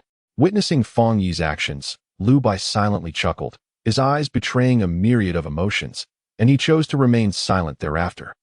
The blazing sun hung high in the sky, a relentless fire. Before the corpse cliff, Chen Lin moved like a wraith, his form almost spectral. Many martial artists hidden in the shadows, upon catching sight of the silver long sword at Chen Lin's back, could not help but have their pupils constrict. He is the master of the demon sword. The demonic aura ascends to the heavens, unmistakably emanating from the demon sword. What a splendid weapon! Even from hundreds of meters away, I can sense a sharp sword intent emanating from it. Though faint, it sends chills down my spine. Before the corpse cliff, Lu Bai of the Tianjiao sect had already laid traps, eagerly awaiting his prey to fall into his snare. Let us go and see. Many martial artists who had come to the corpse cliff now trailed behind Chen Lin, their expressions filled with astonishment. Just as they were about to ascend the cliff, dozens of cold figures clad in black combat attire suddenly blocked Chen Lin's path like puppets. Boom! A terrifying wave of primordial energy surged forth, akin to a tumultuous river, rolling and crashing. Upon encountering the perfectly aligned figures before him, Chen Lin's form momentarily paused, and then his gaze sharpened with intensity. "Who are you?" he inquired. For in the recesses of his memory, he did not seem to recognize these individuals. The leader of the shadowy figures, cloaked in black, fixed his gaze upon Chen Lin and coldly declared, "Yi, we hail from the Chen family." The Chen family. Chen Lin's gaze momentarily paused, and then a surge of overwhelming murderous intent emanated from his eyes. It turned out to be the minions sent by the old dog Chen Song. "Are you truly seeking your own demise?" His chilling words resounded like thunder, followed by an immense wave of elemental force that surged forth. The pinnacle of the opening origin realm? Indeed, more formidable than what Master Chen had described. Yet, even so, your death is inevitable. Ingyi raised his eyes. And in the next instant, a torrent of mighty elemental energy surged within him. Boom. A tremendous pressure suddenly descended. Half a step to the pinnacle of the Tao realm. The hidden onlookers, upon witnessing Ingyi's prowess, felt their expressions tighten. The remaining dark-clad figures were also at the pinnacle of the opening origin realm. This formidable assembly was undeniably vast. Dealing with a singular youth at the apex of the opening origin realm was more than sufficient. Kill. An overwhelming aura of ferocity erupted instantaneously. Such commotion naturally caught the attention of Lu Bai and Song Ming atop the corpse-dissecting cliff. The two exchanged glances. A sinister smile creeping upon their faces as they remarked, "I didn't expect this young man to have so many enemies. Haha, heaven is indeed aiding me. Once this band of fools exhausts that wretched one's energy, no matter how many tricks he possesses, he cannot escape my grasp." Lu Bai's laughter echoed as he gazed downward. Their mirth reached the ears of Ouyang Mu, perched atop a distant stone pillar, causing a flicker of helplessness to cross her eyes. "Why did you come?" A torrent of emotion stirred within her, and she softly murmured, shaking her head. Chen Lin's arrival had undeniably stirred considerable turbulence in her heart. Meanwhile, beneath the corpse-dissecting cliff, the relentless dark figures, wielding gleaming blades, surged forth like a tide of ferocious beasts, intent on devouring him. "Do they all wish to kill me?" Chen Lin murmured to himself, standing amidst the forest, his eyes slightly closed, appearing somewhat lost in thought. Has the master of the demon sword truly given up the struggle? Surely not. One chosen by the demon sword would not be a coward fearing for their life. Many witnessed Chen Lin's apparent indifference and assumed he had resigned himself to death, waiting silently for his end. Yet, at the very moment the throng rushed before him, Chen Lin's eyes suddenly flew open, and his pupils seemed to reflect a cataclysmic thunderstorm. Thunder Dragon's roar. Activating the thunder elemental body, Chen Lin stepped forth, moving like a thunderous war god charging into the crowd. With his right arm raised, he unleashed a devastating punch. The terrifying force of thunder cascading forth like a blood-soaked battlefield. Boom. The cataclysmic thunder erupted with a strike, a bolt of lightning streaking down from the void. The roar of dragons reverberated through the heavens, obliterating all in its path. A cacophony of anguished screams erupted instantaneously, shaking the very core of their beings. Dark Spirit Blade. With a fleeting glance, a flicker of panic crossed their eyes, for they had not anticipated that Chen Lin could dispatch them so effortlessly without drawing his sword. Yet, in the mere moment it took to raise his blade, he vanished like a shadow, leaving no trace behind. Thus, with his eyes closed in contemplation, Chen Lin attuned himself to the surrounding atmosphere. In the next instant, without so much as a flicker of his eyelids, he raised his fist defensively behind him. Bang! The clash of blade against knuckles resonated with a deep, thunderous boom. This spectacle momentarily stunned Shadow One, yet in that fleeting moment of bewilderment, a cold smile crept across Chen Lin's lips. Once more, the might of his fist surged forth, forcefully driving Shadow One back. "Today, I shall end your life, tomorrow. The old dog Chen Song shall join you." Chen Lin spoke coldly, his feet stepping forward with a dragon-like grace, as he delivered a powerful punch to Ingyi's chest. Boom! A gaping wound, reminiscent of a well's opening, suddenly appeared on Ingyi's body. In the blink of an eye, blood and flesh erupted, raining down from the sky. Chen Lin stood resolutely, clad in black garments stained with blood, a sword resting upon his shoulder. At that moment, a voice, deep and primal like that of a beast, reverberated through the void, imbued with unbridled fury. "Lu Bo, come forth and meet your demise." Chapter 35, The Thunder God Strikes the Heavens. The murderous words of Chen Lin reverberated before the cliff of severed corpses. Upon hearing his declaration, a multitude of gazes converged upon him, eager to witness the so-called heir of the demon sword and discern the prowess that emboldened him to confront Lu Bai and his companions. It is worth noting that Lu Bai, Song Ming, and Fang Yi possessed strength that was commensurate with the initial stage of the Supreme Tao realm, far surpassing that of the earlier adversary, Shadow One. Meanwhile, Chen Lin's cultivation appeared to be merely at the pinnacle of the opening Yuan realm. Today, it was clear to all that this was a blatant scheme orchestrated by Lu Bai and his two allies. Chen Lin's solitary arrival was tantamount to courting death. On the cliff of severed corpses, upon hearing Chen Lin's words, Lu Bai erupted into a sinister laugh. "Wretched spawn, your theft of my demon sword is an unpardonable sin. However, for now, you should first behold the fate of your three companions." As Lu Bai spoke, A chilling smile crept across his visage. Following his proclamation, Chen Lin's gaze sharpened, and he swiftly appeared atop the cliff of severed corpses. Buzz! Chen Lin's gaze swept across the scene, landing upon the striking stone pillar in the distance. There, Ouyang Mu, Nangong Shui, and Ling Yin were tightly bound to the pillar, their complexions pale. Under the watchful eyes of the crowd, they experienced an unparalleled sense of humiliation. With a thunderous roar, Chen Lin unleashed his fury. His raven hair flowing wildly as the thunder raged around him, traversing the vast expanse of the sky. In that fleeting moment, his wrath erupted like molten lava from a volcano. His murderous intent reached an unprecedented zenith. Upon sensing this terrifying surge, Ouyang Mu, who had previously kept her eyes shut, slightly opened them. Upon catching sight of the familiar figure cloaked in black, her eyes involuntarily glistened with unshed tears, and the earlier restraint and stubbornness dissipated in an instant. At that moment, Ouyang Mu felt an overwhelming urge to weep aloud. Chen Lin, why are you here? I do not require your rescue. You should leave at once. She fought back her tears, summoning the last vestiges of her strength to shout. Beside her, Ling Yin turned to Chen Lin, offering a wry smile and a shake of her head.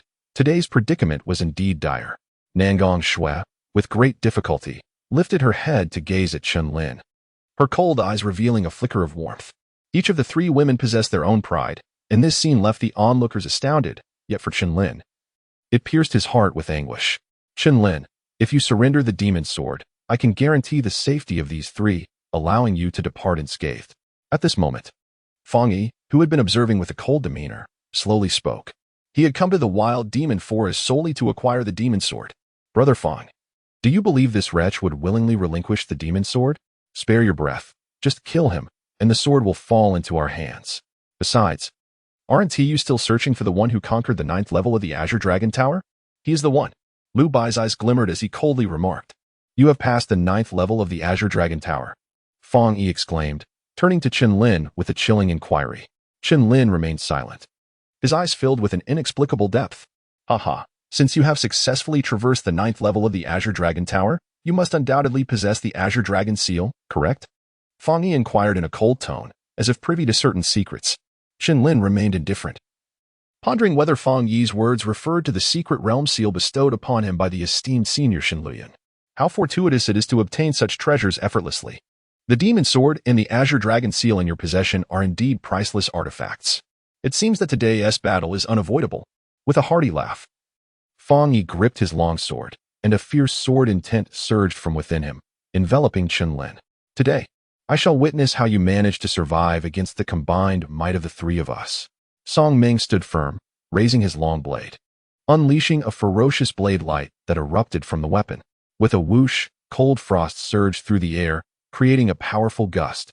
Song Ming charged forward, initiating his attack with a devastating slash aimed directly at Chen Lin's face. Not only was Song Ming at the pinnacle of the half-step supreme realm, but he had also grasped the essence of the half-step blade intent, bringing his strength perilously close to that of the true supreme realm. The force of his onslaught was overwhelming, closing in with astonishing speed, as the sharp blade light sliced through the air. Chen Lin's gaze sharpened momentarily before he vanished silently from his original position. Boom! Above the heavens, dark clouds churned ominously, and in an instant, a cataclysmic bolt of thunder descended from the skies. This bolt, as thick as a hand, crashed down like an enraged dragon, hurtling directly toward Chen Lin. Yet, in the face of it all, Chen Lin remained as indifferent as ever. Boom! In the next moment, the world-destroying thunder clung to Chen Lin's form, enveloping him like a suit of thunderous armor, as if a war god had descended upon the mortal realm. The thunder god shook the heavens.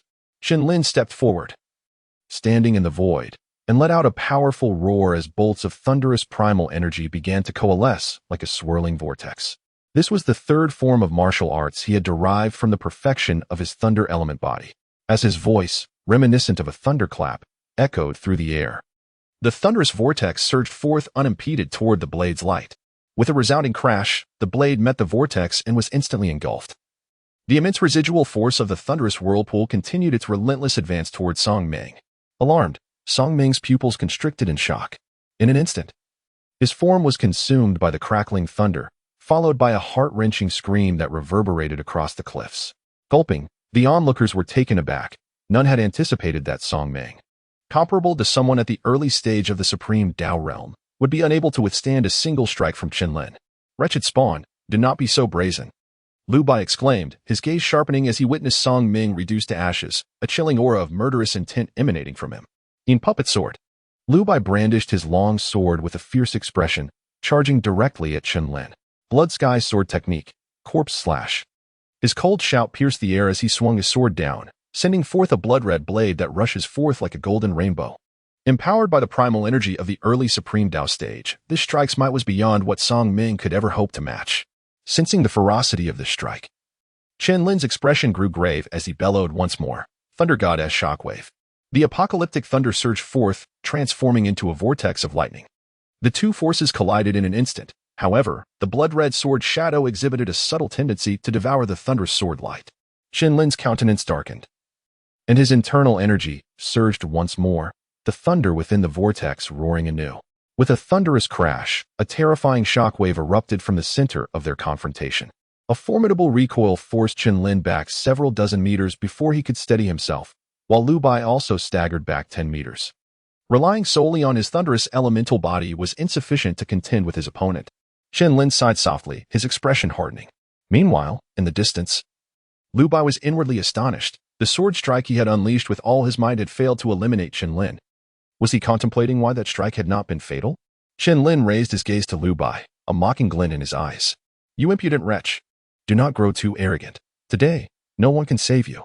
Lu Bai's aura trembled, his internal energy rising once more, and he turned to Fang Yi, saying, Brother Fang, let us strike together. Indeed, Fang Yi recognized that Chen Lin's strength had significantly increased in recent days, and they could no longer afford to delay. The combined might of the two surged forth like a dragon trampling the heavens, shaking the very fabric of the universe. Witnessing this scene, both Ouyang Mu and the onlookers felt a tightening of their gazes. Since you both wish to seize the demon sword, allow me to demonstrate its true power. With a decisive lift of his chin, Chen Lin's cold eyes revealed no trace of fear. Behind him, the silvery longsword seemed to resonate with his words, emitting a resounding melody that echoed through the heavens. Suddenly, someone's sword trembled uncontrollably in their grasp, as if it were beyond their control. What is happening? Such formidable sword intent. Is this the legendary demon sword? It's terrifying. Even from 10 miles away, one can feel the sword's uncontrollable energy. An overwhelmingly sharp sword intent captivated the crowd. Boom. Under the astonished gazes of countless witnesses, a violet streak of sword light cleaved through the sky, dazzling and radiant. Its demonic brilliance piercing the heavens. This was an exceptionally fearsome strike, its brilliance rendering the world momentarily devoid of color. The sweeping aura of the sword intent surged forth. In that instant, all eyes turned once more to the bloodied youth standing with his sword, their expressions collectively entranced. Chapter 36. The Eternal Slash of the Thunder Dragon Clang. The sword echoed across the heavens, and beneath the blinding demonic radiance, Chen Lin stood resolute, his cold gaze sweeping over Lu Bai and his companion, exuding murderous intent. At the cliffs of broken corpses, countless astonished eyes scrutinized the battlefield of the three, and upon witnessing the residual might of the demon sword, no one dared to underestimate this so-called master of the demon sword. Simultaneously, hundreds of gazes were directed towards Lu Bai and his ally. Sensing the gaze of the crowd, Lu Bai merely let out a cold sneer, raising the shadowy puppet sword, a chilling wind howling like a vengeful spirit, frost emanating all around. You wretched spawn. The demon sword is not something you can possess. It is not yours, and it shall never belong to you. Lu Bai exclaimed sharply, his figure instantaneously shifting from its original position, a surge of violent primordial energy boiling within him. Flowing windsword technique. Beside him, Fang Yi, having witnessed the sword's ferocity, felt a rush of heat in his eyes, and his longsword sliced toward Chen Lin with determination. Well met. The cold wind raged, Chen Lin's black hair whipping about him. With the demon sword in hand, he faced the fierce sword light from the two, his gaze sharpening slightly. In the next moment, the demon sword in his hand cleaved through the air, unleashing a violet sword shadow that surged forth like a torrential waterfall. Bang! The resounding clash of sword lights erupted, creating visible waves of brilliance that caused many to shut their eyes and retreat. Wretched spawn, meet your end. After being forced back 100 meters, Lu Bai's expression darkened to its utmost, no longer holding back, as he once again charged toward Chen Lin with his sword raised. Fang Yi's countenance also grew grim.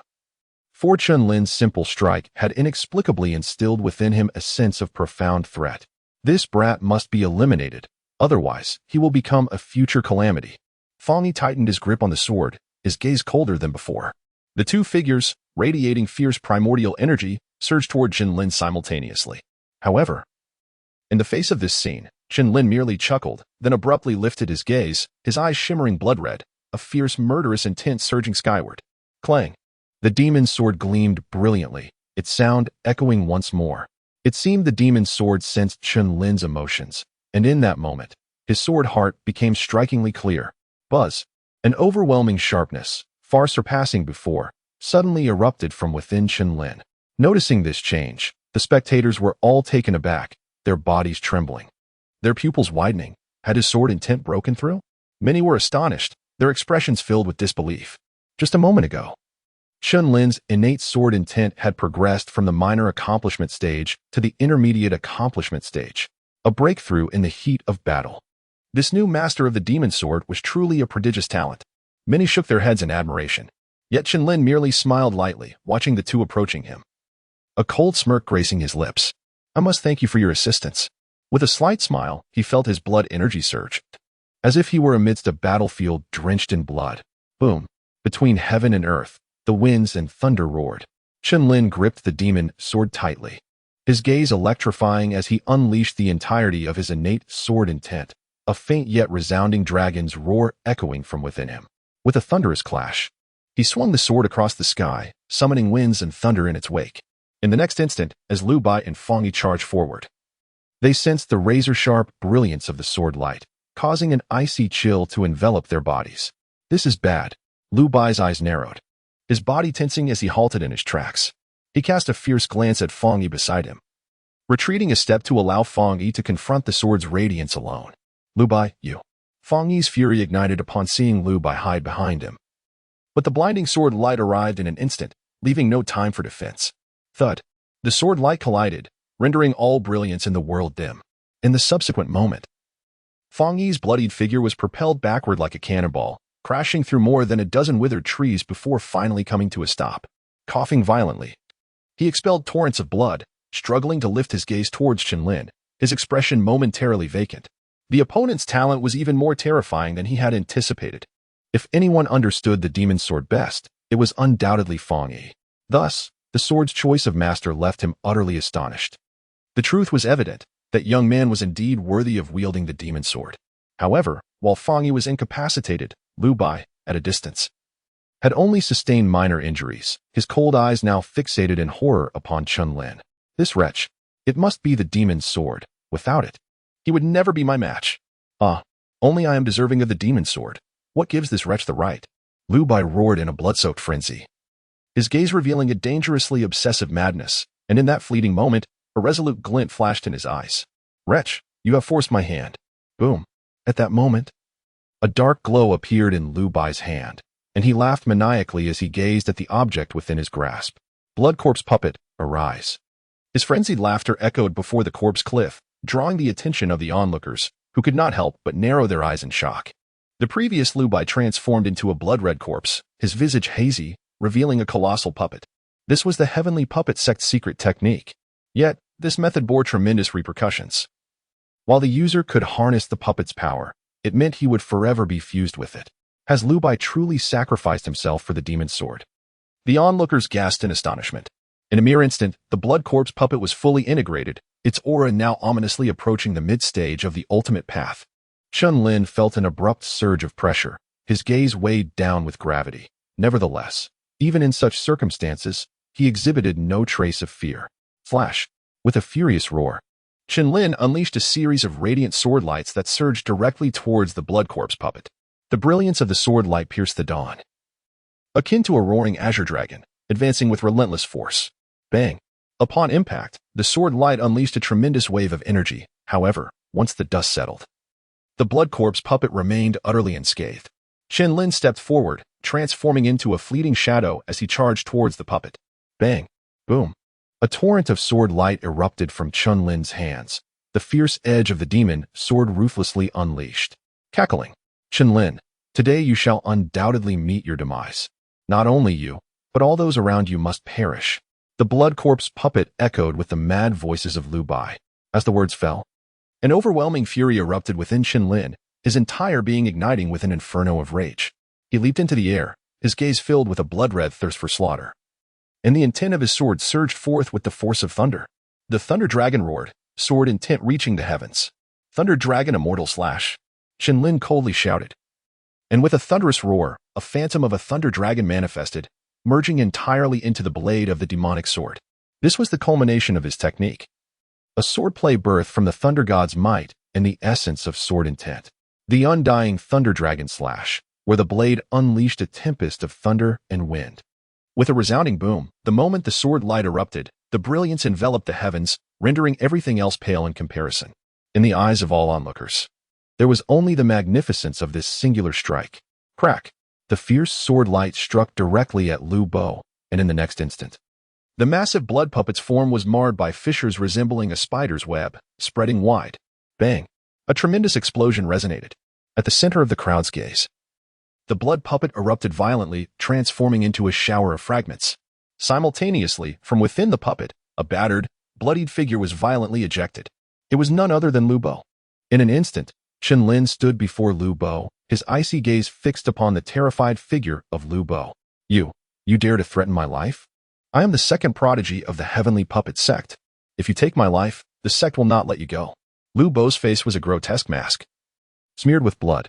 Though fear coursed through him, he clung to the certainty of his status within the sect, believing that with Chen Lin's background, he would not dare to kill him. Is that so? But have you forgotten something? Chen Lin said languidly as he crouched down, grasping Lu Bo's neck. Observing the flicker of uncertainty in Lu Bo's eyes, he continued slowly, I have already slain Yang Feng and Song Ming. Would I truly be concerned about one more from the Heavenly Puppet sect? What? Panic gripped Lu Bo's heart, and his eyes widened in terror. Yang Feng hailed from the Nine Yang Palace, one of the four great powers alongside the Heavenly Puppet sect. If Chen Lin feared neither the Nine Yang Palace, how could he possibly be intimidated by the Heavenly Puppet sect? Rest easy now. Chen Lin's blood-red eyes flashed as he swung the demonic sword downward, instantly sending a bloodied head soaring into the air. The sight of Lu Bo meeting his demise beneath Chen Lin's blade caused those present to shudder, their bodies trembling as they gazed at the dark-clad youth atop the cliff of severed corpses, their throats constricted, unable to utter a single coherent word.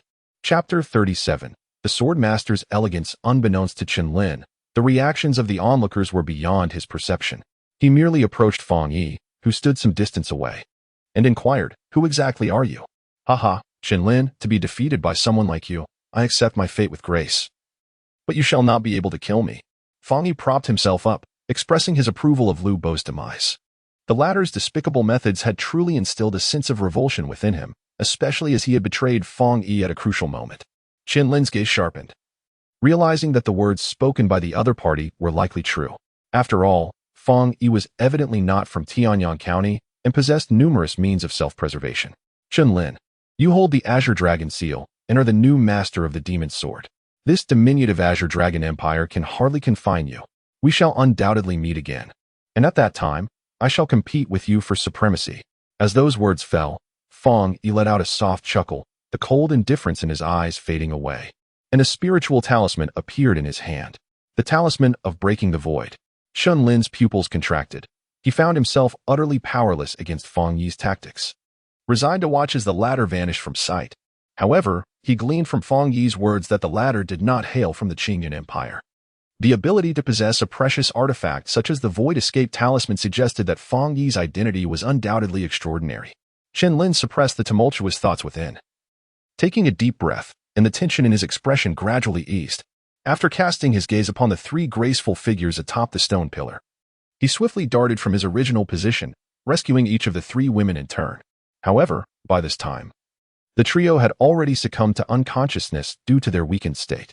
Chen Lin, with his eyes closed in a meditative posture, administered some healing elixirs to the three individuals before gradually entering a state of tranquility.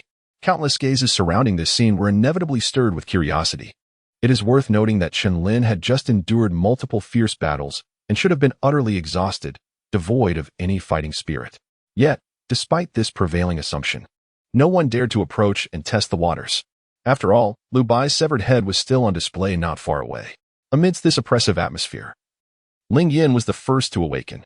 She gazed at Chen Lin before her, her beautiful eyes reflecting a flicker of astonishment. After a moment, Nangong Shui and Ouyang Mu also gradually regained consciousness. Upon witnessing the perplexity in their eyes, Ling Yin voiced her conjecture. Only after Ling Yin finished speaking did the two women direct their attention toward Chen Lin. Nangong Shui, typically aloof, found her composure shattered upon seeing the young man in black seated before her. This fellow, Ouyang Mu's expression was equally complex. The sight of the glaring blood on the young man made it evident what sort of brutal conflict had just transpired. She was well aware that the trio, including Lu Bai, possessed strength approaching the realm of Dao. Ling Yin gently patted Nangong Shui's shoulder, shaking her head with a wry smile. Realizing that the very person she had previously underestimated was the one who had come to their rescue. Under the watchful gazes of the three women, Chen Lin rubbed his nose and slowly opened his eyes, smiling as he addressed them. What is it? Are you looking at me with such eyes, harboring ulterior motives? Dream on, Chen Lin, you lecher. Do you think I would take a fancy to you? Such delusions. Ouyang Mu huffed, turning away to avoid looking at him.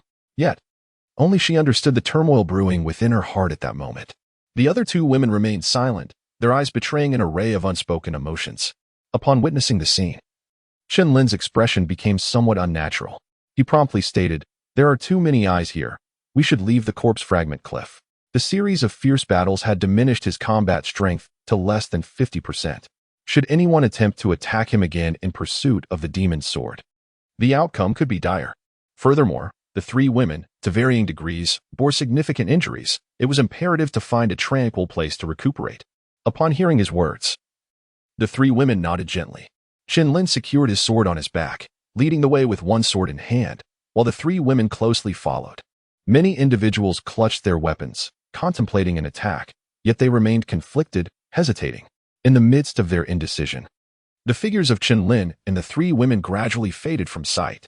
They ultimately dared not to strike. Fear and trepidation had seeped deep into their hearts. Any warrior who had witnessed the recent events lacked the courage to confront Chen Lin. Such was the demeanor of the sword master. This thought echoed in the minds of onlookers, their eyes filled with awe, as Chen Lin and his companions departed. The events that transpired at the corpse fragment cliff began to spread.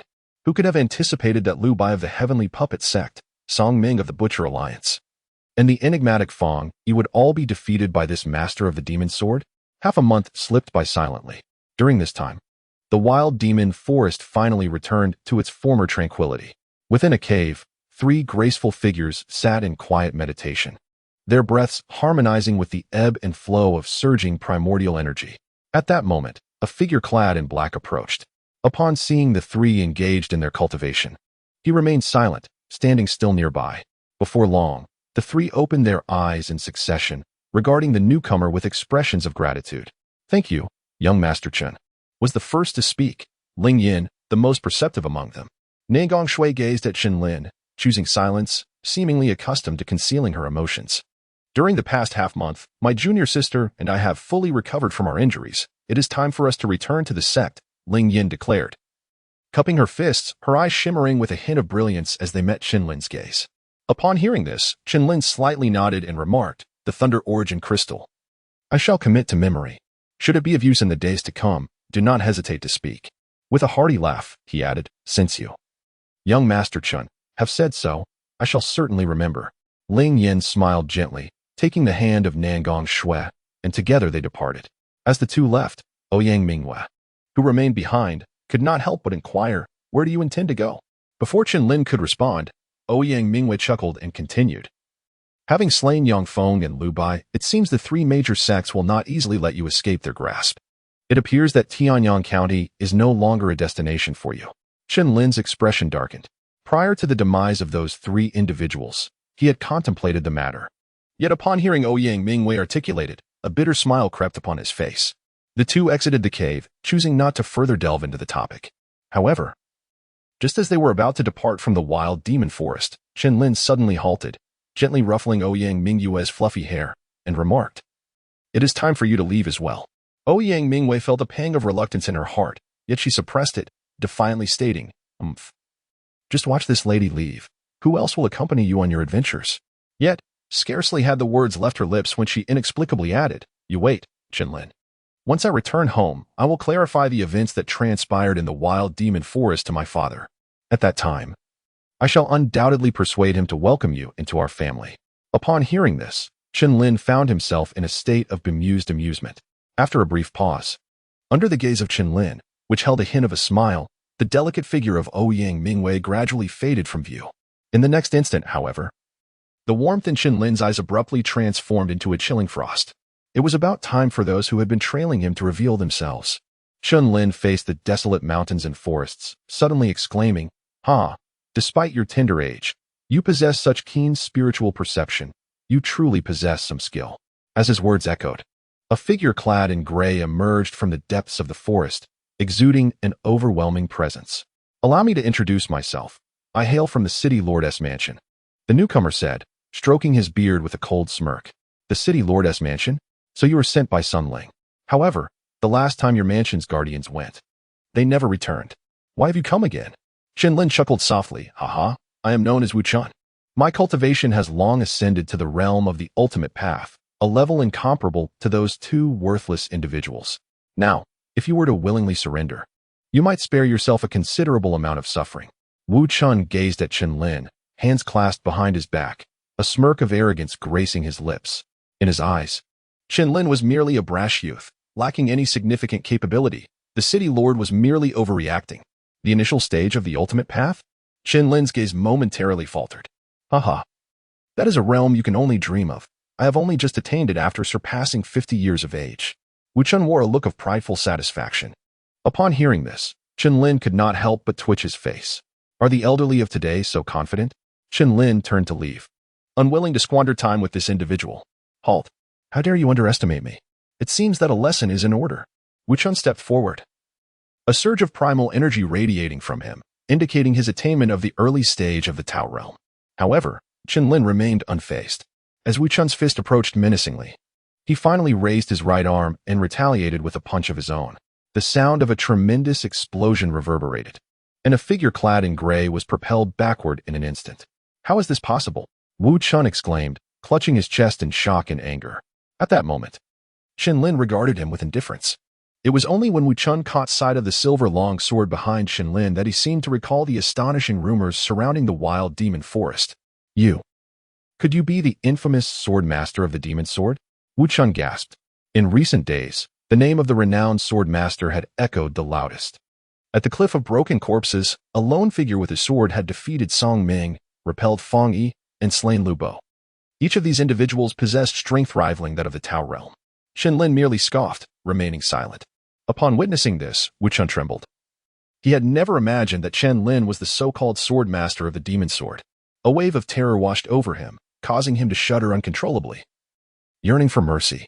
However, in an instant, a flash of crimson sword light surged before him. With a soft thud, a bloodied head soared into the air. Chen Lin, with an air of indifference, sheathed his sword and stepped forward.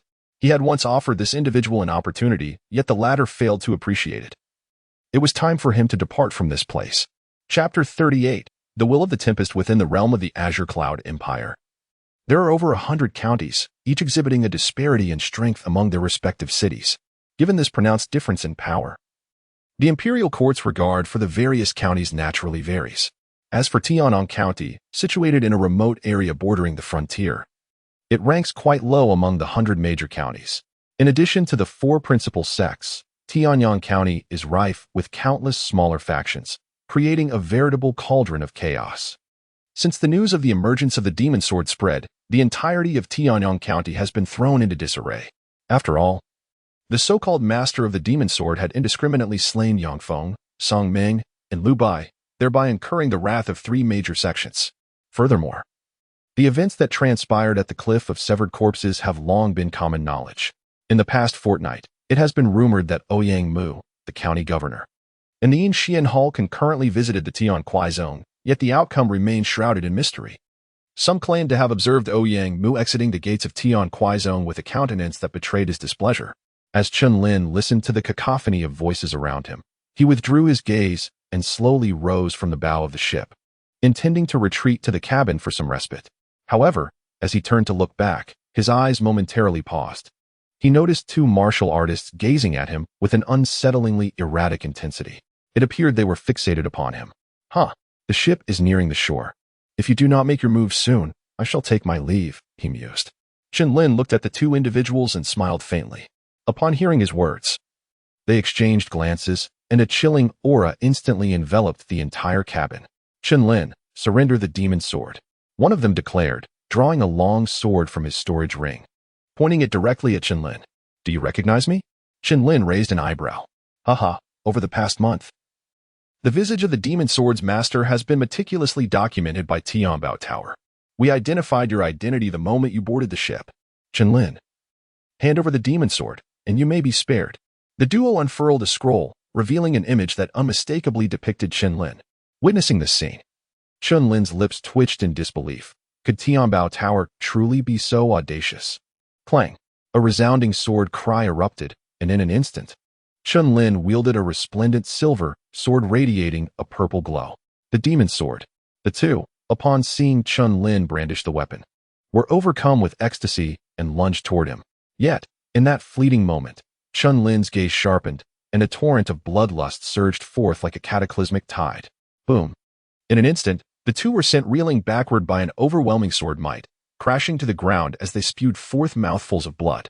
Chen Lin slightly shook his head, and just as he was about to take his leave, the unwilling voices of the two resounded once more. The demon sword is right here. Only by eliminating Chen Lin can the sword revert to a state of being unclaimed. How much longer must you wait? With that declaration, dozens of formidable figures surged forth from the cabin, each possessing the strength of half-step to the Dao realm. Among them, several exuded an aura of primordial energy that had reached the initial stage of the Dao realm. They surrounded Chen Lin, their gazes fixed intently on the demon's sword in his grasp. It appeared that they had all come for the sword. Yet I would advise you all one thing. Cherish your lives. Chen Lin gripped the demonic sword tightly, a hint of a mischievous smile dancing at the corners of his mouth. Huh, you, a mere lad of not yet 18, are hardly fit to be the master of this sword. With a fierce determination in their eyes, the crowd disregarded Chen Lin's words of caution and surged towards him in a frenzied assault. Boom! Everyone struck simultaneously, and the air was thick with a crimson aura of murderous intent, transforming the cabin into a veritable battlefield. Thunderous roars echoed as the released energy created waves that surged through the river, rising to towering heights.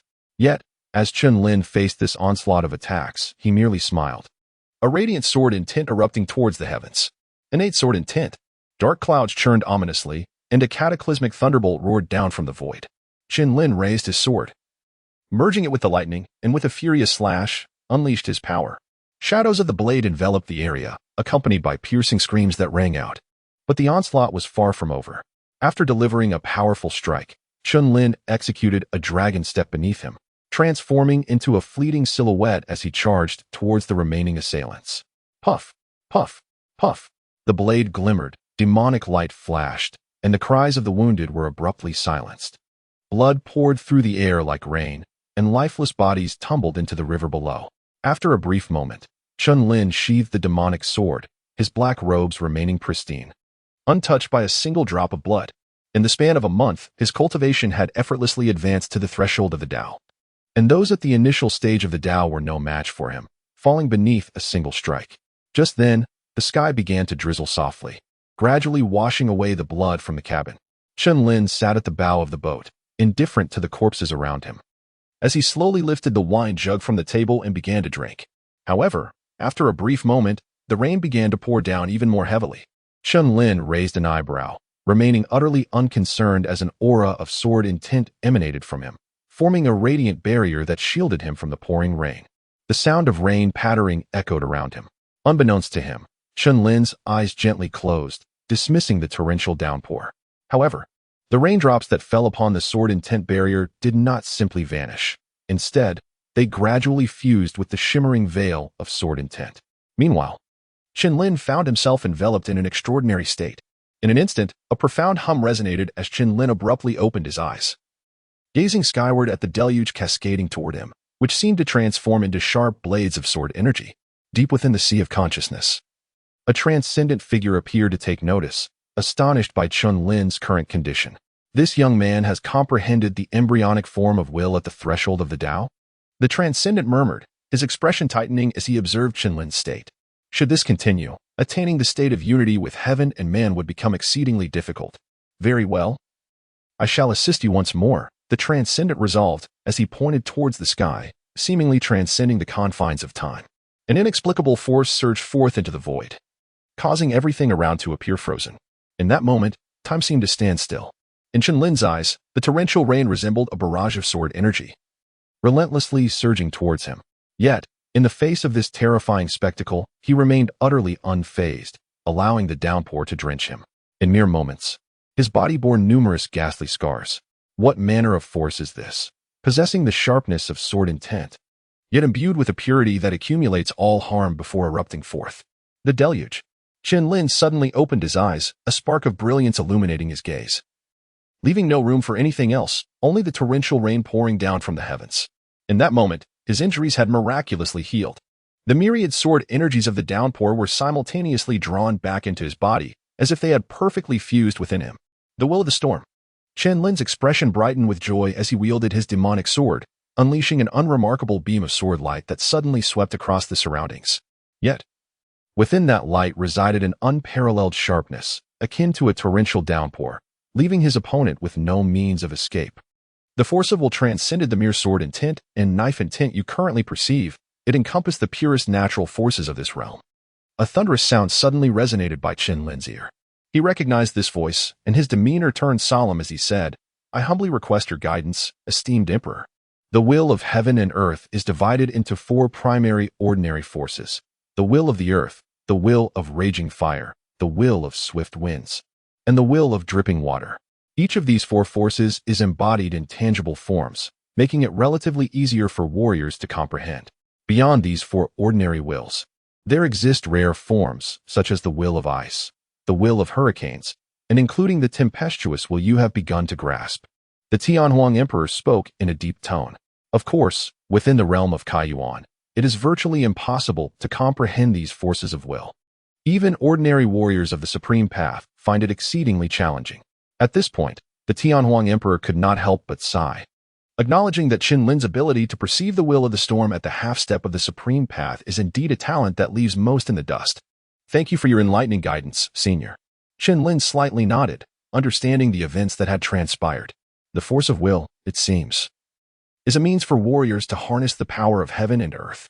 Chen Lin's gaze sparkled with brilliance, and his spirit soared as he unexpectedly grasped the essence of the rainstorm will. He then grasped a wine jug, settled at the bow of the boat, a smile gracing his lips, and continued his journey towards Tianyang County. Chapter 39, The Azure Cloud Hunt in Tianyang County, at a bustling ferry terminal.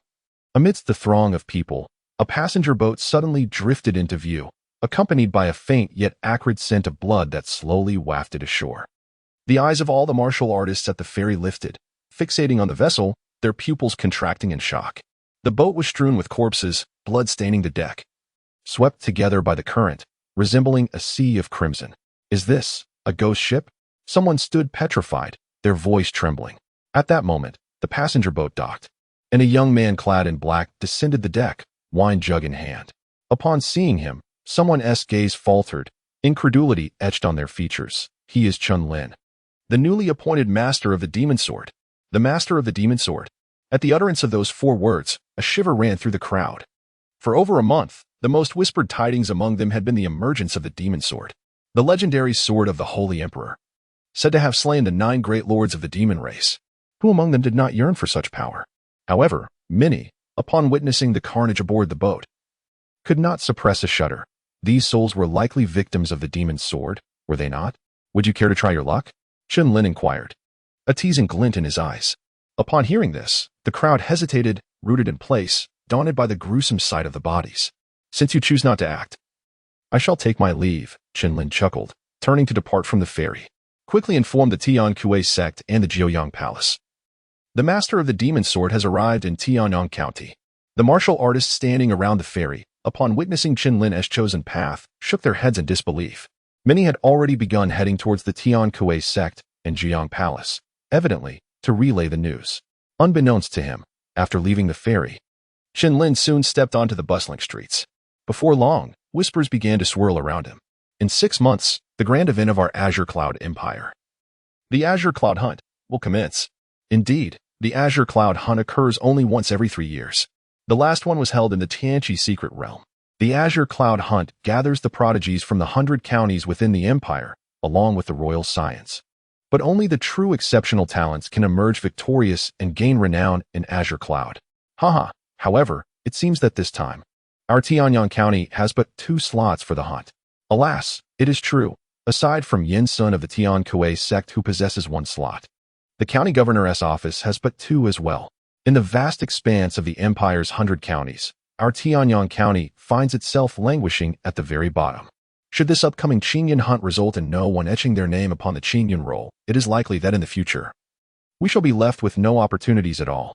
I wonder to whom the esteemed county lord will bestow these 2 coveted spots. The murmurs of 2 warriors reached Chen Lin's ears, and upon hearing their conversation, a flicker of intensity crossed his gaze. The Qingyan hunt, a gathering of the most exceptional talents from the 100 counties alongside the royal elites. Does this mean that Mo Xiaohan will also attend? Chen Lin's body trembled as a thought crossed his mind, and the sword intent surrounding him surged uncontrollably. The martial artist witnessing this scene regarded him with wary eyes, for the sharpness of that sword intent was exceedingly formidable. Regaining his composure, Chen Lin opened his eyes, and the sword intent enveloping him calmed once more, though his gaze remained icy and piercing. Regardless of whether Mo Xiaohan would appear at this so-called Qingyan hunt, it represented an exceptional opportunity for him to hone his skills. Engaging with the most talented individuals from across the 100 counties was a rare chance indeed. It would also provide him with insight into how far he could advance. However, from what the 2 had just mentioned, it seemed that participation in the Qingyan hunt required a quota, and this quota appeared to be in the hands of the county lord of Tianyang. At that moment, the voices of the 2 men echoed again. They had heard that the county lord had posted a notice today, seeking a master of the sword for his beloved daughter. Indeed, this was the perfect opportunity to get close to the county lord, and many renowned sword practitioners had flocked to the county lord's residence to register. If any sword practitioner could adequately instruct the lady, it was possible that the county lord might, in his delight, bestow a quota as a reward. Alas, how unfortunate it was that I have yet to comprehend the sword intent, else I would have given it a try. Upon hearing this, Chen Lin's eyes flickered, and a smile involuntarily graced his lips. This young lady, could she possibly be that girl? Chen Lin chuckled as he had found his answer. It seemed that a visit to the county lord's residence was indeed imperative, for he harbored considerable interest in the quota for the Qingyan hunt. Chen Lin casually stopped a martial artist and inquired about the directions before making his way towards the governor's residence. Shortly thereafter, he arrived at the entrance of the governor's office. A guard, upon noticing Chen Lin's approach, coldly inquired, "What brings you here?" Chen Lin clasped his hands and smiled, saying, "I have heard that the esteemed governor is in search of a master in the way of the sword, and thus I have come to offer my candidacy." Upon hearing Chen Lin's words, the guard could not help but roll his eyes, mockingly retorting, "Are you a formidable swordsman?" Chen Lin silently nodded, stating that, barring any unforeseen circumstances, his swordsmanship should be adequate. The guard scoffed, exclaiming, "Huh? You, a mere lad yet to fully mature, dare to claim mastery over the sword? Be off with you quickly. Do not squander my time here. Even if you intend to deceive, you ought to at least don a more convincing disguise." Chen Lin's expression darkened as he sensed the guard's scrutinizing gaze sweeping over him. It became evident that after more than a month, his attire had become exceedingly disheveled and filthy, presenting a far cry from the demeanor befitting a formidable sword cultivator. With a resigned sigh, the guard remarked, "Very well. It seems your arrival here has not been without its challenges. I shall grant you an opportunity. However, let me caution you, young man, there are numerous sword cultivators within. Do not be reckless with your life." Chen Lin nodded and said, "Thank you, my elder brother. If I can ultimately remain in the governor's residence, I shall not forget your kindness." The guard's lips twitched as he hastily waved his hand, signaling Chen Lin to enter. Once Chen Lin's figure had vanished from his sight, the guard chuckled softly, remarking, "In these times, the number of young individuals who are oblivious to their own limitations seems to be ever increasing." After recording the necessary information, Chen Lin, under the guidance of a servant, arrived at a courtyard. Once seated in the side chamber, he cast his gaze around, unable to suppress a gasp of astonishment. For within this chamber, there were no fewer than 20 individuals. The most alarming aspect was that each of these 20 or so individuals exuded a sharp and formidable presence, their sword intents piercing and evidently not to be trifled with.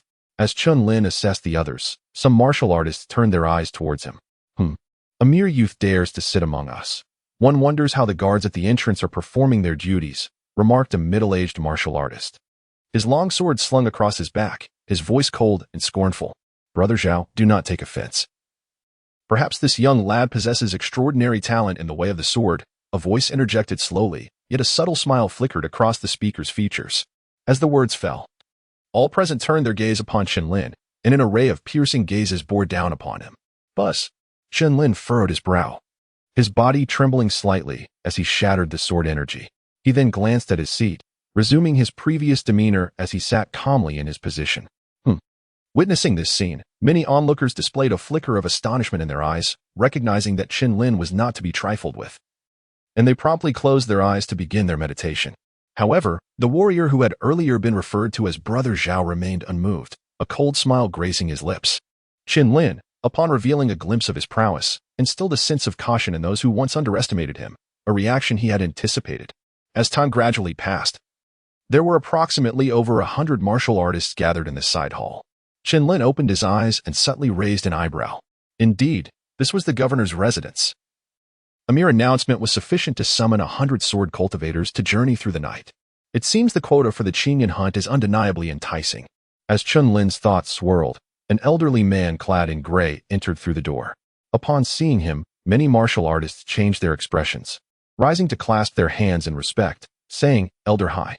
The visitor was named Ouyang Hai, the steward of the governor's residence. However, despite his title, he was regarded as an elder by the governor of Tian'an, holding a position of significant esteem. Chen Lin's gaze was heavy, for in his perception, the Sea Elder's cultivation was extraordinarily remarkable, potentially having reached the pinnacle of the ultimate path. To those who traveled from afar, I humbly apologize for the inadequacies of our hospitality at the prefect's residence. Of course, I am aware of your intentions. The prefect seeks a master of the sword to instruct my esteemed young lady in her swordsmanship, which undoubtedly places a high demand on your swordsmanship skills. Upon hearing this, the crowd displayed haughty expressions. Standing among them, Chen Lin could not help but smile faintly. While he may not be the most formidable in terms of cultivation, when it comes to swordsmanship, he harbored no fear. Chapter 40. The Nanyang True Gold Rock. 2 years ago, our prefect's residence discovered a fragment of the Nanyang True Gold Rock on the outskirts of the wild demon forest. This Nanyang True Gold Rock is the very subject of your examination. Whoever can leave a mark upon it with their swordsmanship shall be deemed the victor. Naturally, my young lady has only managed to leave a 3-inch sword mark on the Nanyang True Gold Rock. However, each of you possesses exceptional talent in swordsmanship, and I believe you will surely surpass her achievements. Subsequently, under the guidance of the Sea Elder, the group entered a training ground. Before their eyes stood a golden giant stone, towering approximately 3 zhang high. Indeed, it was the fabled Nanyang True Gold Rock. The prefect's residence possesses remarkable prowess. It is known that this Nanyang True Gold Rock is exceedingly hard. Countless weapon masters have perished in the wild demon forest while seeking a fragment of the Nanyang True Gold Rock, unaware that this very rock had already been secured by the prefect's residence. Many gazed at the golden stone, their expressions dazed. Clearly having heard of the legendary Nanyang True Gold Rock, Chen Lin also gazed upon the Jiuyang True Gold Rock, where he discerned a delicate sword mark, approximately 3 inches in length, presumably left by that young girl. Buzz. At that moment, a figure in the training arena captured the attention of all present. Clad in dark robes, with a solemn expression and piercing eyes, the individual exuded an aura of authority, clearly of distinguished status. We pay our respects to the Lord Prefect. The assemblage of martial artists bowed in unison upon the arrival of this esteemed presence. Chen Lin also slightly bent forward, not expecting that this person was the county guard Ouyang Mu. Ouyang Mu arrived at the venue and paused, offering a gentle smile to the crowd. Esteemed guests who have traveled from afar, let us dispense with the customary formalities. However, since you are all here, I shall not prolong the discourse. The Qingyan hunt is merely 6 months away, and my daughter has shown considerable interest in this event. Regrettably, due to her limited capabilities, she seeks a master of the sword or a prodigious talent for guidance. Thus, this recruitment shall not consider martial prowess, but rather the mastery of swordsmanship. The rules are straightforward. As you can see, before you lies the Nanyang True Gold Rock. The individual who leaves the deepest sword mark upon this stone shall be deemed the most proficient in swordsmanship. Even an average cultivator at the early stage of the supreme path, using an 8th grade spiritual treasure with all their might, would find it exceedingly difficult to leave a trace. Therefore, I implore everyone to give their utmost effort. Ouyang Mu smiled lightly, his demeanor far from the sternness one might expect, exuding warmth instead. At this moment, Elder Hai interjected, "Indeed, for no matter what, only one individual shall remain in the end. Yet, considering the arduous journey undertaken by all, the county guard has prepared 5,000 low-grade essence stones for each participant." Upon hearing this, many faces brightened with smiles. If one could successfully guide my daughter to meet the county guard's expectations, then within the county guard's residence, anything that catches your eye may be taken. Ouyang Mu continued. A wave of excitement surged through the gathered swordsmen as his words resonated. This condition was indeed enticing. Throughout the entire Tianyang County, whether it be the illustrious Tian Kaizang or the other three major sects, all would find themselves overshadowed by the county guard's offer. Ouyang Mu's conditions also encompassed an additional spot for the Qingyan hunt, a prospect that was utterly exhilarating. County guard, is this truly the case? A figure clad in azure stepped forth from the crowd, bearing a long sword, exuding an aura of sharpness. As this person emerged, many martial artists immediately focused their gaze. Upon seeing the figure in azure, Ouyang Mu smiled slightly. It turns out the Mo Bamboo swordsman has arrived. I must apologize for the oversight in my hospitality. The Mo Bamboo swordsman, Zhao Changkong. Upon hearing this name, the crowd displayed expressions of astonishment. It is said that this Mo Bamboo swordsman comprehended the innate sword intent 3 years ago, cleaving through the Mo Bamboo forest and vanquishing its 4 notorious villains, thus gaining fame throughout Tianyang County. It is worth noting that those 4 villains were all cultivators at the Supreme Path level. Upon hearing this, Chen Lin turned his gaze and discovered that Zhao Changkong was indeed the individual who had previously harbored animosity towards him. As he heard the astonished murmurs around him, Zhao Changkong merely smiled coldly, seemingly oblivious to their reactions. It was not until he reached the front of the Nine Suns True Gold Rock that he turned his attention to Ouyang Mu and said, "I have come here for no other purpose than to request a quota for the Qingyan hunt. Might I inquire if that is possible?" At this declaration, the expressions of the onlookers stiffened. No one had anticipated Zhao Changkong to be so forthright. The Mo Bamboo swordsman certainly lives up to his reputation for being unreserved and dashing. However, if you can indeed guide my young lady well, then what would it matter to grant you this remaining quota? With these words, a wave of fervor surged among the crowd. After all, their presence here was not merely for the 5,000 yuan stones, but rather for the 2 coveted quotas for the Qingyan hunt from the prefectural governor's office. Upon hearing this, Zhao Changkong's eyes gleamed with fervent anticipation. He had truly received an affirmative response. Upon hearing Ouyang Mu's words, Chen Lin's face flushed with fervor. For he had come to this place with the same ambition for a coveted spot in the Qingyan hunt. "Mingwei, come forth and pay your respects to these esteemed swordsmanship elders." At that moment, Ouyang Mu gestured with his hand, and a graceful figure approached with measured steps. The young lady, clad in a flowing pink and white gown, possessed a charming visage, her expressive eyes sparkling, skin as smooth and white as snow, and her silhouette exquisitely proportioned. She was none other than Ouyang Mingwei. Truly deserving of the title of the most beautiful lady in Tianyang County. Miss Ouyang's beauty is indeed captivating enough to enthrall a nation, Zhao Changkong bellowed with laughter, clearly pleased with Ouyang Mingwei. Among the crowd, Chen Lin also caught sight of Ouyang Mingwei and could not help but acknowledge that the girl had grown even more stunning since their last encounter. Many sword masters, upon seeing Ouyang Mingwei, felt their spirits lift. The opportunity to teach swordsmanship to her was indeed a rare treasure. If one could train her well, perhaps they might even win her heart. Some harbored such thoughts, their gazes ablaze with eagerness, unable to contain their desire to showcase their skills. Unfazed by the attention, Ouyang Mingwei merely scoffed. "Father, I may offer my greetings, but how many here are truly worthy of my respect?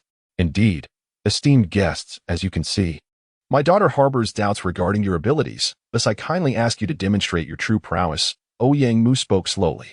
As his words settled, numerous warriors, their eyes gleaming with fervor, lunged toward the Ouyang True Gold Rock with their swords drawn.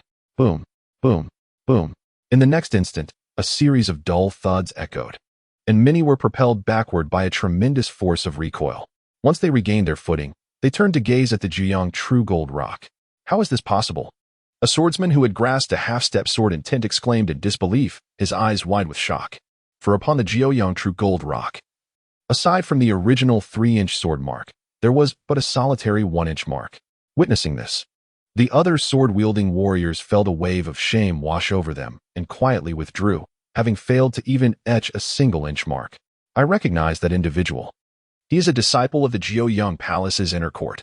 It is said he comprehended the half-step sword intent many years ago. Yet he could only leave a 1-inch mark on the Ouyang true gold rock, murmured some in astonishment. A 1-inch sword mark. The Ouyang palace disciple, looking dejected, returned to his place with a bitter smile. Humph, I should have known they were merely a collection of pretenders. Observing this, Ouyang Mu turned her head away, unwilling to witness any further. Nonetheless, under the allure of the Qingyan hunt's opportunity, the others pressed forward, eager to test their mettle. Boom, boom, boom. Figures retreated one after another, accompanied by a continuous low rumble. Yet, amidst the throng, only a scant few bore the mark of a 3-inch sword scar. And not a single 4-inch scar had manifested. Ouyang Mu's gaze gradually shifted to one of disappointment. Within the vast Tianyang County, it appeared that no true sword cultivator could be found. Before long, no one dared to step forward to test their sword skills. It was at this moment that Zhao Changkong, who had remained still until now, finally took a step forward. Upon witnessing this, a glimmer of anticipation flickered across Ouyang Mu's countenance. After all, Zhao Changkong was renowned, and it was reasonable to assume he possessed genuine prowess. The other spectators also turned their attention to Zhao Changkong. Aside from him, no one else seemed likely to surpass the 3-inch scar. With a decisive stance before the 9-yang true gold rock, Zhao Changkong held his breath and focused intently. In the next heartbeat, his longsword unsheathed with a resonant clang, unleashing a blinding beam of light as it sliced downwards. Boom! In an instant, a massive cloud of dust billowed forth. The crowd, captivated, fixed their eyes on the 9-yang true gold rock. As the dust settled, someone gasped, exclaiming, "A 6-inch sword scar." Chen Lin, who had been standing among the crowd, nodded to himself upon witnessing Zhao Changkong's strike, acknowledging that the man indeed possessed some skill. However, in his presence, such skill was hardly impressive. Chapter 41. The 9-inch sword scar, a 6-inch sword scar. Ouyang Mu's spirit soared, overwhelmed with delight. "What do you think, Mingwei?" he inquired, glancing at Ouyang Mingwei beside him. He actually managed to leave a 6-inch scar.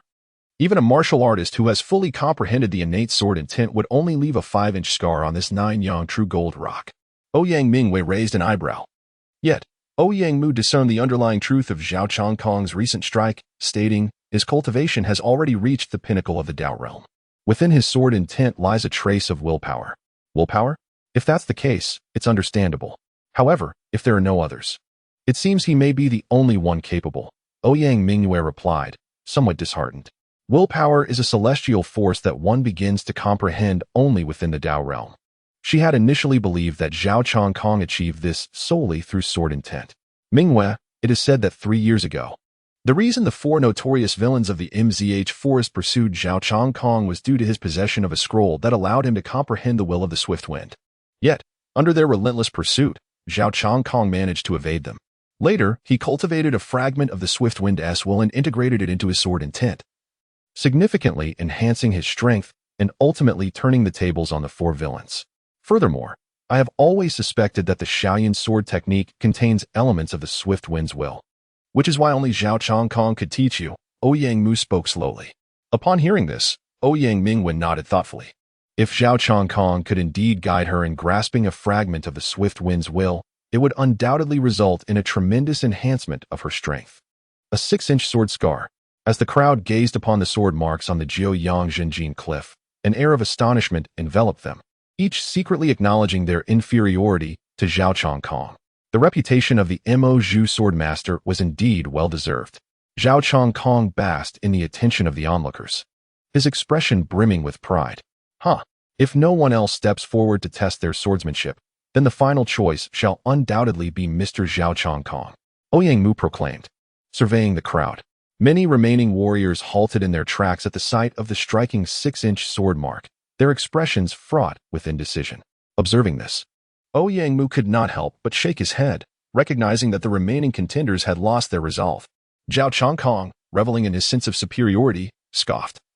A bunch of worthless fools, daring to call themselves sword cultivators? Such ignorance. His words echoed unabashedly, inciting a flush of indignation among the crowd, who glared at him in fury. Had they not been aware of their inability to match Zhao Changkong, they might have rushed forward to engage him in combat.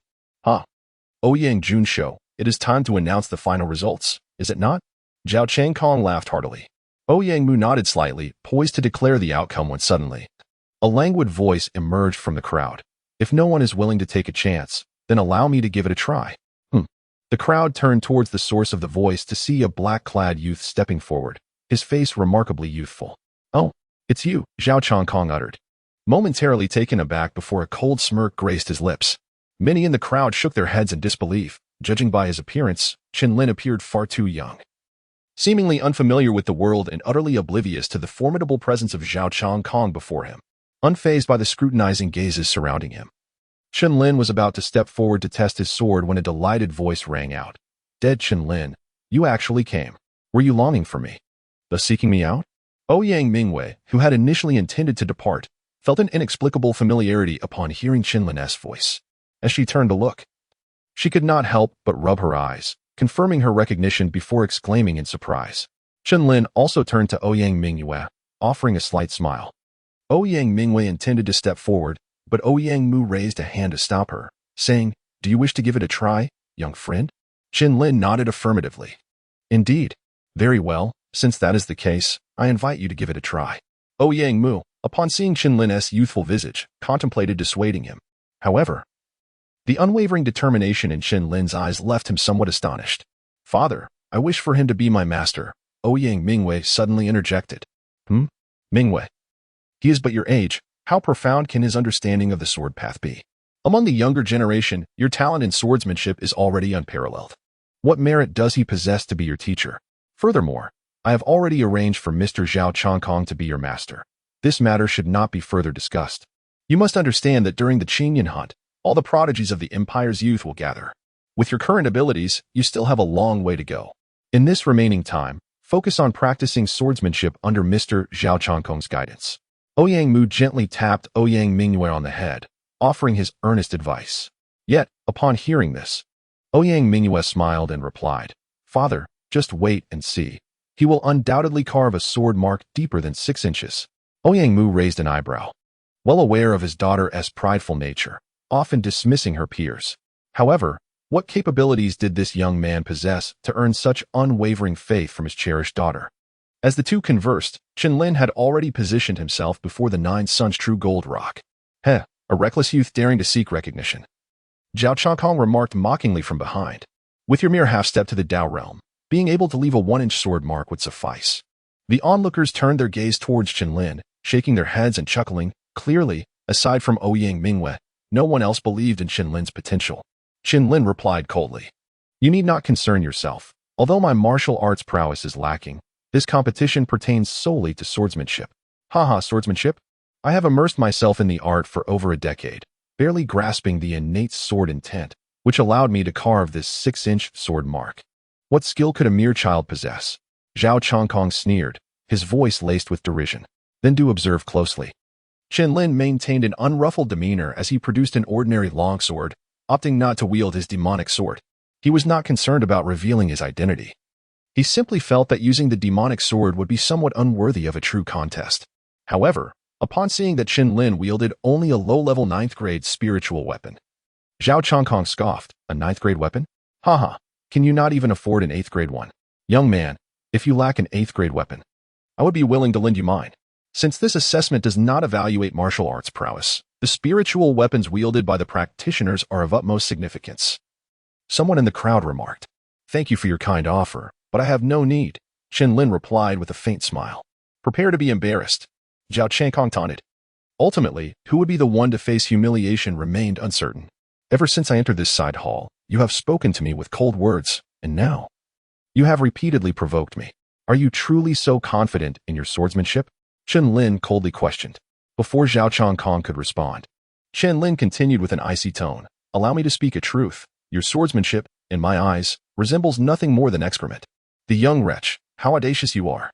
Upon hearing this, Zhao Changkong was immediately consumed by fury. "No, I misspoke. It is even inferior to mere dog feces." Chen Lin sneered with disdain. "Ha." A bright and clear laughter rang out simultaneously, belonging to the ever-observant Ouyang Mu. Ouyang Mu could not help but cast a glance at Ouyang Mu and hurriedly said, "Young friend, please commence." He feared that if the two continued their exchange, they would soon resort to violence. Chen Lin silently nodded, disregarding Zhao Changkong, his gaze sharpening.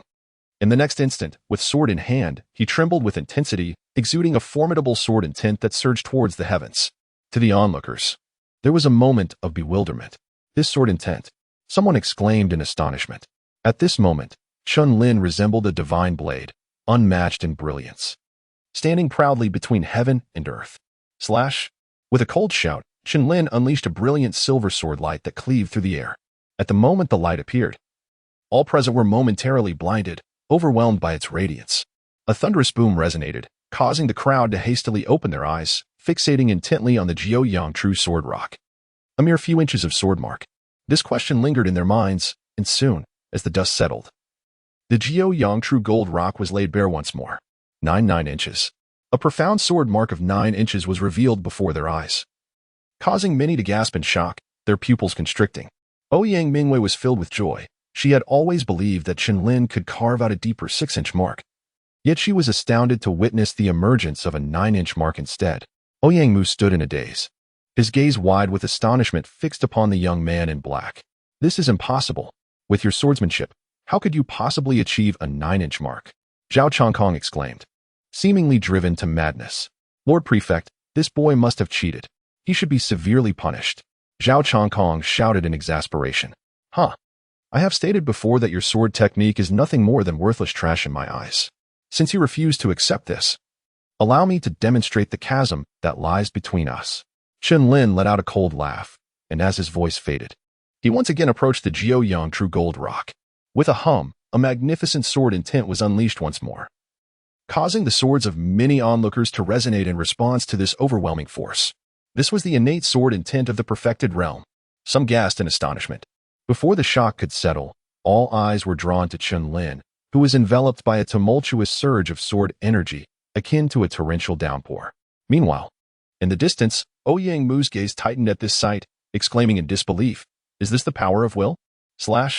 Chen Lin opened his eyes, and a seemingly ordinary sword light, as if descending from the heavens, traversed the vast expanse of the world. With a thunderous roar, a violent tremor surged from the ground, compelling everyone to steady themselves, their gazes fixated intently on the 9 suns true gold rock. What is this? 33 9-inch sword marks. Chapter 42, The Return of Mo Xiuhan. My heavens. It is indeed 33 9-inch sword marks. To leave such an impressive mark on the 9 suns true gold rock in one breath, this seemingly youthful lad possesses astonishing talent in the sword arts. The onlookers, filled with astonishment, murmured in disbelief. Wait, those sword marks appear to form a line of words. Someone with a keen eye remarked. Indeed, it seems to read, Zhao Changkong eats feces? Zhao Changkong eats feces. Ha ha ha, what a prodigy, what a prodigy. Now Zhao Changkong surely understands the folly of judging by appearances. This young brother's talent in swordsmanship has earned my utmost respect. The crowd erupted in laughter as they deciphered the 24 strokes of the sword marks. Meanwhile, Ouyang Mingyue, standing at a distance, could hardly contain her laughter, exclaiming, I knew that anyone who offended this fellow would ultimately suffer. As the party involved, Zhao Changkong, heard the uproarious laughter surrounding him. Fury surged within, causing him to spew a mouthful of blood, his vision darkening as he fainted. Fainted already? It seems he needs to strengthen his endurance, Chen Lin remarked, gazing at the fallen Zhao Changkong with a hint of exasperation. At this moment, Ouyang Mu also regained his composure and instructed his attendants. Quickly take Mr. Zhao Changkong away for treatment. May I inquire about your name, young friend? After Zhao Changkong was escorted away, Ouyang Mu stepped forward, proactively asking for Chen Lin's name. Chen Lin, he replied honestly. After all, he was likely to become Ouyang Mingyue's mentor in the sword arts and would undoubtedly meet Ouyang Mu frequently in the future. Upon hearing Chen Lin's response, before Ouyang Mu could react, the crowd erupted once more in a wave of excitement. I heard that the legendary demon sword master is a young man named Chen Lin. Someone exclaimed. As the words fell, another individual produced a scroll, revealing a figure that bore an uncanny resemblance to Chen Lin, proclaiming, It truly is him. The demon sword master, Chen Lin. Among the younger generation, none possess such remarkable talent in swordsmanship apart from the demon sword master. The crowd finally grasped the extraordinary background of Chen Lin. Ouyang Mu's heart skipped a beat, realizing that the young man before him was the very one his daughter had repeatedly mentioned since returning from the wild demon forest. Ever since the incident in the wild demon forest concluded, I have been searching for you, young friend. If it weren't for your intervention that day at the cliff of severed corpses, my foolish daughter may have faced dire peril. Today, the young friend concealed their identity yet distinguished themselves solely through their extraordinary swordsmanship, emerging from over 100 formidable sword practitioners. This clearly attests to the prodigious talent of the young friend. Therefore, I humbly request that you become the esteemed mentor of my foolish daughter in the art of the sword. Ouyang Mu spoke these heartfelt words, leaving even the onlookers somewhat astonished by his earnest demeanor. Upon hearing this, Chen Lin promptly clasped his hands in salute and replied, "My lord, I have come here in response to the summons." Ouyang Mu chuckled heartily and said, "Ah, my young friend Chen, I possess but one treasured daughter, whom I have indulged since her youth. I kindly ask for your understanding in this matter. Naturally, should you be able to guide my daughter to a commendable standard, feel free to express any request you may have, and I shall certainly do my utmost to fulfill it." Chen Lin spoke in a deep voice, "My lord, I am willing to teach Miss Ouyang the ways of swordsmanship, but I seek only a single quota for the Qian hunt." Ouyang Mu nodded and replied, "I can grant you this request, but there is a condition." "Please, go on." Chen Lin raised an eyebrow. "In Tianyang County, apart from Yin Sin of the Tian Kuei sect who holds one quota, the remaining two are in my possession. However, our county has historically performed poorly in the Qiyun hunt. Aside from the last occasion when Yin Sin made his mark on the Qiyun ranking at 101, no one else has managed to enter the top 100. Consequently, our quotas have diminished from 10 to merely 2. Ouyang Mu sighed deeply and continued, "Therefore, these 2 quotas from Tianyang County are of utmost significance this time. If nothing unexpected occurs, both Ling Imo of the Jiuyang Palace and Luo Feng of the Butcher Alliance will fiercely compete for the remaining quota." Upon hearing this, Chen Lin paused, raising an eyebrow as he inquired, "What exactly is the so-called Qingyun list?" Ouyang Mu gradually elucidated. The Qingyun list is a compilation of the 108 most exceptional young talents of the Qingyun Empire, determined after the conclusion of the Qingyun hunt. The previous ranking of Yin Sun from the Heavenly Puppet sect was 101, which grants him a reserved spot this time. Chen Lin suddenly realized that only by ascending the Qingyun ranking could one truly be deemed a prodigious youth. He pondered who might hold the esteemed position of the first on the Qingyun ranking. As he uttered this inquiry, a cold, indifferent figure reflected in his eyes, as if descending from the heavens, indifferent to the mortal realm. The first on the Qingyun ranking. It was indeed astonishing. In the previous Qingyun hunt, a young man had defeated the former first place, who had reigned for 2 consecutive terms, using merely 3 moves to seize the title. His name, it seemed, was Mo Xiuhan. Ouyang Mu contemplated carefully before articulating this name. Clang. Upon the utterance of this name, Chen Lin's expression hardened, and a formidable sword intent enveloped him, becoming uncontrollable under an immense influence. Indeed, it was him, and he had vanquished the previous champion with merely 3 moves. Chen Lin gritted his teeth, his fingertips turning slightly pale. He had long suspected that after the other party assimilated his sword vein, their cultivation had advanced by leaps and bounds. "What is the matter with you? Do you know someone named Mo Xiuhan?" Ouyang Mingwei noticed the change in Chen Lin and stepped forward, gazing up at him. The girl's eyes sparkled like water, easing some of the tumultuous emotions within Chen Lin. 5 years had passed, yet the hatred remained indelible, impossible to forget. And one day he would confront Mo Xiuhan. "My young friend, in order to contend with those 2 and the other prodigies from Tianyang County, I plan to host a martial arts competition in 2 months. However, it is not necessary for you to compete personally. Instead, I wish for my daughter to take the stage and defend our honor.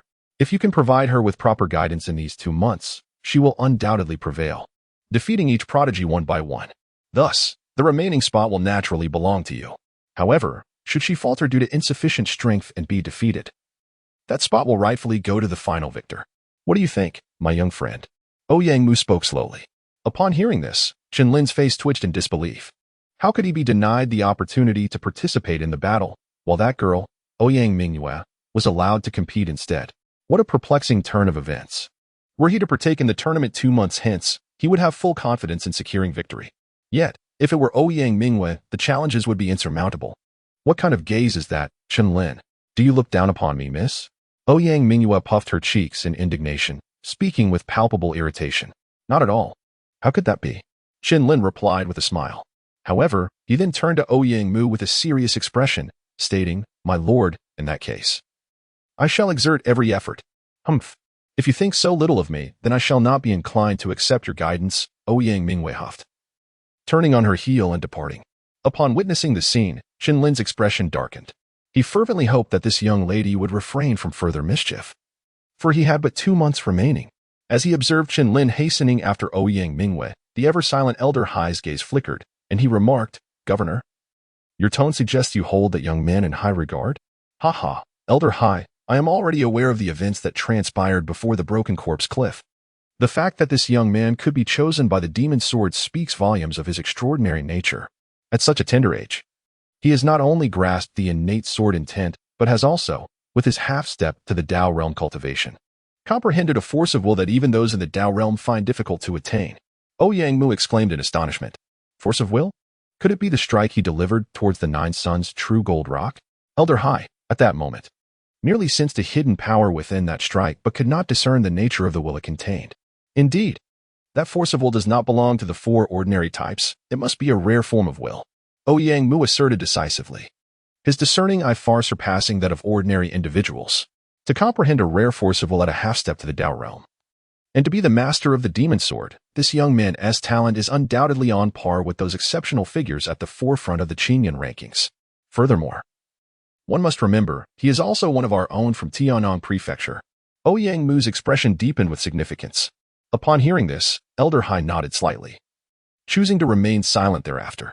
Chapter 43, The Shaoan Sword Technique. The following day, Chen Lin stepped out from the doorway and, glancing at the maid beside him, inquired, "Where is your young lady? Does she not intend to come here today for sword practice?" The maid bowed slightly and replied, "Young Master Chen, my lady typically awakens around 10 in the morning." Chen Lin's lips curled slightly, revealing that this young lady's habitual behaviors were far from commendable. It is well known that the morning hours are when martial artists attain the deepest understanding of the essence of heaven and earth. He often practiced diligently, dedicating entire nights to his training, and even after several days without rest, he remained spirited and vibrant. Chen Lin, feeling helpless, could only follow the maid into Ouyang Mu's courtyard. Just as he was about to knock on the door, it unexpectedly swung open with a soft creak. Suddenly, a bright and clear voice rang out, "Ah!" In the next moment, the door slammed shut, striking Chen Lin's nose with an excruciating force, causing him to gasp in pain. "My lady, what is this all about?" Ouyang Mu was hiding behind the door. At this hour, she was typically just beginning her morning routine. To her surprise, the first thing she encountered was a man standing at her doorstep, which startled her considerably. However, once she regained her composure, she managed a shy smile and remarked, "What brings you here so early?" "My lady, it's hardly early. The sun is already high in the sky. If you do not practice your swordplay, I shall take my leave." Chen Lin felt a surge of anger. "Hey, wait. Why do you get so easily irritated? I will be done shortly, very shortly." Ouyang Mu's expression changed in alarm, and she hurriedly began to tidy up. Chen Lin sat upon the stone bench in the courtyard, eyes closed in quiet anticipation. After the passage of half an hour, he gazed vacantly at the firmly shut door and remarked, "Isn't your young mistress supposed to arrive shortly?" The maid, her expression tinged with urgency, softly replied, "Young Master Chen, might you not wish to wait a little longer?" Chen Lin continued to meditate with his eyes closed, quietly regulating his breath. Another hour passed, and feeling impatient, he decided to turn back. Just then, the door finally creaked open. "Aren't you supposed to teach me swordsmanship? Why are you leaving again?" Ouyang Mu huffed softly. Upon witnessing the scene, Chen Lin was nearly overwhelmed by a surge of blood rising to his throat. He had waited for a full 2 hours, all because of Ouyang Mu's words about her imminent arrival. "Remain calm. It is imperative to maintain composure." Before Chen Lin could utter a word, Ouyang Mu chuckled and said, "Tell me, is it not because you miss me that you specifically came to our home in search of me?" Chen Lin furrowed her brows and replied, "No, not at all." "Humph. I don't believe it. It must be true. I am aware that you are rather sensitive, but fret not, for I have already discerned your true intentions." As Ouyang Mu spoke, a delicate smile graced her lips. Chen Lin initially intended to candidly reveal that he had come for the opportunity to participate in the Qinyan hunting quota. However, upon witnessing the girl's enchanting smile, he found himself momentarily at a loss for words. Time is of the essence. In merely 2 months, you shall take the stage to challenge all the young prodigies of Tiannong County. Therefore, I implore you to showcase your most formidable swordsmanship before me now." Chen Lin spoke in a low voice. Ouyang Mu was momentarily taken aback, seemingly perplexed. "Hurry up, do not waste any more time," Chen Lin urged. "All right, but keep your distance. I fear I may inadvertently harm you." Ouyang Mu softly replied, lifting her beautiful eyes. Chen Lin chuckled silently and said, "If you can truly harm me, then there would be no need for sword practice. You might as well await the final arena battle. Let us commence. I wish to see the extent of your abilities." Chen Lin retrieved a jug of wine and seated himself nearby, casting a glance towards Ouyang Mu. Upon witnessing this scene, Ouyang Mu let out a soft snort. Consequently, she disregarded Chen Lin and withdrew a long sword from her storage ring. With a swift motion, she began to execute her swordsmanship within the courtyard. The long sword sang with a vibrant resonance, its blade exuding a sharpness that shattered the very air around it. Each strike of the blade carried the potency of a half-step sword intent, dispersing the void with its force. Furthermore, the swordplay that Ouyang Mu employed was remarkably profound. At times swift, at times languid, at times gentle as water, and at other moments brimming with lethal intent. Chen Lin observed Ouyang Mu's sword technique. Nodding slowly as he remarked, "I recall hearing this young lady mention it in the wild demon forest. It appears to be called the cloud-soaring sword technique. However, this technique is indeed extraordinary, yet she has barely managed to unleash even a fraction of its true power." Not far away, two figures stood within a pavilion. Their gazes fixed upon Ouyang Mu as she executed her swordplay in the courtyard. The county magistrate, one of them noted, "It seems the young lady is demonstrating our family's ancestral sword technique." Hai Lao's expression was inscrutable. Indeed, but the girl has yet to grasp the essence of this technique. She possesses its spirit but lacks its form, Ouyang Mu replied with a sense of resignation. The true rank of this sword technique could very well reach the 6th tier of advanced martial arts, Hai Lao remarked. The 6th tier of advanced martial arts is a tremendous allure for any innate third realm warrior. Ouyang Mu shook his head, stating, "It is not merely the 6th tier of advanced martial arts. The final move of this technique has already brushed against the realm of top-tier 6th level martial arts. In times past, our ancestors of the Ouyang family wielded this sword technique to carve their names in the annals of the Qing Empire, leaving a remarkable legacy. However, this technique is exceedingly difficult to cultivate. The sword movements are but its form, while the willpower contained within is its true essence. Only by harmonizing with this willpower can one fully unleash the technique's formidable prowess." Ouyang Mu smiled wryly. "Could this willpower be the will of the gale?" Hai Lao inquired. Ouyang Mu's expression grew grave as he replied, "It is indeed the will of the gale, yet it seems distinct from it.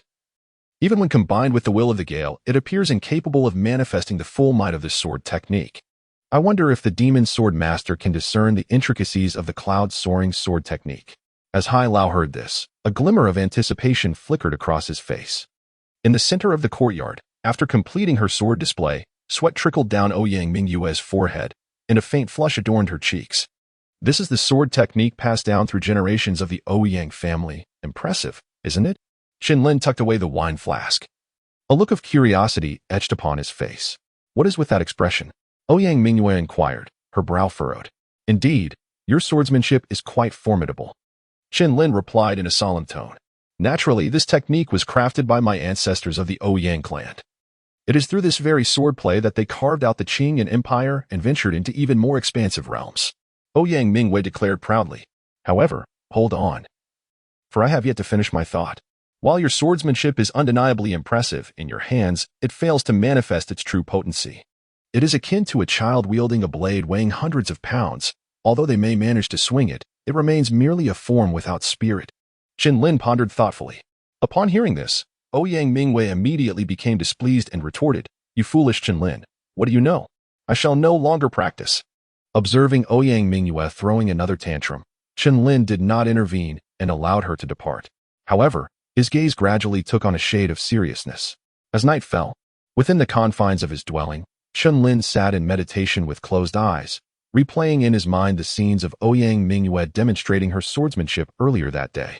If I am not mistaken, there seems to be a profound willpower embedded within that sword technique, one that does not belong to the 4 ordinary types of willpower. The 4 ordinary types of willpower are the will of raging fire, the will of swift wind, the will of dripping water, and the will of the earth. Yet, the sword technique exhibited by Ouyang Mu occasionally bore the weight of the earth's will, while at other times it possessed the ethereal quality of the swift wind's will. Chen Lin found it somewhat elusive. If his conjectures were correct, this sword technique contained a rare form of willpower. A glimmer of brilliance flickered in Chen Lin's eyes. He refrained from further contemplation, deciding to seize the opportunity to inquire about it from the governor Ouyang the following day. The next day, the figure of Chen Lin appeared in the main hall of the prefectural governor's residence. Upon his arrival, Ouyang Mu seemed unperturbed. "Have you encountered a dilemma, my young friend?" Ouyang Mu inquired with a smile. "Esteemed governor, I am indifferent to Miss Ouyang's temperament. However, if this continues, it may prove fatal at certain moments." Chen Lin spoke in a low voice. Originally, Ouyang Mingwei had the temperament of a spoiled young lady, and it was not a significant issue. Under the protection of the Ouyang prefect, she could afford to be willful. However, now, the Ouyang prefect intended to allow Ouyang Mingwei to stand on her own, to participate in the Qingyun hunt and compete with the young prodigies of her generation. If Ouyang Mingwei were to maintain her capricious demeanor, it could lead to dire consequences. Ouyang Mu's expression tightened slightly upon hearing this, for Chen Lin's words echoed his own concerns. "If the prefect trusts me, I kindly request that you refrain from observing my instruction of Miss Ouyang in sword practice tomorrow," Chen Lin stated. Ouyang Mu lowered his gaze for a moment before giving a slight nod. For so many years, as her father, he had been unable to set his mind at ease. Yet now, it seemed he had no choice but to let go. "My young friend, it appears you have more to convey than just this matter," Ouyang Mu remarked, raising an eyebrow at Chen Lin. Chapter 44. The Will of the Aurora. Chen Lin smiled and said, "I have come to inquire whether the Shaolin sword technique contains a rare will." Upon hearing this, Ouyang Mu's eyes sparkled with excitement as he gazed at Chen Lin with fervent interest. "Indeed, it does," he replied. "Yet throughout my years of personal study and collaboration with old friends, I have failed to arrive at a conclusive answer. I wonder if you have gleaned any insights?" Ouyang Mu asked with a hint of anticipation. Chen Lin slightly shook her head. Upon witnessing this, Ouyang Mu's eyes revealed a hint of disappointment. Yet, it is understandable. If the essence of this sword technique could be so easily comprehended, one would not have to wait until now. Chen Lin raised his gaze and remarked, as a junior, "I have only witnessed Miss Ouyang perform this sword technique once. To immediately discern the rare intent within it is indeed beyond my capabilities." Upon hearing this, Ouyang Mu's expression sharpened, as if he had made a resolute decision. In the next moment, he produced an ancient parchment scroll made of sheepskin and said, "This is the renowned Shaolin sword technique, passed down through generations in the Ouyang family. I wonder if, by entrusting it to you, my young friend, you might grasp the rare intent contained within." Chen Lin's expression shifted dramatically as he exclaimed, "My lord, how can you bestow upon me the ancestral swordsmanship of the Ouyang family?" Ouyang Mu shook his head and replied, "You are already aware of the circumstances in Tianyang County. Should we fail to achieve any success in the upcoming Qingyun hunt, it is likely that we will lose even the last 2 coveted spots next year. At that point, Tianyang County will have lost all hope. Would we still concern ourselves with this sword technique? Therefore, by entrusting this swordsmanship to you, dear friend, there remains a glimmer of hope. I implore you, do not refuse." Ouyang Mu spoke with unwavering determination. Behind him, Elder Hai wore a grave expression, understanding that the county governor had placed all his bets on the young man before them. Upon hearing these words, Chen Lin's gaze momentarily paused. To speak candidly, he indeed harbored considerable interest in the Shaolin sword technique. Furthermore, since Ouyang Mu had already broached the subject to this extent, there was no longer any need for him to decline. Given that the prefect held him in such high regard, he was determined to exert himself to the utmost. Chen Lin pondered for a moment before slowly speaking. Ouyang Mu let out a sigh of relief and said, "Then I shall rely on you, my young friend. Hai Lao, go and inform Mingwei that she should refrain from disturbing Chen Xiaoyu in his swordsmanship comprehension for the next few days. Additionally, you should also share with her the circumstances of our Tianyang County." Ouyang Mu spoke with solemnity. "Understood." Hai Lao nodded emphatically before turning to depart. Upon hearing these words, Chen Lin nodded subtly and then performed a respectful gesture towards Ouyang Mu, intending to return and comprehend the profound essence of the Shaolin sword technique.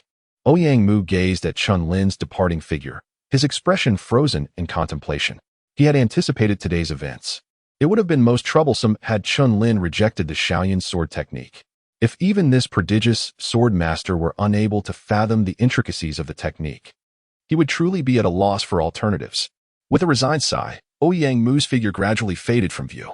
Upon returning to the courtyard, Chen Lin immediately unfurled the ancient parchment. However, after a mere glance, his brows furrowed in concern. For the latter pages of the parchment bore the unmistakable marks of having been scorched. It was evident that these pages contained the essence of the willpower inherent in swordsmanship. No wonder the Ouyang family had to navigate such convoluted paths. Chen Lin meticulously examined the cloud sword technique numerous times, becoming intimately acquainted with its various sword forms. This cloud sword technique comprises a total of 6 distinct sword forms. The first form, Celestial Guidance. The second form, Drunken Song Pursuit. The third form, Ghostly Rain of the Yellow Springs. The fourth form, Blood Dance in the Vast Sky. The fifth form, Eternal Silence of Mountains and Rivers. The sixth form, Divine Heights. Chen stepped out of the courtyard and drew forth the demonic sword, an intense sword light instantly radiating outward. First, he sought to familiarize himself with the sword technique. With a moment's pause, Chen's figure shifted, and the blade in his hand began to dance with elegance. Within the courtyard, the sword light fluttered and the demonic aura soared into the air.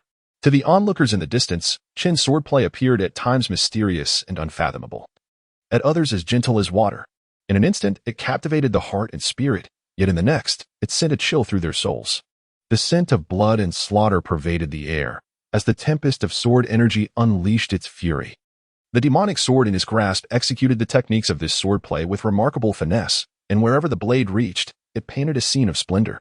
Witnessing this spectacle, the onlookers hastily retreated, for even a slight proximity would allow them to feel the terrifying sharpness of that sword intent. After concluding his display, Chen closed his eyes to reflect, his mind echoing with the vivid images of the moments just past. The willpower embedded within this sword technique seemed strikingly akin to that of the will of the swift wind, yet it also bore the shadow of the will of the earth. The will of the swift wind embodies ethereal speed and piercing attack, while the will of the earth is vast and heavy, like a mountain. In theory, these two forms of willpower are utterly distinct and cannot amalgamate. However, within the celestial cloud sword technique, he had astonishingly grasped the shared characteristics of both forms of willpower. Chen Lin shook his head and continued to practice his swordplay in the courtyard, the dazzling sword light once again igniting the air. As time flowed ceaselessly, 3 days had swiftly passed since Chen Lin began to comprehend the Shaoyan sword technique.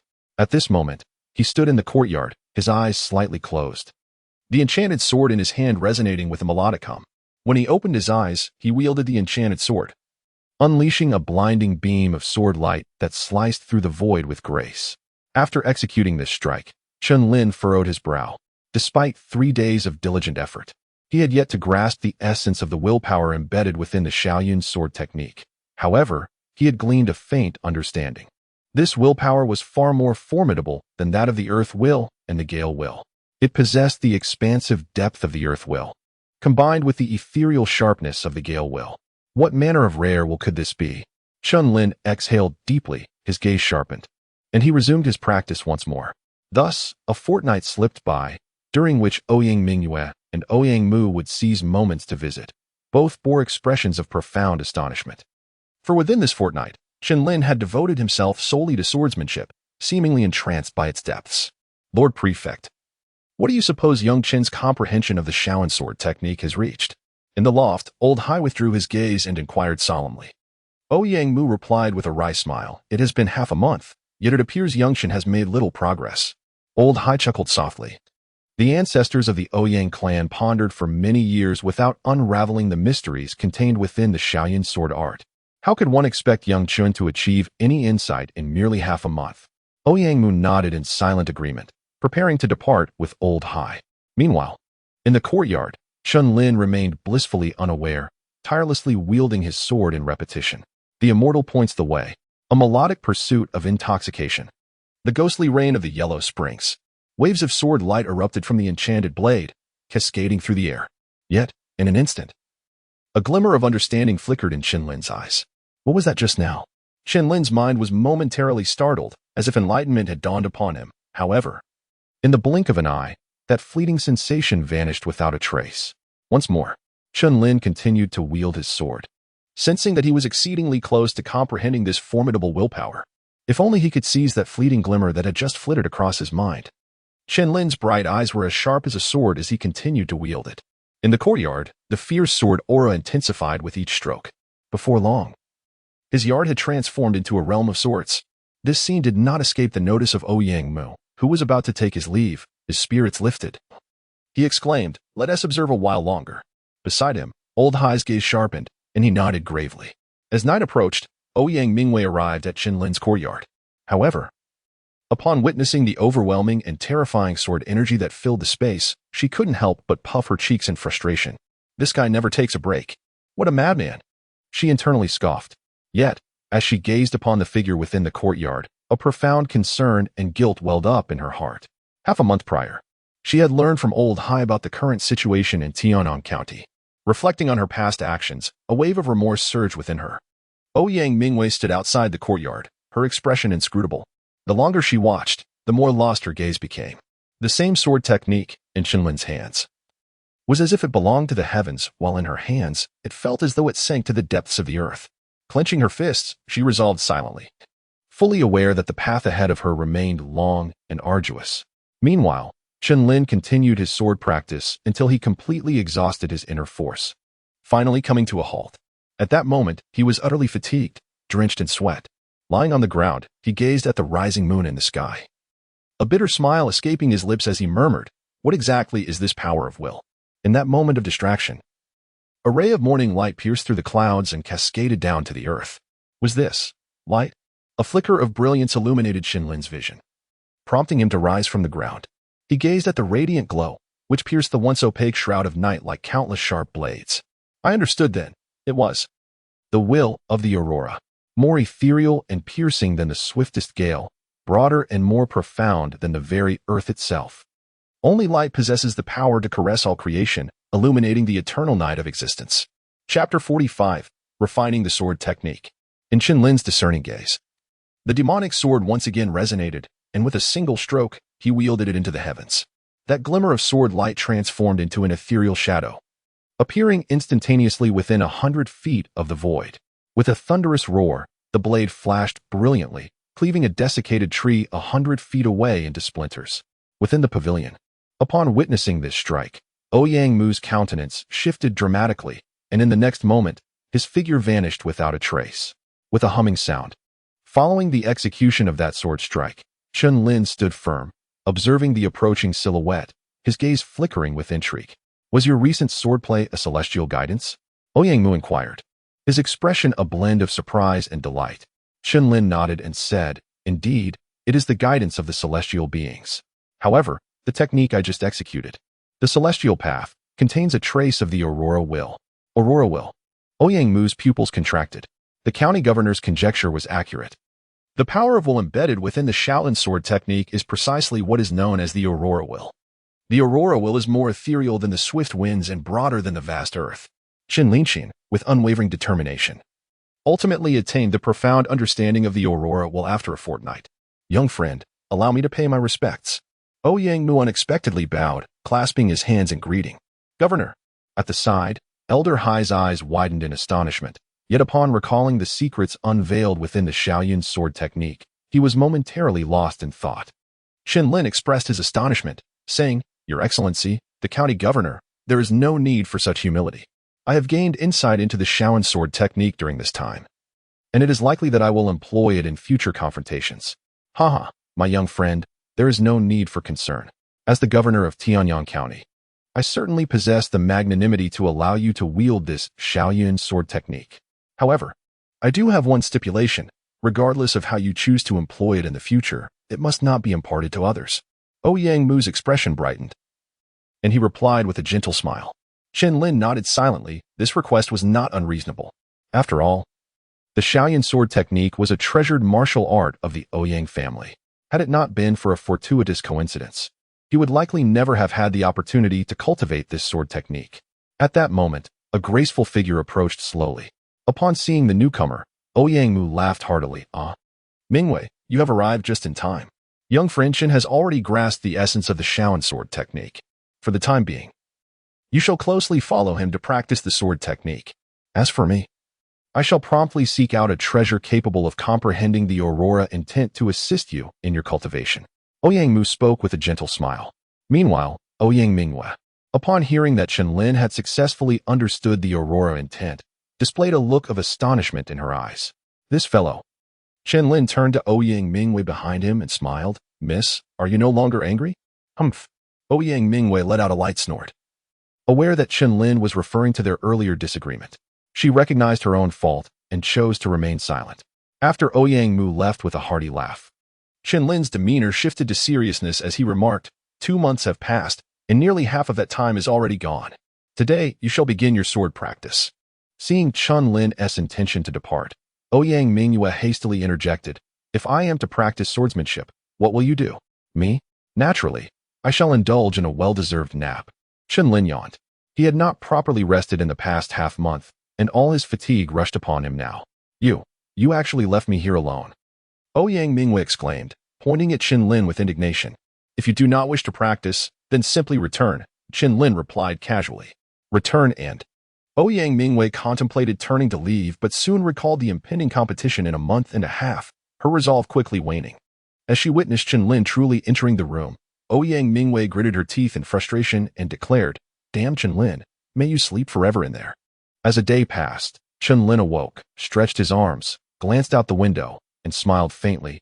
It seems this girl has changed a bit. Pushing open the door, he observed the graceful figure in the courtyard still practicing with her sword, and he nodded to himself. You may stop now, he called out. Upon hearing his voice, Ouyang Mu's beautiful eyes narrowed, yet her sword did not falter. Instead, she twisted the blade and charged towards him. Damn Chen Lin, take this sword from your aunt. The anger from yesterday lingered in her heart, not having dissipated. My dear disciple, the sword is not wielded in such a manner. Chen Lin shook his head, showing no intention of retreating from her thrust.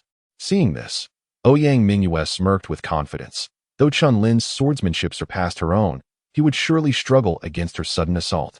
Clang! In the next instant, a dull thud resonated as Ouyang Mu's smile abruptly froze. Chen Lin, with a playful smirk, extended 2 fingers to trap the blade coming towards him, rendering it immobile. My dear disciple, to strike at your master incurs a penalty, Chen Lin chuckled lightly, shifting his stance to stand directly behind Ouyang Mu. Smack! The crisp sound of a slap rang out. Following closely was a piercing scream as Ouyang Mu covered her backside, her eyes wide as she glared at Chen Lin. I will kill you. Ouyang Mu cried out in fury, having never been struck in such a manner throughout her life. Chen Lin took a step back, a hint of a mischievous smile playing on his lips as he remarked, Disciple, should you dare to defy authority again, do not hold it against your master for being impolite.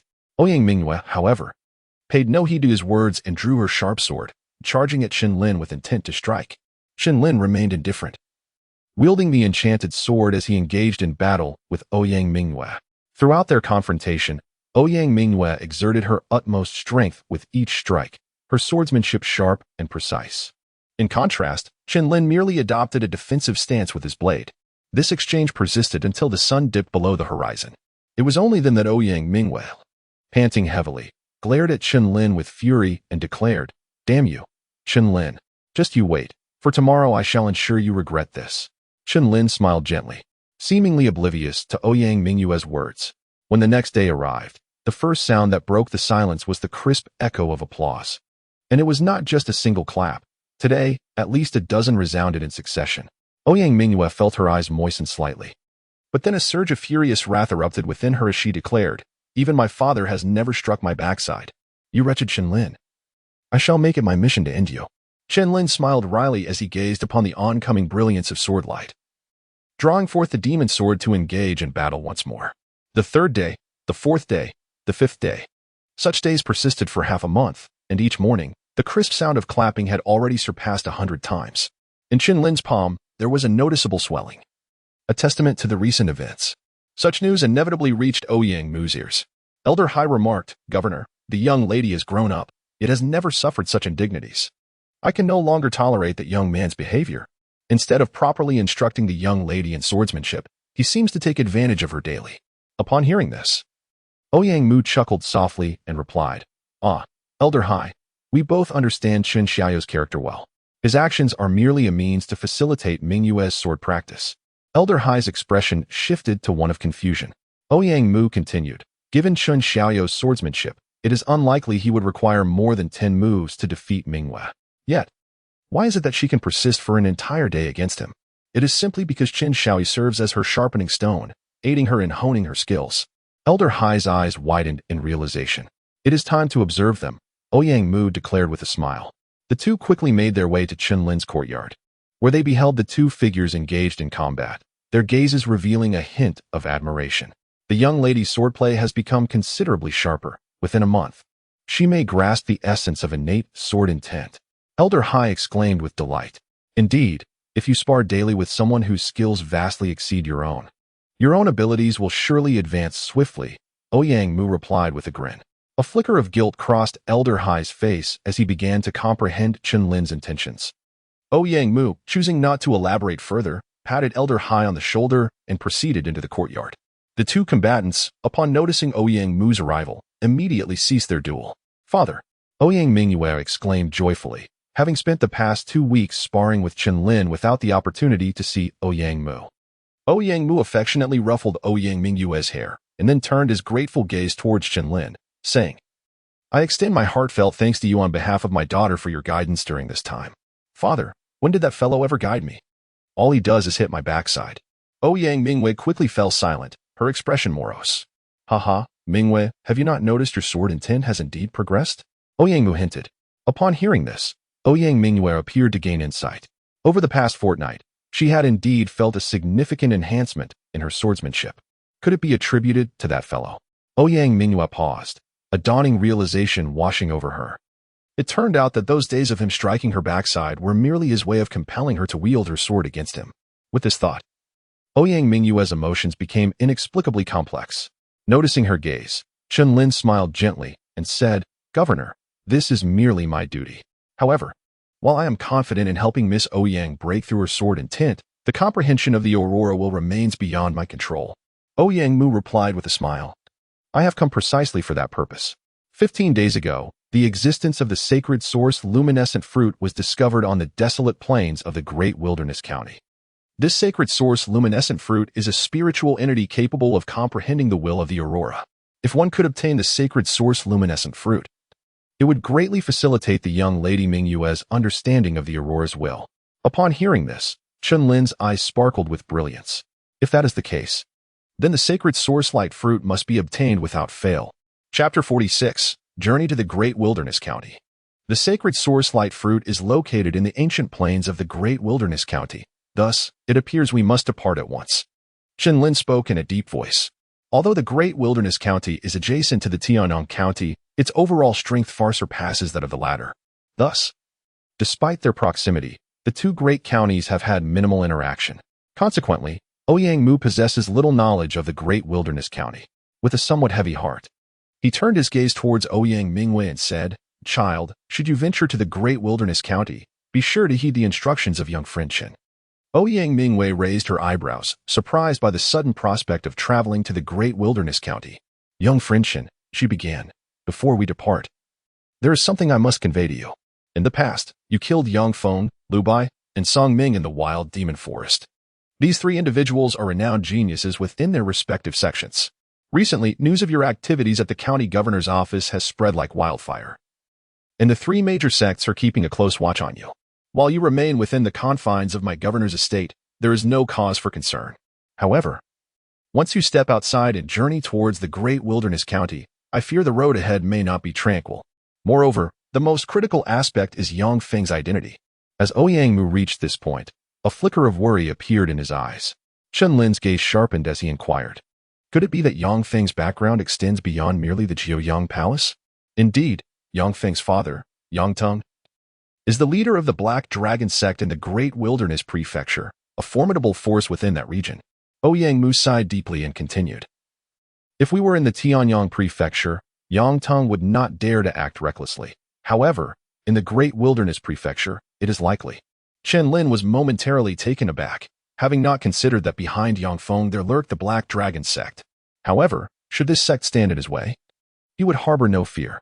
Upon observing Chen Lin's resolute demeanor, Ouyang Mu ceased further discourse and remarked, If you do not reveal the demon's sword, the Black Dragon sect is unlikely to discern your true identity.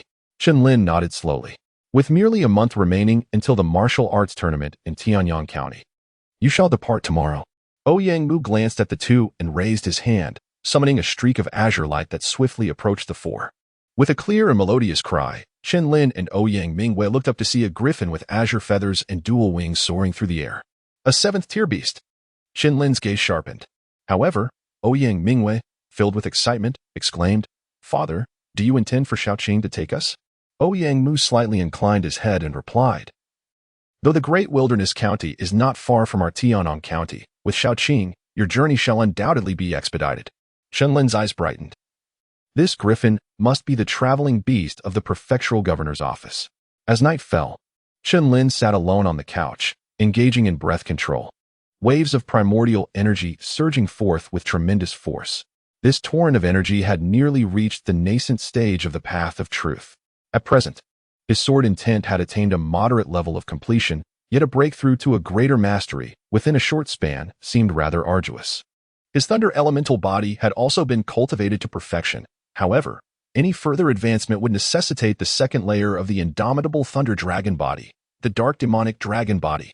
Nevertheless, the conditions for cultivating this dark demonic dragon body were exceedingly stringent, requiring the cleansing of one's physical meridians with the blood of a dragon. Chen Lin sighed wryly. Shaking his head, it seemed there was currently no way to cultivate the dark dragon body. Instead, he decided to continue comprehending the cloud sword technique. Murmuring to himself, a glimmer of brilliance flashed in his eyes. At this moment, he had simultaneously grasped the will of the downpour and the will of the aurora. Although the latter remained quite feeble, it could still be harnessed to unleash the power of the cloud sword technique. He was truly eager to witness the genuine might that emerged from the fusion of willpower and sword intent. The following day arrived. Chen Lin and Ouyang Mingwei gathered early, intending to wait outside the residence for Ouyang Mu. However, just as they stepped through the gate, a guard exclaimed in shock. As if he had seen a ghost. What brings you here, you rascal? Chen Lin raised his gaze and discovered that the guard outside was indeed the same individual who had obstructed his entry that day. However, he had ultimately permitted him to enter. I am immensely grateful to that kind-hearted brother for allowing me to pass. Otherwise, I fear I would not have had the fortune to encounter this master of swordsmanship. Chen Lin glanced at the guard and offered a faint smile.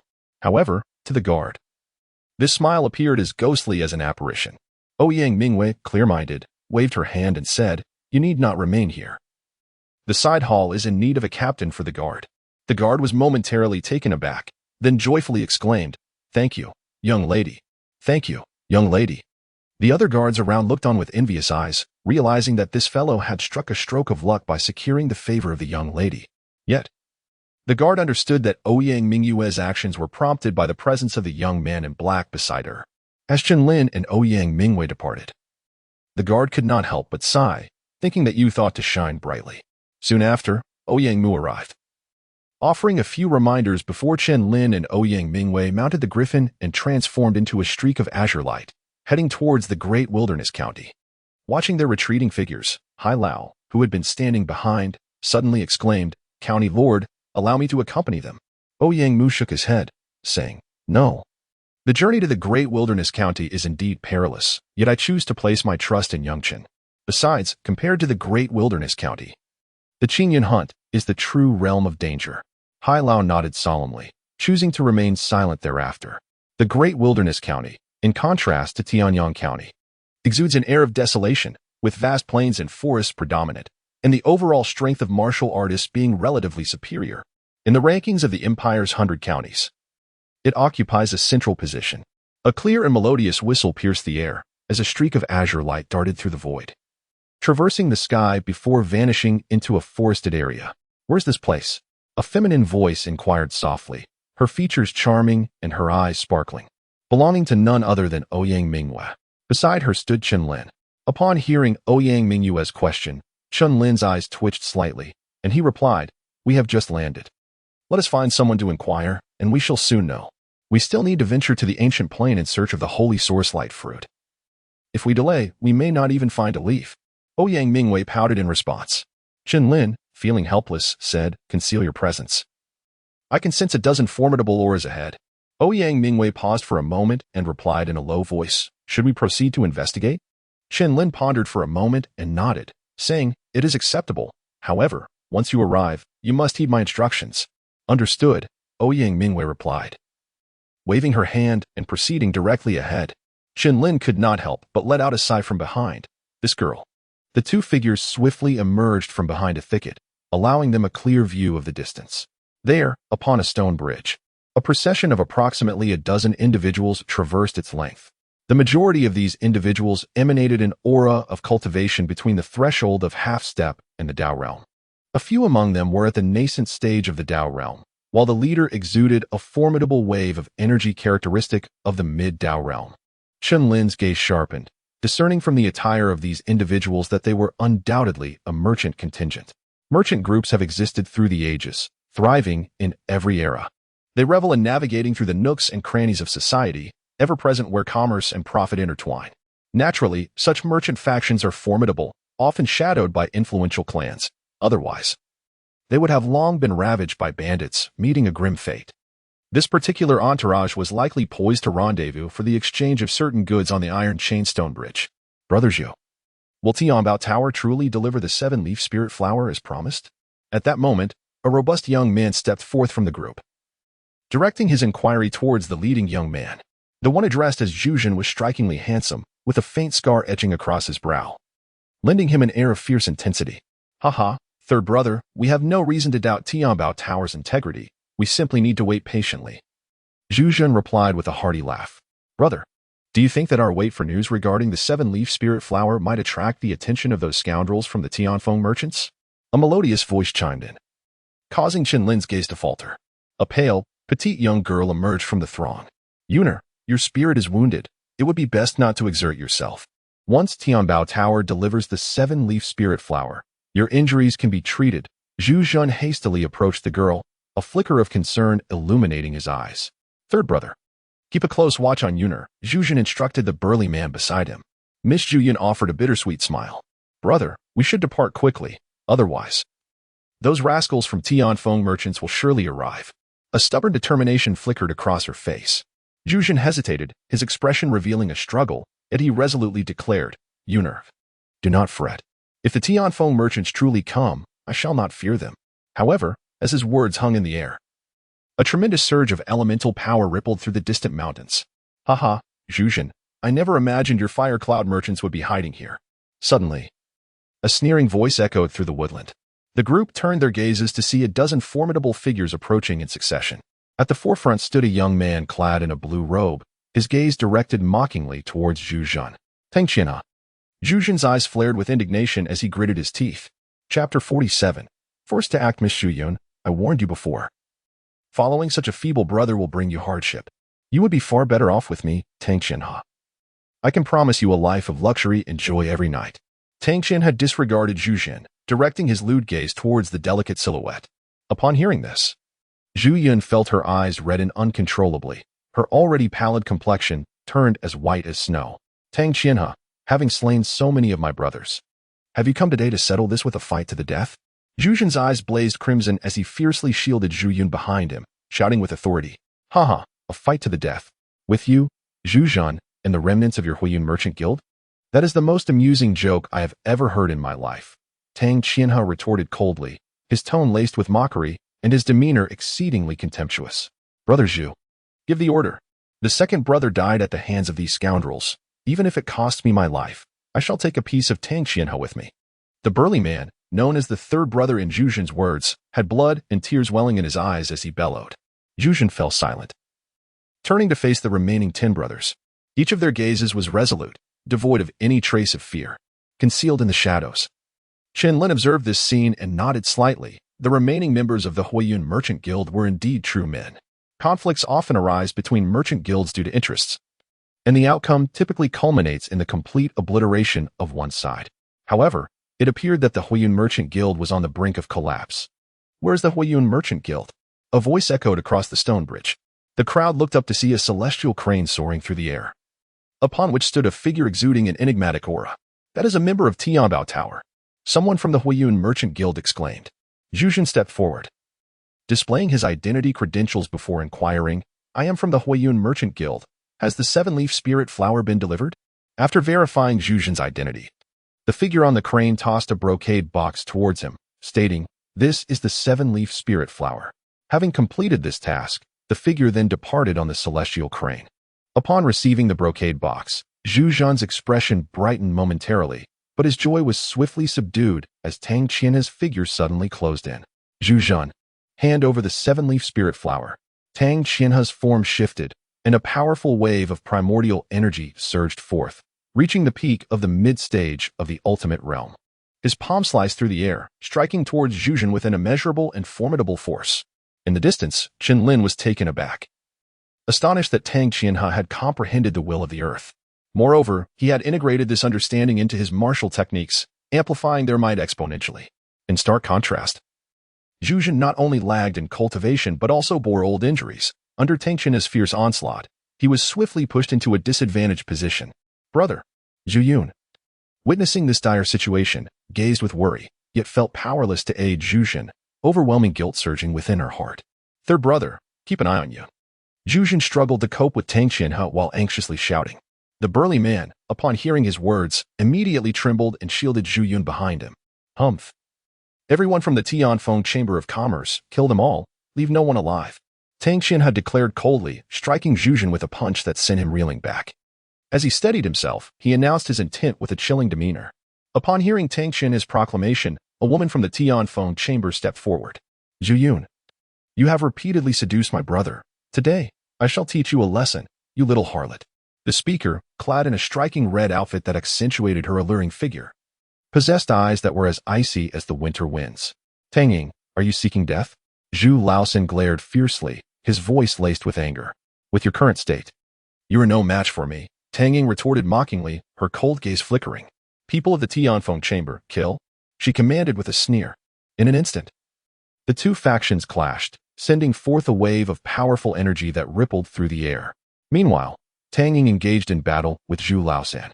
Both were at the initial stage of the Dao realm, yet the latter, burdened by previous injuries, could only muster half of his strength, gradually succumbing to despair. Brother Zhu, Brother Zhulong. Zhu Yun cried as she watched her relatives fall one after another into pools of blood, tears streaming down her cheeks uncontrollably. Zhu, entangled with Tang Qianhe, was unable to assist, yet his heart ached as he witnessed the members of the Ouyang Chamber continuously fall. Tang Qianhe, I will kill you. Zhu roared in fury, unleashing his energy without restraint, charging at Tang Qianhe in a desperate attempt to fight back. However, despite his fervor, Zhu struggled to gain the upper hand due to the overwhelming disparity in their cultivation levels. Chen Lin, hurry and save them. The Tianfeng Chamber is clearly not comprised of good people. If you do not act, I shall take matters into my own hands. In the shadows, Ouyang Mu suddenly pulled Chen Lin, her urgency palpable. Miss, the people of the Tianfeng Chamber possess formidable strength. Chen Lin hesitated, his expression conflicted. Humph. If you do not act, I shall. Ouyang Mu was undeterred, intent on charging into battle. Wait. Chen Lin sighed helplessly, his enchanted sword ringing out as he prepared to engage. Haha, Zhu Laosan, you are doomed. Tang Ying thrust her sword forward, forcing Zhu Laosan back, and then aimed directly at his throat with relentless precision. Third brother, Zhu Yun cried out, her eyes bloodshot. Having been injured, she lacked the strength to intervene, powerless to watch the cruel scene unfold. Suddenly, a resounding sword cry pierced the air, halting everyone in their tracks. Before their astonished eyes, a silver-white longsword, shimmering with a purple demonic light, soared through the sky towards them. What a formidable sword!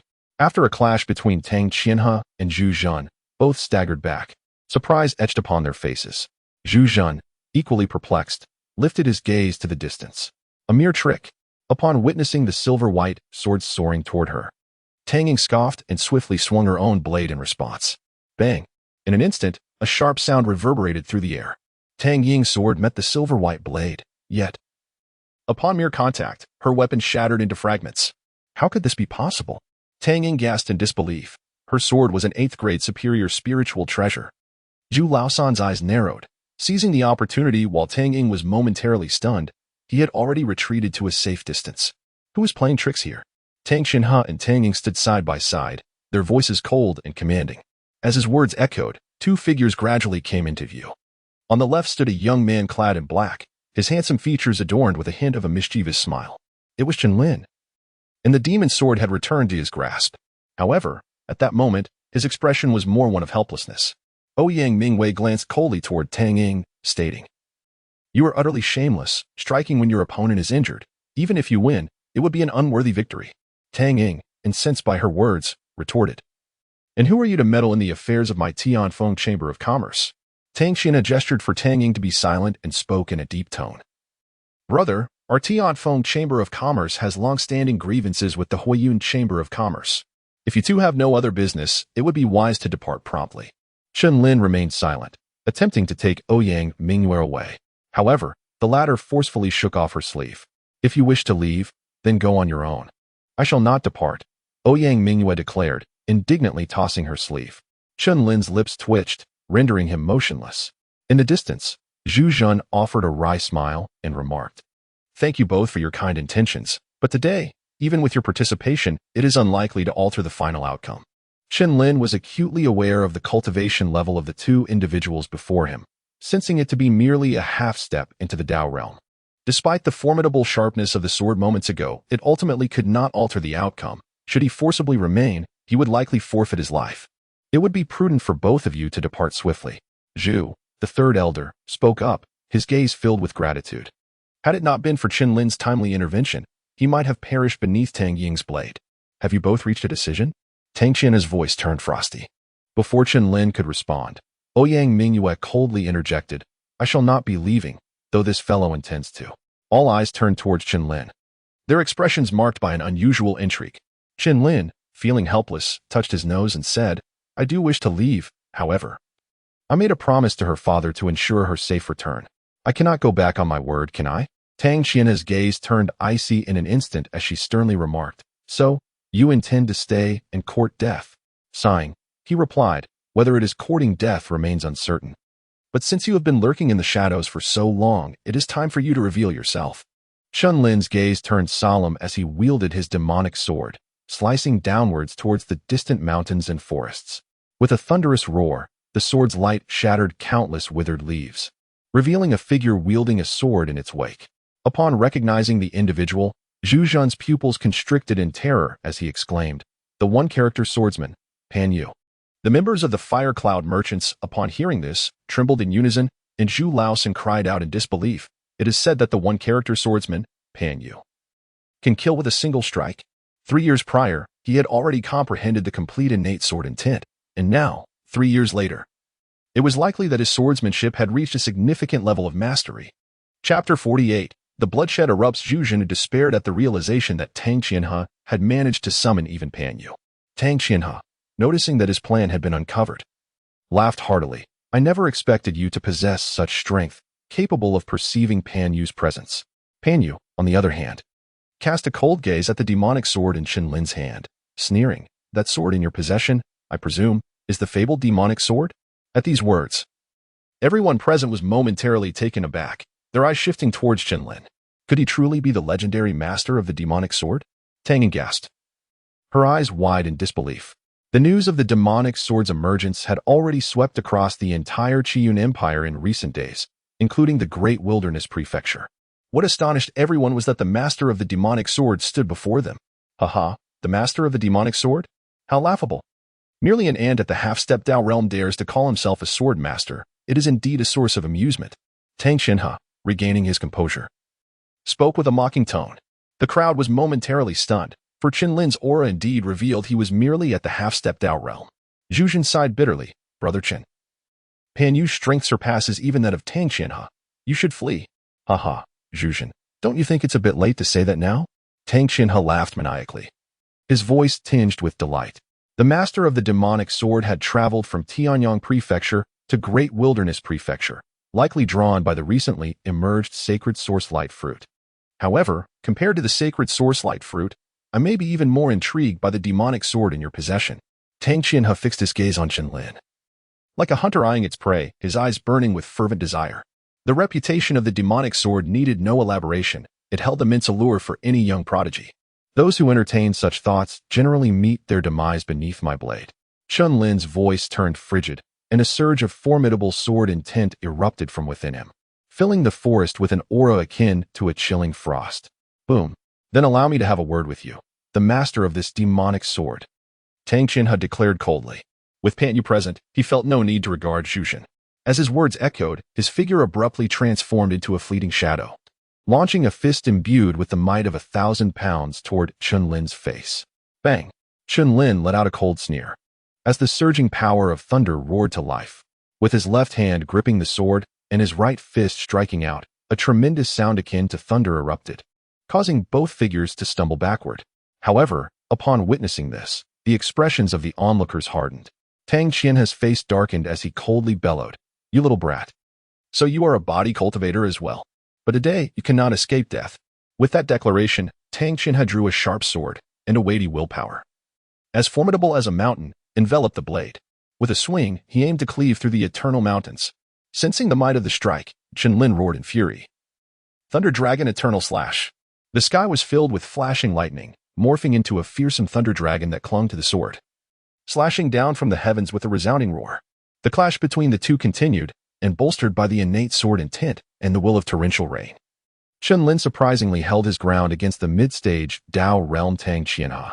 Yet, even as Chen Lin kept Tang Qianhe at bay, in the distance, Pan Yu suddenly unleashed a sword strike toward Zhu Zhan.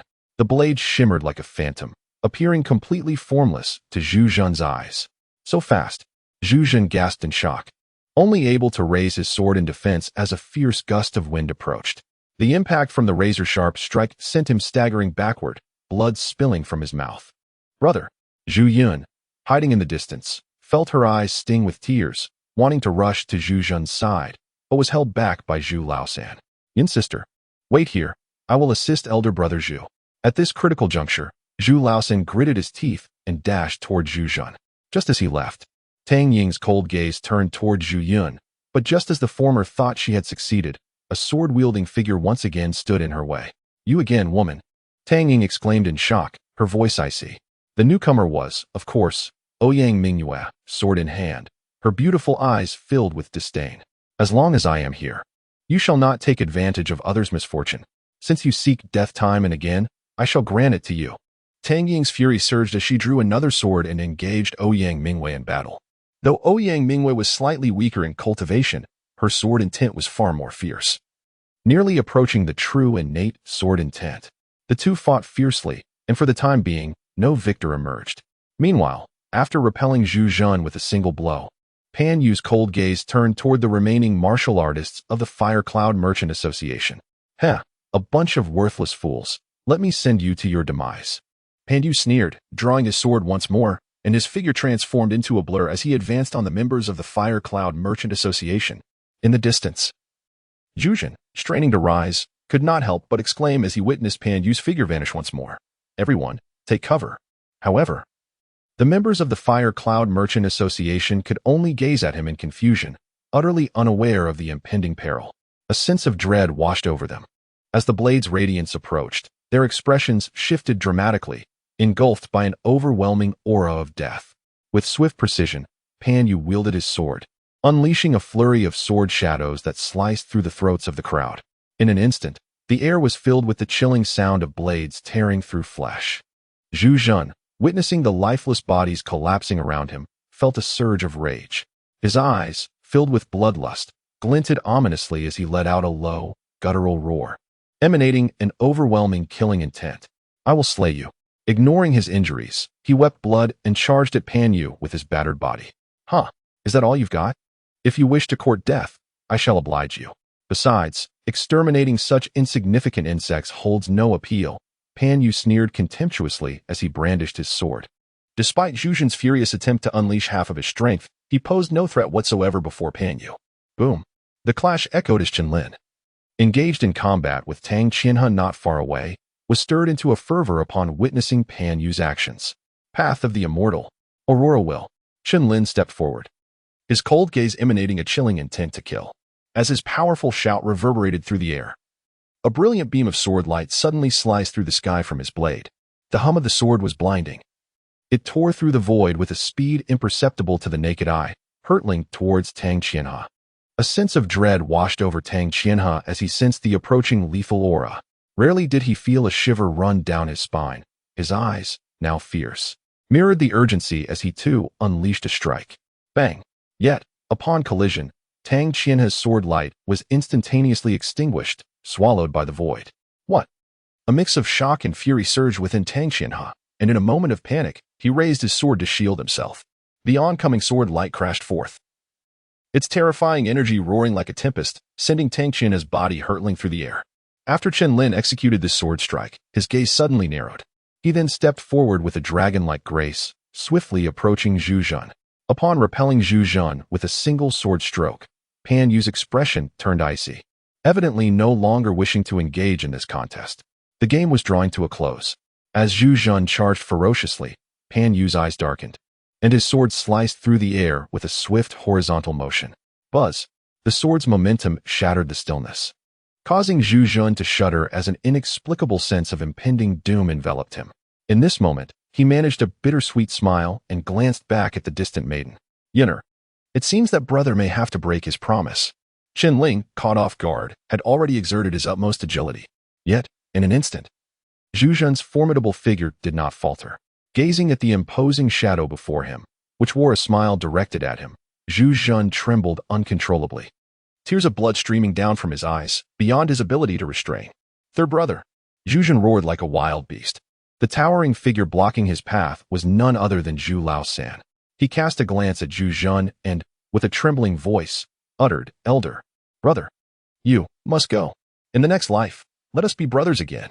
Boom. With reluctance in his eyes, Zhu Laosan was pierced through by Pan Yu's sword light. Third brother. Zhu Yun's eyes shimmered with tears, her pale face etched with boundless despair. Oh, quite touching. But even so, you members of the Fire Cloud Merchant Association must meet your end. Tang Qianhe and Pan Yu stood side by side, looking at the last remaining four with cold laughter. Pan Yu further taunted, "Do not blame me. Blame yourself for being so inept." Chen Lin approached the three individuals, his gaze devoid of warmth. "Mingwei, take Brother Zhu and that girl away. Leave this to me. Can you manage?" Ouyang Mu's eyes were filled with concern. The current situation had indeed reached a dire impasse. Clang. Chen Lin remained silent, taking a step forward as his demonic sword emitted a resonant cry that reverberated through the heavens. Chapter 49, The Path of the Divine Soul. Upon witnessing this, Zhu Jun and his companions were momentarily entranced. However, in the distance, Tang Qianhe could not help but let out a cold, mocking laugh, declaring, "Ha! Do you truly believe you can take on two opponents alone? Such arrogance." Pan Yu also chuckled, jesting. "Let me see just how formidable the master of this demonic sword truly is." In that instant, both of them surged forward from their positions, unleashing formidable waves of primordial energy that rippled through the air, creating visible shockwaves. "Come then." Chen Lin's cold gaze flickered as he advanced with his sword, ready to confront them head-on. "You three should leave first." Yet, at the moment he stepped forward, Chen Lin once again cautioned Ouyang Mu. "You always have to play the hero." Ouyang Mu gazed at Chen Lin's retreating figure, her eyes slightly reddening. However, she quickly turned her attention to the Zhu siblings, urging, "Hurry, follow me." Zhu Jun, supporting Zhu Yun, looked at Ouyang Mu with a perplexed expression, pondering how they could possibly escape in such dire circumstances. With a soft whistle that resembled an ethereal flute, Ouyang Mu summoned a blue-maned griffin soaring through the void. "Xiaoqing, you two quickly get on." Ouyang Mu stepped into the air, hastily instructing the Zhu siblings. Zhu Jun hesitated, his face reflecting inner turmoil. Yet, after witnessing the chaotic aftermath of Chen Lin's battle, a bitter smile crept across his lips. He realized that even if he stayed, he would merely become a burden to Chen Lin. "Do not forget. You have a sister to look after. If you remain, it would only be a futile sacrifice. Your vendetta against the Huiyun Merchant Association still requires your personal touch." Noticing Zhu Jun's internal conflict, Ouyang Mu urged him earnestly. Upon hearing her words, Zhu Jun glanced at his sister Zhu Yun and nodded solemnly. He then stepped onto the back of the blue-maned griffin, taking Zhu Yun with him. The piercing cry of the griffin elicited a colder, more sinister glare from Tang Qianhe, who commanded, "Tang Ying, pursue them. Their injuries would surely hinder their escape." "Yes," Tang Ying replied with a chilling smile, leading the warriors of the Tianfeng Merchant Association in pursuit of the fleeting azure light. Boom. Bang. The path to immortality beckons. Chen Lin was forcefully repelled by an overwhelming power, and a glimmer of murderous intent flickered in his eyes. With a thunderous roar, he unleashed his demonic sword, slicing through the air with a dazzling beam of light directed at the two adversaries. The velocity of this strike left Pan Yu momentarily stunned, and as he regained his composure, astonishment filled his gaze. With a resounding clash, the two beams of light met head-on, unleashing a torrent of sword energy that tore through the surrounding forest and foliage. One sword strike moved like a shadow, as Pan Yu retreated 100 meters. He steadied himself for an instant before executing a sword strike that cleaved the air above. This particular strike was so swift that only the afterimage of the blade remained in the void, rendering it nearly impossible to trace the path of its brilliance. The will of the tempest. Chen Lin let out a cold smile, releasing the will of the aurora, and the speed of his dragon steps surged once more, his eyes reflecting the sword light that Pan Yu had just unleashed. Bang! A sword strike aimed to cut down, and the two sword energies collided once again. Boom! A tremendous wave of force erupted from the center of the three combatants, yet both Tang Qianhe and Pan Yu wore expressions of terrifying gloom. Prior to this moment, they could never have imagined that dealing with a mere insect at the half-step to the Dao realm would require such immense effort. However, standing opposite them, Chen Lin's complexion was also somewhat pale. If this stalemate continued, he would inevitably succumb to the excessive depletion of his vital energy, and that would spell trouble. Chen Lin's heart sank. The demonic sword resonated with a sharp clang, and a surge of formidable sword intent radiated outward once more. Boom! Noticing Chen Lin's transformation, Tang Qian had chuckled softly, his gaze chilling. Brother Pan, there is no need to hold back any longer. Very well, Pan Yu replied coldly, tightening his grip on the sword in his right hand. Faced with Chen Lin, he felt an inexplicable pressure, a truly terrifying sensation. It was important to note that he was on the verge of entering the late stage of the supreme path. Yet today he found himself unable to subdue a mere half-step into the supreme path. Ring sword slash. A torrent of wrath erupted as Pan Yu's sword slashed through the air, transforming into a circular wave of sword energy that enveloped Chen Lin. Sky-piercing sword slash. With a thunderous roar, an overwhelming earth-shattering will emanated from Tang Qianhe, akin to the weight of a mountain, as he unleashed a mighty strike towards Chen Lin. Boom! The two formidable attacks were executed with full force, seemingly intent on obliterating Chen Lin. In the face of such terrifying sword light, Chen Lin merely smiled, his eyes remaining as indifferent as ever. Clang! In the next instant, the demonic sword emitted a delicate chime. Chen Lin stepped into the void, wielding the demonic sword with a dismissive gaze directed downward. Drunken song on the path. The second form of the sky cloud sword technique. Chen Lin swung his sword, as tranquil as still water, devoid of any ripples. Yet, the gentle brilliance of the blade, at the very moment of its release, sent a shiver down one's spine. Beneath that watery gleam, a dense surge of sword energy began to unfurl, gradually transforming into a tempest of lethal force, obliterating all in its path. With a thunderous roar, the clash of sword light erupted at the heart of the battlefield, stirring a storm of dust that swept in all directions. Tang Qianhe and Pan Yu found themselves retreating in disarray. As the dust settled, they raised their gazes, their pupils narrowing in shock. This fellow actually escaped.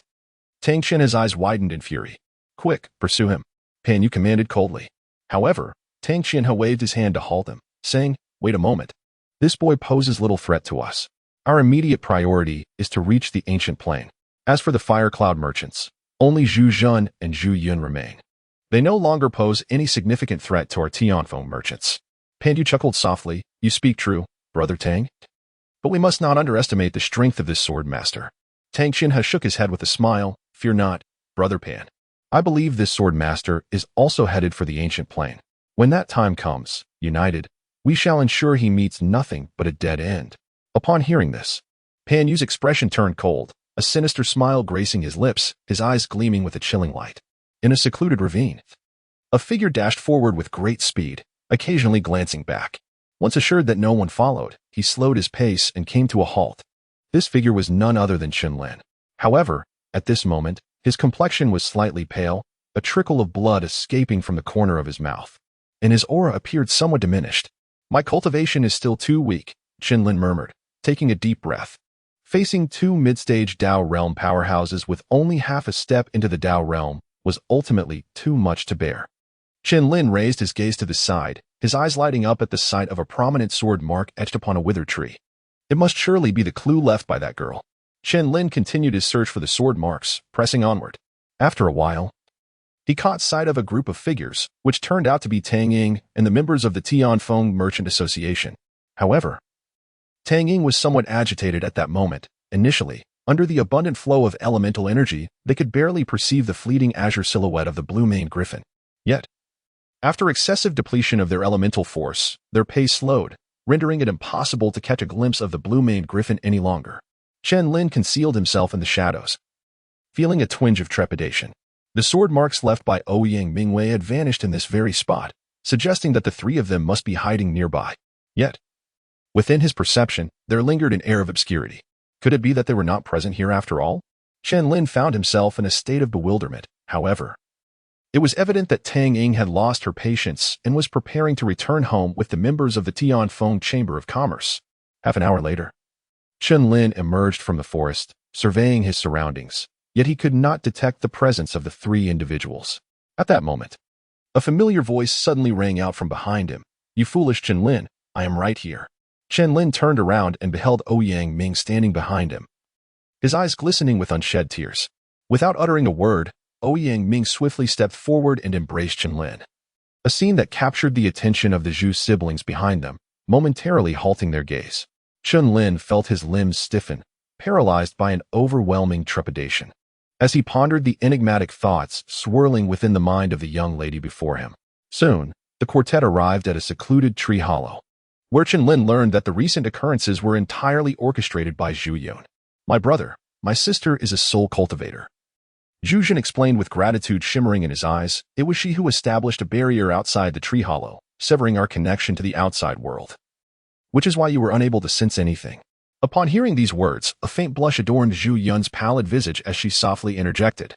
"I do not consider myself a soul cultivator, merely a soul practitioner." Chen Lin, with a newfound understanding, gazed at the delicate and frail girl before him, his eyes reflecting a hint of astonishment.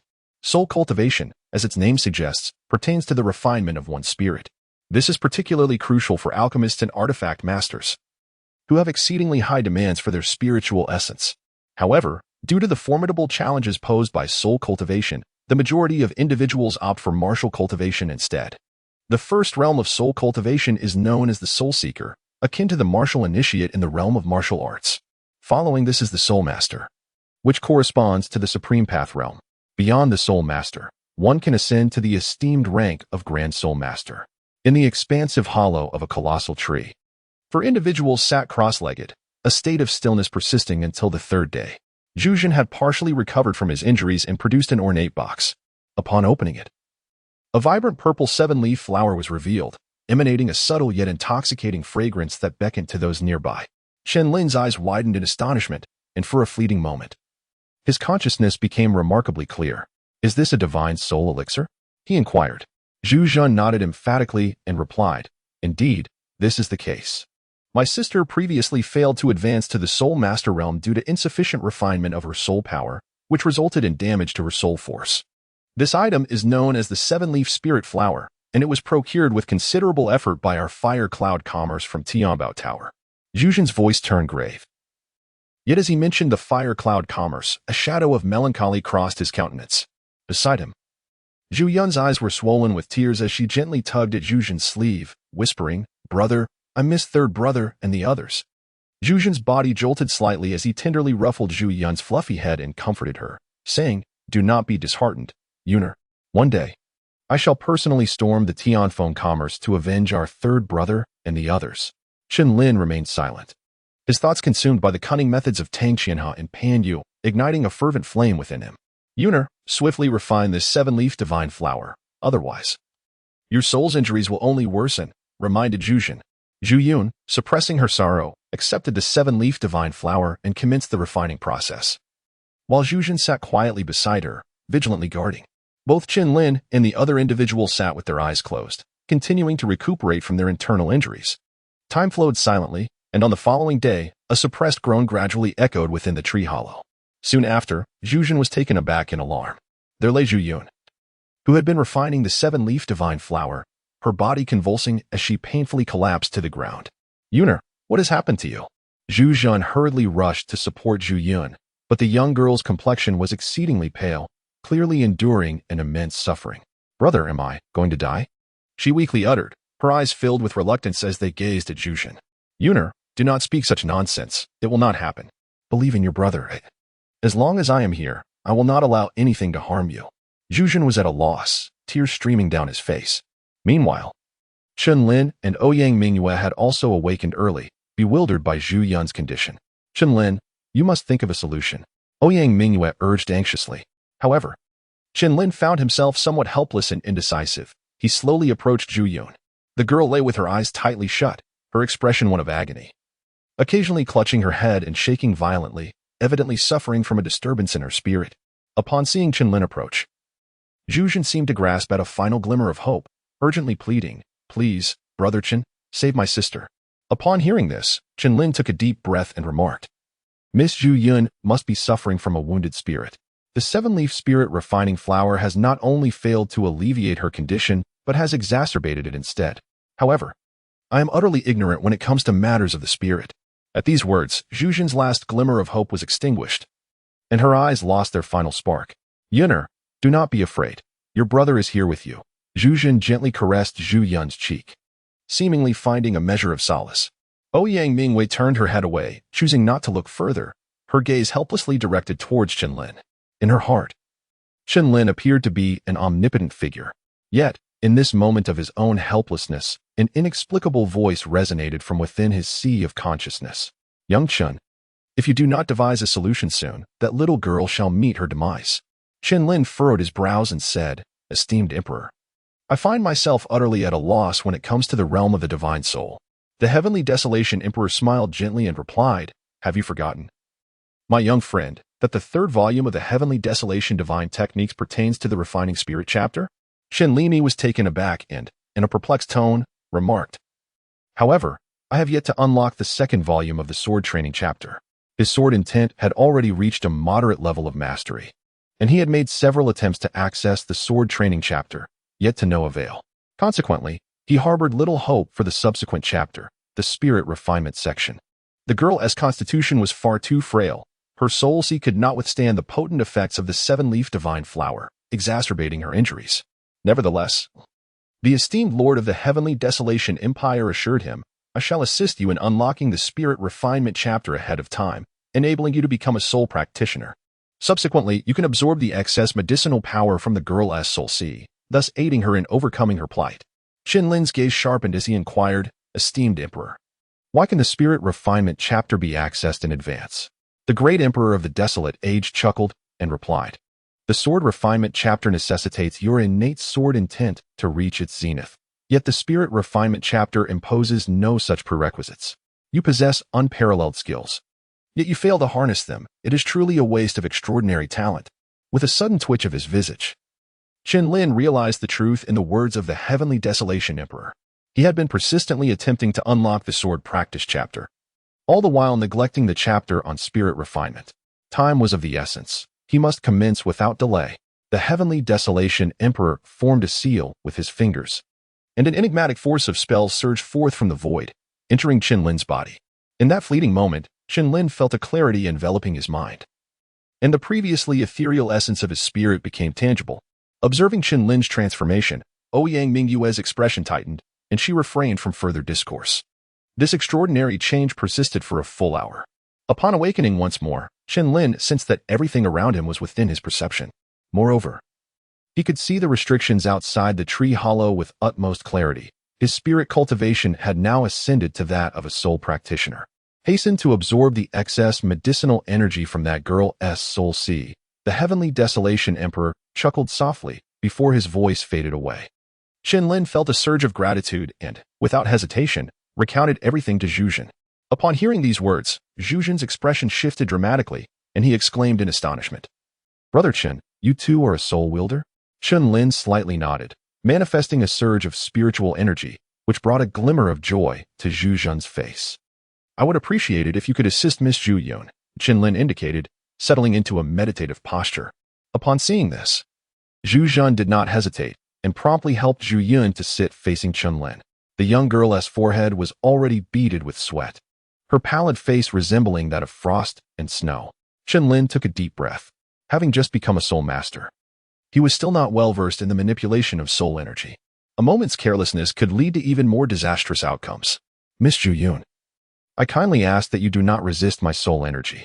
Once I assist you in absorbing the excess potency of the medicine, you shall feel better." Chen Lin spoke softly. Zhu Yun seemed to have heard Chen Lin's words, gradually opening her eyes and nodding her head with a look of delight. "Everything is ready."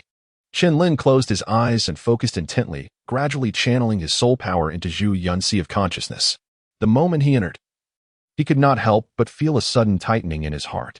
Upon entering Zhu Yun's soul ocean, he discerned the thoughts that resided within the young girl's mind. There were Zhu Laosan, and members of the Ouyang Merchant Association. However, to his astonishment, he also glimpsed himself. Chen Lin shook his head, choosing not to dwell further on the matter. As he gazed upon the tumultuous storm of power emanating from Zhu, he finally comprehended the immense suffering the young girl was enduring. Chen Lin began to channel his soul energy, absorbing the vast and formidable power of the divine soul. Simultaneously, his soul force surged with a terrifying rapidity. Zhu and Ouyang Mu stood guard at their sides, their eyes betraying a hint of concern. After a day's passage, the anguish etched on Zhu face seemed to gradually dissipate, giving way to his serene composure. Most reassuring for Zhu was the fact that the young girl's aura had stabilized. Zhu gazed intently at Zhu. Under his piercing gaze, Zhu slowly opened her eyes, the pallor on her face having long since faded. At that moment, Zhu smiled gently, and an immensely potent surge of divine soul energy began to emanate from within her. Have you broken through to the Soul Master level? Zhu inquired, his voice laced with joy. Zhu nodded softly, then turned her gaze toward Chen Lin, who remained unconscious. Why is Brother Chen not awakened yet? Zhu's expression grew complex. He understood that Zhu's safe awakening was entirely due to Chen Lin's efforts. Ouyang Mu, her eyes filled with longing, also looked toward Zhu. However, Zhu merely smiled gently. Brother Chen is also breaking through to the Soul Master realm. I believe he will awaken within a day. Upon hearing her words, Zhu and Ouyang Mu finally felt a sense of relief. As another day passed, the previously motionless Chen Lin suddenly emanated a robust wave of divine soul energy. Sensing the surge, Zhu was the first to exclaim, Brother Chen is about to break through to the Soul Master level. No sooner had she spoken than Chen Lin's eyes flew open, their brilliance akin to that of gemstones. And his entire demeanor seemed to elevate, imbued with an air of mystery. His soul power, having absorbed the residual energies of the seven-leaf soul refining flower, successfully ascended to the Soul Master realm. Chapter 51. The Talents of the Azure Cloud Rankings. The Soul Master Realm. Chen Lin slowly opened his eyes and rose, gazing at the now unharmed Zhu, a smile of joy gracing his face. Thank you, Brother Chen, Zhu said, kneeling on one knee in gratitude. Zhu, nearby, also wished to kneel, but Chen Lin promptly intervened, helping Zhu to his feet and saying, if you wish to express your gratitude, direct it towards that girl. With a smile in his eyes, Chen Lin gazed at Ouyang Mu beside him.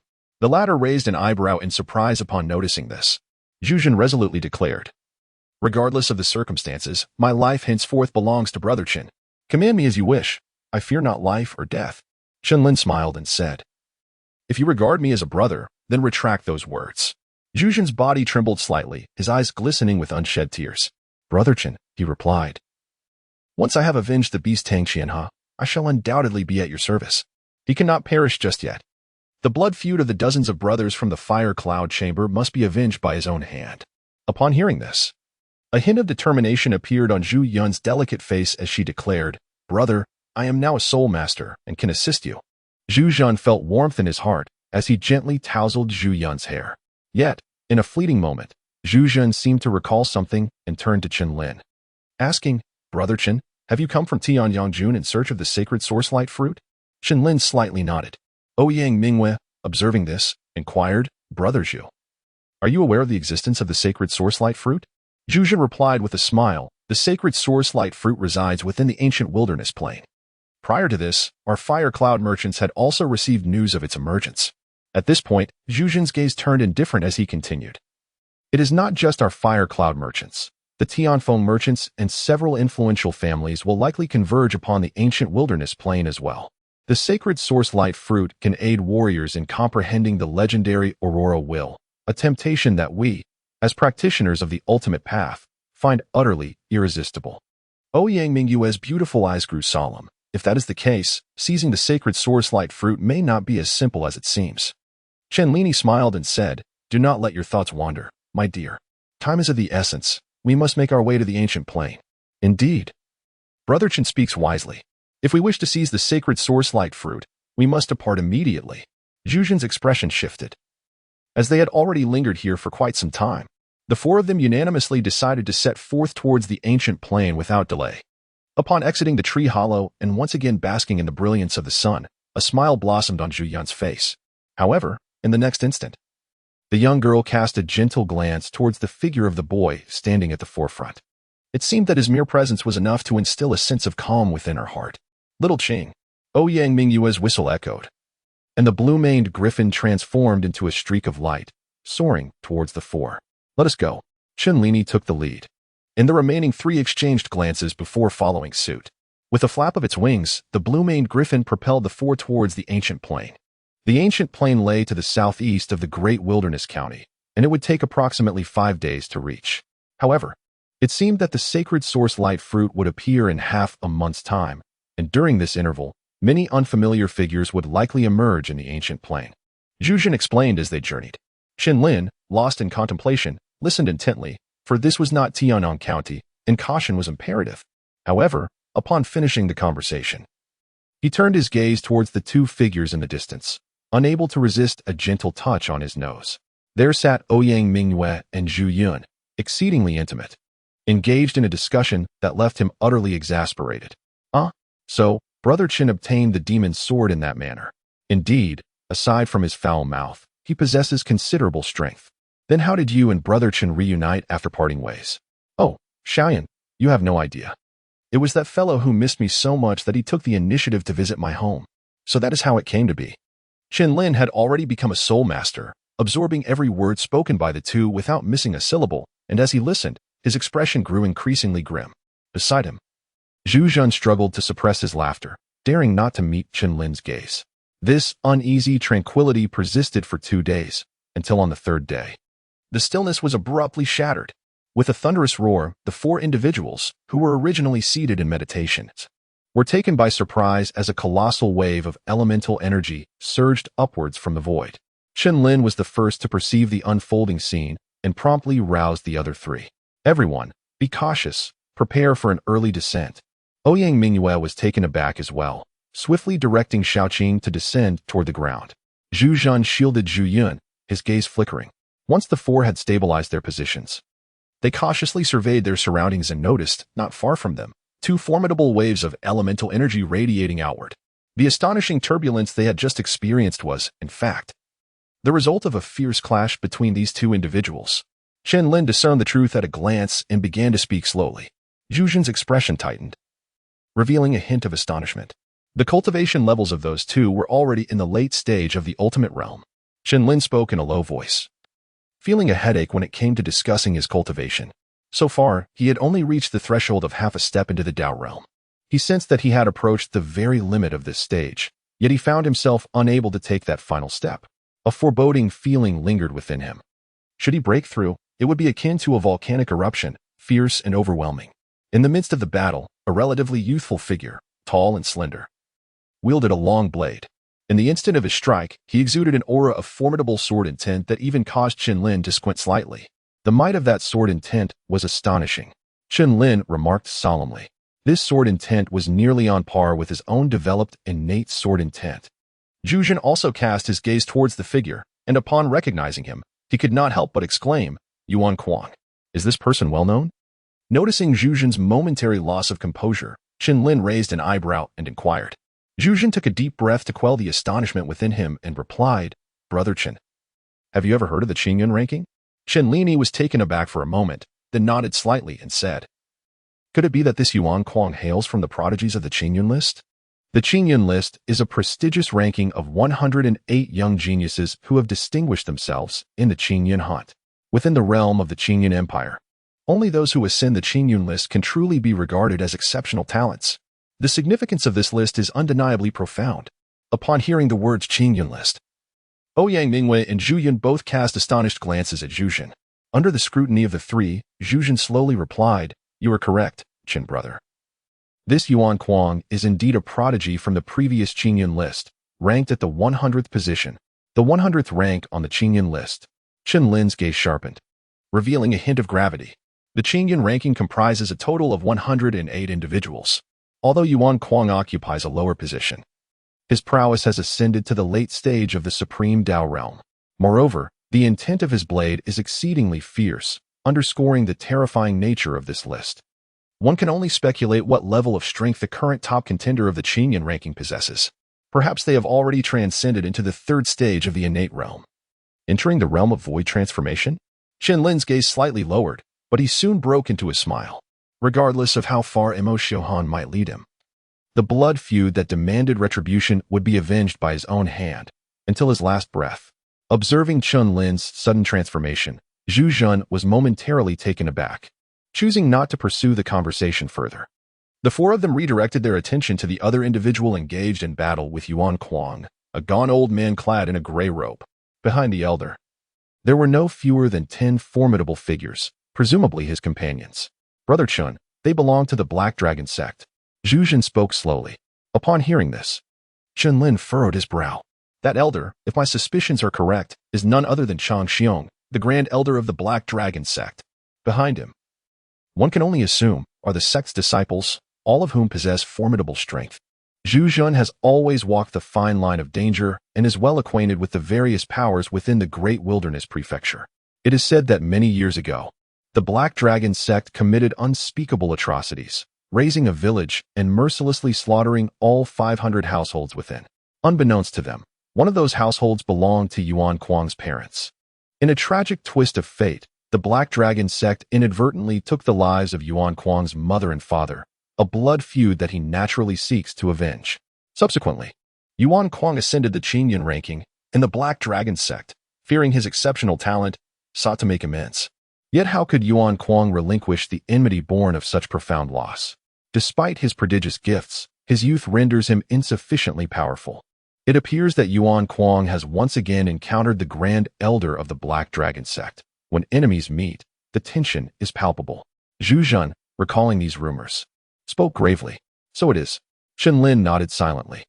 Both Yuan Kuang and the Grand Elder of the Black Dragon sect are at the late stage of the Profound Path realm, and it seems unlikely that a victor will emerge in a short span. We should depart swiftly. He has not forgotten that a bitter enmity intertwines his fate with that of the Black Dragon sect. At Zhu Zhen's urging, the three were about to turn and leave when suddenly they felt a mighty surge of primordial energy racing towards them, causing the air to tremble violently. Chen Lin raised his gaze, and his expression instantly turned icy, for the formidable Yuan Kuang was heading straight towards their quartet. Chapter 52. A calamity diverted. A sharp sound of something slicing through the air suddenly pierced the silence. Upon witnessing the approaching figure of immense strength, Chen Lin's demeanor hardened, and he unleashed a fierce ray of sword light from his enchanted blade. With a resounding crash, the sword light collided directly with the figure, generating a tremendous roar as visible shockwaves radiated outward. As the tumultuous aftermath subsided, a cold and indifferent silhouette holding a blade gradually came into view before Chen Lin and his companions. Yuan Kuang. Zhu Zhen stepped forward, his voice laced with coldness. Upon hearing this, the figure with the blade seemed to let out a light chuckle, raising his mocking gaze towards the four, and remarked, I never anticipated you would recognize me. Of course, one of the prodigies on the Azure Cloud rankings would know of you. However, we harbor no enmity towards you. What, pray tell, is the purpose of your actions? Zhu Zhen queried, his eyes flashing with intensity. At these words, Yuan Kuang shifted his indifferent gaze away and instead focused on the enchanted sword in Chen Lin's hand, commenting, Your sword is remarkably sharp. Chen Lin smiled. Yet the expression was imbued with an unmistakable coldness. Before anyone could utter another word, a series of formidable auras surged from the distance, and upon witnessing such commotion, a hint of frivolity danced at the corners of Yuan Kuang's mouth. Boom. Yuan Kuang, today you shall not escape from me. An earth-shattering roar reverberated through the heavens as a gaunt old man cloaked in gray hurriedly approached. Chang Xiong, today the five of us have gathered here. Why would we fear your mere Black Dragon sect? Yuan Kuang suddenly chuckled lightly and spoke coldly in front of Chen Lin and the others. Upon hearing this, Chen Lin and Zhu Zhen's expressions shifted dramatically, an icy glint flashing in their eyes. Yet before they could explain, the members of the Black Dragon sect had already surrounded the five, including Yuan Kuang. Ha ha, it seems I can catch you all in one fell swoop. Chang Xiong fixed his gaze on Yuan Kuang, his eyes filled with murderous intent, for the Black Dragon sect had suffered grievously in their attempts to deal with Yuan Kuang. Yuan Kuang retorted with a sneer, Chang Xiong, you old dog, you are not capable of killing me. To take my life, only Yang Tung could accomplish that. You are simply not worthy. At that moment, Yuan Kuang's figure shot forth like an arrow, a chilling sword intent surging through the air. Buzz. A blade sliced through the void, aimed directly at Chang Xiong's face. The latter, seeing this, gripped his hands tightly as a massive torrent of elemental energy surged forth, roaring into existence. Boom! The collision of their powers erupted in a thunderous roar as two colossal waves of energy clashed violently, sweeping across the surroundings. In the midst of confronting Yuan Kuang, Chang Xiong utilized his immense strength to retreat while casting a stern glance at Chen Lin and his companions, declaring, "Kill the remaining 4? Upon witnessing this, Zhu Jun hastily interjected, "Elder Chang, we have no acquaintance with that Yuan Kuang." "Haha, I am well aware of that, however. To deal with the little beast Yuan Kuang, the Black Dragon sect has incurred countless casualties. At this point, I would rather mistakenly slay than let even one escape." As he spoke, a surge of hatred erupted in Chang Xiong's eyes. In the past, they had mistakenly killed Yuan Kuang's parents, and the Black Dragon sect had paid a heavy price for that error. To confront Yuan Kuang, who knows how much they had sacrificed, as Chang Xiong's voice echoed. Over a dozen members of the Black Dragon sect turned their menacing gazes towards Chen Lin and his companions. Brother, under the scrutiny of such eyes, Zhu Yun felt a twinge of fear. This old fool is utterly unreasonable, and that Yuan Kuang is no saint either. Ouyang Mu scoffed coldly. Chen Lin spoke with an air of indifference. Yuan Kuang was acutely aware that he alone could contend with Chang Xiong. Should the members of the Black Dragon sect join the fray, he would undoubtedly be outmatched. Thus, he had lured Chang Xiong into this confrontation, fully cognizant that, despite Chang Xiong's disbelief in our role as Yuan Kuang's allies, he would not spare us. Zhu Jun interjected solemnly, stating, "Chang Xiong dares not gamble." To oppose a prodigy from the Qingyun rankings is indeed a matter that instills trepidation. Boom. As Zhu Jun's words echoed, more than a dozen members of the Black Dragon sect charged towards the 4.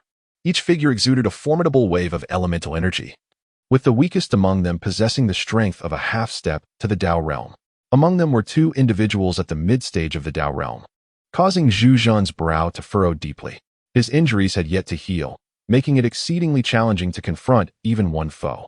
Ouyang Mu, being merely at the half-step to the Dao realm, could barely hold her ground against an opponent in the initial stage of the Dao realm. As for Zhu Yun, there was little need for elaboration.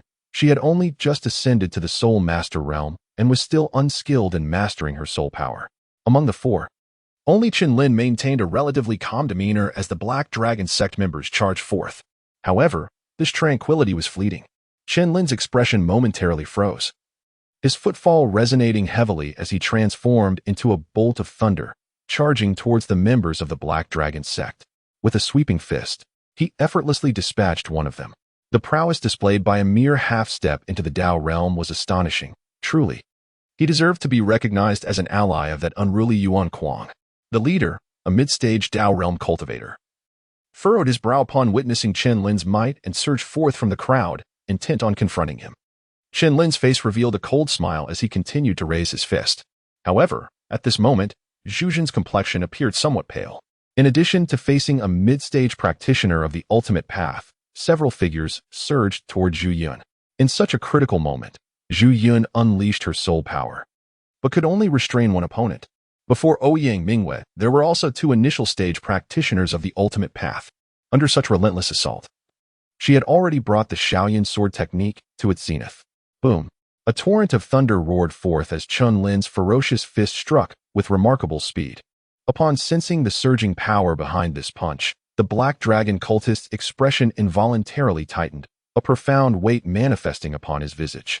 In an instant, a fierce gale accompanied his full-bodied force as he retaliated with a punch. Bang! A tremendous roar erupted from their clash, and a bloodied, disheveled figure was sent flying backward.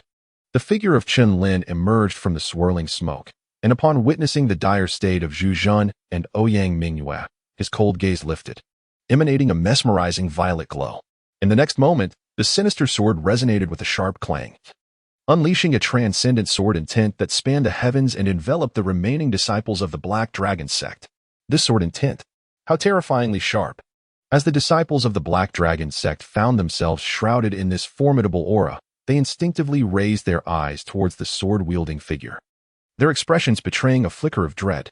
That sword, could it be the legendary demon sword, Zihuang? One individual's pupils constricted, their throat dry as they spoke. Zhu Jun and Ouyang Mu also directed their gaze toward the figure, a glimmer of astonishment evident in their eyes. The Thunder Dragon's eternal slash. Chen Lin wielded his sword, and in the void, A colossal sword of thunder seemed to emerge from the heavens, its intent rushing through the expanse, directly striking down upon the crowd. Under the overwhelming wave of sword intent, the members of the Black Dragon sect could only grit their teeth, their faces contorted in a final struggle. With a deafening roar akin to thunder, a tremendous sound resonated through the air, and a sudden surging wave of energy began to spread relentlessly. As the dust settled, a cold and indifferent figure holding the sword was revealed, none other than Chen Lin himself.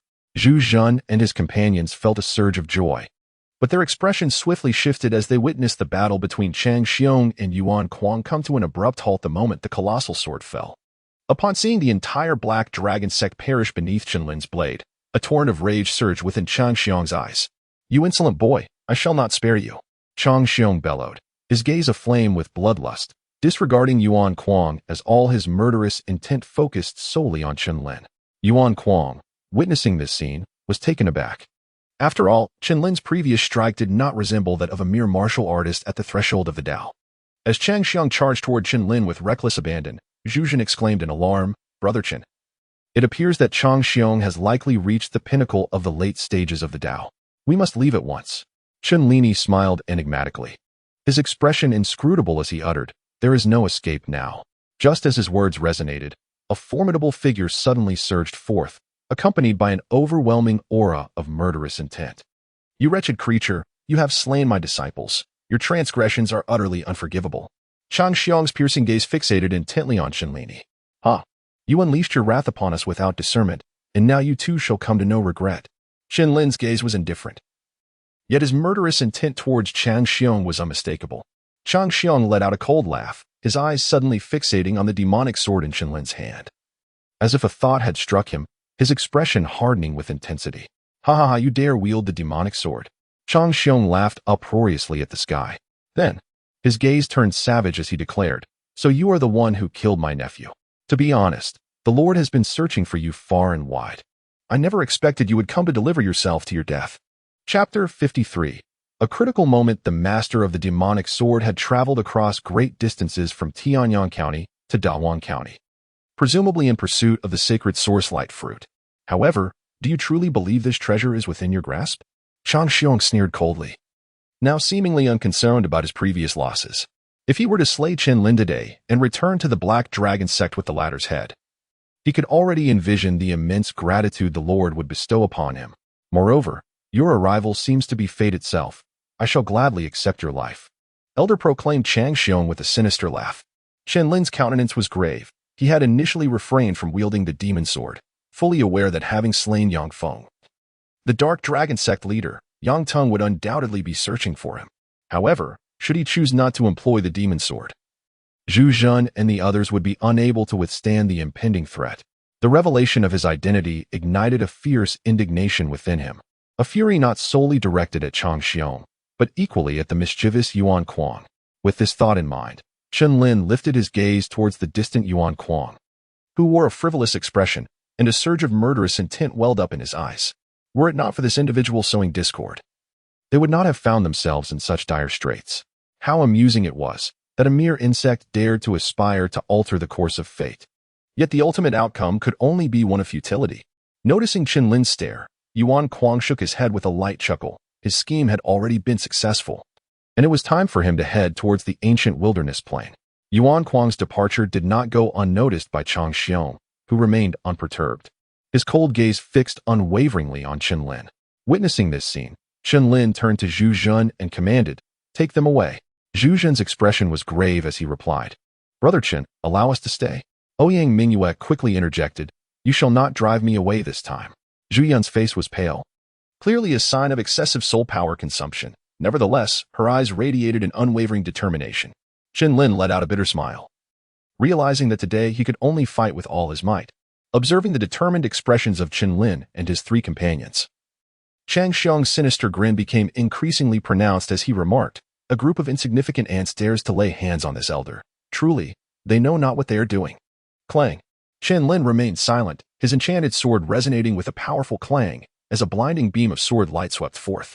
The force of the sword surged like a fierce gale, enveloping the surroundings as it advanced towards Chang Xiong.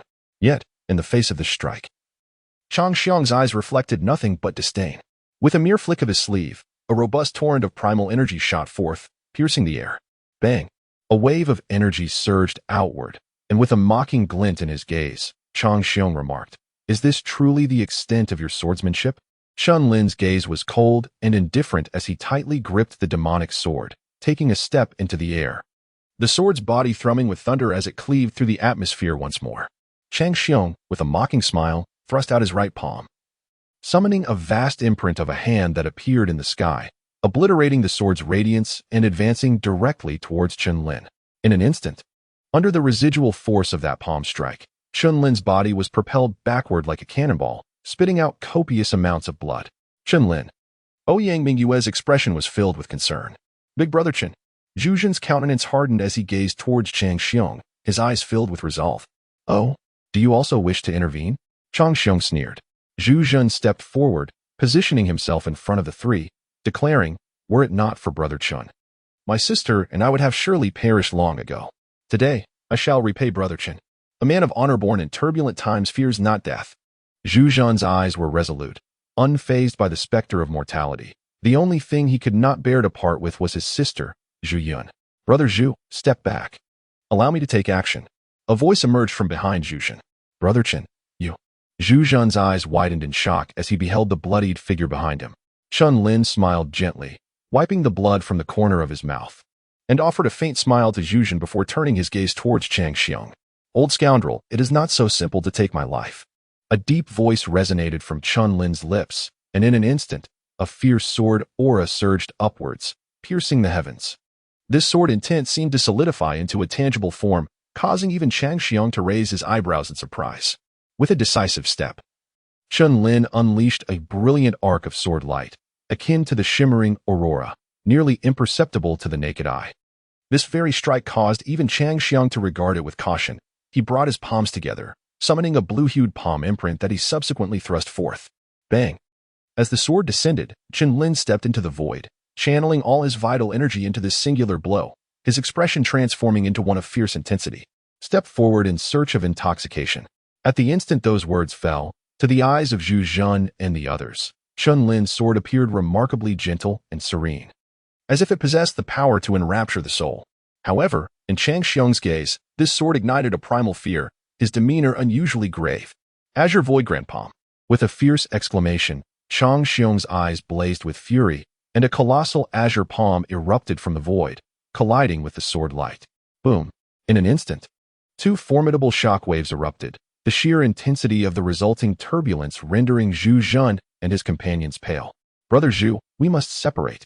Amidst the swirling dust, Chen Lin advanced with a dragon stride to stand before the trio, his voice grave. "Separate?" Zhu Zhen's expression tightened. He understood Chen Lin's intent.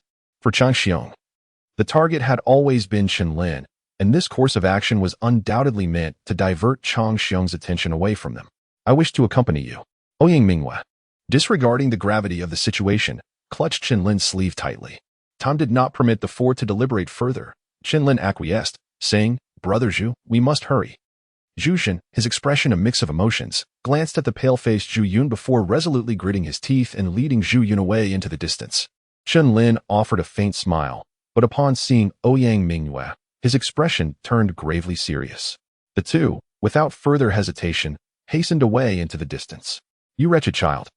Do not even think of escaping." A thunderous roar echoed through the heavens and the earth as Chen Lin pursued them from not far behind, unleashing a torrent of formidable primordial energy that surged forth relentlessly. With a series of explosive sounds, the relentless energy bore down upon Chen Lin and Ouyang Mu, causing their pace to slow considerably. Moreover, Chen Lin's internal injuries worsened amidst such a fierce battle. Cough, cough. Blood surged within him, and he spat out another mouthful of crimson, his complexion paling to a ghostly white. "Don't scare me like this, Chen Lin," Ouyang Mu exclaimed, her anxiety palpable as she witnessed his dire state for the first time. "Head southeast." Chen Lin's spirit surged forth, his voice strained yet resolute. Ouyang Mu, channeling her primordial energy, promptly altered their course in accordance with his directive. No matter how many tricks you employ, you shall not escape my grasp." A smug smirk crept across Chen Lin's lips as his internal energy surged, propelling him forward with renewed speed. Boom! Bang! A barrage of piercing energy continued to rain down upon them, and Ouyang Mu, unable to evade, was struck in the back, a gaping wound appearing instantaneously. Yet, despite the injury, her speed did not wane as she pressed on toward Chen Lin's indicated direction. "We've arrived." Chen Lin gestured for Ouyang Mu to halt, his voice weak. However, Ouyang Mu looked on in confusion, for before them lay an ice-covered lake, strikingly prominent amidst the surrounding forest. "Jump in," Chen Lin proclaimed astonishingly, eliciting a look of disbelief from Ouyang Mu. "This lake is freezing. Won't we perish if we jump in?" She gasped, her body trembling with uncertainty. "I cannot say whether we will live or die if we leap, but I assure you, remaining here guarantees our demise." As Chen Lin's spirit transcended, he finally became aware of the existence of the icy lake. At this moment, plunging into the frigid waters was their sole opportunity for survival. A resounding crash echoed as a wave of energy surged from behind them. Ouyang Mu's expression hardened, and with a determined clench of her teeth, she declared, "Damn you, Chen Lin, I shall trust you once more." With no time for hesitation, both closed their eyes and leapt into the icy depths. In the instant they plunged into the lake, Chang Xiang's indifferent silhouette appeared in an instant. Upon discovering the absence of anyone, his countenance darkened. After a moment of contemplation, he let out a cold chuckle and remarked, "I do not believe that you two can remain hidden within for long." With that, he ignited a signal flare, sending it soaring into the sky. Witnessing the sudden brilliance of the signal, the followers of the Black Dragon sect within 100 miles surged toward the icy lake like a tidal wave. In mere moments, over 100 individuals gathered around the shores of the lake.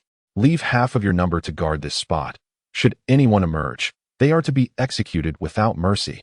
The rest shall accompany me to the ancient wilderness plains." At Chang Xiong's command, the congregation divided, some trailing behind him, while others remained at the icy lake. "Young man, I shall see just how long you can hide beneath the ice."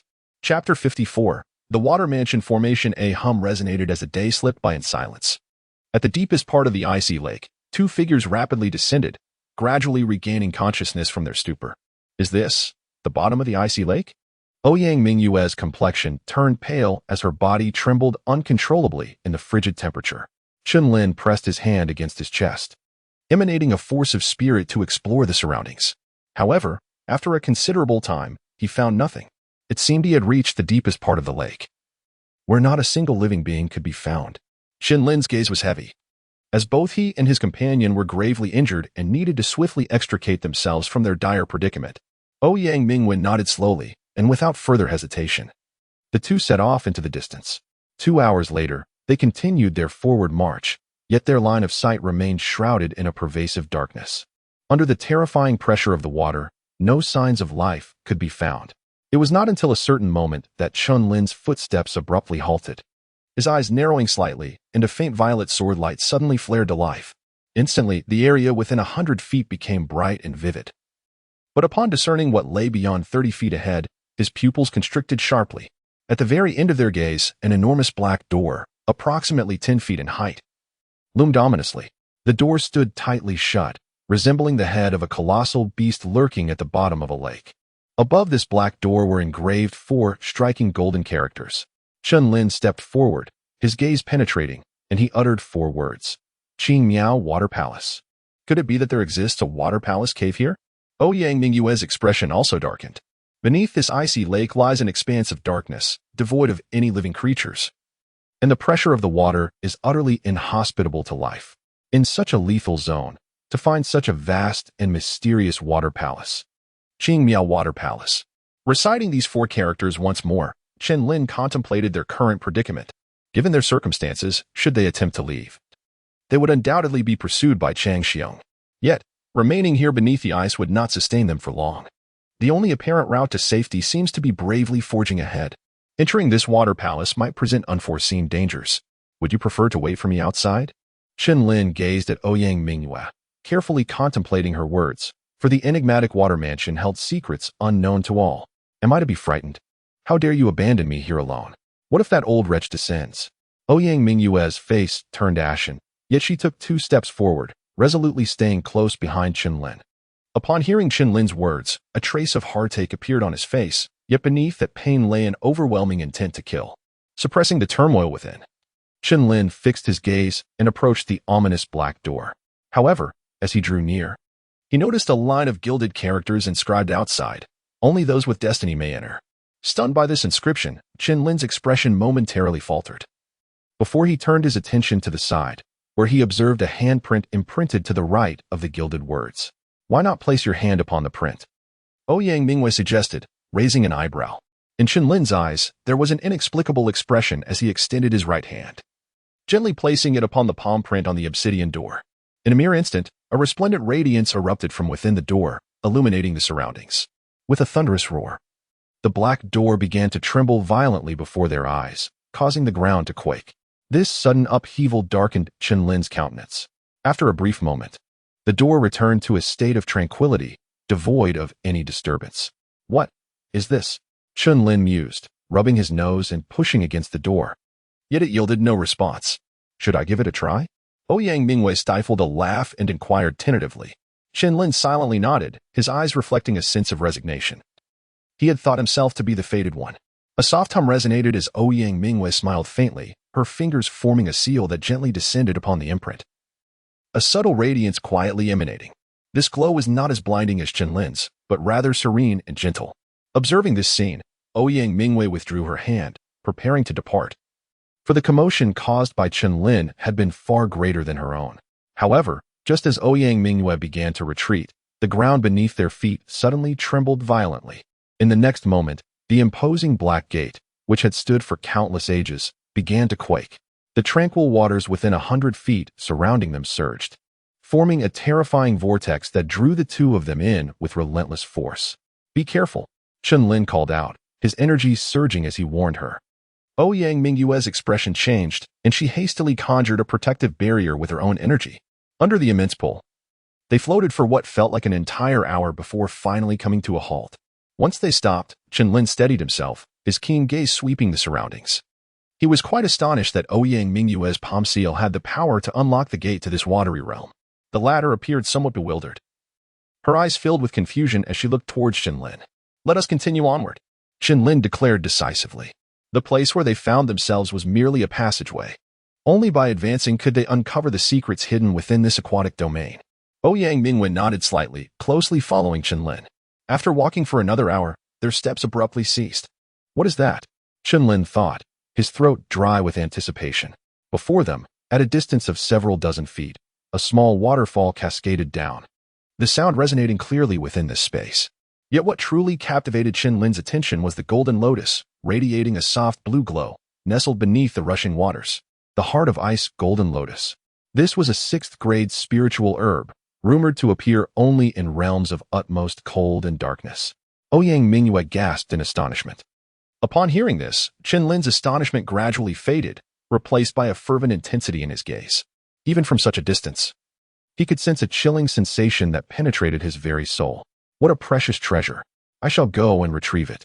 Chen Lin soared into the air, unleashing the power of his essence as the thunder elemental body activated. With a swift motion, he plunged into the raging waterfall.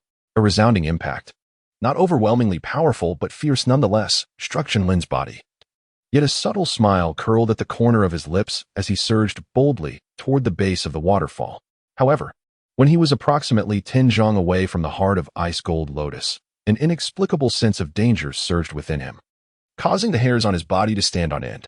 Alarmed, his gaze sharpened, and he deftly maneuvered in midair, only to witness crystalline beams of ice shooting forth from the torrents, akin to razor-sharp sword energies, inescapable. Was this a formation? Chen Lin's pupils constricted. He had not anticipated that the heart of the earth ice golden lotus was ensconced within a formation. As soon as one approached within 10 zhang, the formation would be triggered. Be careful. Ouyang Mu, having also witnessed the sudden emergence of the ice pillar, could not help but express a hint of concern in her gaze, urging him loudly. Upon hearing this, Chen Lin furrowed his brows even tighter. The Earth Heart Ice Golden Lotus is a 6th-grade spiritual herb. Should the two of them consume it, not only could they recover from their injuries, but they might also seize the opportunity to break through their cultivation levels. However, the array before them, Chen Lin's thoughts momentarily halted. A flash of inspiration illuminating his mind. With a gentle closing of his eyes, he beheld an unparalleled scroll unfurling within the Sea of Souls. It was the 3rd chapter of the divine path of the celestial wilderness, the refinement of spirits. Chen Lin's gaze naturally shifted to the rear, and in an instant, his eyes widened slightly, a flicker of surprise coursing through them. Within this spiritual refinement tome, there existed two formidable forbidden arts beyond the cultivation of the soul itself. The first was the art of breaking restrictions, and the second was the art of breaking arrays. The latter naturally served as guidance for practitioners on how to dismantle formations, igniting a spark of excitement within him. Most crucially, the cultivation threshold for this art of breaking arrays required a warrior's soul force to attain the level of a soul master, an ideal fit for Chen Lin. Indeed, the esteemed emperor did not deceive me. This heaven-desolate path is truly unfathomable. Closing his eyes, Chen Lin commenced his comprehension of the art of breaking arrays, simultaneously enhancing his understanding of formations at an astonishing pace. In the external world, amidst a forest, piercing sounds of slicing air resonated as two figures dashed forward with great speed. Boom. However, in the next moment, a fierce sword intent swept across from the rear of the forest, compelling the two to halt their advance. Haha, Zhuzhen, I must admit, we are indeed fated.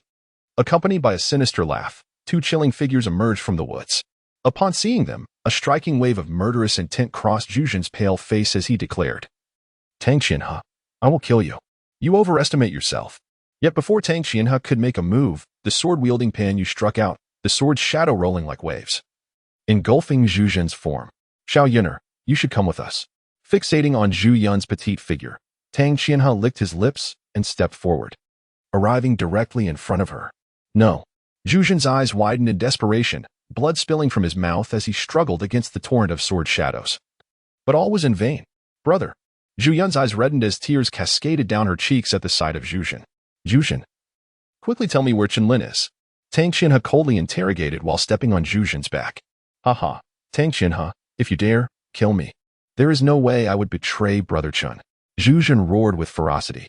Tang Qianhe chuckled softly, saying, in that case, do not blame me for being ruthless. As he spoke, he strode directly towards Zhu Yun, and upon witnessing this, Zhu Yun's body trembled violently, a hint of madness creeping into his expression. Tang Qianhe, if you dare to harm my sister, I will surely kill you. Haha, considering your current plight, do you not find your words laughable? Tang Qianhe mocked, advancing step by step towards Zhu Yun, who was trembling in fear, her eyes wide with terror yet displaying a flicker of defiance. No. Zhu Yun bellowed, his eyes blood-red. I will tell you. I do not know. I do not know where Brother Chen is, but he will certainly seek the sacred source light fruit. Upon uttering these words, Zhu Yun's gaze instantly turned ashen, enveloped in silence. Haha. Tang Qianhe's ambitions were fulfilled as he erupted into a maniacal laughter. He had long anticipated that the young man would venture to the ancient plane, and now, with the confirmation from Zhu Yun, his certainty was only intensified. Thus, it was resolved this young man would meet his fate upon the ancient plane. Chapter 55, The Millennial Stalactite. The waterfall cascaded tumultuously, and amidst the powerful rush of water, a solitary figure sat cross-legged, resembling a statue, utterly unmoved. This figure was none other than Chen Lin. As he began to comprehend the intricacies of the array-breaking technique, his spiritual essence intertwined with the void like delicate threads. At that moment, a subtle shift stirred within Chen Lin, and in the next instant, he opened his eyes wide, unleashing a beam of sword light. Concurrently, an enigmatic wave of spiritual intent flowed through the air, directing itself towards the core ice golden lotus beneath the waterfall.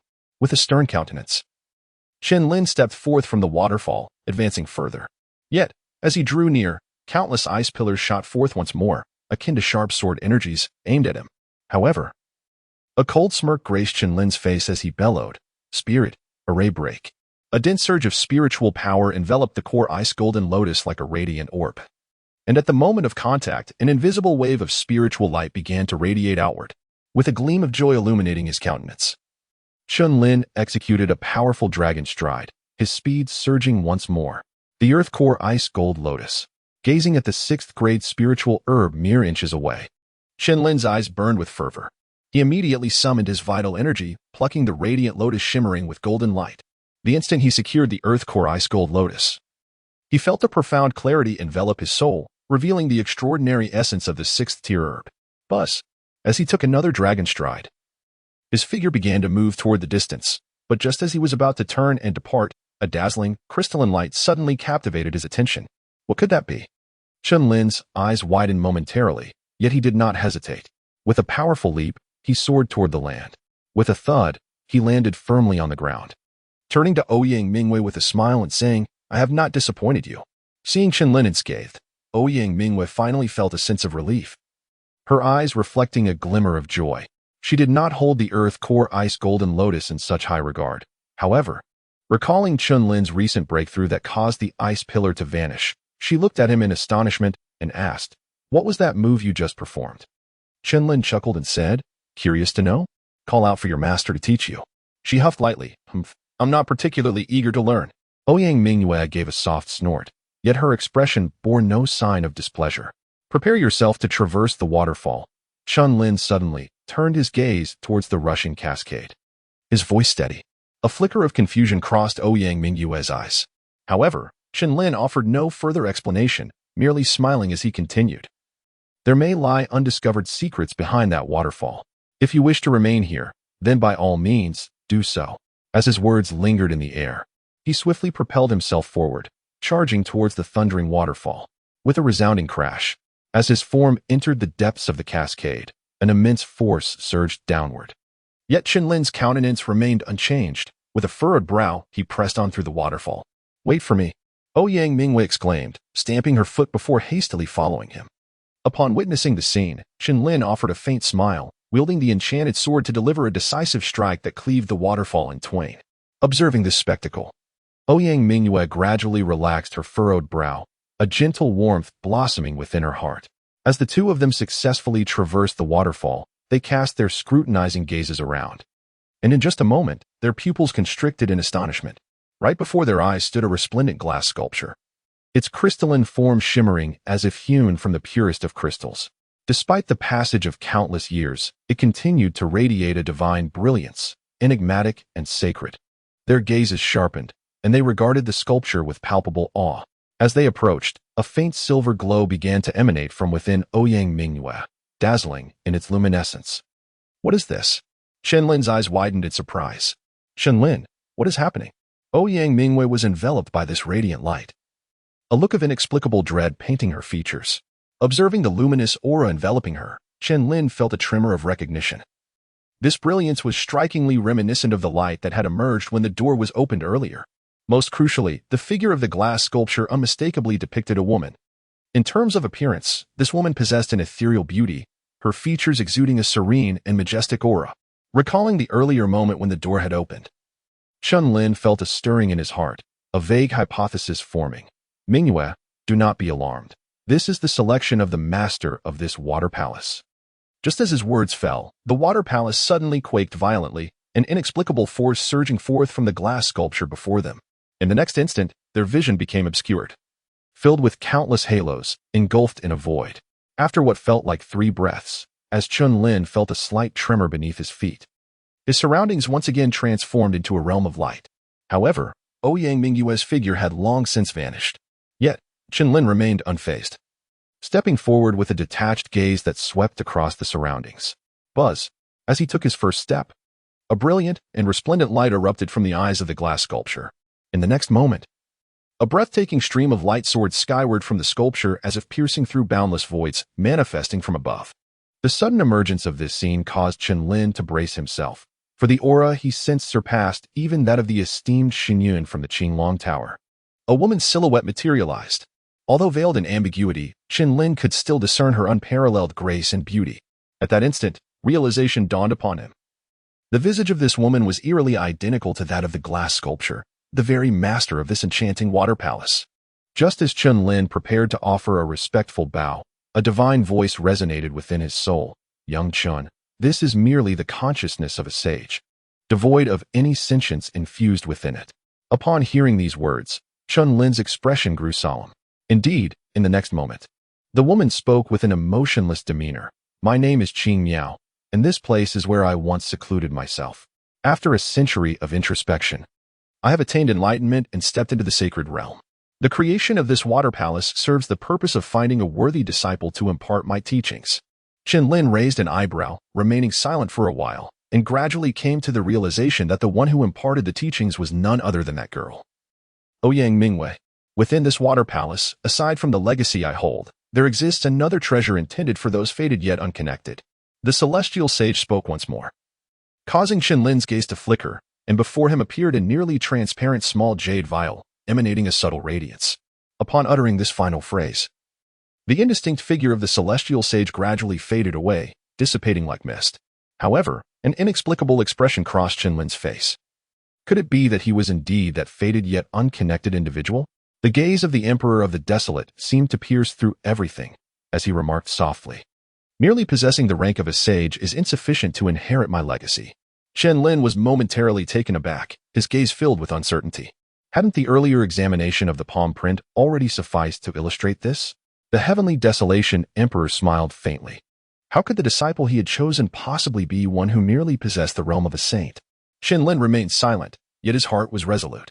His gaze once again shimmered with a sharp brilliance as he lifted his eyes towards the jade vial.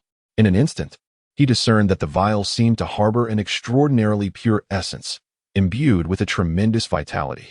Chen Lin displayed no hesitation as he reached out and grasped the jade bottle in his hand. The jade was smooth to the touch, imbued with a gentle warmth. After a moment of contemplation, he uncorked the bottle, and immediately his gaze sharpened. A dazzling brilliance erupted from within the small jade vessel, enveloping the surrounding area within a radius of 10 zhang. Simultaneously, a subtle yet enticing fragrance wafted forth from the bottle, and upon merely inhaling it, Chen Lin felt as though every pore in his body had opened, his spirit becoming remarkably lucid. His intuition informed him that the contents of this jade bottle were far more precious than the previously encountered earth core ice golden lotus. Chen Lin felt a fervent heat coursing through him, his breath momentarily stalling as he inquired, "Esteemed Emperor, what exactly is contained within this jade vial? The potency and grandeur of its power are truly remarkable. Surely, the relics left by a sage are not mere trinkets?" The heavenly desolation Emperor chuckled softly. "This substance is known as millennial stalactite, a spiritual elixir forged over countless ages by absorbing the essence of the sun and moon, accumulating its power through time. The force encapsulated within this millennial stalactite is exceedingly pure and brimming with vitality. Though there are only 3 drops, a single drop will suffice for you at this moment." Millennial stalactite.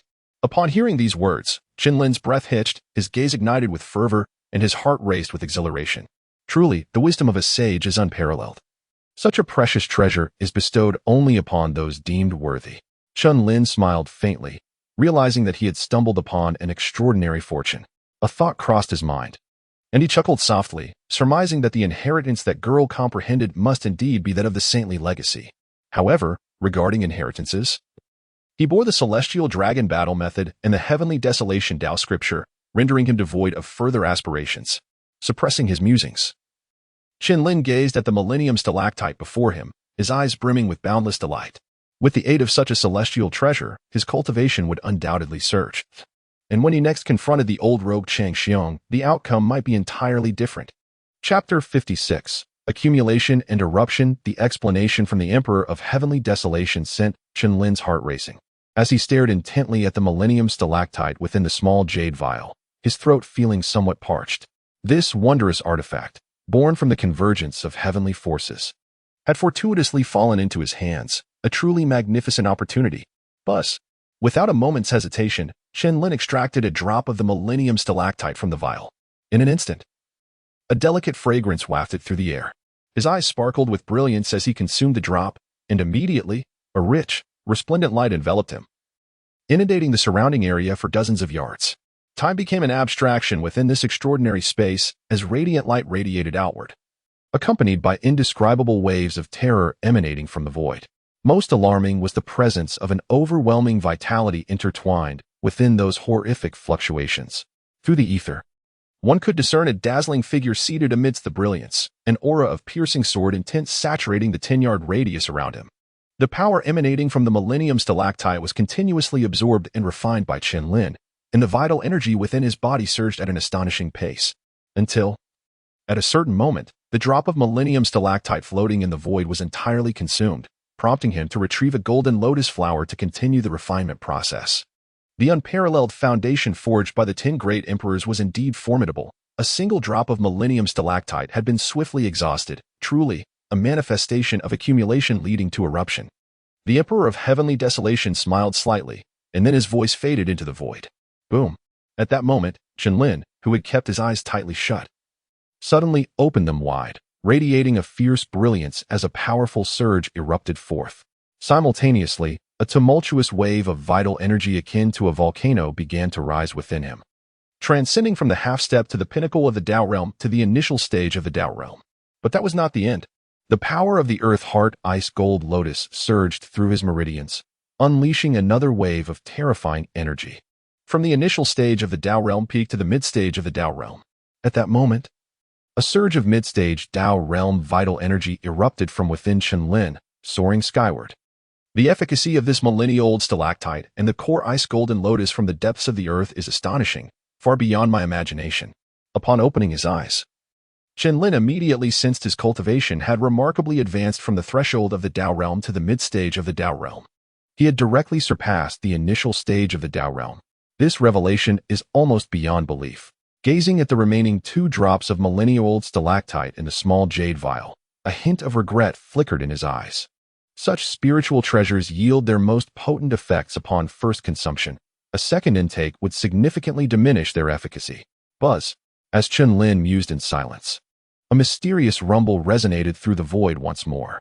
Lifting his gaze, he beheld a graceful figure materializing in the air, radiating an inexplicable aura of divine will. It was Ouyang Mu. Surrounding her was an emanation of saintly intent, which Chen Lin could perceive most acutely. In this moment, his gaze momentarily faltered. As he felt Ouyang Mu stood before him like a celestial sage, sacred and untouchable. Roar. In an instant, a deep dragon-esque roar erupted from within Chen Lin. Its thunderous sound shattering the divine will that surrounded him, allowing him to regain his composure. Ouyang Mu, seemingly unaware of her own transformation, approached Chen Lin directly. Your cultivation? Chen Lin's expression darkened. Ouyang Mu glanced at herself, and a torrent of profound energy surged forth, rivaling Chen Lin's own. She had also attained the mid-stage of the Tao realm. This revelation made Chen Lin's face twitch. He had expended a drop of millennia-old stalactite and the core ice golden lotus to reach this stage.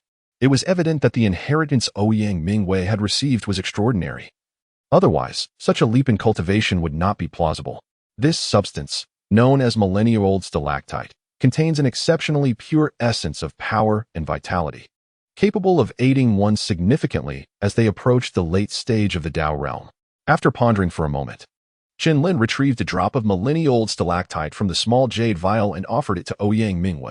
Upon receiving the drop, a look of astonishment crossed her delicate face. The power contained within the millennia-old stalactite was unlike anything she had encountered before. It is time for us to leave, Chen Lin declared sternly, his eyes ablaze with murderous intent. Ouyang Mu, upon hearing this, retorted with a cold smile. That old scoundrel Chang Xiong must not be spared easily. Before they descended to the bottom of the ice lake, they had been driven to the brink by Chang Xiong.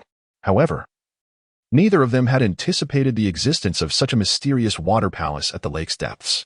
What they had witnessed and experienced within this palace illuminated a promising path for her future cultivation. A cold smile flickered across Chen Lin's lips as he remarked, "Let us depart.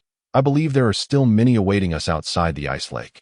This time, I shall make them regret their actions." Ouyang Mu let out a delicate snort, her form as fleeting as the wind, darting towards the waterfall's edge. Beneath the ice lake lay a realm devoid of life. Shrouded in darkness, utterly lifeless. Suddenly, a thunderous roar erupted. The once still waters began to boil, surging with a newfound vigor.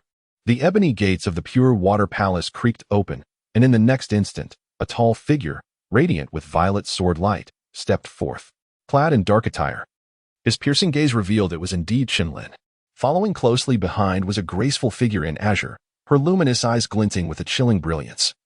As they exchanged a glance and surged upward together, above the ice lake, several figures stood silently within a Tenjong radius, seemingly awaiting something.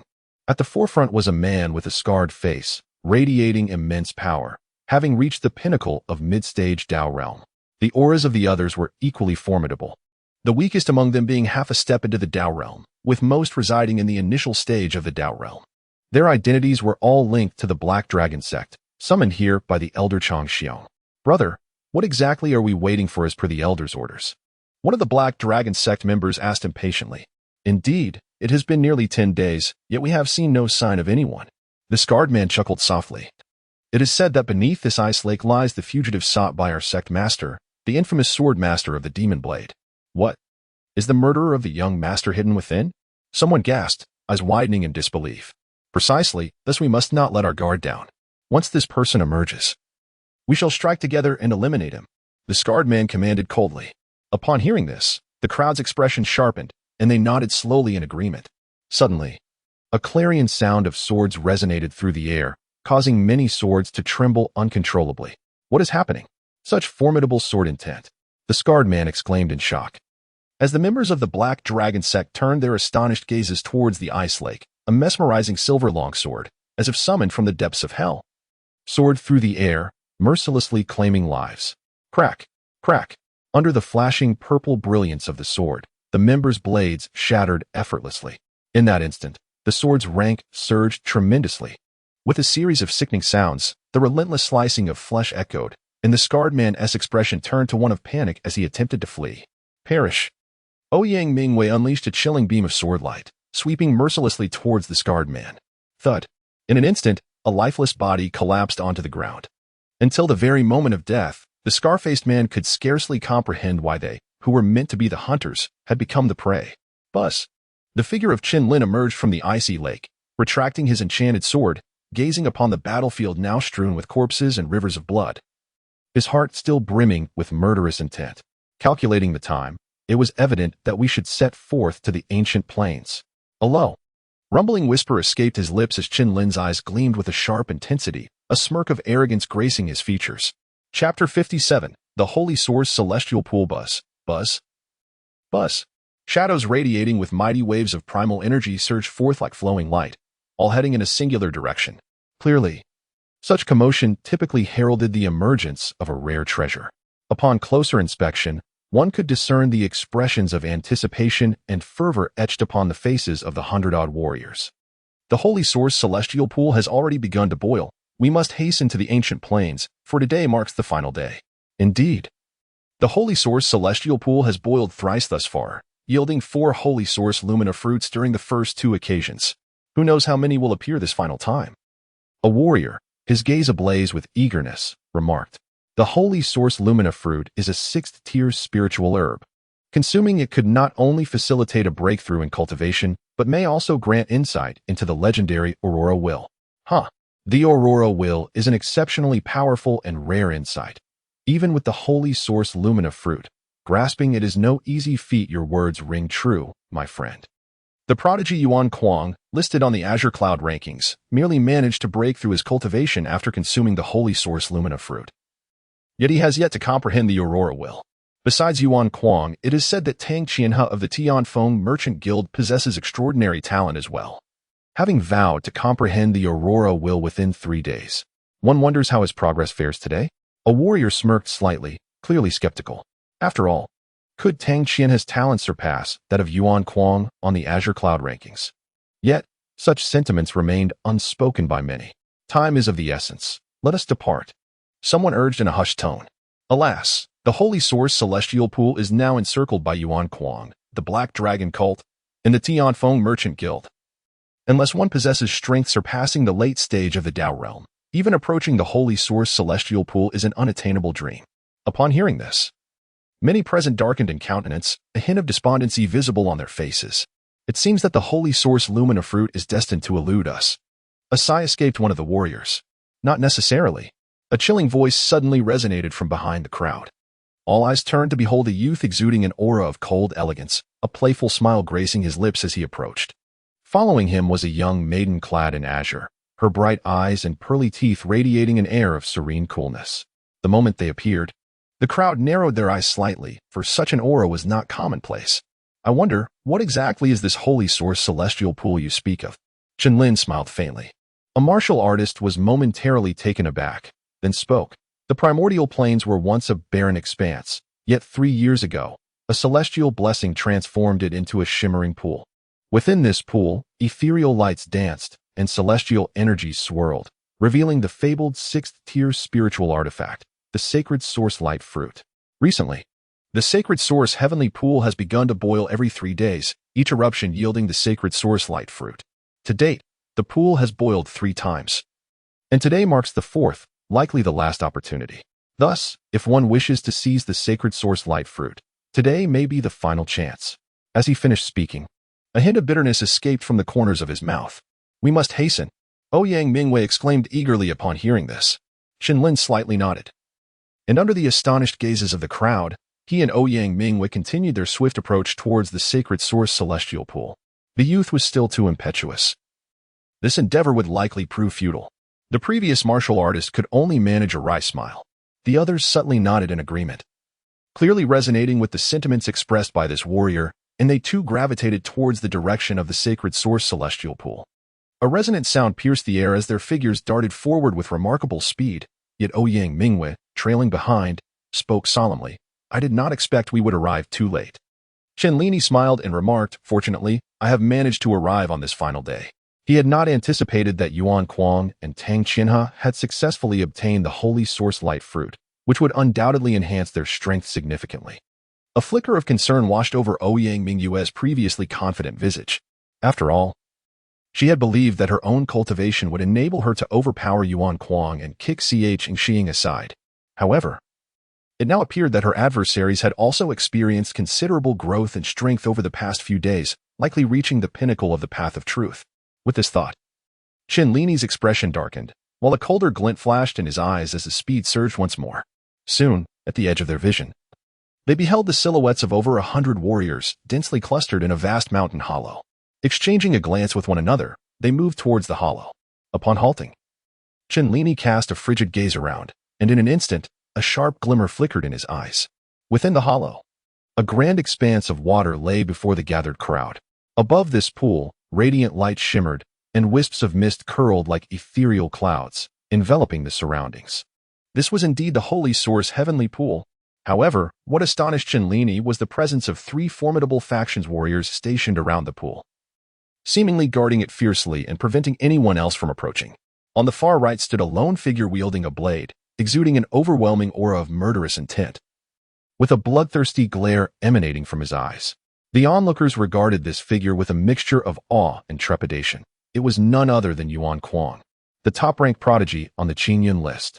In the center, dozens of figures were arrayed, with an elderly man in gray robes at the forefront. His eyes were half closed, and his demeanor was indifferent, yet his presence was impossible to overlook. It was Chang Xiong, the Grand Elder of the Black Dragon sect. The surrounding warriors, upon catching sight of the elder, voiced their astonishment in hushed tones. After acknowledging Chang Xiong, their gazes shifted to the far left, where a dozen figures stood quietly. At the forefront were 2 individuals, Tang Qianhe of the Tianfeng Merchants Association and the swordsman Pan Yu. It was surprising to discover that Pan Yu had joined the Tianfeng Merchants Association, which would likely secure their position among the top 3 entities in the Great Wilderness County. As the onlookers withdrew their gaze and turned their attention back to the holy source heavenly pool, their expressions dimmed with disappointment. With these 3 powerful factions present, it seemed they could only bear witness to the emergence of the holy source light fruit. These individuals had all converged upon the holy source heavenly pool. Ouyang Mu, upon recognizing the familiar figures, felt a surge of seething rage within her beautiful eyes. I will not let them off. With this declaration, Ouyang Mu trembled with resolve, preparing to plunge forward with her sword drawn. Upon witnessing the scene, Chen Lin hurriedly interjected, Please wait a moment. Once the holy source light fruit emerges, we shall seek our opportunity to act. The other party, gritting their teeth, realized the wisdom in Chen Lin's words and suppressed their simmering anger, casting an unflinching gaze upon the few silhouettes before them. Old thief Chang Xiong, I never expected you to have made a breakthrough in your cultivation as well. At that moment, Yuan Kuang, who had remained silent, suddenly sensed something amiss. He fixed his gaze upon Chang Xiong, revealing a cold smirk. After so many years of cultivation, a breakthrough is only natural. Yet your realm appears somewhat superficial. Chang Xiong retorted with a sneer. There's no need for you, old thief, to trouble yourself with my affairs. Yuan Kuang's expression darkened. It was only yesterday, after consuming the holy source light fruit, that he had reached the pinnacle of the supreme path. However, the thought of the holy source light fruit reappearing today urged him to rush forth before he could solidify his newfound strength. Such spiritual treasures are exceedingly rare. Naturally, Yuan Kuang was unwilling to let the entire holy source light fruit fall into the hands of the old thief Chang Xiong, if it were not for that little beast. Do you truly believe you would have had the chance to oppose this elder? Chang Xiong's eyes flickered, his words laced with mockery.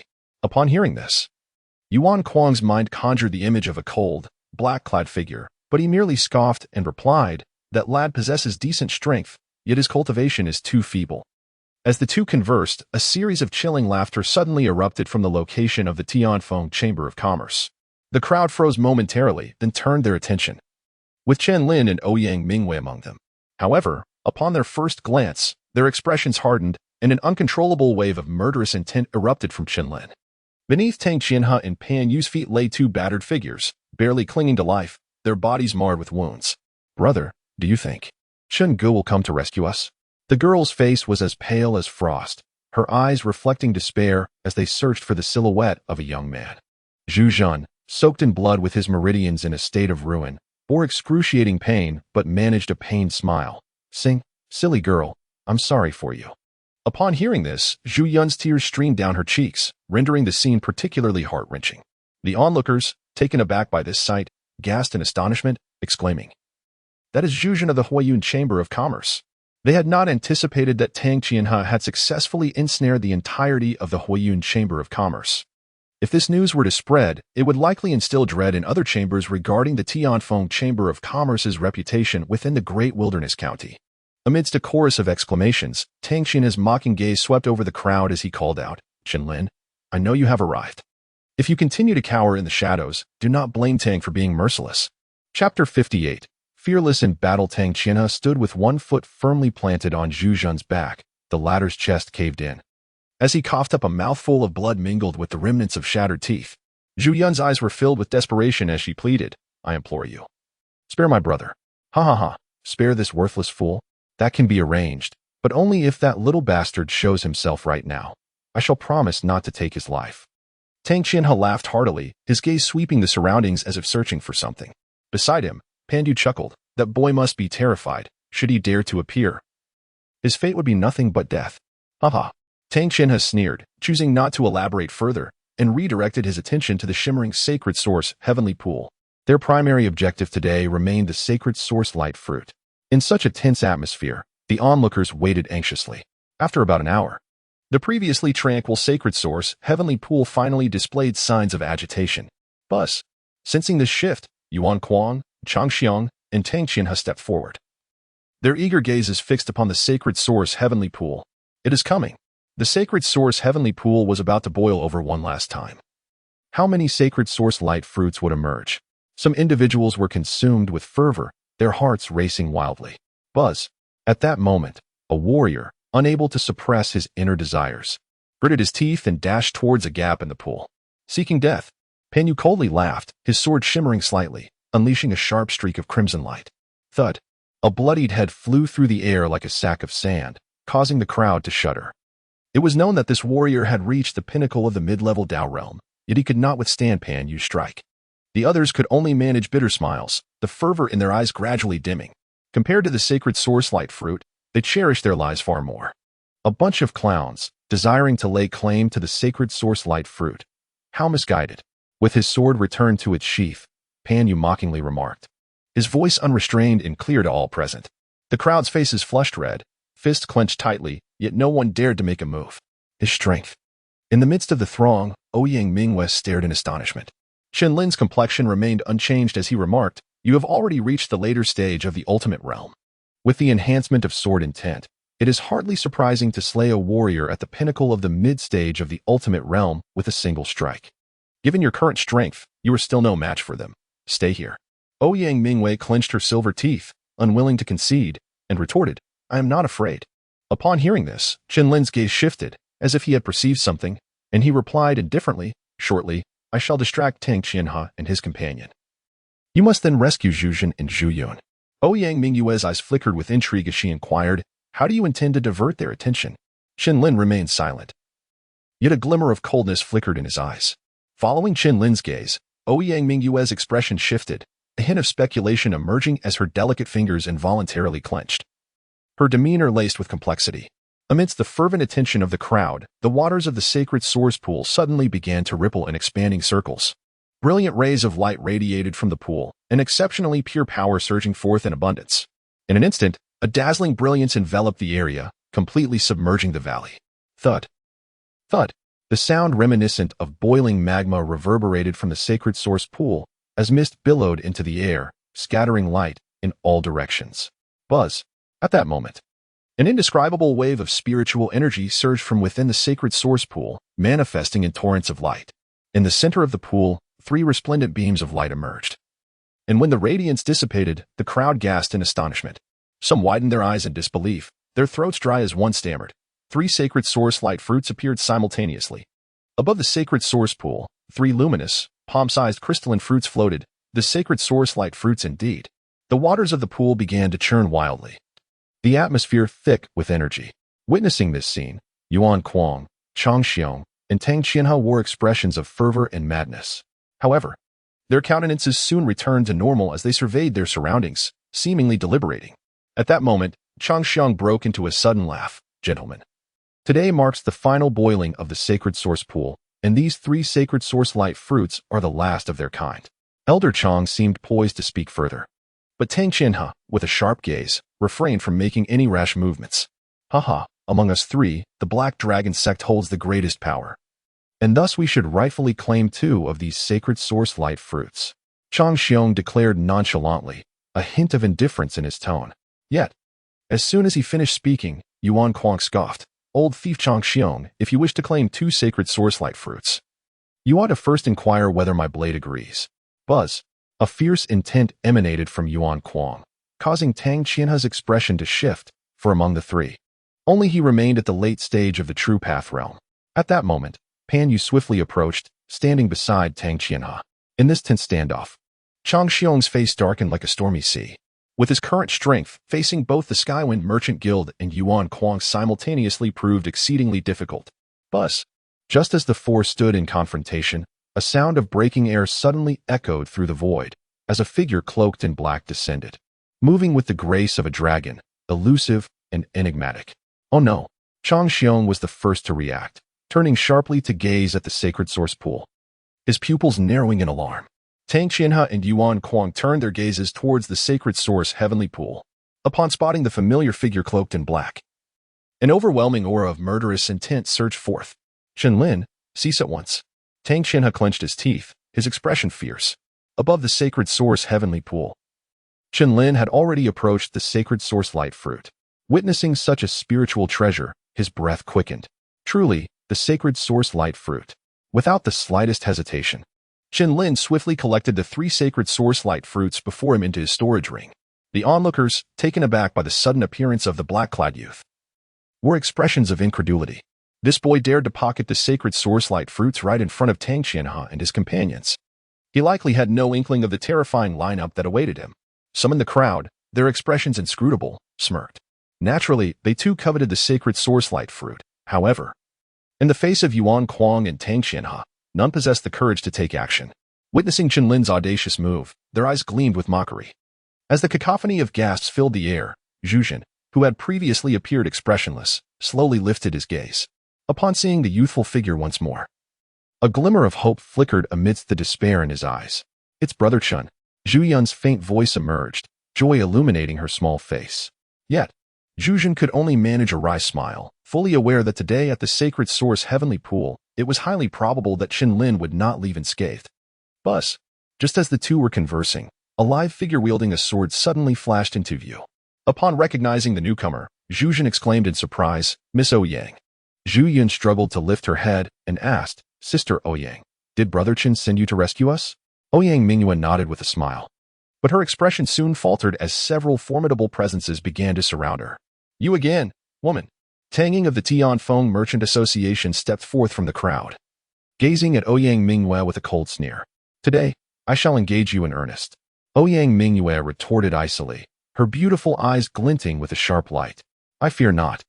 Tang Ying's aura surged, a wave of energy far surpassing the initial stage of the Dao realm radiating outward, clearly indicating a breakthrough in her cultivation. Ouyang Mingyue's gaze sharpened. Her own power resonated, revealing her mid-stage Dao realm cultivation. You two have made a breakthrough. Tang Ying's eyes narrowed. Her advancement was due to Tang Qianhe previously sharing half of a sacred source light fruit with her, enabling her ascension to the mid-stage Dao realm. Yet this woman before her had only been a half-step into the Dao realm just half a month ago. Ouyang Mingyue cared not for Tang Ying's machinations. She drew her sword first, unleashing a strike imbued with a fierce edge. Tang Ying, seeing this, did not dare to underestimate the attack. This strike warranted her utmost attention. The clash between the two unfolded instantly, both women wielding swords, and in the face of equal cultivation, it became a contest of whose swordsmanship was superior. Meanwhile, under the astonished gazes of countless onlookers, Chen Lin stood alone, encircled by Yuan Kuang, Chang Xiong, Tang Qianhe, and Pan Yu. Little beast, surrender the sacred source light fruit, and this elder might spare your life. Chang Xiong's face twisted with malice. He could hardly believe that Chen Lin had managed to emerge alive from the ice lake. This implied that the 50 disciples of the Black Dragon sect he had left outside the lake had all perished at Chen Lin's hands, igniting a relentless murderous intent within him as he fixed a venomous glare upon Chen Lin. Ha, Chen Lin, today I, Tang, shall see just how far you can run. Tang Qianhe sneered. As he had anticipated, Chen Lin had indeed come, and he would pay the price with his life. Hand over the sacred source light fruit. You are unworthy to be my opponent, Yuan Kuang remarked coldly with a mocking smile, his long blade radiating a chilling aura as it surged towards Chen Lin with piercing intensity. At this moment, the crowd's expressions shifted, paralyzed by the gravity of Chen Lin's predicament. However, just as they were taken aback, a resonant sword chant reverberated through the air, echoing like thunder. All eyes turned to Chen Lin, who stood undaunted, a cold smile gracing his lips. In the next instant, a deep and resolute declaration resounded through the void. As sword cultivators, we fear not the battle. Chapter 59. One against for the powerful proclamation sent a shiver through the onlookers, their gazes transfixed upon the defiant figure of the black-clad youth, lost in a moment of reverie. Yet, in the blink of an eye, Tang Qianhe coldly laughed, declaring, with just you, a mere mid-stage cultivator, you are not worthy of us for joining forces. Allow me to handle you myself. With a chilling laugh, Tang Qianhe brandished a longsword, his body trembling as a robust willpower enveloped the blade. The earth as well. Sensing the fluctuation of this formidable will, Yuan Kuang and Chang Xiong exchanged glances, their eyes flickering with intrigue. With Tang Qianhe's late-stage cultivation paired with the earth's will, he likely had no rivals at this level. As for Chen Lin, he was merely a mid-stage cultivator, and his aura was unstable, clearly indicating he had recently stepped into this realm. It seems we need not intervene, Chang Xiong smirked faintly, a cold glint in his aged visage. Pan Yu and Yuan Kuan also shook their heads with derisive smiles, their eyes betraying a hint of amusement. An insignificant insect, daring to covet what does not belong to him. Boom. Mountain splitter slash. With a thunderous shout, Tang Qianhe unleashed a sword strike, summoning a blade of ethereal light, as if formed from swirling sands, that hurtled directly toward Chen Lin. The terrifying sword light spread through the void with abandon, resembling a cataclysmic storm, a whirlwind of dust and chaos unleashed. This sword compelled Chen Lin to regard it with utmost seriousness. His eyes flickered as the enchanted sword in his grasp unleashed a surge of formidable sword intent, radiating with power, and he struck forth simultaneously. A resounding clash erupted as their blades met head-on, producing a thunderous sound that echoed across the surroundings, with dust and debris scattering in all directions. A wave of recoil coursed along the sword's length into his arm, causing Tang Qianhe to involuntarily retreat half a step, his figure swaying as a shadow of grimness crossed his features. You little wretch, no matter how formidable your enchanted sword may be, after today, it shall be mine. Tang Qianhe gazed at the pulsating purple gleam of the sword's edge, a fervent glint flashing in his eyes. He believed that Chen Lin's extraordinary combat prowess, far surpassing his own realm, was solely due to this legendary enchanted sword. Break the rivers. The killing intent in Tang Qianhe's eyes was unabashed as he flicked his sword, once more gathering an immense force capable of severing rivers, channeling it into the blade, and he struck forth with a decisive slash. Chen Lin furrowed his brows, raising his sword before him, his gaze flashing with a sword-like brilliance as he coldly uttered, "Eternal Thunder Dragon Slash." With a thunderous roar, the wind and thunder howled, and a colossal thunder dragon emerged, exuding an aura of apocalyptic might. The massive sound reverberated through the air, causing the onlookers to tremble in fear, their breaths caught in their throats. As the dust settled, Tang Qianhe staggered backward, a metallic taste surging in his throat, though he forcibly suppressed it. In contrast, Chen Lin maintained his composure, seemingly unscathed. You little brat. Tang Qianhe's expression twisted with rage and disbelief, but he quickly turned to his companion, saying, Pan Yu, let us strike together. Very well, let us swiftly deal with this brat. Pan Yu replied with a cold smile, his eyes glinting with a chilling murderous intent. As a swordsman of the one word, he needed but a single strike to claim a life, Countless defiant souls had already perished beneath his blade. With a hum, Pan Yu unsheathed his sword, his figure darting forth like a bolt of lightning, a brilliant sword light rushing forth with the speed of a tempest. The intent of the gale. Noticing the velocity of the strike, akin to a fierce gale, Chen Lin's gaze momentarily faltered. Yet in the next instant, he positioned his demonic sword behind him, and a crisp collision rang out as their blades met. Well done. It seems you have grasped a form of intent power. I sensed it last time, and now I am even more certain. However, to withstand my gale intent with a single strike indicates that your understanding of intent is also inclined towards speed.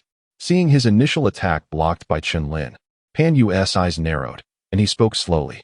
After comprehending the gale intent, few in the same realm could withstand his strike. Even those who could would not do so as effortlessly as Chen Lin. If you wish to find out, come and try. Chen Lin retorted with a cold smile, taking the initiative against both Tang Qianhe and Pan Yu. You little brat, you truly seek death. Tang Qianhe roared, his eyes brimming with murderous intent as he advanced with his sword drawn. Pan Yu, his gaze flashing with cold light, also charged toward Chen Lin. The clash among the three erupted in an instant, torrents of primal energy swirling forth like a raging tempest. Thunderous flashes danced, and sword lights flickered. A sword like a shadow. The sword cleaves rivers. Eternal thunder dragon slash. The air was filled with resounding battle cries. And the surrounding spectators were taken aback by the spectacle.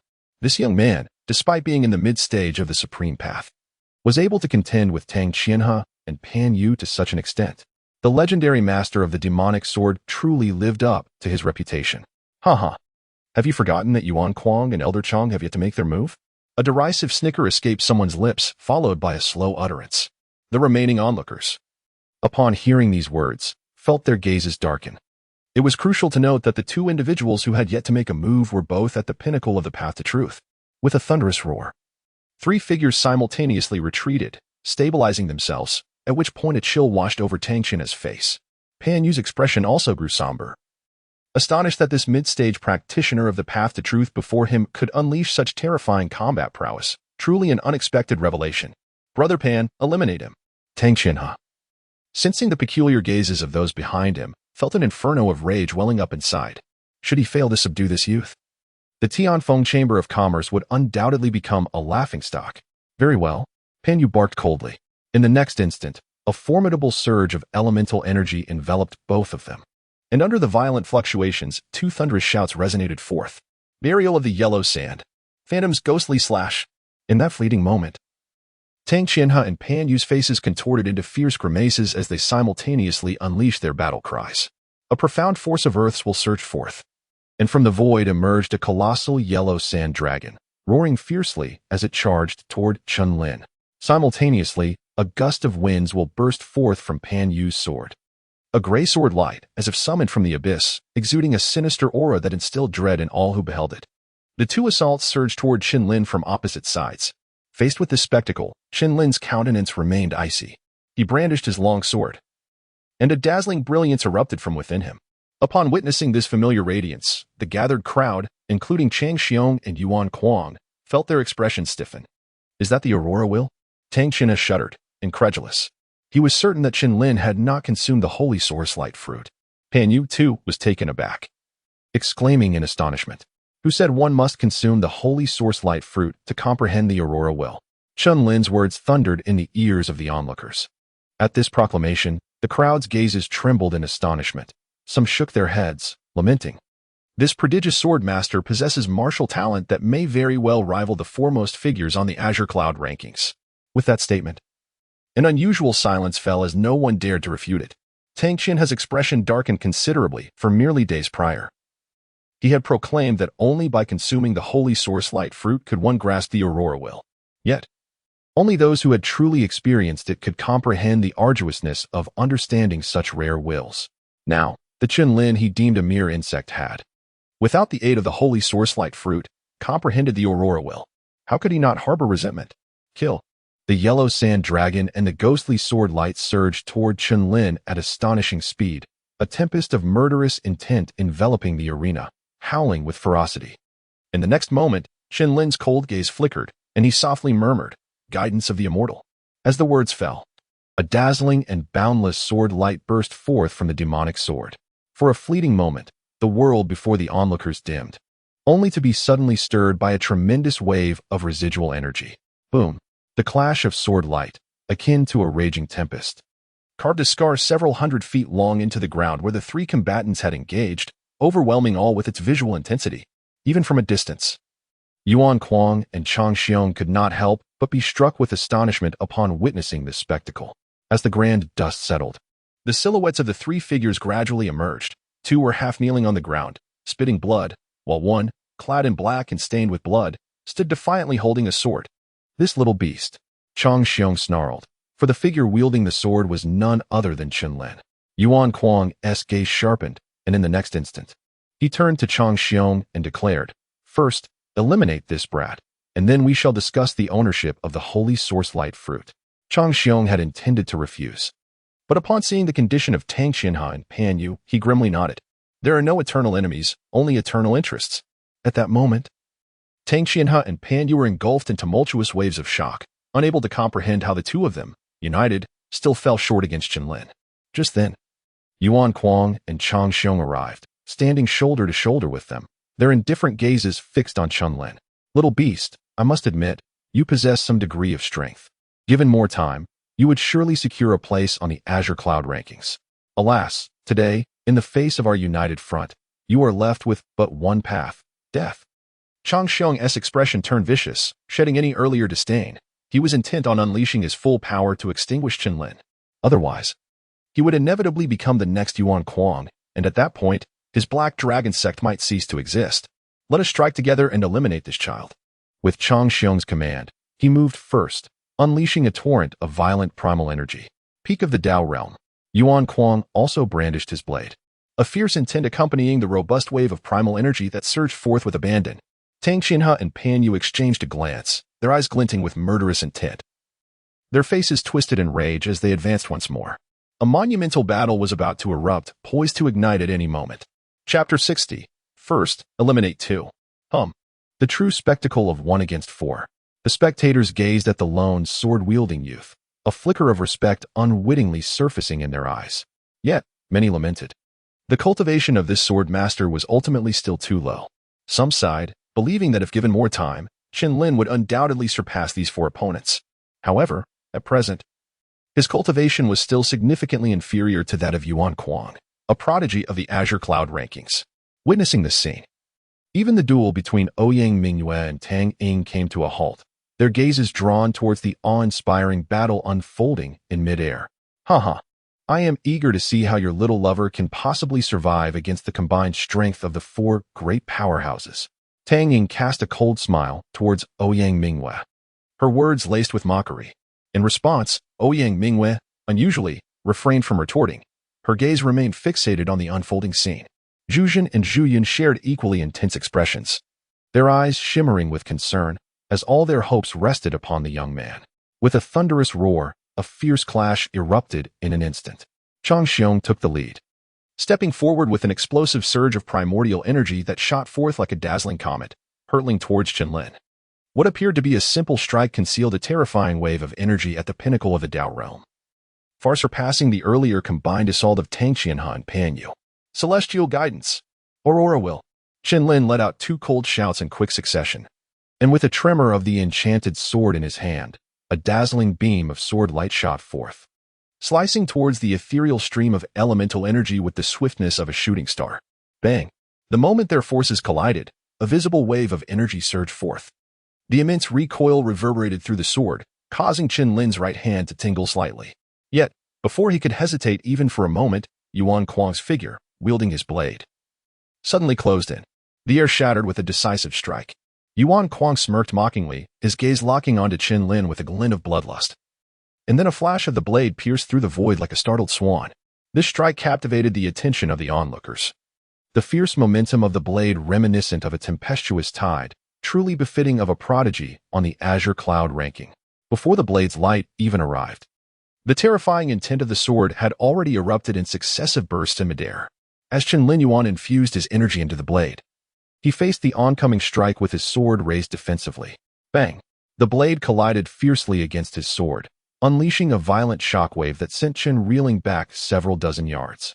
Blood trickled from the corner of his mouth, a clear indication of the minor injuries inflicted by Yuan Kuang's devastating blow. Haha, you little wretch, today marks your demise. At that moment, Tang Qianhe let out a cold laugh, swinging his longsword once more in a sweeping arc netherworld ghost slash. Pan Yu's icy gaze flashed as his energy surged, and he unleashed a horizontal strike from the void, aiming directly at Chen Lin Yuan. Both adversaries pressed their advantage, seemingly intent on obliterating Chen entirely. This scene tightened the hearts of the onlookers. The relentless assault was such that even those at the pinnacle of the supreme path would likely find themselves unable to withstand it. And as for Chen, who was only at the mid-stage of the supreme path, no matter how prodigious his swordsmanship talent, it appeared he was destined to meet his end here. Clang! At that moment, a sound akin to thunder rang out, light and ethereal, as countless warriors' swords resonated in unison. Stepping through the song, seeking intoxication, Chen Lin executed a seemingly unremarkable strike, a sword that appeared as gentle as a refined gentleman, tranquil as water. Yet, in the eyes of Yuan Kuang and Chang Xiong, an icy shiver ran down their spines. Not good, retreat, Yuan Kuang exclaimed, urgently warning his companion. Tang Qianhe and Pan Yu gazed at the swiftly approaching gleam of the sword, their expressions momentarily frozen in disbelief. Suddenly, two soft sounds echoed, reminiscent of blades severing flesh, as vibrant crimson blossoms erupted in the void. How was this possible? Tang Qianhe looked down at his throat, where a fine sword mark had embedded itself, starkly visible. Pan Yu's eyes dimmed, unwillingly howling. That sword was so swift. Renowned as the one-character swordsman, he had failed to perceive the terrifying nature of Chen Lin's recent strike. Countless feelings of regret welled within them, yet they were already fading into oblivion as their rigid bodies slowly collapsed to the ground before the astonished gazes of the onlookers. A collective gasp escaped the crowd, their throats constricted with uncontainable shock, as their eyes shifted to the blood-stained youth, now imbued with a deeper sense of awe. Now, it is your turn, Chen Lin declared, standing resolutely with his sword, his gaze indifferent as it fell upon Chang Xiong and Yuan Kuang. Ha! Killing two worthless fools seems to have bolstered your confidence, but it appears I shall not hold back. Yuan Kuang laughed coldly, his excitement intensifying upon witnessing Chen Lin's slaughter of Tang Qianhe and Pan Yu, a sanguine glint igniting in his eyes once more. Blood blade slash! With a chilling shout, Yuan Kuang's figure surged forth, unleashing a fierce blade aura aimed directly at Chen Lin. In the void, the blood-red wave surged, conjuring a tempestuous blade light. Fierce and chilling. In that instant, the heavens and earth darkened, eclipsed by the looming shadow of the blood-colored blade, descending upon Chen Lin. Step and sing, seek inebriation. Chen Lin once again wielded his sword in a sweeping arc, channeling the will of the aurora into a single strike, which collided head-on with the crimson blade of light. Boom. At the moment of contact, a tempest of residual energy surged forth from the epicenter of their clash. Blood once again oozed from the corners of Chen Lin's mouth. Yet a more pronounced cold smile graced his face. In that moment, a glint of icy determination flickered in his eyes as he executed the dragon step, charging towards Yuan Kuang and his companion. Seeking death, Yuan Kuang brandished his blade, unleashing a torrent of formidable elemental power that emanated fiercely from his being, clashing fiercely with Chen Lin's sword. Chang Xiong let out a chilling laugh, a glint of murderous intent swirling in his gaze as he observed Chen Lin's ability to withstand Yuan Kuang's onslaught. Momentarily taken aback, this young wretch's talent was alarmingly formidable. If he were not eliminated today, he would undoubtedly become a significant threat in the future. No sooner had he thought this than he lunged towards Chen Lin, joining forces with Yuan Kuang to launch a ferocious assault. The confrontation among the three erupted in a cataclysmic spectacle, with an array of flashing sword lights and blade shadows illuminating the air, fierce and unyielding, radiating a palpable aura of death. To the onlookers, the scene appeared as mere phantoms flashing before their eyes, yet the residual waves of their battle sent tremors through their very souls. Among the crowd, some spectators, witnessing this awe-inspiring clash, could not help but shake their heads in murmured disbelief. After all, Chen Lin's cultivation was merely at the mid-stage of the Supreme Path. Yet he was managing to contend with two peak practitioners of the Supreme Path. Even if he were to ultimately lose, his name would surely echo throughout the great wilderness county. Boom. Bang. The incessant reverberations of thunderous clashes filled the air, resonating through the void, as Chen Lin found himself at a disadvantage amid their fierce exchanges. The ferocity of Yuan Kuang's strikes had left several gruesome gashes upon him, blood gushing forth in a relentless stream. In such dire circumstances, even Chang Xiong could not restrain his taunts. Wretched beast. Surrender the holy source light fruit and the demonic sword in your grasp, and this elder might spare your life. Old fool, do not speak too soon. The victor remains uncertain. Chen Lin retorted, wielding his sword to parry the menacing blade light that surged towards him. If that is the case, then let me demonstrate to you what true power entails. With that, Chang Xiong's elemental energy surged violently, conjuring a massive azure palm print that soared through the air. Resembling a colossal azure hand, aimed directly at Chen Lin. Chen Lin's figure shifted as he sought to evade, but with no retreat available. He could only grit his teeth and unleash a strike with his sword. Bang! Chen Lin's figure surged forth once more, propelling him several dozen feet away. And a mouthful of fresh blood was abruptly expelled, rendering his complexion even paler. Haha! Chang Xiong laughed heartily, his cold gaze fixated on Chen Lin. Yuan Kuang sheathed his blade, his bloodthirsty eyes glinting with a hint of mockery as they turned towards Chen Lin. Coughing, Chen Lin spat out another mouthful of blood. Using the sword's body to prop himself up, his eyes, directed at Yuan Kuang and Chang Xiong, shimmered with an inexhaustible killing intent. Since you both wish to take my life, let us settle this today. His cold shout resonated like thunder, and suddenly, a radiant light erupted from Chen Lin's body. Within that brilliance flowed an extraordinarily pure force and vitality, captivating the onlookers. What is that? Such a rich essence of life, someone exclaimed, while the others gazed at Chen Lin in astonishment. Sensing the fluctuation of power, Chang Xiong and Yuan Kuan were momentarily taken aback. The former seemed to recall a certain legend, stating, could it be that this is the fabled celestial treasure, the Millennium Stalactite? Only the Millennium Stalactite possesses such pure strength and vitality. Chang Xiong's eyes glinted with jealousy, his piercing gaze laden with murderous intent. Despite the astonishment and exclamations from the crowd, Chen Lin remained oblivious. The Millennium Stalactite he had consumed earlier not only facilitated his breakthrough in cultivation, but also allowed him to retain that essence of life within himself, preparing for perilous situations like today's. Under the influence of this vitality, Chen Lin's injuries had already healed significantly, and a powerful surge of primal energy once again erupted from within him. Chapter 61, The Ghostly Reign of the Yellow Springs with a resolute shout. Chen Lin grasped the demonic sword, its blade vibrating as he unleashed a sword light as tranquil as water. This luminous arc, akin to a mirror reflecting the moon in still waters, flickered before the two adversaries, sending a chill down their spines in an instant. A fierce edge sliced through the void, prompting Yuan Kuang to step forward, his expression darkening as he swung his blade ferociously at the emptiness. Boom! A resounding explosion echoed through the air as Yuan Kuang's strike connected, and following this attack, a bloodthirsty glimmer flickered in his cold eyes. His speed unrelenting as he charged towards Chen Lin. Blue sky transforming palm. Chang Xiong shouted coldly, his eyes brimming with ferocity.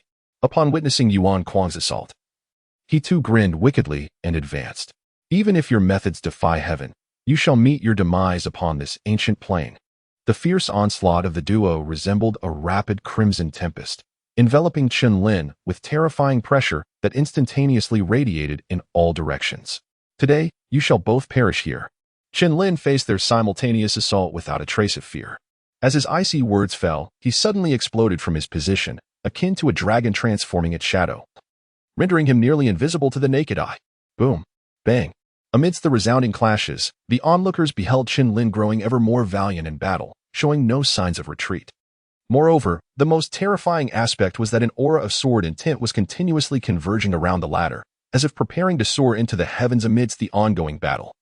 This transformation did not escape the notice of Yuan Kuang and Chang Xiong, who exchanged a glance before hastily distancing themselves, their energy surging. This young man is actually honing his sword intent at our expense. Yuan Kuang, possessing a profound understanding of the knife intent, recognized that Chen Lin's sword intent had silently approached the pinnacle of innate sword mastery. Chang Xiong's eyes glinted coldly as he regarded Yuan Kuang, his words laden with meaning. At this juncture, do you still intend to hold back? Upon hearing this, the eyes of countless onlookers sharpened. Could it be that Yuan Kuang had yet to unleash his full prowess during the recent skirmish? Huh, old rascal Chang Xiong, are you not also wary of me? Yuan Kuang retorted with a cold laugh. Faced with being exposed, Chang Xiong unabashedly burst into laughter. Forget our enmity for the moment. What matters most now is seizing the demon sword and the sacred source fruit, not to mention this young man's head. Yuan Kuang nodded slightly, acknowledging Chang Xiong's viewpoint. Their mutual vigilance inadvertently granted Chen Lin a moment's respite. Little beast, Today this elder shall show you what true power possessed by a peak practitioner of the path of ultimate realization truly looks like. Chang Xiong let out a sinister laugh, his energy cascading forth like a waterfall, creating a wave of power that far exceeded the previous. Qingming burial sky palm. A low, chilling shout resonated through the air. To the astonishment of the gathered crowd, Chang Xiong raised his right arm and unleashed a palm strike. Instantly, a colossal azure hand emerged in the void, its might formidable as it moved like an ancient mountain. This aura made the onlookers tremble involuntarily, their eyes wide with astonishment at the sight of this immense hand. This terrifying force had already reached the realm of 7th-tier advanced martial arts. Someone exclaimed in shock. Before the crowd could fully react, a cold figure wielding a blade stepped forward. It was Yuan Kuang. Storm blade, slash, a single cut to sever the soul. Yuan Kuang's cold gaze shot forth a beam of blade light as he raised his sword, an unparalleled sharpness surging forth in an instant. The overwhelming aura of slaughter, like a whirlwind of death, charged towards Chen Lin. Buzz. In midair, a giant azure hand and a whirlwind of blade shadows simultaneously rushed towards the same target. This earth-shattering assault left the spectators in utter awe. Even a typical peak practitioner of the path of ultimate realization would likely be reduced to dust under such formidable attacks.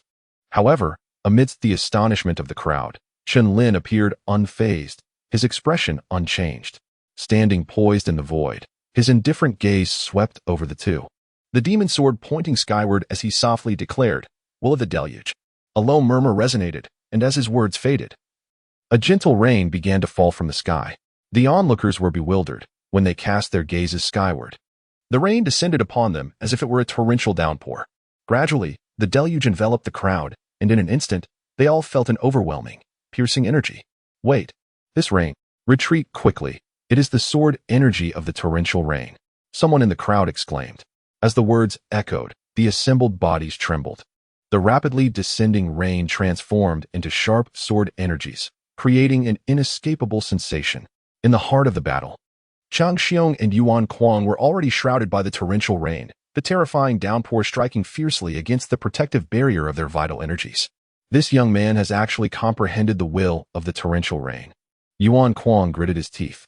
As a prodigy on the Qingyun ranking, he was well-versed in various techniques, and the transformation of rain into swords was a manifestation of the will of the torrential rain. The surrounding crowd gazed at Chen Lin with astonishment, their minds swirling, simultaneously comprehending two rare wills. Such terrifying talent had never been heard of in their Dahuang County. Chang Xiong's heart trembled, cold sweat breaking out. If this little beast were not eliminated, it would spell doom for his Black Dragon sect. In midair, a colossal azure hand and a tempest of blade shadows collided with a gigantic dragon formed by the torrential rain, thunder rumbling ominously. Yet in the next moment, a cold smile appeared on Chen Lin's face, his demonic sword ringing with a resounding resonance that echoed through the heavens. Yellow Spring's ghost ray. A shout erupted as if from the void. Upon the utterance of his words, a fierce sword light emerged around him, enigmatic and unpredictable. An aura of malevolent killing intent surged forth like an uncontrollable tempest, radiating from Chen Lin as its epicenter. In the next moment, the fierce sword light coalesced into a crimson shadow of blades, imbued with boundless lethality, cleaving towards Yuan Kuang and Chang Xiong. This strike, born from the depths of hell, could sever the yellow springs and annihilate gods and demons. The third form of the Shaoyin sword technique, having fused the wills of the torrential rain and the aurora, was unleashed. The terrifying sword light surged forth, slicing through the void. As this strike descended, the azure hand and the tempest of blade shadows, engaged in battle with the torrential rain dragon, were instantaneously obliterated, vanishing into nothingness. Boom. In the next instant, a tremendous wave of aftershock erupted outward in all directions. Under the relentless assault of countless sword energies, the bystanders, including Ouyang Mu, were once again forced to retreat. The tumultuous aftershock alone instilled in them an overwhelming sense of helplessness. This rolling wave of energy continued for several breaths before gradually dissipating. Meanwhile, at the center of the battlefield, the sheer power of that terrifying sword light had torn the earth asunder, creating a massive pit. Within this pit lay two figures, their energies depleted and bloodied Yuan Kuang and Chang Xiong. Once the assault of the two was obliterated into nothingness, the swift surge of sword energy utterly shattered their resolve, instilling in them a profound sense of dread. Buzz.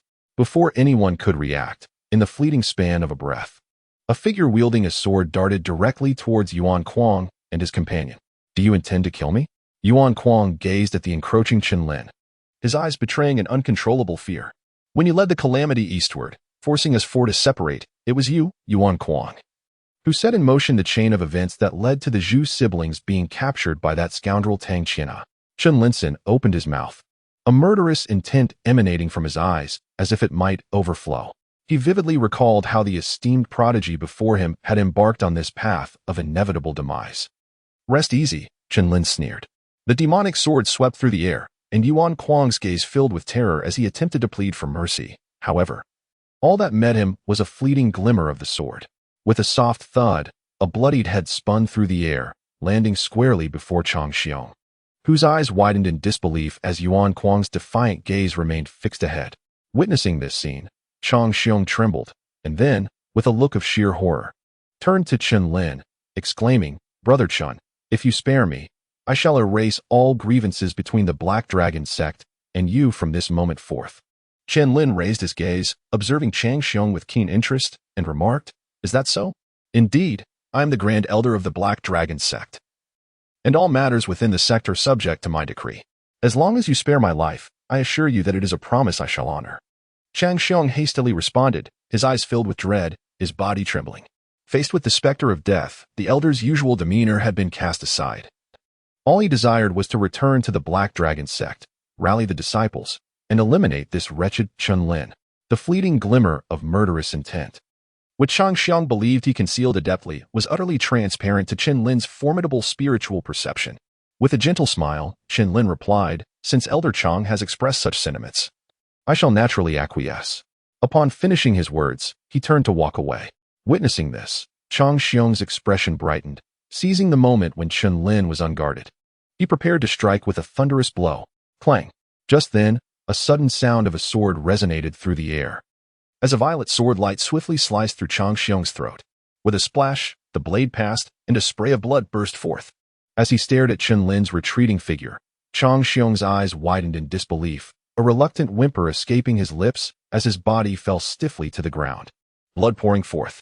"I may have promised not to kill you, but my demonic sword has made no such vow." Chen Lin curled his lips into a cold smile, sheathing his sword as an overwhelming aura of the celestial sword surged forth, spanning the heavens and earth. Chapter 62. Distribution of gains. Upon witnessing this scene, Ouyang Mingwei and the Zhu siblings exchanged glances, their eyes sparkling with evident delight. The figure clad in blood-stained black, holding the sword, made Ouyang Mingyue's heart race uncontrollably. Meanwhile, the onlookers stood frozen in place, as if turned to stone, their throats dry with anticipation. "Such an extraordinary prodigy," someone remarked in astonishment.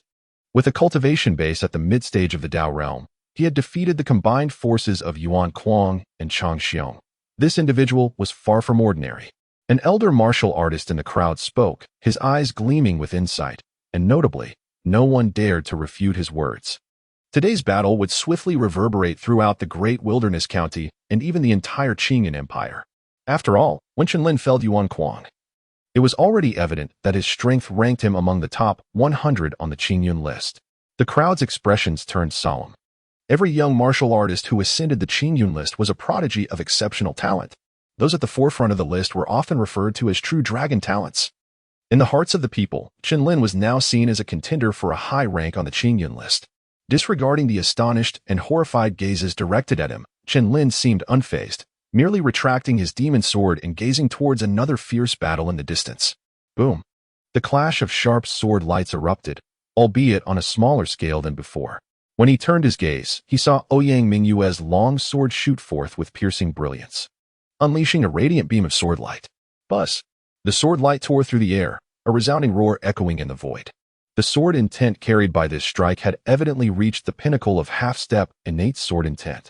Facing this attack, Tang Ying trembled, a chill running down her spine. Crescent Moon Slash, an advanced 8th-tier martial art. Tang Ying called out coldly, and a crescent-shaped sword light arced from her blade. Bang! The two beams of sword light collided head-on, generating a visible shockwave that forced both fighters to stagger back. "Today, I shall let you experience the might of my Shaolin sword technique." With a glint in her cold eyes, Ouyang Ming was shouted, brandishing her sword. unleashing a dazzling beam of sword light that streaked through the air like a meteor. The brilliance illuminated the heavens and earth.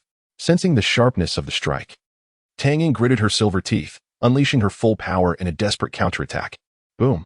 A tremendous roar erupted, and Tang Ying was sent staggering back several dozen feet before barely managing to halt, a trickle of blood seeping from the corner of her mouth. You domineering woman. It seems you have met your match today. Ouyang Mu cast a cold glance at Tang Ying. However, the latter, upon hearing these words, displayed no trace of fear. Instead, a cold smile graced her lips as she retorted, "Do you truly believe you can leave here alive today?" Ouyang Mu's expression hardened, and she instinctively took a step back, only to be met by an overwhelming surge of primordial energy that erupted from the void. Have you lost your mind? Are you truly willing to exhaust your life force to battle me? Ouyang Mu gazed at Tang Ying with astonishment. Haha, since death is inevitable today, I shall take you down with me. Tang Ying's eyes gleamed with madness as she spoke coldly. With her brother already deceased, and with Chen Lin present, she knew she could not escape this place alive. Rather than succumb meekly, she preferred to fight to the bitter end. A tremor coursed through her body, and a formidable wave of primordial energy suddenly surged forth, hinting at a mastery that approached the late stage of the supreme Tao. An immense pressure descended upon the scene. Ouyang Mu's eyes widened in shock as she beheld the furious strike approaching her. Gritting her teeth, she raised her sword defensively. Bang! A crisp sound of collision echoed through the air, and under the might of Tang Ying's strike, Ouyang Mu was forced to retreat, her right hand trembling slightly from the impact. In this dire situation, Tang Ying would not squander the opportunity to press the attack. With a roar, she unleashed her primordial energy, enduring the excruciating pain of her life force tearing apart as she charged at Ouyang Mu. Regardless of the outcome, Tang Ying was resigned to her fate of death. However, she was determined to take Ouyang Mu down with her before she perished. Bang! The clash between the two erupted instantaneously, with Tang Ying embracing her resolve for certain death, launching her attacks without reservation, even resorting to a strategy of mutual injury. Faced with such an onslaught, Ouyang Mu gradually found herself at a disadvantage, and before long, several sword wounds marred her body, blood spilling forth. Witnessing this, Zhu Jin and Zhu Yun could not help but glance at Chen Lin, imploring, "Brother Chen, please assist Sister Ouyang." Zhu Yun's countenance reflected concern, coupled with confusion over Chen Lin's apparent indifference. "Patience," Chen Lin replied slowly, his gaze inscrutable. Yet, upon hearing this, Zhu Jun exchanged a knowing look with Zhu Yun. Though he too was uncertain of Chen Lin's intentions, he sensed there was a rationale behind it. Bang! The fierce battle raged on, fueled by the enormous primordial energy drawn forth from the exhaustion of life force, with Tang Ying maintaining the upper hand. However, as time passed, her complexion grew increasingly grim, for she feared that if the stalemate continued, her energy would be depleted. Ouyang Mu was clearly aware of this as well, thus she focused on defense, knowing that if she could merely prolong the encounter, victory would be hers. From a distance, Chen Lin nodded slightly, remarking, "At last, this girl has come to her senses." Yet it is still insufficient. After a murmured incantation, Chen Lin positioned his fingers like a sword, unleashing a beam of piercing sword light imbued with a formidable intent that soared towards Ouyang Mu. In the heart of the battlefield, upon discerning Ouyang Mu's cunning strategy, Tang Ying summoned all her innate energy to deliver a final strike.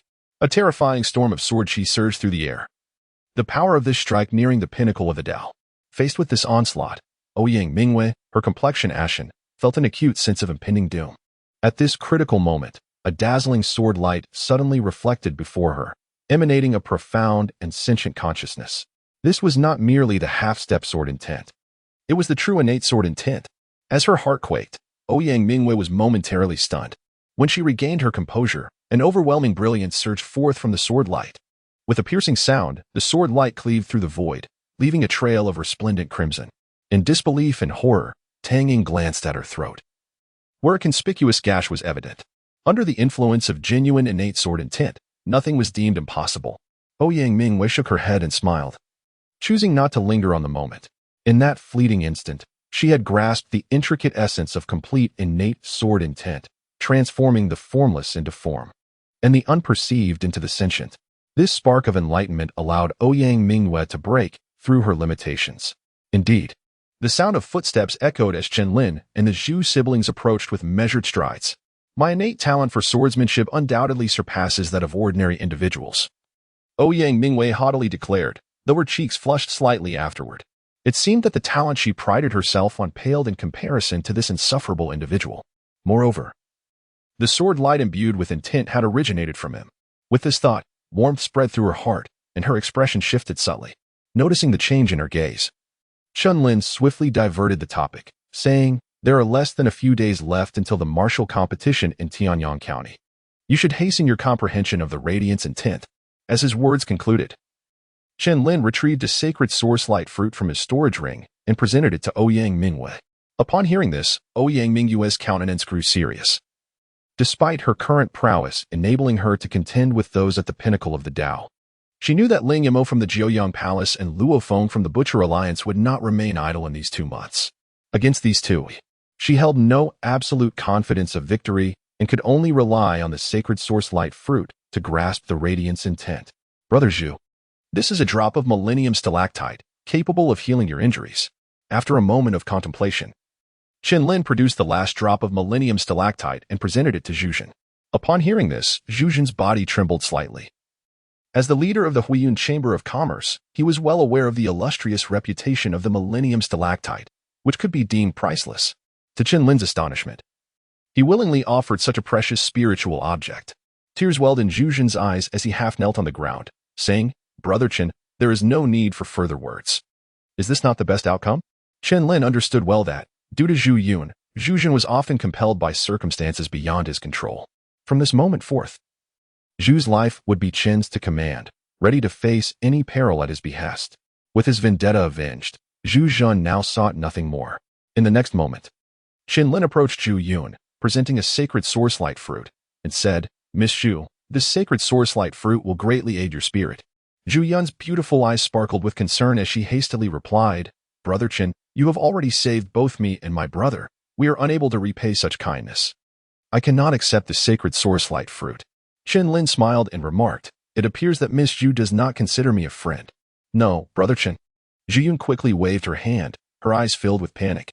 "Yuner, since Brother Chen has said so, you should graciously accept it," Zhuzhen said, her gaze complex. Upon hearing Zhuzhen's words, Zhu Yun slowly extended her hand to receive the sacred source light fruit. Witnessing this scene, Chen Lin smiled faintly and said, "We all need to recover from our injuries as swiftly as possible, for we must return to Tianyang County. After all, there are only a few days remaining until the martial arts tournament in Tianyang County." Chapter 63, The Black Dragon Sect Leader Within a Concealed Cave. 4 figures sat cross-legged, their internal energy surging like a torrential flood. Suddenly, a radiant figure among them began to emanate an overwhelming brilliance, akin to a dazzling aurora in the dark night. However, after a brief period, the light gradually subsided. This figure was, of course, Ouyang Mu. Yet, upon awakening from her comprehension, a hint of disappointment graced her features. Having consumed an entire sacred source light fruit over the past 3 days, she had not managed to grasp the essence of the Aurora Will.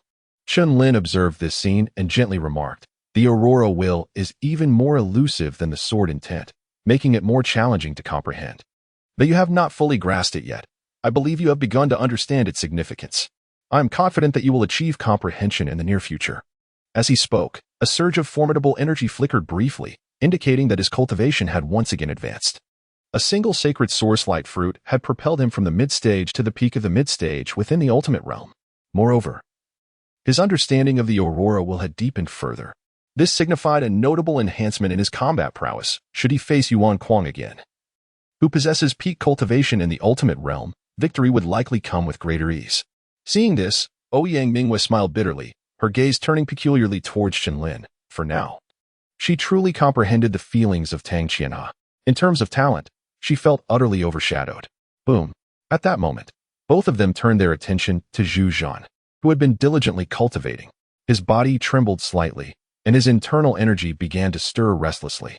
In Chen Lin and Ouyang Mu's eyes, Zhu Zhen's injuries had long since healed, and they could sense the latter suppressing the turbulent energy within him.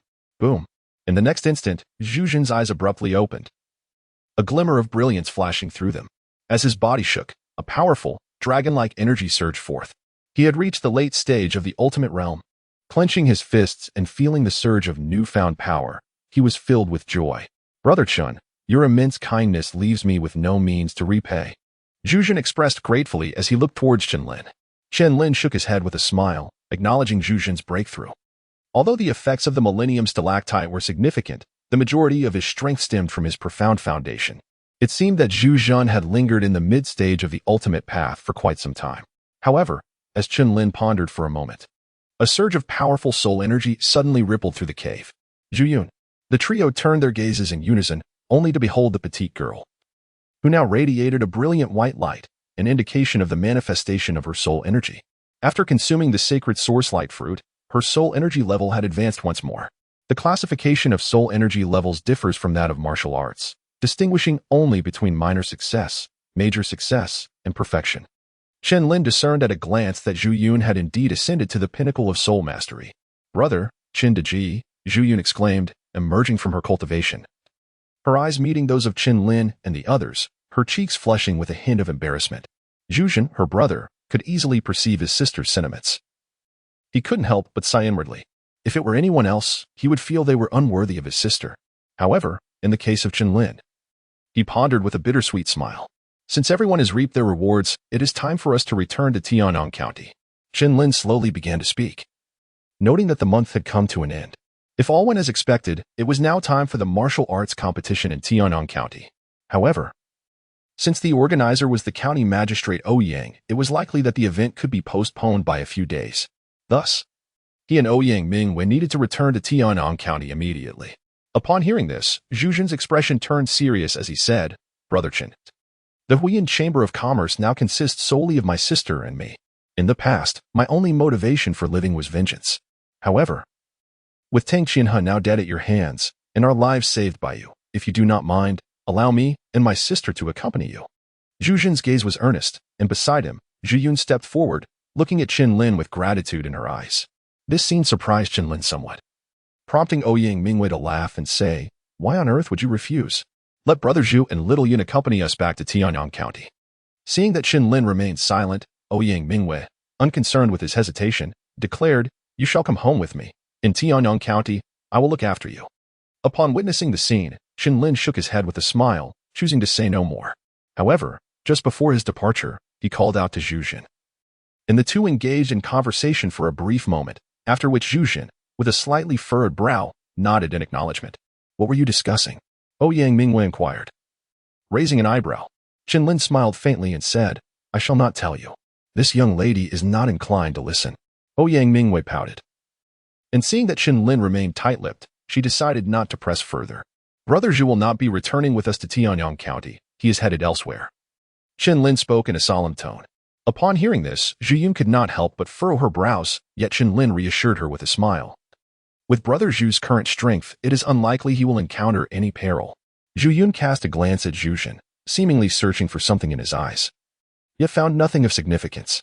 "This fellow is always so secretive. I truly wonder what schemes he harbors," Ouyang Mu remarked nonchalantly, then turned her gaze toward the distance. Suddenly, a resounding cry pierced the air, and a blue shadow streaked across the sky. It was the azure-maned griffin. The four stepped forth, their formidable essence swirling around them, transforming into a streak of azure light that vanished into the vast expanse. In the remote mountains of the great wilderness county, a massive encampment lay nestled among the trees. The martial artists that frequented this encampment were clad entirely in black, emanating a potent aura of power. The weakest among them being at the pinnacle of the opening Yuan realm. Prominently displayed above the grand entrance were three striking characters: Black Dragon Sect. However, within the Black Dragon Sect, an ominous and chilling atmosphere pervaded, sending shivers down the spines of all who entered. Deep within the sect, seated upon a dark, blood-red throne, was a gaunt middle-aged man with cold, piercing eyes. His identity was unmistakable. He was Yang Teng, the sect leader of the Black Dragon Sect. His cultivation had reached the third stage of the innate realm, nearing the threshold of the void transformation realm. It was precisely for this reason that the Black Dragon Sect held dominion over the great wilderness county, instilling fear in all. Yet today, the elders standing below wore tense expressions, their eyes betraying a hint of trepidation. Can anyone recount the recent events? Yang Teng's calm words resonated, yet they were laden with a chilling undertone of murderous intent. As the silence lingered, an elder in a gray robe slowly stepped forward. He was the second elder of the Black Dragon Sect, known as Xianing. Xianing looked at Yang Teng, his expression grave. "Sect leader, In recent days, the holy source light fruit has emerged in the ancient plains. The Grand Elder has taken over 100 disciples to pursue it. However, a youth named Chen Lin has appeared in the ancient plains. He is the one who killed the young master, the infamous demon sword master. What is most alarming is that in the ancient plains, this boy single-handedly battled for opponents and slew them all. Yang Teng's expression remained indifferent as he inquired, "Which for?" Xianing, trembling, replied, "Tang Qianhe from the Tianfeng Merchant Association, the sword master Panyu," and Yang Teng furrowed his brow, a hint of confusion flickering in his eyes. Upon the mention of Yuan Kuang from the Qingyan ranking and the Grand Elder Xianing, the latter collapsed to the ground in submission. The remaining elders of the Black Dragon sect, though astonished by the first two names, found them somewhat acceptable. However, the last two names plunged them into a chilling abyss. Boom! A torrent of murderous intent erupted violently, enveloping the surroundings and causing everyone present to tremble in fear, paralyzed by dread. What a formidable sword master! What a formidable Chen Lin! Having slain my Fenger and persistently opposing the Black Dragon sect, I vow to eliminate this child. Yang Teng's cold gaze brimmed with murderous intent as he bellowed fiercely, "You shall investigate this child's background immediately." Yang Teng's eyes glinted with frost as he spoke. At his command, Xianing hastily produced information regarding Chen Lin and presented it to Yang Teng. After a while, Yang Teng finished reading and a chilling smile crept across his face. "So, the old fool Ouyang Mu stands behind him," he mused. "Yet even so, this child is destined for a dead end." As he uttered these words, his eyes shimmered with a bloodthirsty malice, icy to the core. Chapter 64. The Martial Arts Tournament. Tianyang County. The usually tranquil governor's residence appeared unusually vibrant today, with martial artists congregating towards the governor's estate. Each warrior bore a curious and scrutinizing gaze, as if a significant discussion was unfolding within the confines of the residence. It was rumored that the scheduled martial arts tournament had been postponed by 3 days, leaving many to wonder about the governor's intentions. The members of the Butcher Alliance and the Jiang Palace had been unable to contain their anticipation since 3 days ago, and today marks the 3rd day. These two major sects had arrived at the governor's estate early in the morning. Should the governor fail to hold the tournament as promised, it would likely lead to discontent among the gathered martial artists. The last performance of Tianyang County during the Qingyan hunt was already less than commendable. If this time the quota were not awarded to the strongest among the younger generation, we would once again emerge empty-handed from the Qingyan hunt. As the sun blazed overhead, the number of martial artists gathered at the governor's residence continued to swell, seemingly certain that the tournament would indeed commence today. Inside the residence, however, the atmosphere was quite different. Governor Ouyang Mu sat firmly at the main hall, with Hai Lao standing behind him, his eyes scrutinizing 3 figures in the distance. These 3 individuals were none other than Hua Xiu, the leader of the Jiaoyang Palace, Su Hong, the leader of the Butcher Alliance, and Teng Kai, the leader of the Tianjiao sect. After what seemed like a prolonged wait, Teng Kai's gaze flickered as he turned to Ouyang Mu at the head of the table. Smilingly inquired, "Governor, 3 days ago, we agreed that today would mark the commencement of the martial arts tournament. Now that 3 days have passed, I wonder if the tournament you mentioned will still be held?" Upon hearing this, Ouyang Mu's brows knitted together as he slowly replied, "The martial arts tournament concerning the last quota for the Qingyan hunt in our Tianyang County shall indeed be held. As the sun has already passed its zenith today, I find myself pondering the exact deadline for this martial arts tournament." The master of Jiaoyang Palace, Hua Xiu, let out a cold laugh and posed the question. Upon the utterance of his words, the atmosphere in the main hall immediately grew tense. The governor certainly has his own intentions. At that moment, the elder Hai suddenly spoke, his cold gaze sweeping towards Hua Xiu. If we continue to procrastinate, I fear that by the time the Qingyan hunt commences, our Tianyang County will still be undecided on the candidates to participate." Hua Xiu replied with a cold smirk, a glimmer of frost flashing in his eyes. "What Brother Hua says holds merit.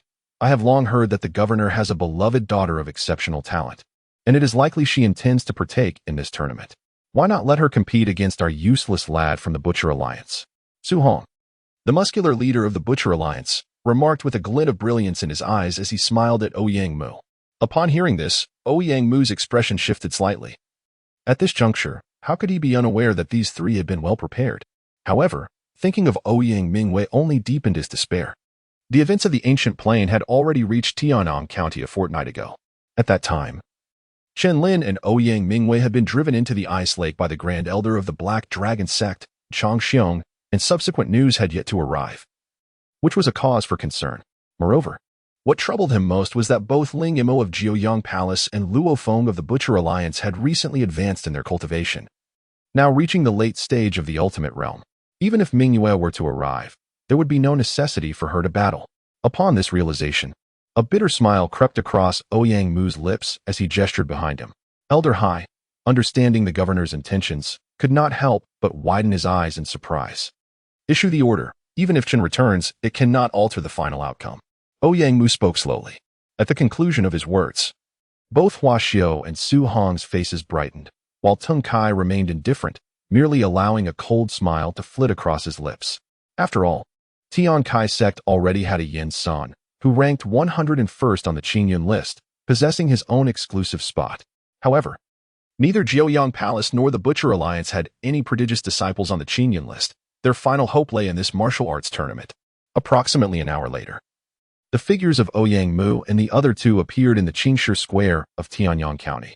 Surrounding the square was a throng of people, some there to participate in the tournament, while others had come merely to revel in the excitement. After all, the Qingyun hunt restricts participants to those under the age of 25, a true arena for youthful prodigies. Seeing this scene, Ouyang Mu rose from his seat, his authoritative gaze surveying the crowd as he proclaimed, "Today marks the martial arts tournament of Tianyang County. The rules for this tournament are quite straightforward, consisting of elimination battles and arena duels. The elimination battle has been divided into 32 arenas. When you registered earlier, the number on your token assigned you to a specific arena. According to your corresponding numbers, you shall enter the designated battlegrounds to determine the final 32 participants, who will then engage in one-on-one duels until the ultimate victor is revealed. The reward for this martial arts tournament is a coveted opportunity to partake in the Qingyun hunt, bestowed by the county lord. I trust you are all well aware of the significance of the Qingyun hunt. It is a realm where the true prodigies of the Qing and Empire showcase their talents.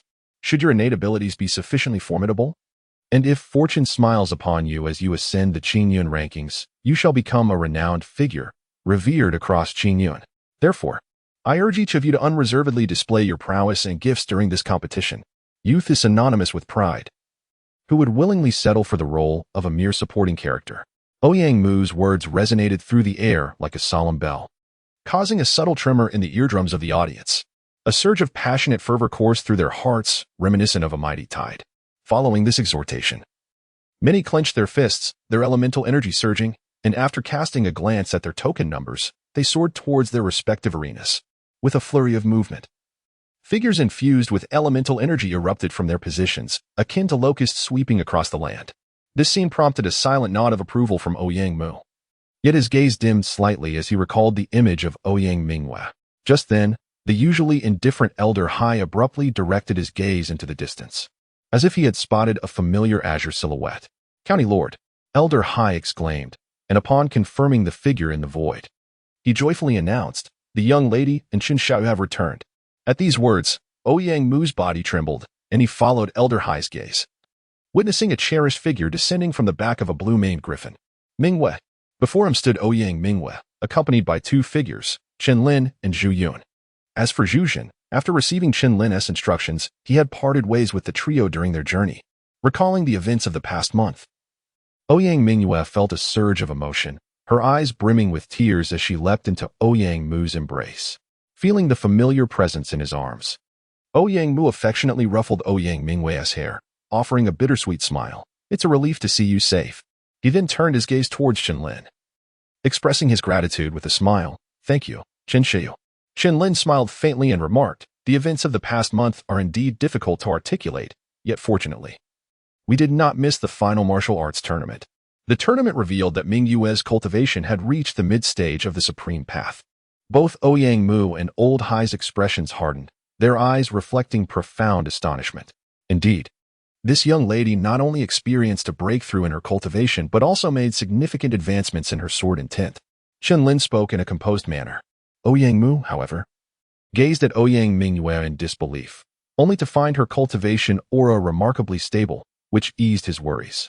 At the same time, he grappled with confusion. After all, it was astounding that one could ascend from the semi-supreme realm to the late supreme realm within merely a month.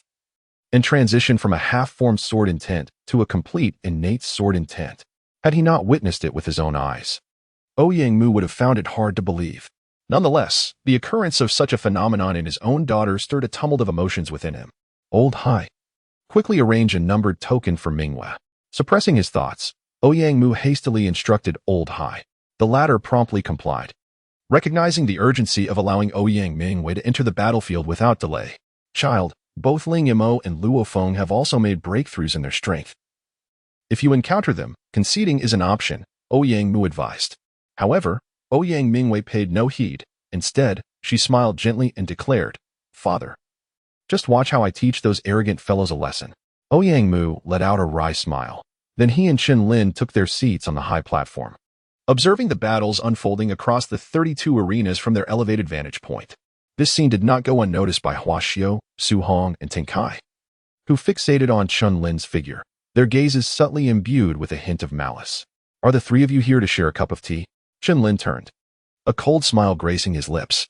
Chapter 65. Past revisited. Chen Lin cast a disdainful glance towards the trio, his eyes devoid of warmth. You wretched creature. You have slain Yang Feng from our sect and seized the demon's sword. What audacity you possess. Hua Xiao's cold gaze swept over Chen Lin, his words laced with a piercing frost, a palpable intent to kill emanating from him. Beside him, Su Hong spoke in a chilling tone. By taking the life of Song Meng from our alliance of the Butcher's Blade, do you not hold us in contempt? Chen Lin smiled, a hint of mockery in his tone. Your disciples covet the demon's sword in my hand. If they perish due to their lack of strength, you can only blame your inadequate teaching as their master. You wretched scoundrel, your nature is cruel and your methods ruthless. Were it not for the presence of County Governor Ouyang, this sect leader would undoubtedly have your limbs severed and displayed before the gates of my Tian Kue sect. At that moment, Teng Kue, the sect leader of Tian Kue, cast a cold gaze upon Chen Lin, his icy words laden with a fierce murderous intent, utterly unmasked. He certainly remembered that Lu Bai had met his demise at Chen Lin's hands.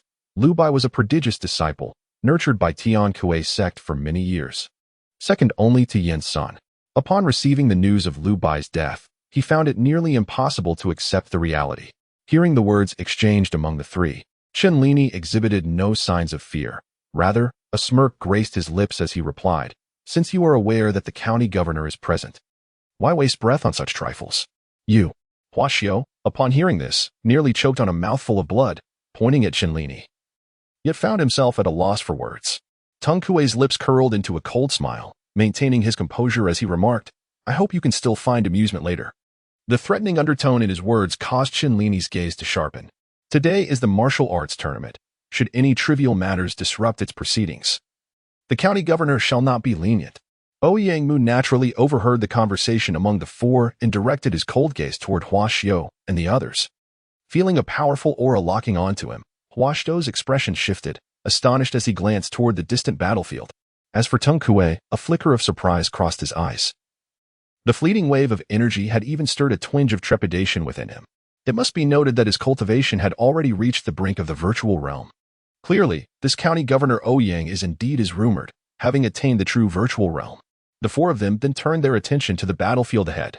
Once the tournament commenced, over 10,000 warriors began to clash, soon enveloped by a pungent scent of blood. Boom! The cries of battle echoed like thunder, and the chilling screams resonated incessantly as vast pools of blood quickly stained the bluestone ground, a sight both shocking and gruesome. At that moment, Ouyang Mu and Chen Lin simultaneously caught sight of Ouyang Mingwei, who wielded her long sword with grace. Amidst the swirling sword chi, several opponents fell beneath her blade. Observing this scene, a look of satisfaction appeared on Ouyang Mu's face. Evidently, Ouyang Mingwei's strength had experienced tremendous growth over the past month. Yet, amidst his astonishment, he could not help but glance toward Chen Lin. The last time he had heard news of the two, they were being pursued by the elder of the Black Dragon cult to the depths of the Ice Lake. What on earth had transpired in the past half-month that had led to such a remarkable transformation in their abilities? Chen Lin smiled gently and remarked, Ouyang Juanshou, if we include Miss Mingwei, there should be 4 individuals remaining until the end. Ouyang Mu raised an eyebrow, following Chen Lin's gaze, and said, The figure wielding a sword on the 7th platform has comprehended the true innate sword intent, possessing profound cultivation that has reached the late stage of the ultimate path.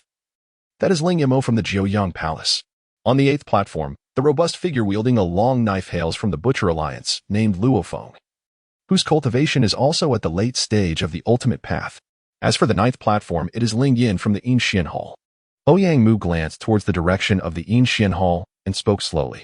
After all, in his memory, Ling Yin was not the most outstanding talent among the younger generation of Yinshan Hall. However, at present, Ling Yin had also reached the late stage of the ultimate path, evidently having encountered some fortuitous opportunity. Upon hearing this last name, Chen Lin directed his gaze accordingly and indeed spotted Ling Yin on the 9th platform.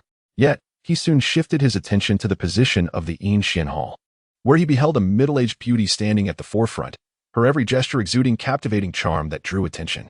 However, Chen Lin sensed an overwhelming wave of primordial force emanating from her, clearly identifying her as the hall master of the Yinshan Hall. Behind this middle-aged beauty stood a figure as cold as snow, untouched by the mundane world, none other than Nangong Shui. Chen Lin withdrew his gaze, reflecting on the last encounter with the Lei Yuan crystal, and a faint smile graced his lips. At that very moment, the elegant middle-aged woman leading the group slowly directed her captivating eyes towards Nangong Shui behind her. "Shui, is that the demon sword master your senior sister often speaks of?" She pondered.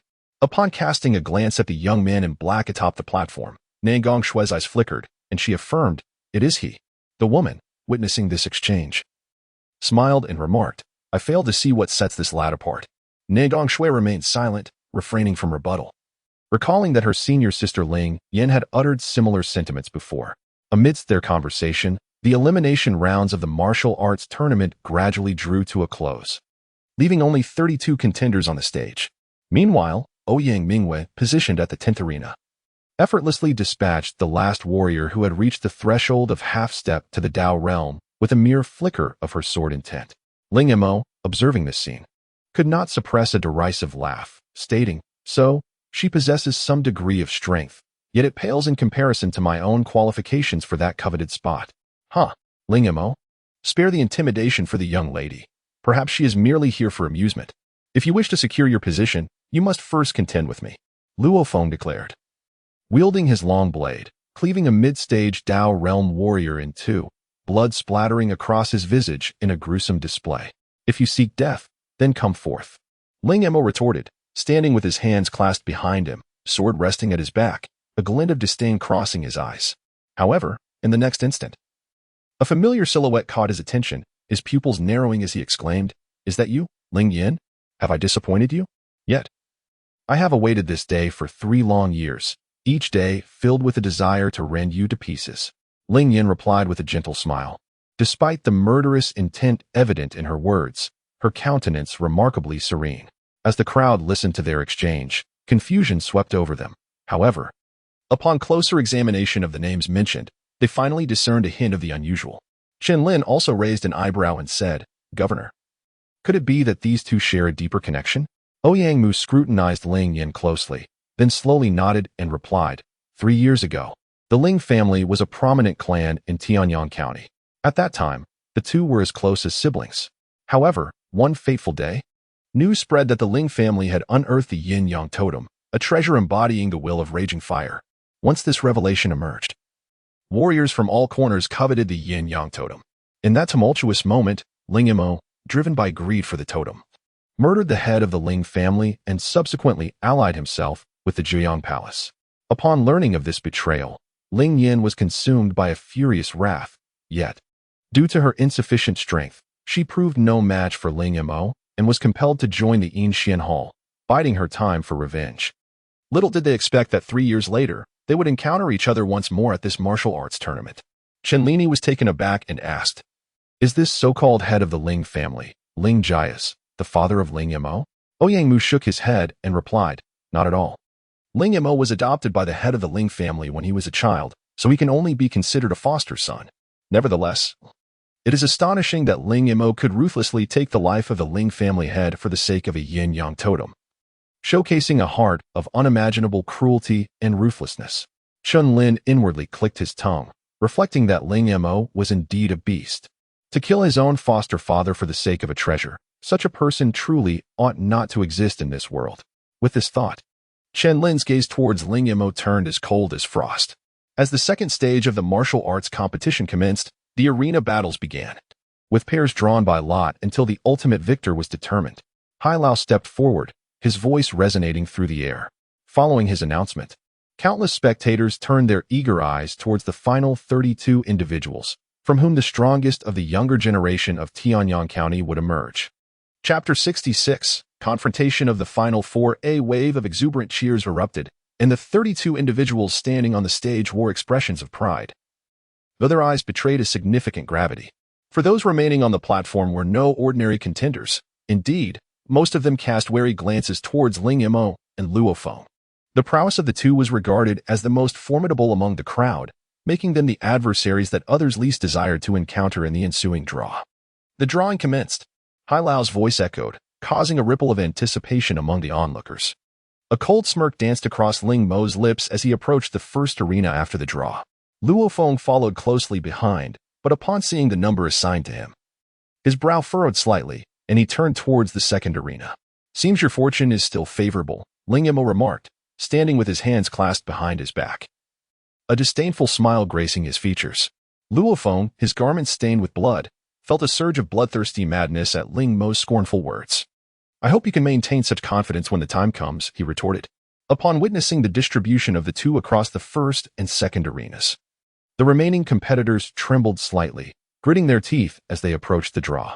On the elevated platform, Ouyang Mu observed the scene with quiet concern, hoping that the young girl Mingwei would not encounter either of these two formidable opponents too soon.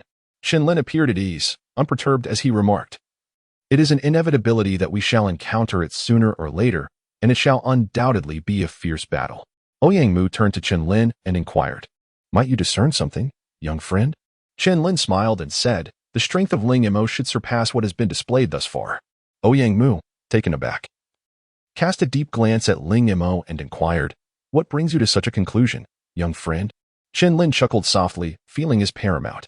Beside him, Hai Lao's lips twitched slightly as he inquired, "Then, if Ling Mo were to face the young lady, who would emerge victorious?"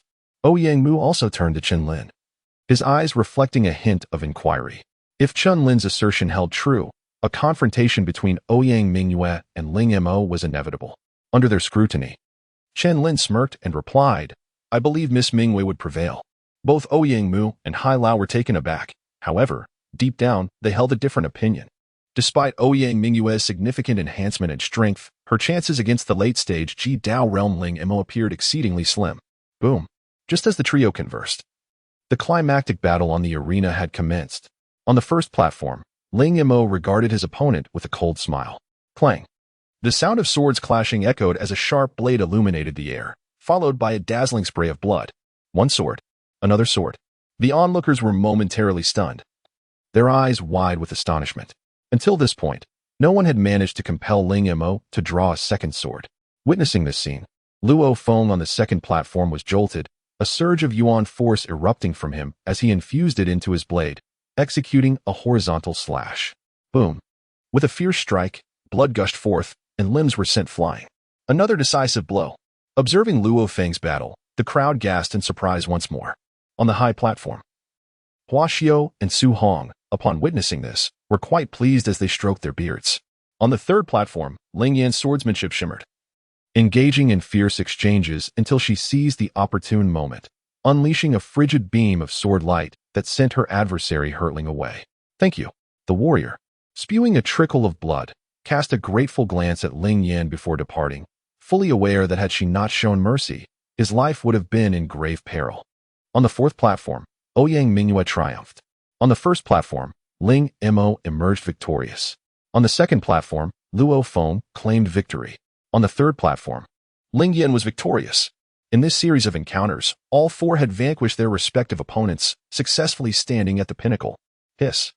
The onlookers gazed at the four remaining champions on the platform, their eyes filled with astonishment and fervor. After all, the ultimate victor would undoubtedly arise from among these four. "Let the draw commence," Hai Lao remarked, turning his attention to Ouyang Mingyue. Moments later, the final matchups were decided. Ling Mo would face Ling Yan, while Luo Feng would contend against Ouyang Mingyue. Observing the results of the draw, Ouyang Mu inhaled deeply, his gaze complex as it lingered on the arena. Chen Lin was momentarily taken aback, as he had never anticipated that the one battling against Ling Mo would be Ling Yan. In the direction of the Yinshin Palace, a middle-aged beauty fixed her gaze upon the figure on the stage, a flicker of concern evident in her eyes. Nangong Shui's cold gaze was also firmly locked onto the graceful silhouette on the platform, her delicate hands clenched tightly. Clearly, this impending duel stirred deep unrest within her heart. Boom. On the arena, Ling Mo stared at the figure opposite him, a cold smile curling his lips. I never expected you to appear at this martial arts tournament. It seems you are determined to court death. Ling Mo, you seized the yin-yang totem and murdered my father. I have long harbored an irreconcilable enmity towards you. Today, I shall slay you to avenge my father. Ling Yan's beautiful eyes glimmered with frost, her murderous intent palpable. Haha, that old fool has been wary of me since childhood. Had it not been for my formidable martial talent, would he have taken me in? Ling Mo sneered, his voice rising sharply. You have resided in my Ling family for 18 years.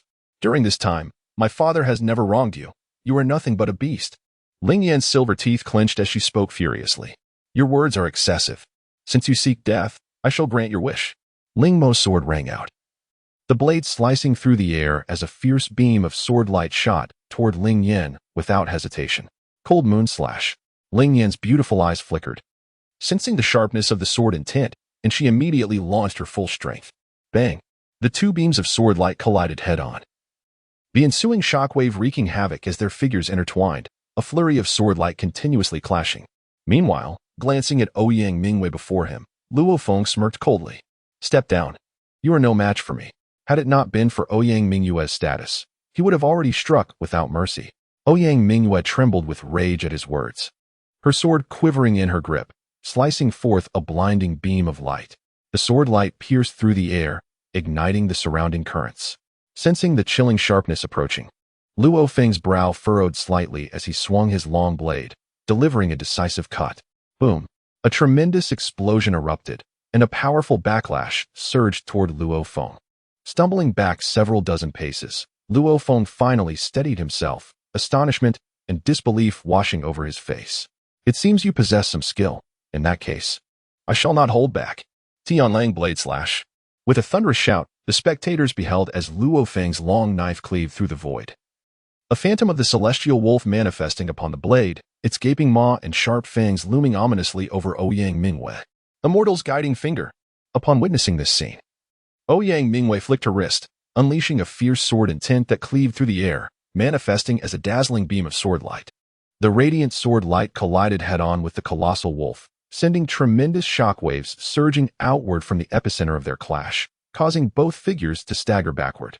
However, after regaining his balance, Luo Feng's right hand trembled slightly, and a sense of horror surged within him. Despite his cultivation at the late stage of the Dao realm, he found himself unable to subdue a woman at the mid-stage of the Dao realm. With a thunderous roar, the celestial wolf unleashed its fury. A piercing howl reverberated through the void as Luo Feng raised his long blade, stepping into the air like a celestial wolf howling at the moon, and slashed forward. The chilling momentum of his blade surged like a torrent in a frigid tide. Under such circumstances, Ouyang Mu's beautiful eyes narrowed, and a wave of sword intent erupted forth like a surging tide. Buzz! Is this the complete innate sword intent? A change flickered in the crowd, with someone exclaiming in astonishment. Upon sensing the sharpness of this sword intent, Luo Feng's expression shifted dramatically. In the next moment, the sweeping sword light shattered his celestial wolf, reducing it to mere illusion. As the celestial wolf dissipated into nothingness, the sword light continued its furious descent toward Luo Feng. In a split second, he activated his inner power, conjuring a layer of pale yellow armor around his body. Golden armor of yellow sand. Luo Feng howled in a fierce rage, yet he still underestimated the might of innate sword intent. Crack! The sword light collided violently against the armor, swiftly producing a fissure, through which the sword energy continued to tear apart until it was utterly fragmented. This is impossible. Luo Feng's unwilling voice echoed as his body was sent flying, crimson blood spilling forth. How dare you act so arrogantly before me? You truly know not your place. Ouyang Mu remarked disdainfully, her tone cool and indifferent. Upon hearing her words, the proud Luo Feng spat a mouthful of blood and fainted. As for what followed, Ouyang Mu cast a heavy gaze toward the first arena nearby. The two figures there continued their fierce exchange, each strike laced with lethal intent. Chapter 67. The Will of Flames. Witnessing this spectacle, Su Hong on the high platform, who had initially worn a joyful expression, now bore a countenance as dark as water. Ouyang Mu let out a long sigh, casting a grateful glance at Chen Lin beside him, for Ouyang Mingyue's victory was undoubtedly due in part to Chen Lin's efforts. After all, prior to her departure, Ouyang Mingyue's sword intent had barely reached the threshold of half-step sword intent. Chen Lin's expression was impassive, as if he had anticipated Ouyang Mingyue's victory all along. Boom. Before the crowd could fully process the shock, the battle on Platform 1 gradually settled into stillness. Buzz. A similar brilliance unfolded, causing the spectators to gasp in astonishment. Ling Mo had actually comprehended the complete innate sword intent, having already reached a stage of minor accomplishment. Simultaneously, Chen Lin furrowed his brow, realizing that Ling Yin was on the verge of defeat. Following the release of this sword intent, in less than half a moment, a graceful figure was sent flying from the platform, blood spewing from her mouth, her aura diminished to the utmost. Sister Ling, Ne Gongshui shuddered, witnessing Ling Yin, who was barely clinging to life, covered in bloodstains. A surge of murderous intent directed at Ling Mo emerged. Ling Mo sneered coldly, saying, "You're still alive. Your life is quite tenacious." His previous strike had been merciless, yet he had not anticipated that it would leave the opponent with even a sliver of breath. However, that opportunity had now vanished. After all, the master and disciples of the Inxian Hall were present. He could no longer strike again. Nonetheless, he cast his gaze toward Ouyang Mingyue, smiling. "That waste, Luofeng, has indeed lost, foolishly thinking he could contend with me. However, you remain no match for me." Upon hearing Ling Mo's somewhat arrogant words, countless individuals in attendance wore expressions of resigned acceptance. After all, the manner in which he had just defeated Ling Yin was truly staggering. On the high platform, Ouyang Mu and Old Hai exchanged solemn glances as they observed the two figures on stage. Old Hai, with a hint of helplessness, suggested, "Master, perhaps we should let the young lady concede?" Ouyang Mu inhaled deeply, his face reflecting a struggle. Just as he was about to speak, Chen Lin smiled slightly and remarked, "Lord, Miss Mingyue may not necessarily lose. Young friend, Ling Mo not only possesses a higher cultivation than Miss Mingyue, but his innate sword intent has also reached minor accomplishment. I genuinely see no hope for her victory." Ouyang Mu sighed. Deep down, he, of course, did not wish for Ouyang Mingyue to concede. Yet Ling Mo's temperament and tactics were exceedingly ruthless. Allowing Ouyang Mingyue to remain on the platform, while not life-threatening, would likely result in severe injuries. A consequence he wished to avoid. "Young friend, are you concerned that the coveted spot for the Qingyun hunt might ultimately fall into Ling Mo's hands, hence insisting on having the young lady take the stage?" At this moment, Old Hai's gaze flickered, a glint of insight directed at Chen Lin. Upon hearing this, before Chen Lin could respond, Ouyang Mu coldly interjected, "Though I am unaware of the final circumstances of the ancient plains, I am well aware that without you, young friend Chen, Miss Mingyue would likely not return safely to Tianyang County." Upon discerning the sudden chill in Ouyang Mu's words, Old Hai's body trembled. Realizing the gravity of the situation, he turned to Chen Lin with an apologetic demeanor. "Young friend Chen, I misspoke." Chen Lin shook his head with a smile and said, "I can certainly understand Old Hai's concerns for Miss Mingyue. However, since I have expressed my belief that she can prevail, it is a testament to my confidence in her abilities. Moreover, at this juncture, even if you wished for that girl to concede, I fear she would be reluctant to do so." Chen Lin slowly began to speak, lifting the tea from the table and savoring it with an air of tranquility. For him, this was the first time sitting beneath the arena to watch others battle, and this sensation was indeed quite extraordinary. Boom. On the first arena, Ling Mo took a step forward, emanating an immensely robust wave of elemental energy from his entire being. Late stage of the Tao realm. "Humph. Today I shall teach you a lesson, you ungrateful wretch." Ouyang Mingyue glanced in Ling Yan's direction before returning her gaze, coldly fixing it upon Ling Mo simultaneously. A rare, frigid killing intent surged from within her. Buzz. Crimson flame sword slash. A chilling shout reverberated through the air as Ling Mo's cold eyes shifted, his hands lightly flicking in the void, unleashing a surge of scarlet elemental energy. At the same moment, a crimson elemental energy blade sliced through the air from his longsword, enveloping Ouyang Mingyue. Celestial guidance. The sword intent unfurled. Although it was merely the initial stage of innate sword intent, it still astonished the onlookers. In the next instant, beneath Ouyang Mingyue's longsword, a chilling sword light erupted, radiating brilliance, colliding head-on with the crimson sword light. Boom. At the moment of contact, a violent clash rippled forth, creating a shockwave that surged within a Tinjong radius. The two sword lights shattered simultaneously, transforming into countless specks of light that dispersed into the air. After blocking Ling Mo's strike, Ouyang Mingwei found herself unable to prevent a retreat of several zhang, her complexion paling slightly. This fellow possesses formidable strength. As these thoughts crossed her mind, Ouyang Mingyue's brow furrowed, and she resolved to unleash all her elemental energy without reservation, raising her long sword and charging towards Ling Mo. How audacious to come forward to meet death. If I do not teach you a lesson, do you truly believe I, Ling Mo, am made of clay? Ling Mo let out a sinister laugh, as the crimson elemental glow erupted once more, surging forth like a tide towards Ouyang Mingwei. Bang! Boom! Under the watchful eyes of countless spectators, the two engaged in combat for no less than 50 exchanges in a brief span. Throughout these 50 exchanges, Ling Mo's swordplay relentlessly targeted vital points. Yet, to everyone's astonishment, Ouyang Mingwei managed to neutralize Ling Mo's assaults time and again, despite being at a disadvantage in cultivation. Upon witnessing this scene from the high platform, Ouyang Mu's expression momentarily froze. With his keen eye, he could discern that Ouyang Mingyue's achievement required substantial practical experience as its foundation. However, in the past, she had rarely engaged in combat within the county lord's estate, let alone contend with Ling Mo's fierce swordplay. Pausing briefly, Ouyang Mu couldn't help but glance at Chen Lin beside him, his face twitching. He saw that the originally tea-sipping Chen Lin had now closed his eyes, leisurely propping up his leg, seemingly asleep.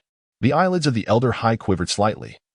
Yet recalling the earlier words, he refrained from further comments, casting his anxious gaze towards the two figures on the arena. Meanwhile, on the other side, the master of Jiuyang Palace, Hua Xiao, could not help but reveal a cold smirk upon witnessing the confrontation between the two silhouettes on stage. This final quota for the Qingyan hunt undoubtedly belongs to my Jiuyang Palace. Hua Xiao murmured with a chilling smile, his eyes brimming with utmost confidence. However, beside him, Ten Kai merely fixed his cold gaze on the distant figure of the young man, and unbeknownst to him, a presence, icy and clad in blood-red garments, emerged behind him.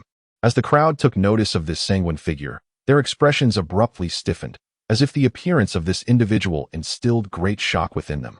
Boom. Having played with you for so long, it is time to conclude. Ling Mo executed a sword strike, a blood-red blade shadow enveloping and rushing towards Ouyang Mingwei. Humph. I am not afraid of you. Ouyang Mingwei brandished her sharp sword, sending forth a brilliant beam of sword light to clash violently with the crimson blade shadow. Boom. A tremendous wave of force erupted, a visible surge of elemental energy cascading forth. Witnessing this, the onlookers exchanged glances, their expressions shifting. At this moment, the way the crowd regarded Ouyang Mingwei gradually grew heavy. In this brief quarter of an hour, the exchange between the two contenders had surpassed 100 moves. Despite Ling Mo maintaining the upper hand, it was only marginally so.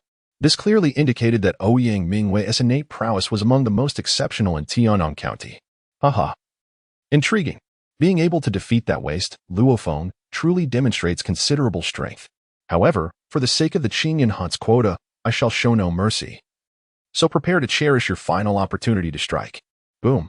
As Ling Mo's mocking words resonated, a wave of scorching elemental energy surged forth from the void.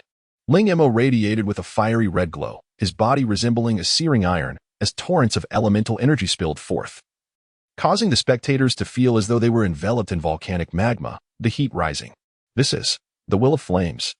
Ouyang Mu's eyes widened in astonishment, unable to suppress his exclamation.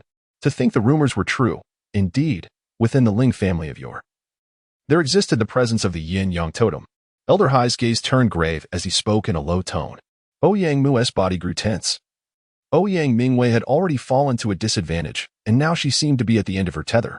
With Ling Mo revealing his fiery will, he intended to deliver a devastating blow to Ouyang Mingwei, decisively concluding this battle. Ouyang Mu tightly clasped his hands, and on his usually tranquil face, an overwhelming concern surged forth. In the distance, Hua Xiao's lips curled into a sinister smile, his expression radiating unparalleled satisfaction. He was naturally aware of Ling Mo's comprehension of the will of fire, and it was precisely for this reason that he maintained such confidence. Long before this moment, he understood that the last spot for the Qingyan hunt was destined for his Jiuyang Palace alone. Chapter 68, A Glimmer of Dawn in the Shadow Palace. Ling Yin gradually awakened from her weakened state. However, upon glimpsing the crimson figure on the stage, A flicker of murderous intent crossed her gaze. "Sister, you have finally awakened," Nan Gongxue exclaimed with delight. The middle-aged beauty beside her sighed in relief at Ling Yan's awakening, saying, "Yin'er, Ling Mo's strength in Tianyang County is likely only surpassed by Yin's senator. You may seek revenge, but you must wait until your strength exceeds his. Otherwise, you will only embolden that beast." Ling Yin silently observed Ling Mo battling Ouyang Mu, her lips sealed, yet her eyes betrayed a tinge of unwillingness. Suddenly, as if recalling something, she scanned her surroundings. Upon spotting a cloaked figure with eyes slightly closed, a glimmer of astonishment flashed in her eyes. "Master, Ling Mo is about to lose," Ling Yin suddenly declared. Her words caused the disciples of the Shadow Palace, including Nan Gongxue, to exchange puzzled glances. The middle-aged beauty, however, could only manage a wry smile, believing Ling Yin was merely speaking out of her desire for vengeance. Boom! A fierce surge of scorching elemental power erupted. And before the onlookers, Ling Mo soared into the air, surrounded by a torrent of raging flames. His entire being was enveloped in that crimson elemental force, and the dark red energy coursed through his arms, sending an astonishing heatwave coursing towards the sword. Purple fire heavenly slash. A chilling shout reverberated through the void as Ling Mo grinned menacingly at Ouyang Mu, wielding his flaming sword to cleave downwards. A colossal red sword descended with a thunderous roar, as if it sought to rend the very heavens asunder. Witnessing such a terrifying scene, the spectators were momentarily stunned, a sense of impending doom washing over them. One could only imagine the immense pressure Ouyang Mu faced in confronting this strike. "Bright moon, my child," Ouyang Mu shouted in alarm, keenly aware of the power behind that fiery sword light, and he was about to urge Ouyang Mu to concede. However, at that very moment, Chen Lin, having awakened from his feigned slumber, interjected, "County Governor, trust in Miss Mingwei. After all, the Qingyan Hun is fraught with dangers far greater than this." Upon hearing this, Ouyang Mu's gaze hardened, yet he remained silent. Buzz! On the first arena, the crimson sword light surged forth, slicing through the air, as flames erupted in its wake, threatening to incinerate all in its path. 7th tier advanced martial arts. This young lady is determined to teach you a lesson. You wretched creature. The thought of yielding is utterly inconceivable. As the oppressive heat bears down, a defiant expression emerges on Ouyang Mu's delicate face. She embarks on her pursuit of intoxication, the second form of the Shaoan sword technique, after Ouyang Mu comprehends the essence of the sword, is unleashed for the very first time. A blade of light, subtle yet fierce, cleaves through the air, in the perceptions of those present. This beam of sword light is even more formidable than the dazzling display that preceded it. In an instant, two beams of sword light collide. Yet the latter's radiance offers no resistance against the might of the colossal purple flame sword. How infuriating! Ouyang Mu's countenance shifts in shock, though a flicker of indignation stirs within her heart. The Shaoan sword technique requires the fusion of the Aurora will to unleash its full potential. While she momentarily dawdles, the purple flame sword charges forth, striking her body with tremendous force. A spurt of blood escapes her lips, leaving her face as pale as frost. Yet her gaze remains untainted by fear. Still unwilling to concede? Ha! Ling Mo casts a cold glance at Ouyang Mu, his expression rife with disdain. Under the influence of his fiery will, all shall be reduced to ashes. Ouyang Mu abruptly rises, prepared to declare surrender, for this battle has become superfluous. Yet at that moment, Ouyang Mu seems to sense something, defiantly turning to her father and declaring, "Father, I have yet to be defeated." Chen Lin furrowed his brow, casting an exceptionally frigid gaze towards Ling Mo, radiating an unsettling chill. After her words echoed, Ouyang Mu drove her long sword into the surface, bracing herself to rise once more, confronting Ling Mo with renewed determination. This young lady has yet to be defeated. Her declaration resonated in the ears of the onlookers like the resounding toll of a great bell, stirring their hearts. At that moment, the crowd regarded the graceful figure in azure with a newfound respect. It appears I must utterly shatter your hopes. Ling Mo sneered coldly, reflecting on how, had it not been for Ouyang Mu's esteemed lineage, he would have already dispatched her. It seemed he was now being compelled to unleash his ruthless prowess. Purple fire heaven cleave. With a thunderous roar, flames enveloped Ling Mo, an oppressive heat immediately permeating the air. "Prepare to meet your demise." His indifferent voice rang out, as the blade of violet fire surged forth, even larger than before, spanning the heavens as it descended, as if to incinerate the very skies. Master Huaxiao, Ouyang Mu, positioned on the high platform, felt a chill run through him, his cold gaze immediately darting towards Huaxiao. For Ling Mo's strike was imbued with an unabashed and overwhelming intent to kill. Lord, in this arena of combat, life and death are fated. This is beyond my jurisdiction, Hua Xiao replied coolly, his eyes shadowed. At this juncture, they at the Nine-Yang Palace had effectively secured a chance to partake in the Qingyun hunt, and Hua Xiao harbored immense confidence in Ling Mo. Should he ascend the Qingyun ranking in the future, he would have no need to heed the whims of a mere county lord. As for Chen Lin, his internal energy surged, the tranquility from earlier evaporating, replaced by a grave demeanor. Yet beneath this weightiness lay a glimmer of unwavering trust. Zhu Yun, who had remained silent since Zhu Zhan's departure, sat beside Chen Lin, unable to utter a word, particularly in his presence. However, witnessing the scene unfold on the stage, her heart ached as she implored, Brother Chen, please assist Sister Mingyue. Chen Lin slowly shook his head, directing his gaze towards the arena. Zhu Yun, contemplative, followed Chen Lin's line of sight, and her pupils suddenly contracted. There stood Ouyang Mu, not only refusing to evade the colossal purple flame sword, but advancing with her own blade. The Aurora will. What, indeed, is the Aurora will? Ouyang Mu's eyes glinted with resolve as she dissected her understanding of the Aurora will. But in an instant, the purple flame sword, akin to a burning void, descended upon her with ferocity. Enveloped by the shadow of death, Ouyang Mu trembled, a bitter smile gracing her lips as she pondered. Am I to perish? In this moment of despair, she thought of Ouyang Mu, Hai Lao, Zhu Yun, and of course, the enigmatic youth in black who had etched himself deeply into her mind. As if struck by a realization, Ouyang Mu cast a reluctant glance towards the high platform above, where she beheld the boy's eyes shining with sword light, resembling the very essence of the aurora. Buzz! In that instant, Ouyang Mu's spirit jolted, her gaze returning to the purple flame sword. Everything around her seemed to dissolve into a pitch-black void, including the purple flame sword, which vanished from sight. Yet amidst the darkness, a glimmer of dawn suddenly pierced through.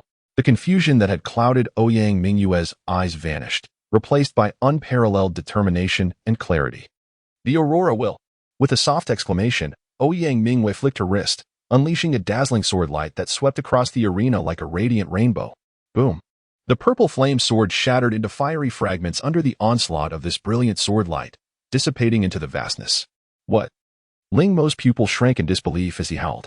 Yet the sword light surged forth with the swiftness of the aurora, rendering him utterly defenseless. Splatter! Blood rained down from the sky as Ling Mo's form was sent hurtling backwards like a severed kite, crashing heavily to the ground. Hiss!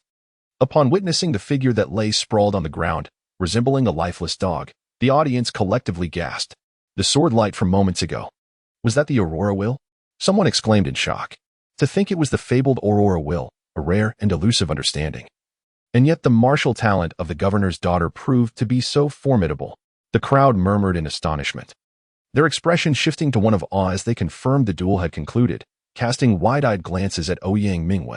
Meanwhile, Hua Xiao stood frozen, trembling, his face a mask of disbelief. How could Ling Mo possibly lose? After a moment, his gaze turned despondent, like ashes scattered in the wind. The moment Ling Mo fell to Ouyang Mu signified the complete failure of his prior schemes and strategies, and he had effectively sealed Ouyang Mu's fate. With a sudden spurt of blood, Hua Xiao's cultivation level plummeted by an entire realm. This scene caused Su Hong, who stood nearby, to raise an eyebrow. And upon closer inspection, one could discern a flicker of relief concealed beneath his brow. Fortunately, Luo Feng had lost swiftly. Otherwise, the greater the hope, the deeper the disappointment. Upon witnessing Ouyang Mu grasp the essence of the Aurora will amidst her dire circumstances, Ouyang Mu, who occupied the high platform, gradually relaxed his tightly clenched fingers, revealing the blood marks that had emerged. Little Mingyue, gazing at the graceful figure remaining on the arena, Ouyang Mu's eyes glistened with unshed tears, and his heart swelled with indescribable joy. Old Hai, what are you waiting for? Announce the final result. Ouyang Mu urged eagerly. Old Hai promptly complied. Stepping to the center of the arena, under the watchful gaze of countless admiring eyes, he proclaimed, in this Tianyang County Martial Arts Tournament, the first place is awarded to Ouyang Mu. Chapter 69. A direct confrontation with Yinsen's sister, Mingyue has won. Zhu Yun exclaimed with a face full of astonishment as she beheld the scene on the stage. Chen Lin smiled faintly and remarked, I have long predicted that this girl would surely triumph. His demeanor remained remarkably calm, which astonished both Ouyang Mu and the old man Hai. Following Hai's final announcement, An earth-shattering cheer erupted around the Qingstone Square. Ouyang Mingyue's victory was indeed well-deserved, relishing the admiration of the crowd. Ouyang Mingyue merely smiled before approaching the disheveled figure below the stage. Cough. Crashing to the ground, Ling Yemo spat out a mouthful of fresh blood. His gaze frantically fixed on Ouyang Mingyue. This is impossible. I have comprehended the will of the blazing fire. How could I be defeated? How could this be? Ling Yemo roared in frustration, his eyes bloodshot. Just moments ago, I have grasped the will of the aurora. You have fallen at my hands. What is there to dispute? Ouyang Mingyue replied coolly, her eyes shimmering with a brilliant sword light, advancing step by step, as a chilling aura of death enveloped him. Ling Yemo trembled in terror. You intend to kill me? Indeed, Ling Yemo, your heart is cruel and devoid of humanity. Yet I do not intend to take your life, Ouyang Mingyue said, her expression icy as she regarded him. Upon hearing this, Ling Yemo breathed a sigh of relief, planning to turn and flee once Ouyang Mingyue departed. But, at that moment, a cold silhouette wielding a longsword suddenly appeared before him. A palpable killing intent erupting like a torrent. It's you, Ling Yan. Ling Yemo stammered, his body shuddering as he gritted his teeth. Thud. In the next instant, Ling Yemo fell to his knees, pleading, Sister Ling Yan, spare me. Everything I did was forced upon me by that old dog Hua Xiao. The crowd exchanged strange glances at Hua Xiao, who, at that moment, had suffered a setback, his face flushed as he spat out another mouthful of blood. This beast. Hua Xiao cursed in resentment before losing consciousness entirely. Meanwhile, Ling Yan remained unmoved. Ling Mo's eyes flickered as he continued, Sister Ling Yan. I have never forgotten the kindness of my adoptive father. Everything I did before was not of my own volition. I was coerced. His expression was pained, his tone filled with deep reluctance. Yet beneath the surface lay a chilling intent to kill. Ling Yan felt a pang of melancholy. The words Ling Yemo spoke were unfamiliar to her. Yet, in her moment of hesitation, Ling Yemo seized the opportunity, channeling his strength to slash towards Ling Yan's throat with a sword. Foolish woman, perish. Ling Yemo bellowed, his expression twisted in rage. Sister Ling, Nan Gongxue and Ouyang Mingyue gasped in unison, but it was already too late. Clang. Thud. In a moment of peril, before the eyes of the onlookers, a purple sword light streaked through the air, trailing a magnificent bloom of crimson, enhancing its bewitching allure. Ling Yan's body trembled as she beheld the long sword, poised perilously close to her throat, gradually coming to a halt. Turning her gaze back to Ling Yemo, she discovered that his eyes had lost all luster, and he fell straight to the ground. Chen Lin. Ling Yan's attention was drawn to the violet sword light, prompting her to glance up at Chen Lin on the high platform, where he wore a smile, nodding gently. Ouyang Mingyue also exhaled in relief, remarking, fortunately, that fellow is here. Ouyang Mu chuckled, saying, Mingyue, you have earned the first prize, the Qingyun token. In the next moment, Ouyang Mu strolled towards the group, producing a radiant token shimmering with azure light, signifying participation in the Qingyun hunt, the Qingyun token. Upon receiving the token, Ouyang Mingyue's expression turned intricate. After a moment of silence, she directed her sparkling gaze towards Chen Lin, who stood at the back of the crowd. This is what you deserve, Ouyang Mingyue declared, extending the Qingyun token to Chen Lin. Upon encountering the azure token, Chen Lin was momentarily taken aback, yet he soon accepted it. You intend to depart after acquiring this Qingyun token, do you? Ouyang Mingyue gazed at Chen Lin's visage, her eyes reflecting a myriad of unspoken emotions. Chen Lin nodded slowly. And if his intuition served him correctly, Zhu Jun would soon return. Just as the crowd was about to disperse, a figure draped in crimson emerged from the throng. Positioning itself before the assembly, its cold gaze sweeping across the gathered individuals. Upon seeing this person, Ouyang Mu's brow furrowed slightly. Before he could utter a word, someone in the crowd exclaimed, he is Yinsen. A hush fell over the crowd as the name Yinsen resonated, drawing every gaze towards the blood-clad figure. The prodigy ranked 101st on the Qingyun list. A cacophony of astonished exclamations filled the air, and under the astonished stares of the onlookers, Tung Kai also began to step forward. Governor, the martial arts tournament has concluded. I believe Chen Lin is no longer the renowned sword master of your governor's estate. Is he? Tung Kai's eyes glinted with murderous intent as he fixed his gaze upon Chen Lin. In the distance, Su Hong grinned menacingly and remarked, Governor, this young man has slain a talented disciple of my Butcher's Alliance. How shall we resolve this matter? Ouyang Mu stepped forward, declaring, Young Chen is still under my protection at the governor's estate. If you two wish to make a move, then do so at your own peril. A formidable force, akin to a blazing sun, emanated from Ouyang Mu's being, causing both Su Hong and Tung Kai to falter momentarily. Transforming into the void, the two exchanged glances, their expressions grave. However, Tung Kai suddenly chuckled, saying, "Governor, do not be enraged. We would never rely on our status to oppress the younger generation. Today, we simply wish for my unworthy disciple to spar with this extraordinary sword master. Surely, the governor would not object to such a request?" "Tung Kai, you."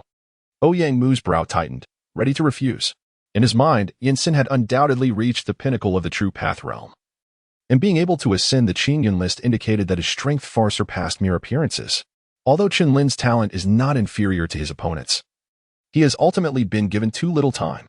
Just as Ouyang Mu was about to voice a refusal, Chen Lin stepped forward, gazing at Tung Kai and his companion, and said, "A friendly spar is certainly welcome, but I propose we raise the stakes." Tung Kai was taken aback and asked, "What stakes do you wish to add?" Chen Lin smiled faintly and said, "I wager this azure cloud token in my hand." As his words fell, the crowd present shuddered in unison, and Ouyang Mu hastily exclaimed, "Young friend, that Yin-Sin possesses the pinnacle of the Dao realm." "I am aware," Chen Lin replied nonchalantly. "And he is also a remarkable talent ranked 101 on the Azure Cloud list, with formidable strength." Ouyang Mu found himself momentarily at a loss for words. While Ouyang Mingyue chimed in, "Father, I believe this fellow can win." Upon hearing this, Ouyang Mu's face twitched slightly. Those words seemed strangely familiar. Just as he was lost in thought, Yin-Sun let out a sinister chuckle.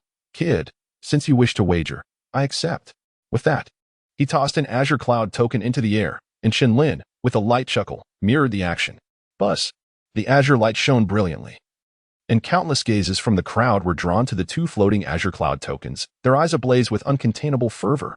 Yet, they understood well that even if the Azure Cloud tokens were within reach, they were not theirs to claim. Haha, this little brat actually dares to accept the wager. It seems the heavens favor my shadow puppet sect. Tung Kai laughed triumphantly.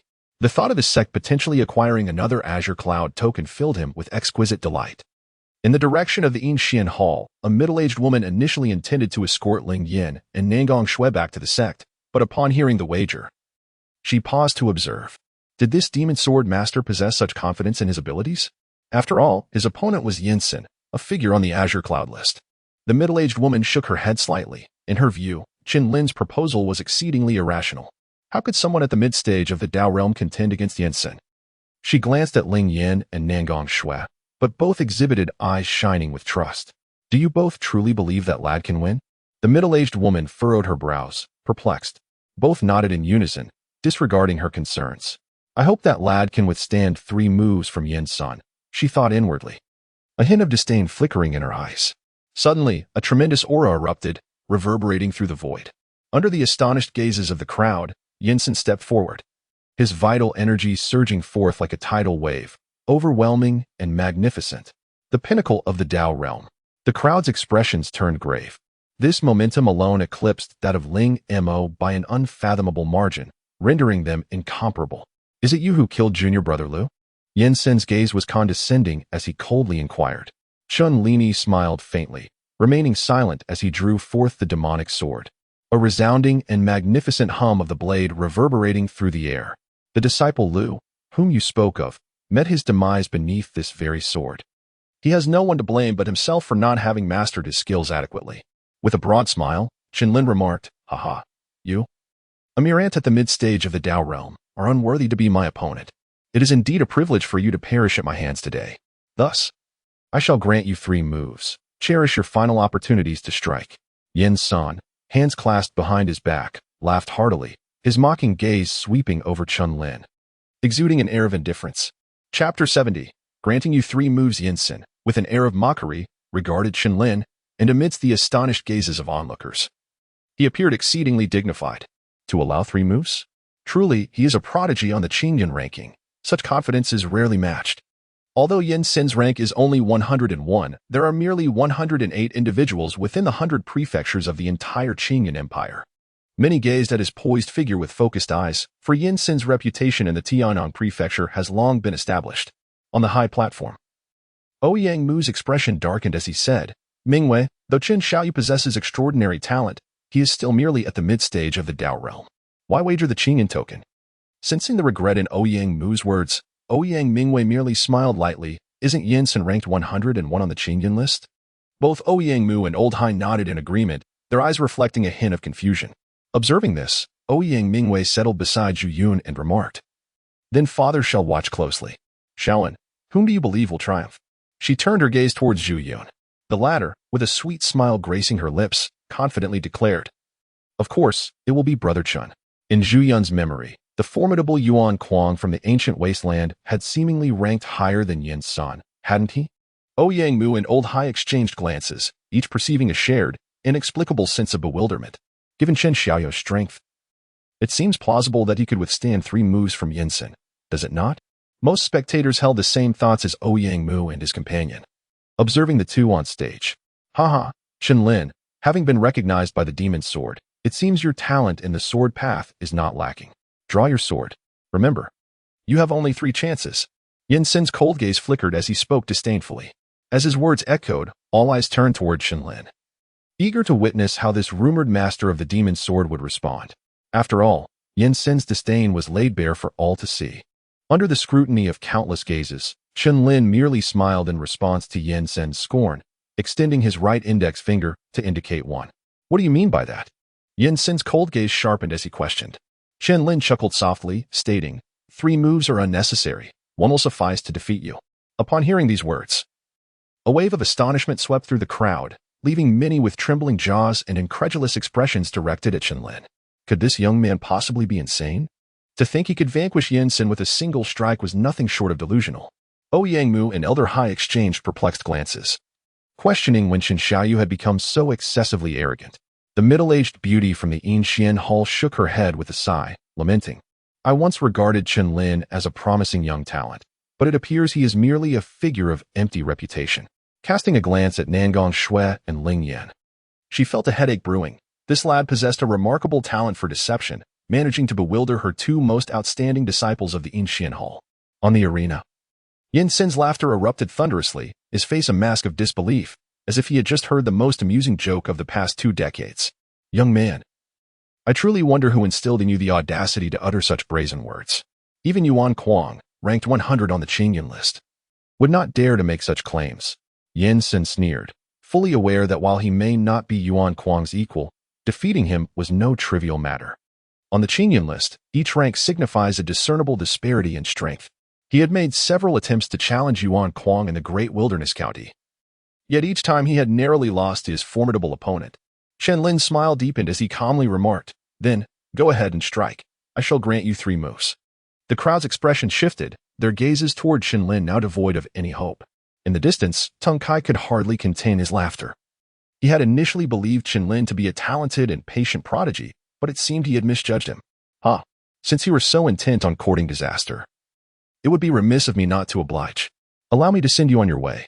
Yin-sen's voice turned cold as he laughed, his body trembling with energy as a surge of crimson power erupted forth like a grand rainbow. Demon-slaying Bloodhand Seal. With a chilling shout, the terrifying force of a peak Dao realm practitioner bore down on Chen Lin as a colossal blood-red hand emerged, radiating an aura of lethal intent. Yin-sen's strike was one that most peak Dao realm experts would struggle to withstand, instilling fear in the hearts of onlookers. The blood hand rushed forth, creating a sonic boom that resonated through the air, yet amidst the astonished gazes, Chen Lin remained unfazed. Is this lad truly paralyzed by fear? Some scoffed.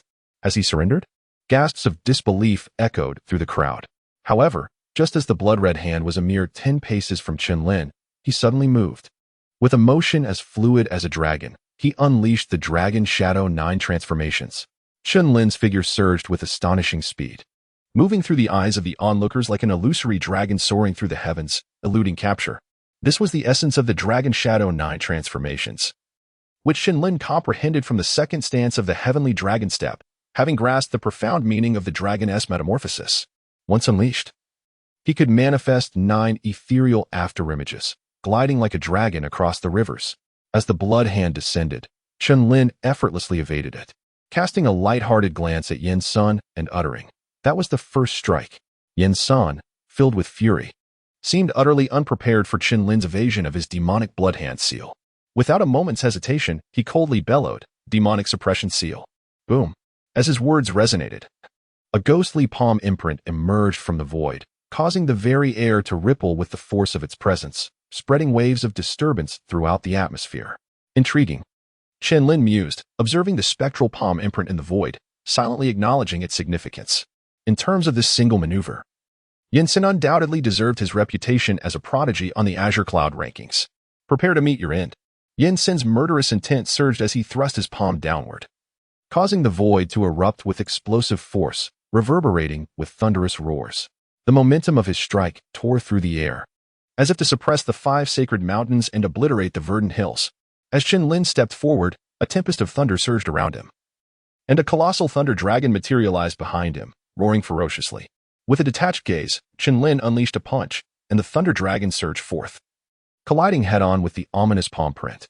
A resounding boom erupted, reverberating through the air, while terrifying shockwaves radiated outward from their position, extending for dozens of yards. However, as the dust began to settle, a figure clad in black emerged, causing the onlooker's pupils to narrow slightly. Chen Lin remained poised, his right arm extended.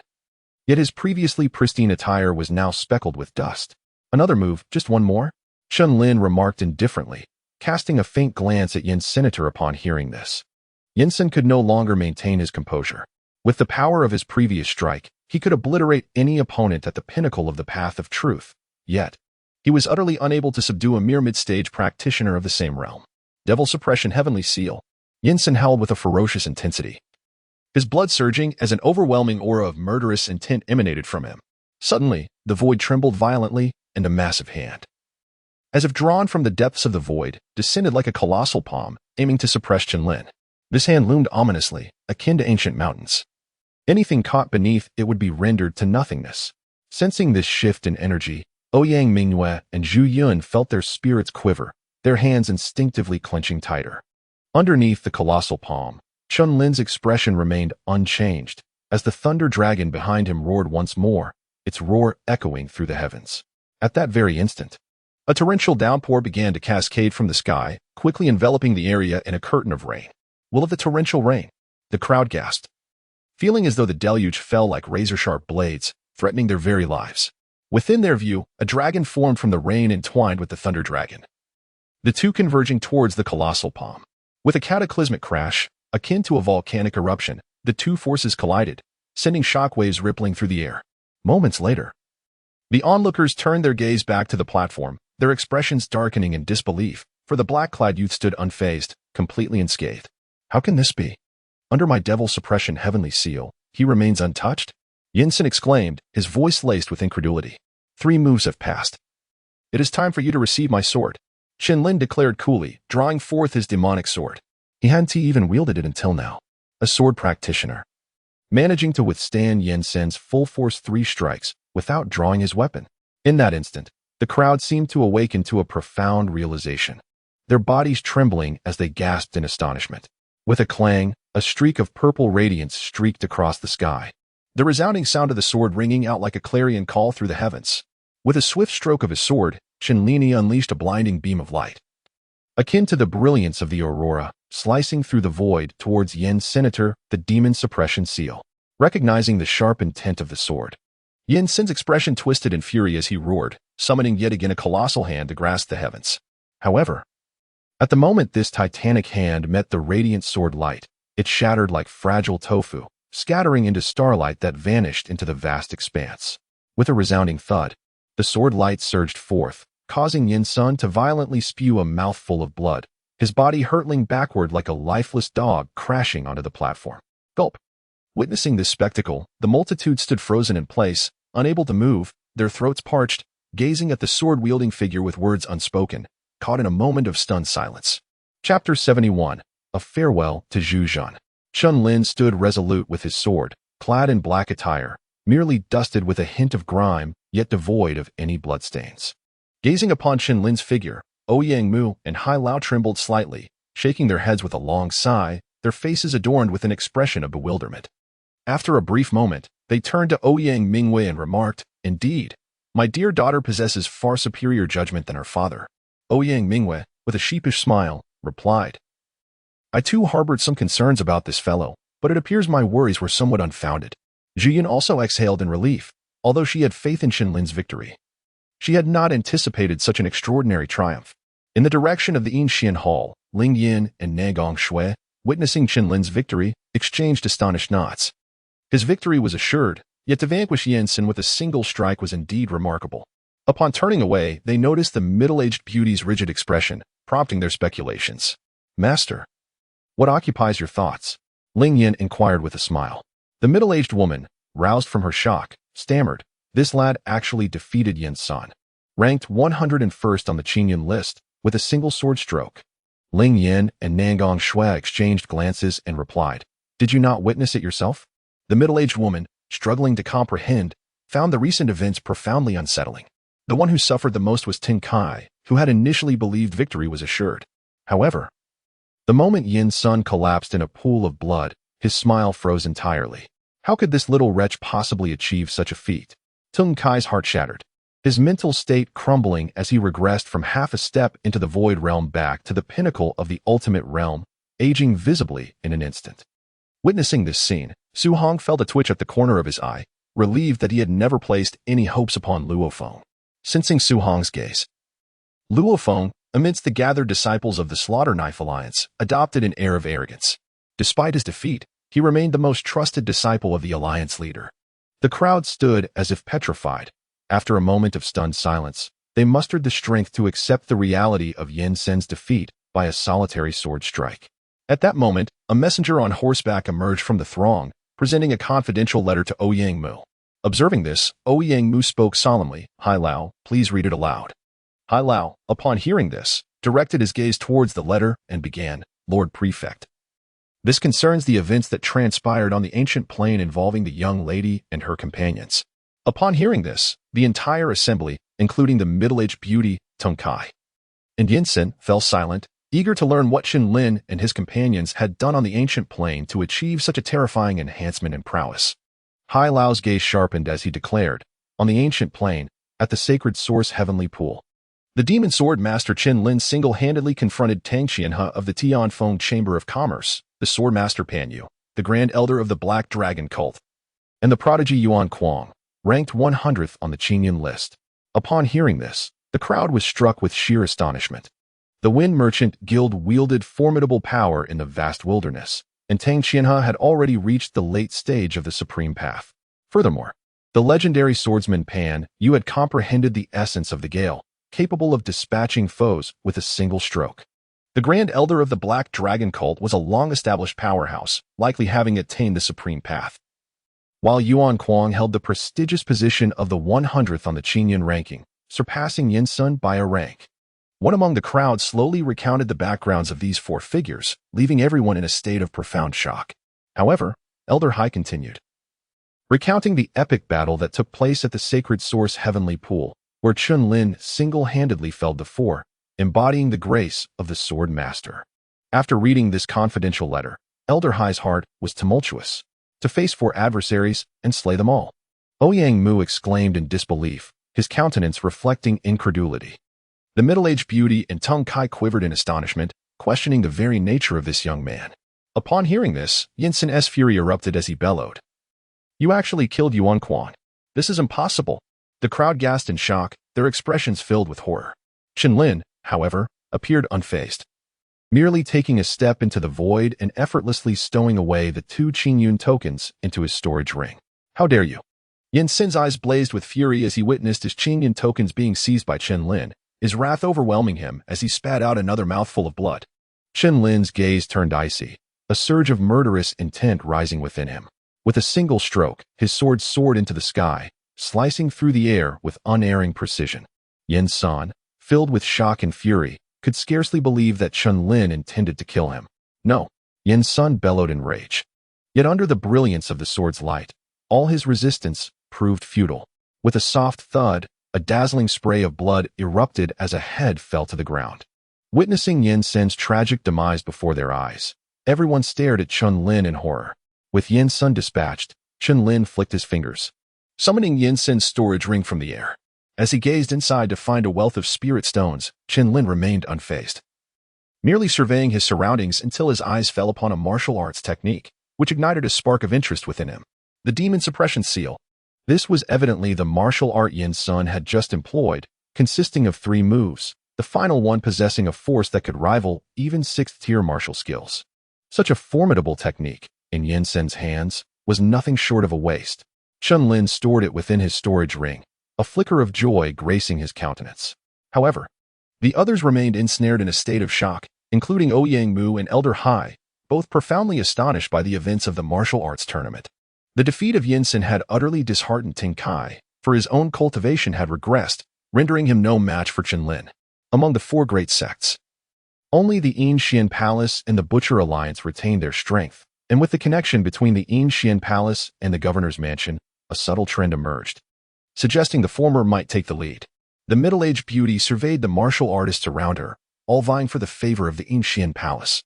Her expression a complex tapestry of emotions. Who could have anticipated that this scene was orchestrated by that sword-wielding youth? The martial arts tournament of Tianyang County had reached its conclusion. It was initially believed that Ouyang Mingwei's victory would establish her as the foremost talent in Tianyang County, second only to Yin Senator yet. Who could have foreseen that Chen Lin's appearance would fundamentally alter everyone's perceptions? With a single strike, he vanquished Yin Sun. Such talent and prowess undeniably commanded the respect of the martial artists of Tianyang County. In fact, many prominent families began to flock to the governor's mansion, seeking to marry their daughters to Chen Lin, euphemistically claiming they were securing a splendid match for him. Nevertheless, Chen Lin graciously declined all such propositions. Within the governor's mansion, Ouyang Mingwei and Zhu Yan entered Chen Lin's courtyard, exclaiming, "You've stolen the spotlight, and now many people are approaching my father to propose for you." Chen Lin's expression darkened. He had heard of this matter as well. But could he be blamed for it? Upon witnessing Ouyang Mingwei's irate demeanor, Chen Lin's gaze flickered, and he chuckled softly. "What troubles you? It is quite customary for a man to marry and a woman to wed, is it not?" Ouyang Mingwei, her figure trembling with indignation, pointed an accusing finger at Chen Lin's nose and exclaimed, "You, indeed, think this way. Pray tell, which young lady has captured your fancy? I must meet her at once." Fuming, her face flushed with anger, she declared. Beside them, Zhu Yun, feeling somewhat embarrassed, interjected, "Brother Chen, you cannot have affections for another young lady, for it would surely sadden Sister Mingwei. Xiaoyan, do not speak nonsense. I care not for whom this fellow fancies." Ouyang Mingwei retorted, as if her tail had been stepped on, hastily clarifying her position. Observing this exchange, Zhu Yun offered a faint smile, choosing to remain silent, though a tinge of bitterness welled up within her heart. Chen Lin chuckled, "In that case, I shall go and see if the prefect Ouyang has arranged a suitable marriage for me." Ouyang Mingwei exclaimed in indignation, "You actually intend to go? I shall not spare you." No sooner had she spoken than she prepared to draw her longsword to give Chen Lin a severe lesson. Zhu Yun hurriedly restrained Ouyang Mingwei, saying, "Sister Mingwei, do not act impulsively." Chen Lin raised an eyebrow and said, "I was merely jesting, my lady. Please sheath your sword, lest you inadvertently harm one of your own. Who considers you one of our own?" Ouyang Mingwei glared at Chen Lin, yet she ultimately sheathed her sword. Chen Lin felt helpless, exclaiming, "What on earth is happening?" Just then, Hai Lao appeared, accompanied by a blood-soaked figure, barely clinging to life, as he stumbled into Chen Lin's courtyard. Upon seeing the bloodied figure, both Chen Lin and Zhu Yun's expressions changed dramatically. "Brother Zhu!" Chen Lin exclaimed in astonishment. "Brother!" Zhu Yun's face turned pale, and she hurried over to assess Zhu Yun's condition. Chen Lin's expression turned cold, his face bearing an unprecedented weight of gravity. The bloodied figure before him was none other than Zhu Yun, who had parted ways with them just days prior. Upon witnessing Zhu Yun covered in blood and on the brink of death, Chen Lin's countenance darkened immediately. He hastily retrieved some healing elixirs and administered them to him. "Brother!" Zhu Yun, seeing Zhu Yun in such a dire state, could not restrain her tears from cascading down her cheeks. Meanwhile, Ouyang Mingwei busied herself with comforting her, saying, "Little Yun, do not worry. Brother Zhu will not be in mortal peril." At that moment, Old Hai interjected, "Young friend Chun, the county magistrate intended to tend to young Zhu's injuries, but he resolutely refused, insisting he must see you." Upon hearing these words, a wave of guilt surged within Chen Lin. He had previously assured everyone that Zhu Yun would face no danger on this journey. "Brother Chen," a voice, nearly a whimper, emerged weakly as Zhu Yun struggled to direct a glance toward Chen Lin. "Brother Zhu, refrain from speaking for now. Let us converse once your injuries have healed." Chen Lin replied solemnly. "Old Hai, swiftly procure the Piyuan pill," Ouyang Mingwei urged, noticing the urgency of the situation. Old Hai promptly complied. Recognizing that the bond between Zhu Jun and Chen Lin was evidently profound, despite the Peiyuan pill's rarity. In no time, Old Hai returned with the precious pill, during which Ouyang Mu had also personally come to Chen Lin's courtyard. Once the Peiyuan pill was obtained, Zhu Jun was administered the remedy under Zhu Yun's attentive care. And gradually, there was a slight improvement in his complexion. Witnessing this, the pallor on Zhu Yun's face began to fade. Little Yun. Ouyang Mingwei tenderly caressed Zhu Yun's hair and spoke gently. Zhu Yun understood the kindness in her words and managed a faint smile, although it was tinged with reluctance. For Zhu Jun had yet to awaken. As they anxiously awaited, 2 full hours passed before Zhu Jun finally showed signs of coming to. Upon noticing this, Zhu Yun's eyes sparkled with hope as she rushed to embrace Zhu Jun, exclaiming, "Brother, sister," Zhu Jun replied. His heart warmed at the sight of her anxious expression. In the next moment, he noticed Chen Lin, Ouyang Mu, and Old Hai surrounding him. Brother Chen, Zhu Jun, recalling something, attempted to rise, but Chen Lin quickly interjected. Brother Zhu, please remain still. Has something occurred in Flamefire City? At these words, the others present were taken aback, though a glimmer of intrigue flickered in Ouyang Mu's eyes. Under Chen Lin's gaze, Zhu Jun solemnly nodded. Seeing this, Ouyang Mu suddenly suggested, let us all step outside. Ouyang Mingyue cast a questioning look at Chen Lin, seemingly seeking an answer, yet no resolution came forth. Zhu Yun appeared bewildered, but upon Zhu Jun's silent encouragement, she followed Ouyang Mingyue out. Once the 4 had exited the room, Chen Lin turned to Zhu Jun and earnestly inquired, Brother Zhu, has something happened to my Chen family? Previously, when they had parted ways in the Great Wilderness County, Zhu Jun had indeed departed for Flamefire City under Chen Lin's instructions to investigate the situation regarding the Chen family. It was well remembered that due to the Qinglong Tower incident, he had been expelled from the Chen family by the old dog Chen Song, while the others remained under tight surveillance, their every move controlled by Chen Song. Now, with his strength sufficient to contend with most pinnacle Dao realm practitioners, he was naturally prepared to return to the Chen family and settle the score with the old dog Chen Song. In his understanding at that moment, with the cultivation at the late stage of the true path, apart from the old dog Chen Song, it was inconceivable that anyone within the Chen family could rival him. However, the current developments caused Chen Lin's heart to sink heavily. Upon hearing Chen Lin's words, Zhu Jun responded with a somber tone, Brother Chen, I had initially infiltrated the Chen family as you advised. Yet, within the confines of the Chen household, I discovered that the reality was far from what you described. Not only are there more than 10 peak experts at the True Path realm, but there is also an elder in the main hall whose cultivation is as profound as the ocean. I suspect he may have even touched upon the void transformation realm. It was this elder who detected my presence and dispatched 3 peak experts at the True Path realm to pursue me. Had it not been for my previous experiences of honing my skills between life and death, I might have found it exceedingly difficult to return. Zhu Jun wore a bitter smile. The elder you mentioned must surely be the old dog Chen Song. Chen Lin interjected decisively, his gaze sharp and piercing. To his astonishment, Chen Song had only possessed the peak cultivation of the true path at that time. Yet now, he had seemingly reached the void transformation realm. Zhu Jun paused, his expression grave, and continued, Brother Chen, the current atmosphere of the Chen family gives me an exceedingly strange feeling. Chen Lin, perplexed, lifted his gaze towards Zhu Jun.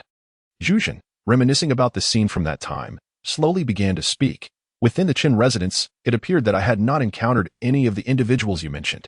Chen Lin's expression shifted, his body trembling slightly as he inquired, Have you seen a woman? Zhu Jun shook her head and replied, The young lady you speak of, named Chen Xiaoxiao, is someone I have not encountered. Hearing this, Chen Lin's gaze fell to the ground, shrouded in melancholy. Had Xiaoxiao departed?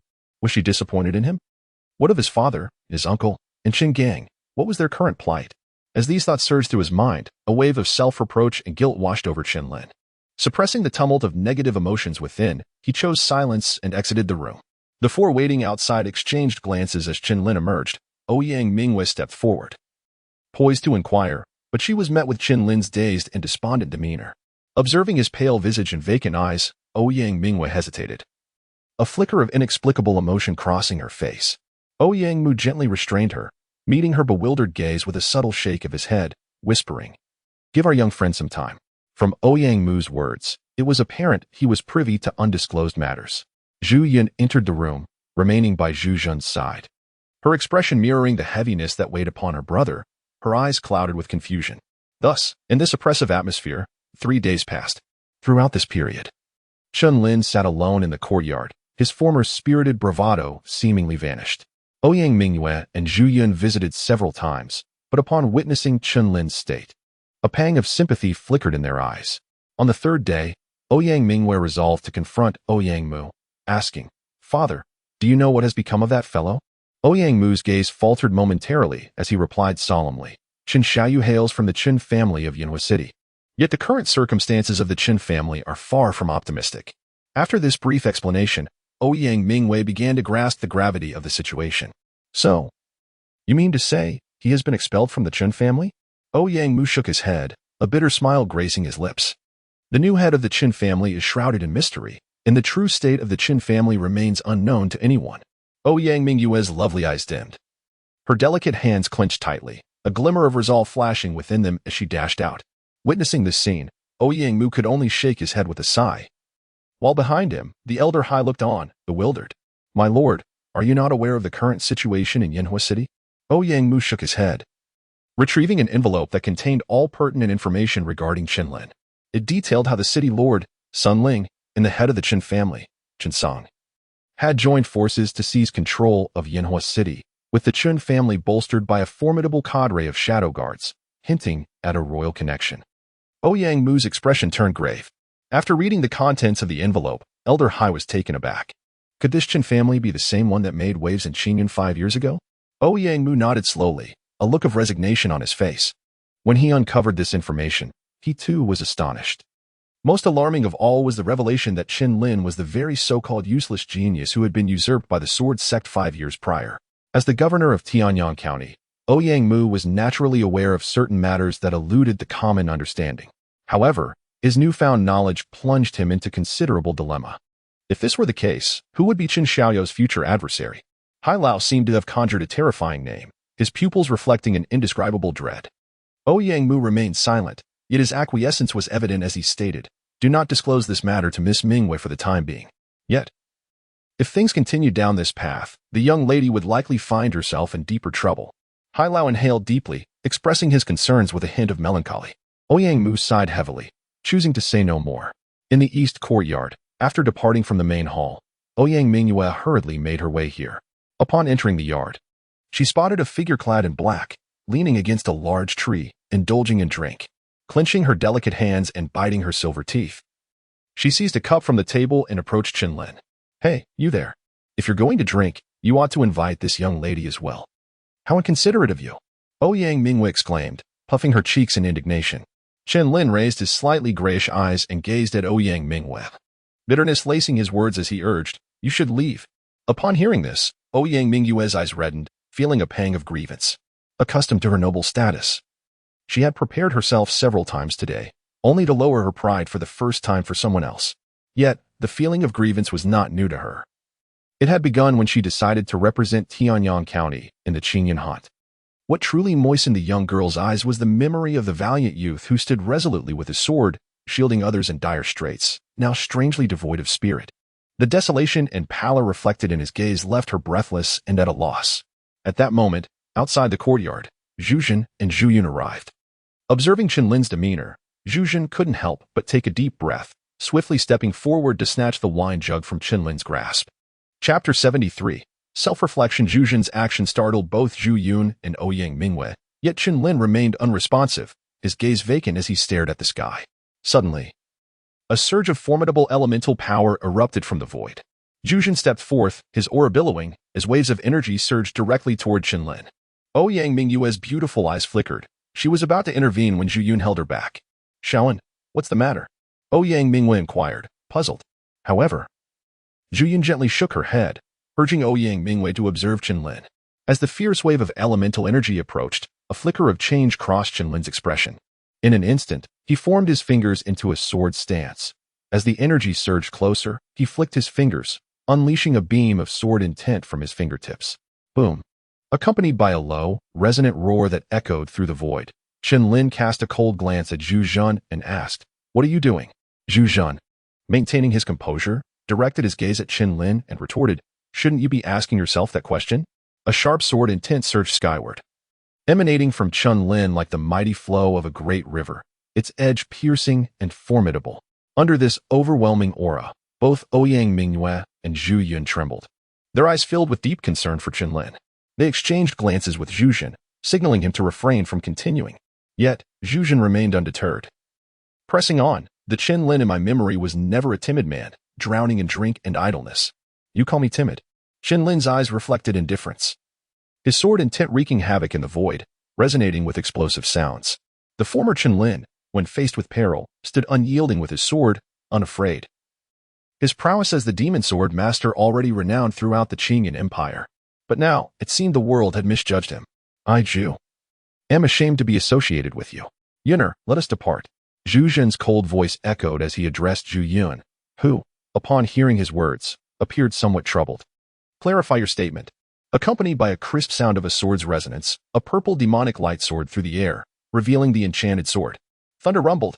The heavens trembled as colossal bolts of lightning descended from the firmament, cleaving a chasm hundreds of feet wide, imposing a dread that threatened annihilation before the three.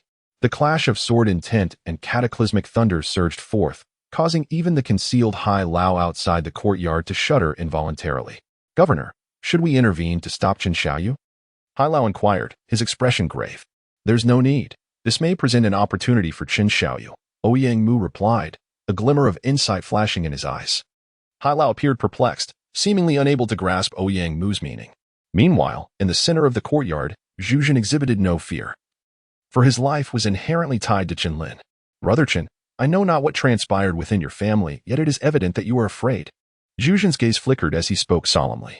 Afraid? Chen Lin's body trembled slightly as he muttered to himself. Zhu Jun continued, Indeed, you are afraid. You lack the courage you once possessed to confront your own heart. What is it that you truly fear? These words struck Chen Lin's ears like thunder. I am afraid, he whispered, closing his eyes as memories of 5 years past flooded his mind. That day, with the blood sun overhead, he had fallen in the palace hall. Having his sword vein forcibly seized by Mo Xiuhan, collapsing into a pool of blood. His father, Chen Xiao, fought valiantly against the palace's elite, ultimately succumbing to despair and becoming a broken man.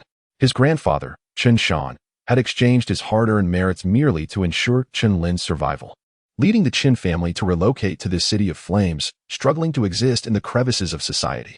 Now, the Qin family was further ensnared due to him, with all its members under the control of the old dog Chen Song, trapped and powerless. In Chen Lin's eyes, a crimson hue ignited, and a torrent of hatred surged within him, akin to a raging tempest, his murderous intent difficult to suppress. He feared that he could not bear the expectations of all the Qin family members, that he would betray the trust bestowed upon him by his grandfather and father. Unbeknownst to him, the young man had already shouldered an overwhelming burden, enough to loosen his grip on the long sword in his hand. Can my sword truly protect those I hold dear? Chen Lin raised his gaze, murmuring to himself. This question was directed at his own heart and essence. In the eyes of Zhu Jun, Zhu Yun, and Ouyang Mu, Chen Lin appeared to enter a most peculiar state, his form ethereal, his will profound. Ouyang Mu and Elder Hai approached the trio. The former smiled gently and remarked, Fortune and misfortune are intertwined. Young friend Chen is inquiring into the Tao. Inquiring into the Tao? The three inquired, puzzled. With a smile, Ouyang Mu elaborated, a martial artist must endure various tribulations to penetrate the depths of their heart, thereby forging a more resolute path in martial arts. When one seeks to break through to the divine Dan realm in the 3rd innate stage, one must summon the thunder tribulation. Countless individuals lacking sufficient foundation will perish beneath the tempest of lightning. Yet, there are those who, though they survive the initial 8 tribulations, become muddled in spirit and intent during the final heart-seeking tribulation, ultimately succumbing to madness. To enter the divine Dan realm and transcend the mundane is a formidable challenge. As you can see, Ouyang Mu explained with a solemn expression. Should young friend Chen manage to overcome this trial, his heart will be as clear as crystal, and he shall ascend with ease. However, if he fails, Ouyang Mingwei gasped, pressing for clarification, Father, what if he cannot overcome it? Ouyang Mu replied gravely, if he cannot, his mental state will collapse, leaving him as nothing more than an ordinary person.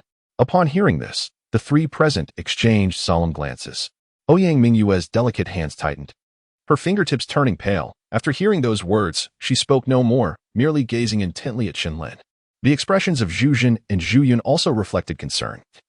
for they had long placed Chen Lin above their own interests. Thunder rumbled above the 9 heavens.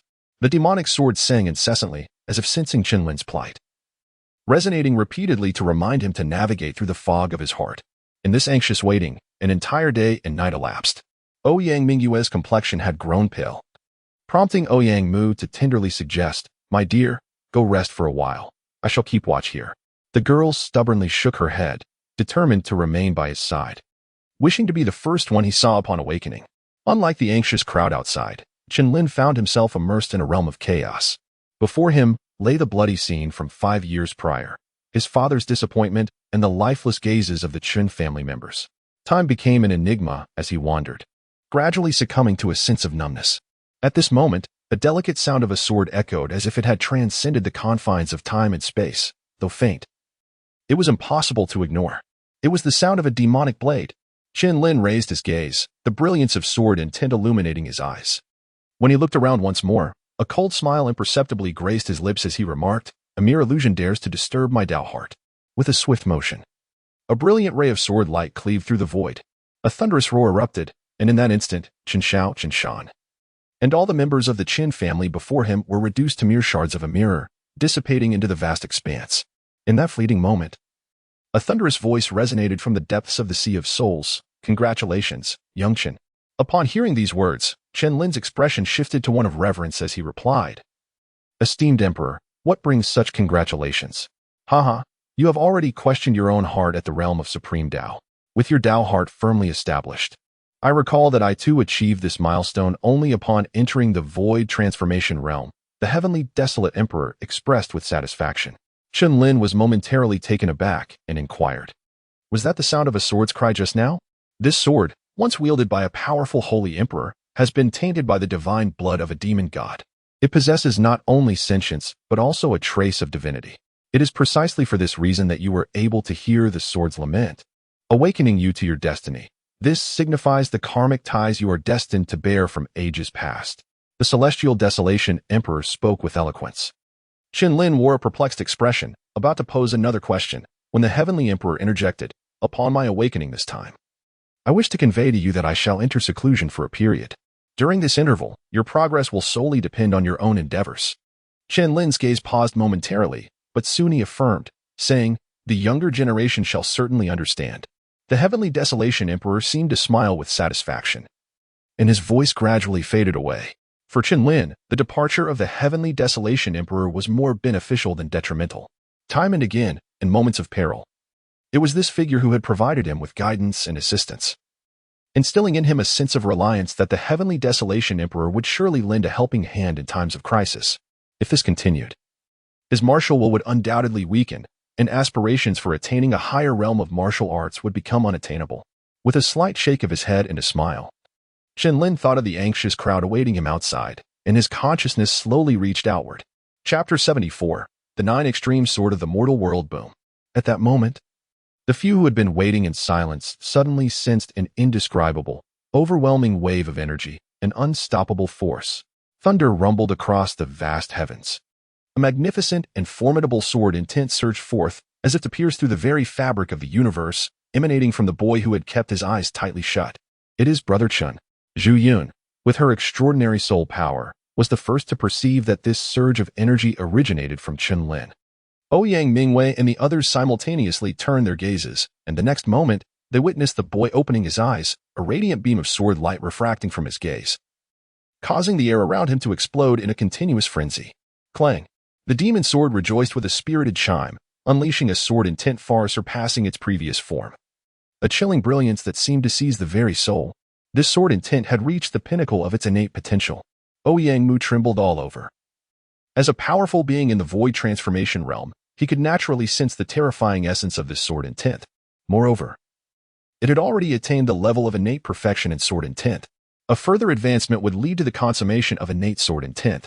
In the void, Chen Lin, sword in hand, donned a flowing black robe that billowed with the wind, his hair dancing wildly, and a confident smile gracing his face just as it always did. He stepped into the air, his figure akin to a dragon's shadow, arriving before the crowd. "Congratulations, young friend, for achieving clarity in your sword heart and breaking through in sword intent," Ouyang Mu said, cupping his fists. This scene caused Old Hai's eyes to narrow. It is known that within the entire Tianyang prefecture, fewer than 5 individuals could warrant such a respectful gesture from Ouyang Mu. Ouyang Mu's actions now placed Chen Lin on the same esteemed level as himself. Old Hai slightly bowed, clasping his hands in salute. He understood well that although Chen Lin's cultivation realm was merely in the mid-stage of the Dao realm, his true strength had already surpassed that of many.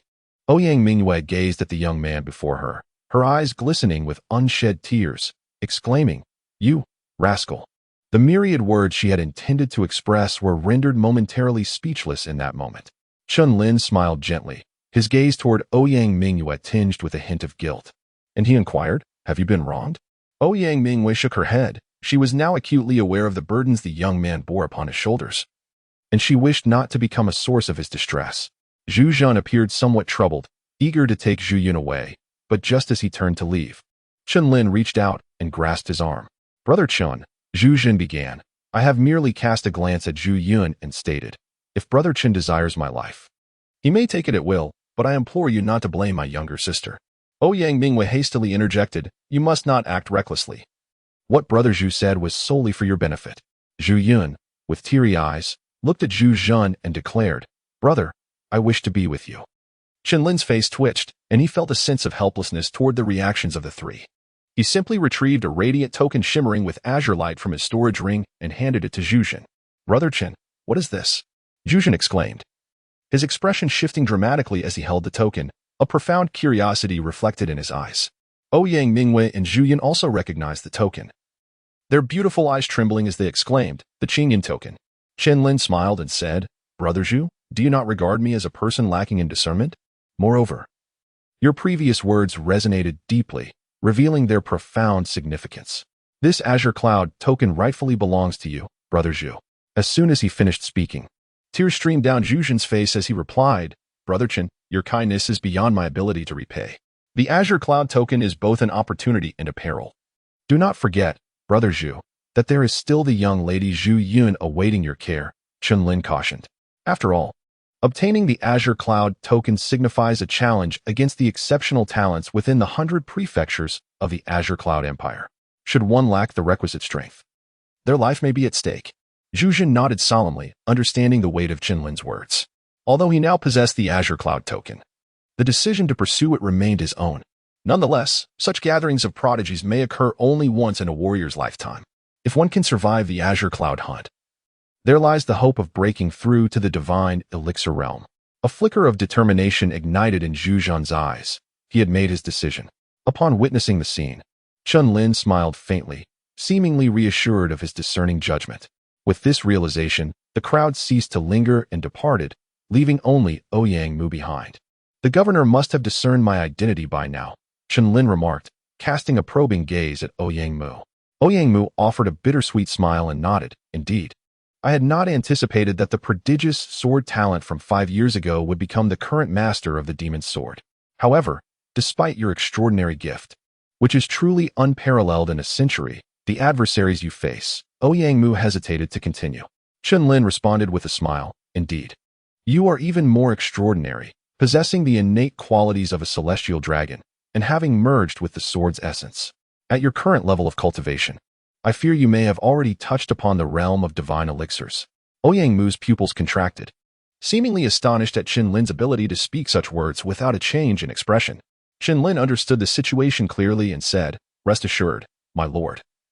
I will not involve Miss Mingyue in this matter. I plan to depart from Tianyang County tomorrow."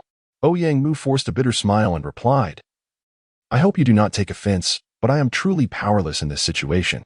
As his words settled, Ouyang Mu produced a scroll and handed it to Chen Lin, saying, "Young friend, this is the location of a tomb belonging to a powerful figure in the realm of divine elixirs. It is likely to be opened soon, and I procured it at great expense from Tianbao Tower. Initially, I intended for Miss Mingyue to go, but this tomb lies within Tianming County, which is in close proximity to the imperial capital, teeming with prodigies and talents. After much contemplation, it seems that only you are suitable for this undertaking." Ouyang Mu's expression darkened as he spoke slowly. Chen Lin took the map and examined the indicated route, nodding slightly. If what Ouyang Mu said holds true, those who venture to the tomb of the divine elixir will likely include prodigious talents from the Qiyun ranking. After all, It wouldn't make sense for Ouyang Mu to hand the map directly to Chen Lin rather than to Ouyang Mingwei. However, it is reasonable to assume that the burial site of a strong practitioner from the divine elixir realm harbors numerous valuable treasures. Suppressing the tumultuous thoughts within, Chen Lin expressed his gratitude before turning to leave. Watching Chen Lin's departing figure, Ouyang Mu couldn't help but smile wryly. If Chen Lin's opponent were anyone else, even among the top 10 on the Qiyun ranking, he would wager everything he had. Yet, the mere thought of that royal youth, whose reputation had echoed throughout the empire since childhood, made Ouyang Mu's heart tremble uncontrollably. He simply could not afford to take that risk.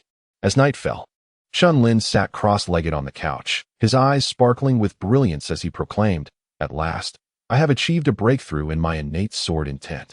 I can now commence the practice of the heavenly desolation sword technique." With this thought, a fervor ignited within him, his heart pounding vigorously. He directed his consciousness to the Sea of Souls, where his spiritual energy radiated outward, enveloping the surroundings like a luminous orb of soul power. Even within the confines of the governor's mansion, vigilance was paramount. Once assured of his safety, Chen Lin felt a wave of relief wash over him as he returned to confront the grand scroll of the heavenly desolation sword technique. Gazing upon its imposing form, he was once again struck by a sense of his own insignificance. Without further hesitation, he infused a fragment of his soul into the scroll, thus initiating the second volume of the sword practice. The sword practice demanded a foundation of perfected innate sword intent, aimed at mastering the 9 extremes sword of the red dust and comprehending the myriad forms of heaven and earth.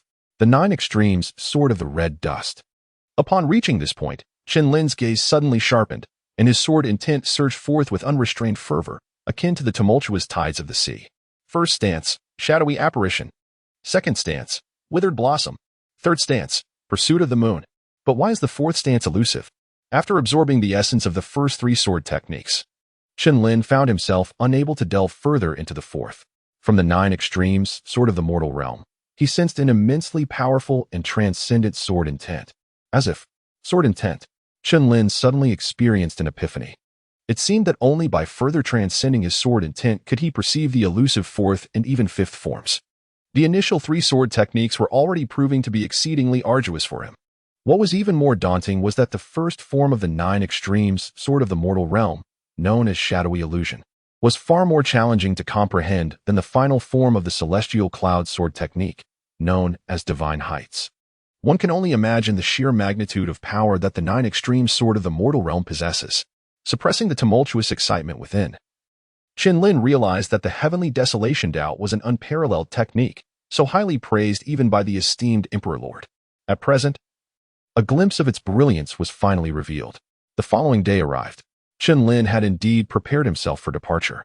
Yet Zhu Jun and Zhu Yun appeared to have anticipated this moment, arriving at the door well in advance to await his presence.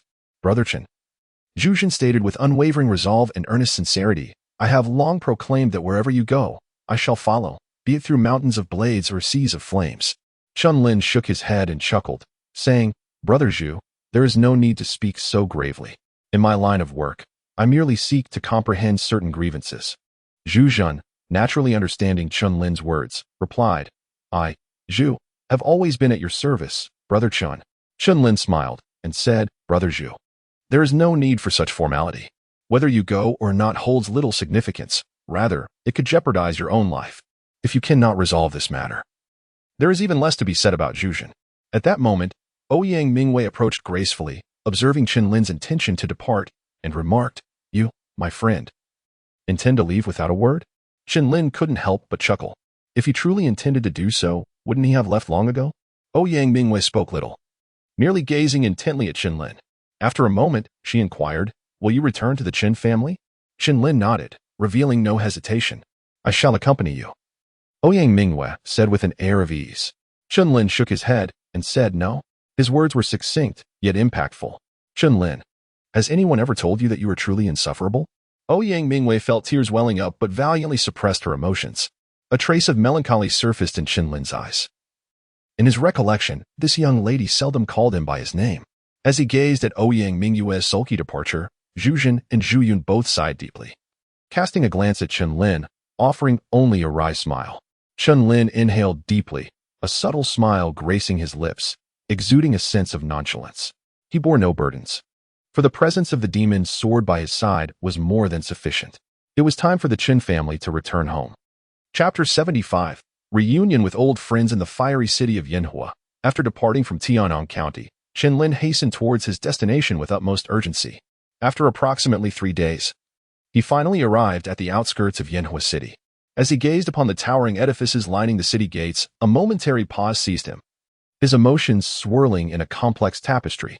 Just as he was about to step through the gates, the conversation between two warriors captured his attention. Have you heard? The head of the Chen family has allied with the city lord's residence in search of someone named Chen Lin. They've even put up notices promising a reward of 5,000 low-grade yuan stones for any information leading to him. Goodness. 5,000 low-grade yuan stones would ensure a lifetime of comfort for me. Who exactly is this Chen Lin to warrant such a bounty? My dear brother, you seem rather uninformed. This Chen Lin is the sole prodigy from Yanhua City to have conquered the 9th level of the Qinglong Tower. What? Could he be the one who defeated both Nagong Tian and the city lord Sun Qi on that fateful day? Indeed, it is he. However, since then, news of his whereabouts has vanished from Yanhua City. We know not whether he lives or perished. As the two conversed, they continued through the city gates. Chen Lin stood still, his gaze inscrutable. So his portrait has already circulated in the Flame City? He shook his head with a faint smile, his spirit stirred. And with his nascent mastery as a soul master, he was capable of enveloping his soul power within a radius of 10 miles. After a moment of scrutiny, a cold smirk crept upon Chen Lin's lips. He lowered his gaze for a while, then set off in the opposite direction of the city. Since the day was bustling with people, he decided to wait until nightfall to gather information. He soon found an inconspicuous tavern, slightly veiling his face with a black cloth. Chen Lin sat down and began to drink, remaining there until the sun dipped below the horizon and the moon ascended into the branches before he finally departed. The night air was cool and the number of wandering warriors had dwindled. However, Chen Lin paid no mind. With a single stride, he seemed to traverse distances effortlessly. Entering Flame City. The moment he stepped into the city, he advanced swiftly, though his destination was not the Chen family estate. Before long, a grand mansion came into view at the edge of his sight. It was the Lord's mansion, reigning in his aura. Chen Lin's eyes glinted coldly as he surveyed the estate, recalling vividly how Sun Ling had once sent assassins after him. It was time to settle that score. With this thought, he stirred his inner power and instantaneously vanished from his spot, darting into the Lord's mansion. Once inside, he extended his soul perception and sensed a formidable aura to the south, which he surmised belonged to Sun Ling. In the southwest direction, however, he detected a familiar figure, evoking a trace of indifference in his eyes. Without a moment's hesitation, Chen Lin dashed towards the southwest. After about a quarter of an hour, he found himself outside a window, concealing his form as he listened intently to the voices within. Brother Sun, the Flame City is truly our domain now. A voice, laced with a hint of flattery, emerged slowly. Haha, no matter how resilient Nagong Tian may be, he has still fallen into our grasp. It is a pity, though. That Chen Lin, that little wretch, has yet to be located. A young man clad in fine garments, his expression sinister, spoke through clenched teeth. It was Sun Qi, the heir of the Lord's mansion. Brother Sun, Chen Lin possesses extraordinary talent. Now that the other members of the Chen family have been captured, we have yet to hear of Chen Lin's whereabouts. If we allow this boy to grow unchecked, he may become a grave threat in the future. The speaker, with an ingratiating demeanor and a feather fan in hand, was Li Zhe. He had been defeated by Chen Lin, even losing the Qinglong token of the Li family. Yet now he appeared within the Lord's mansion. Brotherly, that mere Chen Lin has already become a thing of the past. The current Flame City is no longer within his control. Moreover, with Brother Sun here, even if Chen Lin returns, the title of the city's foremost genius will be beyond his reach. The first sycophantic voice spoke again, causing Li Zhe's countenance to darken. Zhao Nuo, I merely say this as a precaution. After all, you two were once bested by Chen Lin. Li Zhe spoke coldly. Zhao Nuo smirked mockingly and replied, by your logic, we were no match for Nagong Tian back then, so how has he now become our captive? It seems someone has been thoroughly frightened. If you are afraid, you might as well return to your slumber. Zhao Nuo, you. Li Zhe retorted angrily. Enough. At that moment, Sun Qi, who had remained silent, finally spoke. He gestured for the two to step back, and upon witnessing their retreat, he sneered. Chen Lin has become a thing of the past. Should he dare to show his face, I shall make him experience the true meaning of a fate worse than death. Is that so? Just as Sun Qi finished speaking, a mocking voice echoed in the ears of the three. Who is it? Sun Qi stepped forward, his cold gaze scanning the surroundings. Zhao Nua and Li Zhe also looked around, the voice they had just heard sounding eerily familiar. Buzz. At that moment, the door was gently pushed open, revealing a tall, handsome youth clad in black, who slowly entered the room. Three of you, it has been a while. The youth smiled at them, revealing a set of pearly white teeth. Chen Lin.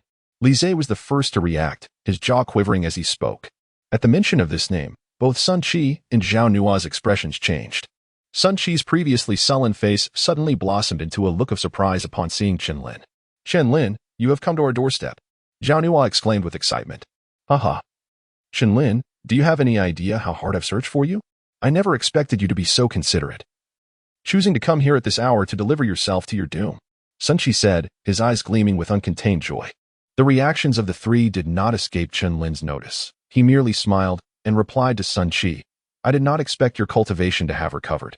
And you have even stepped into the late stage of the ultimate path.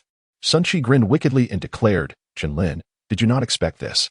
Not only have I regained my strength, but I have also successfully broken through to the late stage of the ultimate path. Oh? You have also reached the mid-stage of the ultimate path. It appears you are not as useless as I thought. Sun Qi raised an eyebrow and teased. As for Zhao Nua, he trembled with excitement, a surge of energy emanating from him, indicating that he too had reached the mid-stage of the ultimate path. Chen Lin, I was defeated by you in the past, but today you have come to seek death, and I shall be the one to send you on your way. Zhao Nua said coldly, a sinister grin forming on his lips as he reveled in the thought of trampling Chen Lin beneath his feet.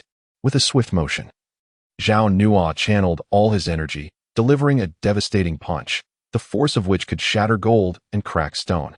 Boy, prepare to meet your end. The atmosphere was charged with tension as Zhao Nua's fist loomed larger in Chen Lin's vision, yet the latter remained utterly unfazed. Could it be that this young man was rendered speechless by fear?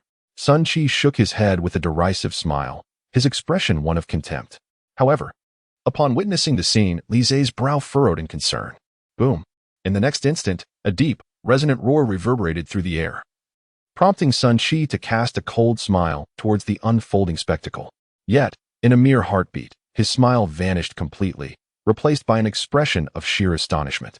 Before him, Zhao Nua's powerful punch was unleashed, yet Chen Lin merely raised his right hand, extending his index finger to effortlessly block the ferocious strike. How is this possible? Zhao Nua's eyes widened in disbelief as he shouted in horror. The speed was commendable, but the force fell woefully short, Chen Lin replied with a subtle smile. Yet, when this smile was perceived by Zhao Nua and Sun Qi, it felt as though a demon was beckoning them forth.